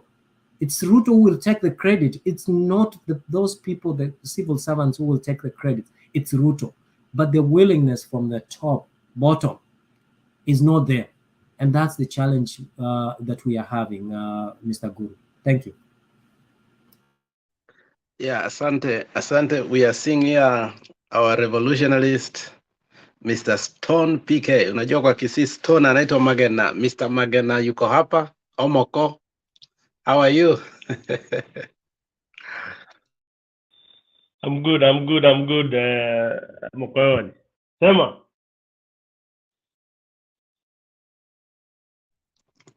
Tuko hapa, tunaendelea tu kupenda nchi yetu. Hatuna nchi ingine. Vile Temba anatuambia, if we stop talking, we start fighting. So I don't know if Temba is fighting us when he stopped talking to us, but wherever he is welcome that aingia hapa. So it's your turn. I think you have been watching from behind and kuna kitu ilikuuma. Unajua anasema uwezi zuia kikohozi. Sasa kohoa.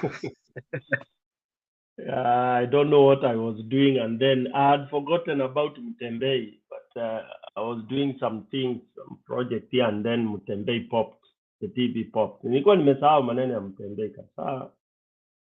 But it popped, and then I saw you. I had I came in when Sunday Frederick was talking, and then Njiru, and I said, Allah, I could say jambo to people and try to maybe throw one or two. So let me start by greeting Fred, bro, Abarigani bana, Kenyan, Mise, Alex. Good to see you guys. Tuko tu, we still love our country, but some of us, I would support Sunday. We just realize some of these things we are doing are just a waste of time. Indeed, a waste of time. Serious. And you guys have covered a lot of things, but I think those things you are talking, they are better off in the US, Canada, UK, the universities. You can help those kids very much, because that is where they implement what we are discussing here.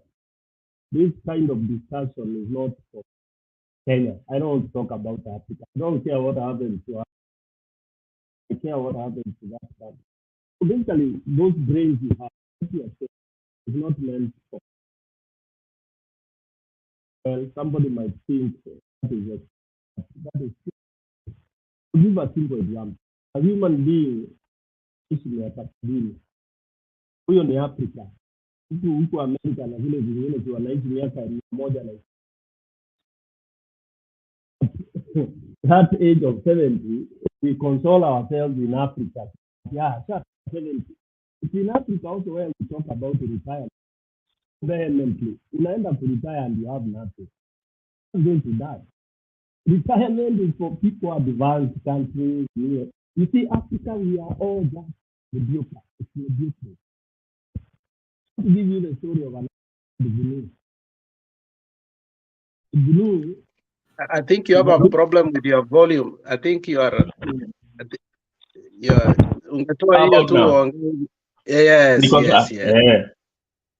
Yes. So I was saying, I wanted to give you the example of an animal called Gnu.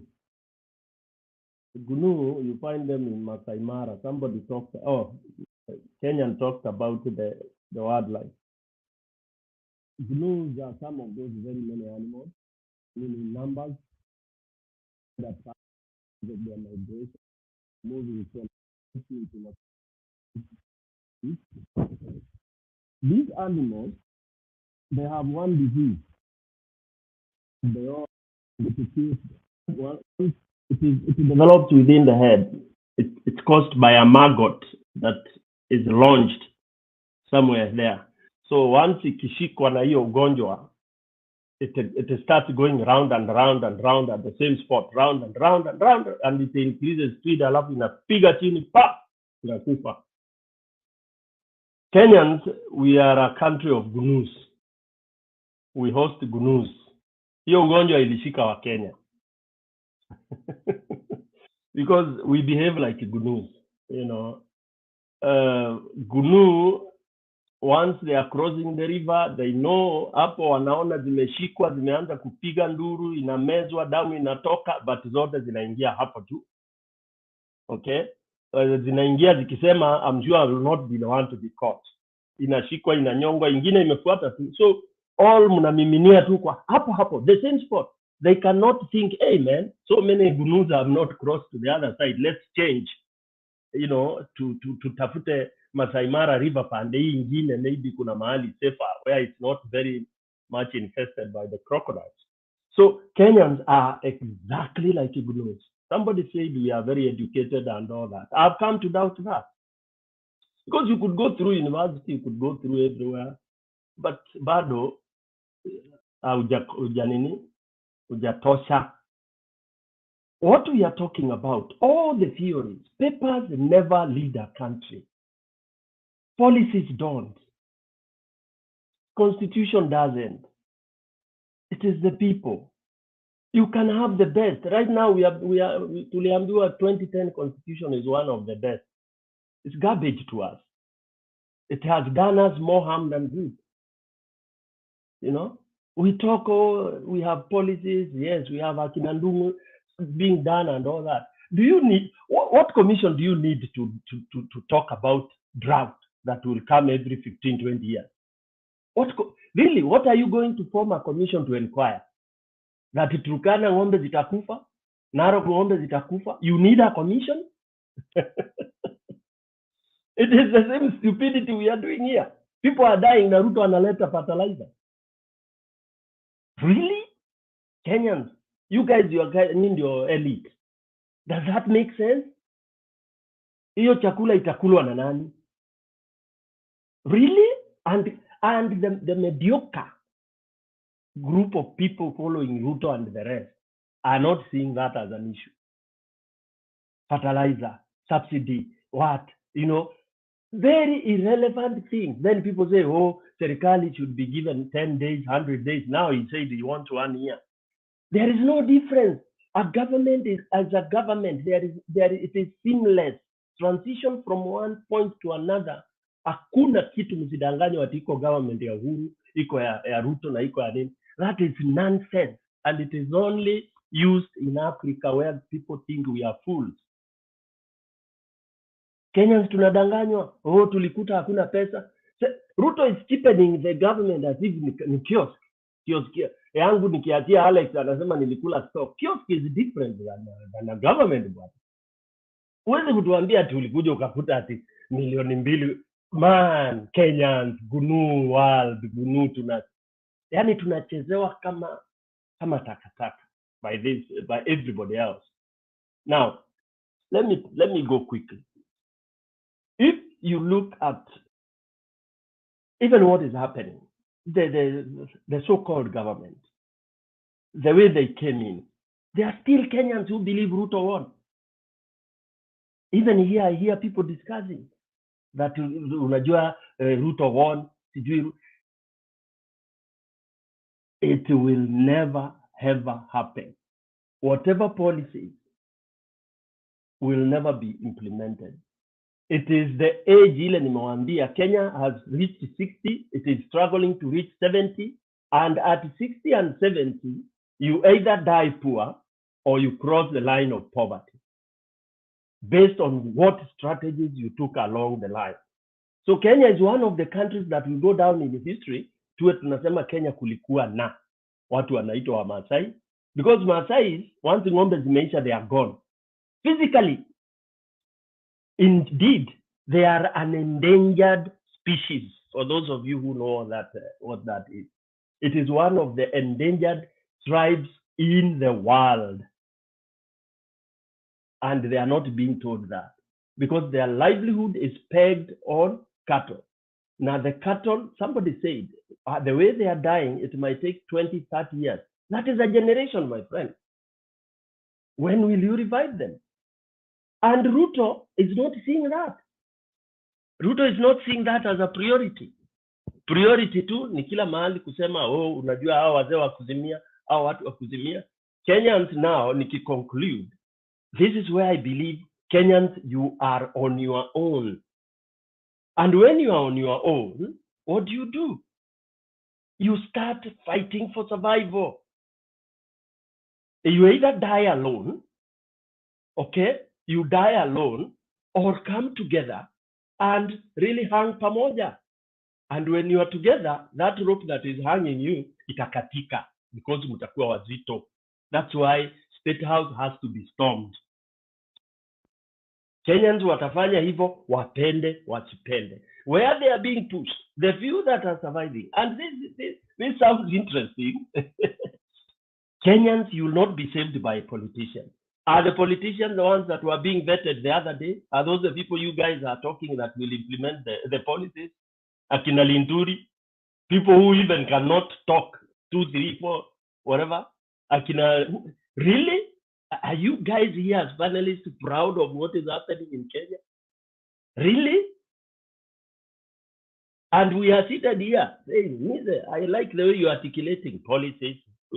Nothing. Hakuna policy. Give this woman kiuno, mama kiuno. Mpatie hiyo policy moja akusomee na kufanyie evaluation alafu akupe results.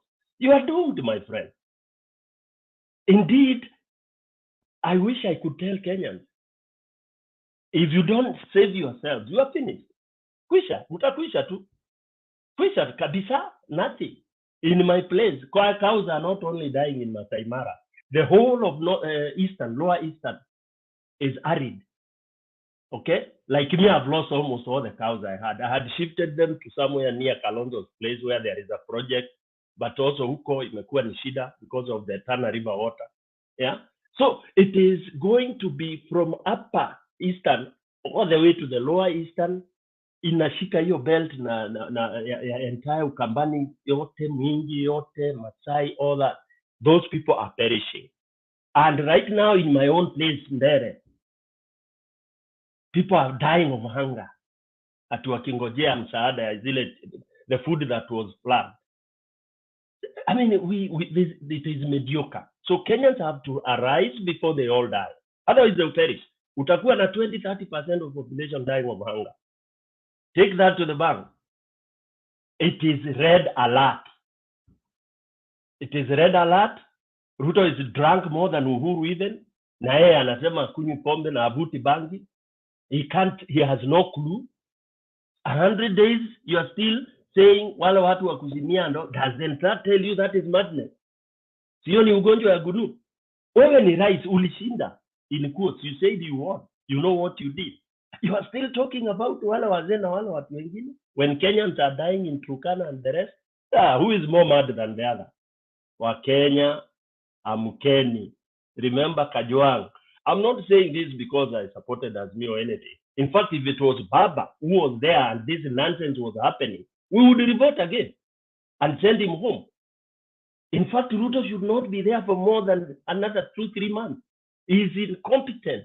If he had been hired, for example, by the UN or any other organization, he would go home quickly after 3 months. Because the way you set yourself, the way you set, you show the people what you have come to do after your appointment, tells it all. He has no strategy. If number one priority is not saving lives, my fellow panelists, kama priority yako si ku save life in this world, what are you? You are useless. Thank you very much, my good friends. So let me end there because I don't see hope with Ruto as the president, with the cabinet he has, because even those who are lower there, although there are some people there, he's quickly firing them in revenge. So Nigita yeye na Uhuru. Uhuru is one person. Uhuru hata ukimpiga, even if he becomes a refugee, he will never borrow anything from anybody. He will eat mali yake. So it is stupid chasing Uhuru. That's wild goods. Chase. Yeah? So Kenyans, amkeni. Throw this man out. Throw all those Ilinturis and everybody else. Ban them, put them into the matangi ya takataka. That's where they belong. Thank you very much. Stan PK, a revolutionist. Wewe uko na damu ya Fidel Castro. But we appreciate, everybody has their thoughts. I appreciate your thoughts. I appreciate Mrs. thoughts. I think ni kama Julia alitutoroka. I don't know, kama Mise, there is something you want to say, we end the show. I think we have tried today for 8 hours, and I think we should continue speaking and talking about the issues that are affecting our country, because there are many people don't have the opportunity to come and speak. But sometimes when we speak on behalf of our people, or sometimes our personal views, but they resonate with some of our viewers, and it does help the conversation. I think we are all in agreement, the three of us, that it's not right for Kenyans to die of hunger. Independence happened 1963. Looks like it was political independence, and it was not economic independence. And I like what EFF subscribes to, economic freedom in our lifetime. I like that mantra. I think we should all have economic freedom in our lifetime. The Maasai people count their wealth in terms of cattle. I think we must. And the Maasai people have done us good. I mean, in terms of tourism and revenue, I think they have done very well to the country. There was a time, I think Timama said, Narok County, not the county we have in County Council, was one of the richest county council in Kenya. It was collecting a lot of money, yet the Maasais were very poor. And I think that is what Baba was saying today, that in terms of representation, give the counties money so that they can be able to spend, so that they can be able to mitigate these kind of problems that we are seeing. So, Mise, it's your opportunity to give your, finishing remarks. Yeah, thank you very much. I just want to agree with you that our government, there is a culture in our leadership style that we don't treasure our heroes. You know, look at people like Congestina Achieng. They are languishing in and in poverty, and these are people who represented us, and we were very so proud of them when they flourished at the peak of their careers. But after that, we never cared to look at them. I think beginning with that way, you and me know that if you are a soldier, for example, in these foreign countries, when you say that you served in the army, people respect you and people appreciate your sacrifices that you gave to serve on behalf of your country. So but go back to our country, we don't even recognize the effort and the sacrifices that people put out there. They give their lives on behalf of our country, yet we have never even rewarded them in any way. So this tells you that we have a foundation that does not treasure anything that is supposed to be treasured. And if that is the case, then it tells you that our foundation is kila mtu mguu mponye, mwenye mnyonge ampishe mwenye nguvu. That is the kind of culture that we have, and that's why we don't care of treasuring our country. And our country needs to be treasured. When we are patriotic, then it will, and understand what it means to be patriotic, then it will allow you to do that which is good to make our country proud. As a leader, in any capacity, you are supposed to do that which will make our country proud, not because it will benefit you during your time or your tenure in office, but also in the future to benefit other people. Stone PK and Alex, you can agree with me that America has a lot of oil, yet they leave that oil and go outside to get oil because they treasure this for the future, not because the president of the time will not benefit for what they are looking for reserving what they have currently in the future, but because they believe in the prosperity of their nation. So this is what we need to start looking for. We go out and bring something that we can treasure for our country. Our leaders need to know that William Ruto doesn't have to benefit from the efforts, or Uhuru Muigai Kenyatta doesn't have to benefit from the campaigns, the sleepless nights that he had directly. But then if the nation benefits, he too is a beneficiary, because when it will be written in history, it will be remembered that during Uhuru Kenyatta's time, our country, at least received a growth in its GDP. That's why we keep referring Kibaki, because President Kibaki believed in the country, believed in improving the livelihood of other people.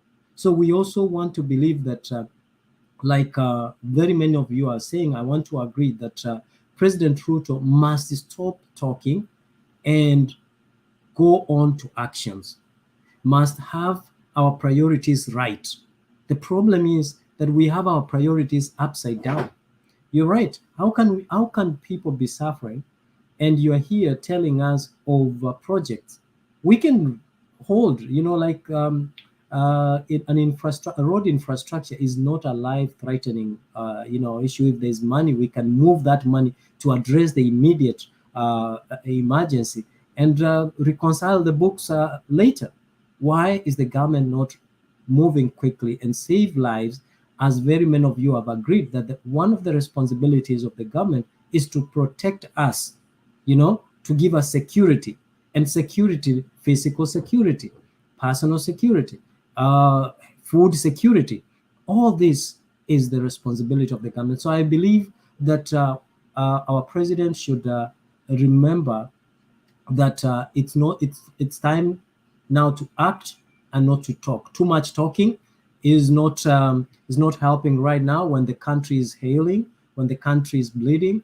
We want someone to start providing solutions. If they have started rallying, the private sectors to give in money, how much has the government put down? What efforts has the government, what are we seeing on the ground? You know, the reason why I started with Congestina, Alex, you mentioned that our Maasai, when you go anywhere in the country, our symbol of tourism is Maasai. You know, when you put out there, we put the Maasais. Now, when they are languishing in such a time of drought, what has the government done to protect that which sells us out there? So if the government start realizing that, then we shall be headed somewhere. Let me stop there, but we should start talking. And I just wanted to mention softly that to my friend Stone PK,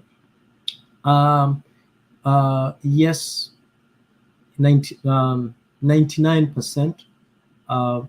not 99%, 95%, our policies are not working effectively the way they're intended to. 5% has yielded results. You know, infrastructure like the IT infrastructure that Kenya is enjoying is out of the good policies of one Bitange Ndemo when he was the PS in the Ministry of Information and Technology. So we cannot say that our policies are not working. It's the goodwill that is lacking in the good policies that we have. The moment we embrace the goodwill, Kenya will be a greater country. And remember what the CEO for Google said, that Kenya is envisions to be the tech lead in not only in East Africa, but in the continent of Africa. And I can tell you that's why you see Kenya, the freedom, the kind of freedom that we have. We are able out here, when we had the Prime Minister of Britain, Kenyans were on social media talking about it. When we had the election of the United States, Kenyans were in social media talking about it. Everywhere, Uganda. So that means that Kenya is a good country. All we need is goodwill from our leaders. Thank you very much. Yeah, asante sana. I think we have had a good and cogent conversation. And I think finally, Barnes Nyag say, Mise, now you are speaking. And I think that is our purpose here, that we speak to each other. Probably we find a good solution for our country, because I'm telling you, all these diplomats and expatriates, when they are told they are leaving Kenya, they don't want, like the past two US ambassadors, they decided kutafuta makaratasi Kenya. They married our Kikuyu sisters, and you can imagine how painful that is. So they don't want to leave because that country is good. In terms of weather, in terms of environment, in terms of food, I mean, our country is great. Until you leave Kenya and you go and live another country, that is when you appreciate your country. We have a great country. Let us defend it. But I think the president is making a lot of mistakes. I wish he could listen to what we are saying. Put back the subsidies for food. That is the first thing. Give people food. And then we can talk from there. It can't be that people are dying. Livestock is dying, no rains, and yet you take the subsidies. The first thing you give people is food, because it's a basic need.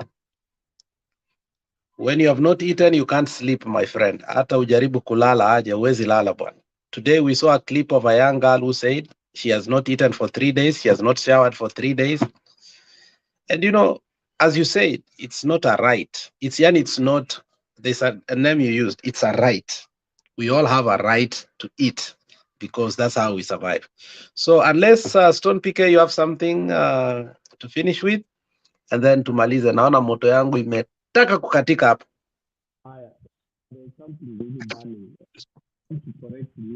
Speak louder. I think hatukusikii. You can hear me now. Yes, my brother. I want to correct my brother Misa a little bit. Again, I think for me, when we say it's a goodwill that is not there for Kenyans to implement what it's meant for, you know, to really progress us, I don't think it's goodwill. Again, we mistake. Because when you give a thief a wrong, what goodwill do you expect from a thief? When you give an incompetent, you know, let's say, for example, driver. Again, you have gone. I think I don't know. Your sauti yako inakatika katika. Hapana, ni kama mic tangu. Unanisikia sasa? When you are, it's like when you are recruiting for a driver, you go for a driver. You say you need 3 years experience. You test him, and then the documents show that he's a qualified driver for 3 years. Huwezi sasa ukuje uchukue makanga, mtu alikuwa ni wa kupanga gari pale kwa stage, alafu unampatia role, then una expect he could be willing to do it, but he has no know-how. He has no idea. So what we've been doing in Kenya is, one, we either allocate kids in the name of our supporters and our friends, or incompetent. Like, incompetence is of the highest order, coupled with now born corruption. People who are born thieves, corrupt people. Mtu ana budget the money to steal and Ruto. You tell somebody to go and run an office, chai anafanya inakuwa ya 2,000 per cup, so that money is included and budgeted na inapitishwa for stealing. Our country has technocrats that know how to budget for what they are going to do. So number 2, with what has happened and the kind of leaders that we have, not elected, because I don't believe they are elected. Then they got their way, they did their things in commerce and all. Do you really expect them to perform? They will not. It's not goodwill. It's not goodwill.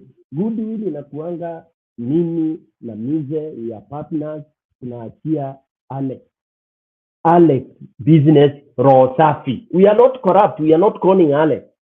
Tunamwachia hii law firm.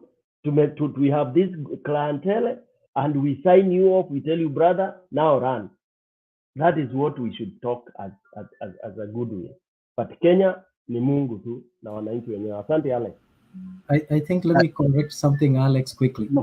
Moto yangu inaisha. Let's do quickly really before quick. so that I can end this show. Don't PK, I think you're right. I think from a different perspective, that the willingness to appoint the right people to do the right thing is what I'm emphasizing. You know, to appoint a technocrat who will dispense his obligation, not because he knows someone or is connected to someone, but because of merit.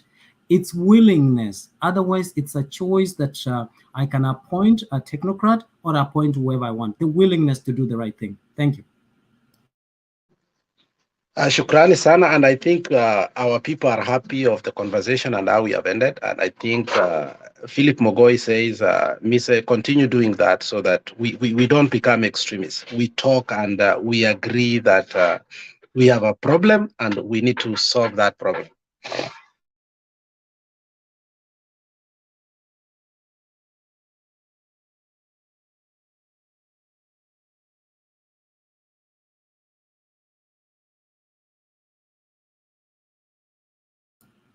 I think Alex is down. Stone PK, are you able to end the debate? Because sorry, to end the show, because if we don't, I think it will keep running. Are you one of the moderators? You're on mute. You're on mute.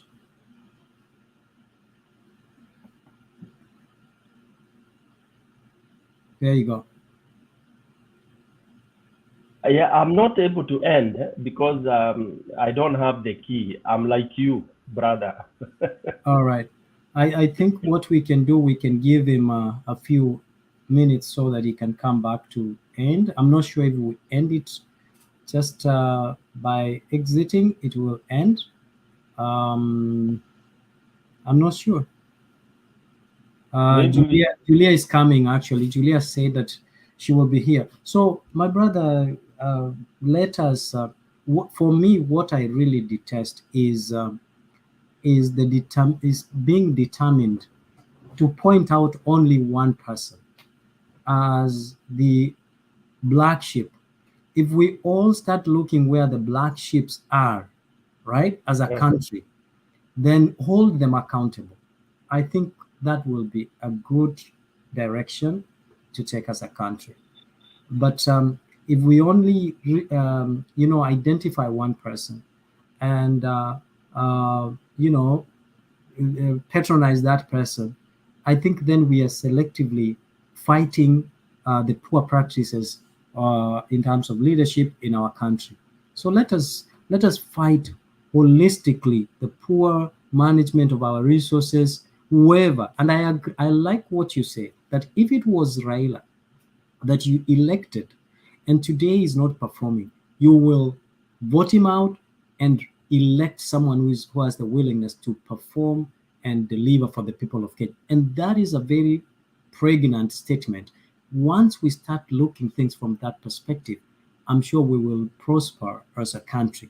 I think to me, that means a lot. But the moment you start mtu wangu, na mimi I will jump to mtu wangu because kila mtu akona mtu wake. The moment we leave from this mentality of mtu wangu, mtu wetu, then we will prosper as a country. Yeah.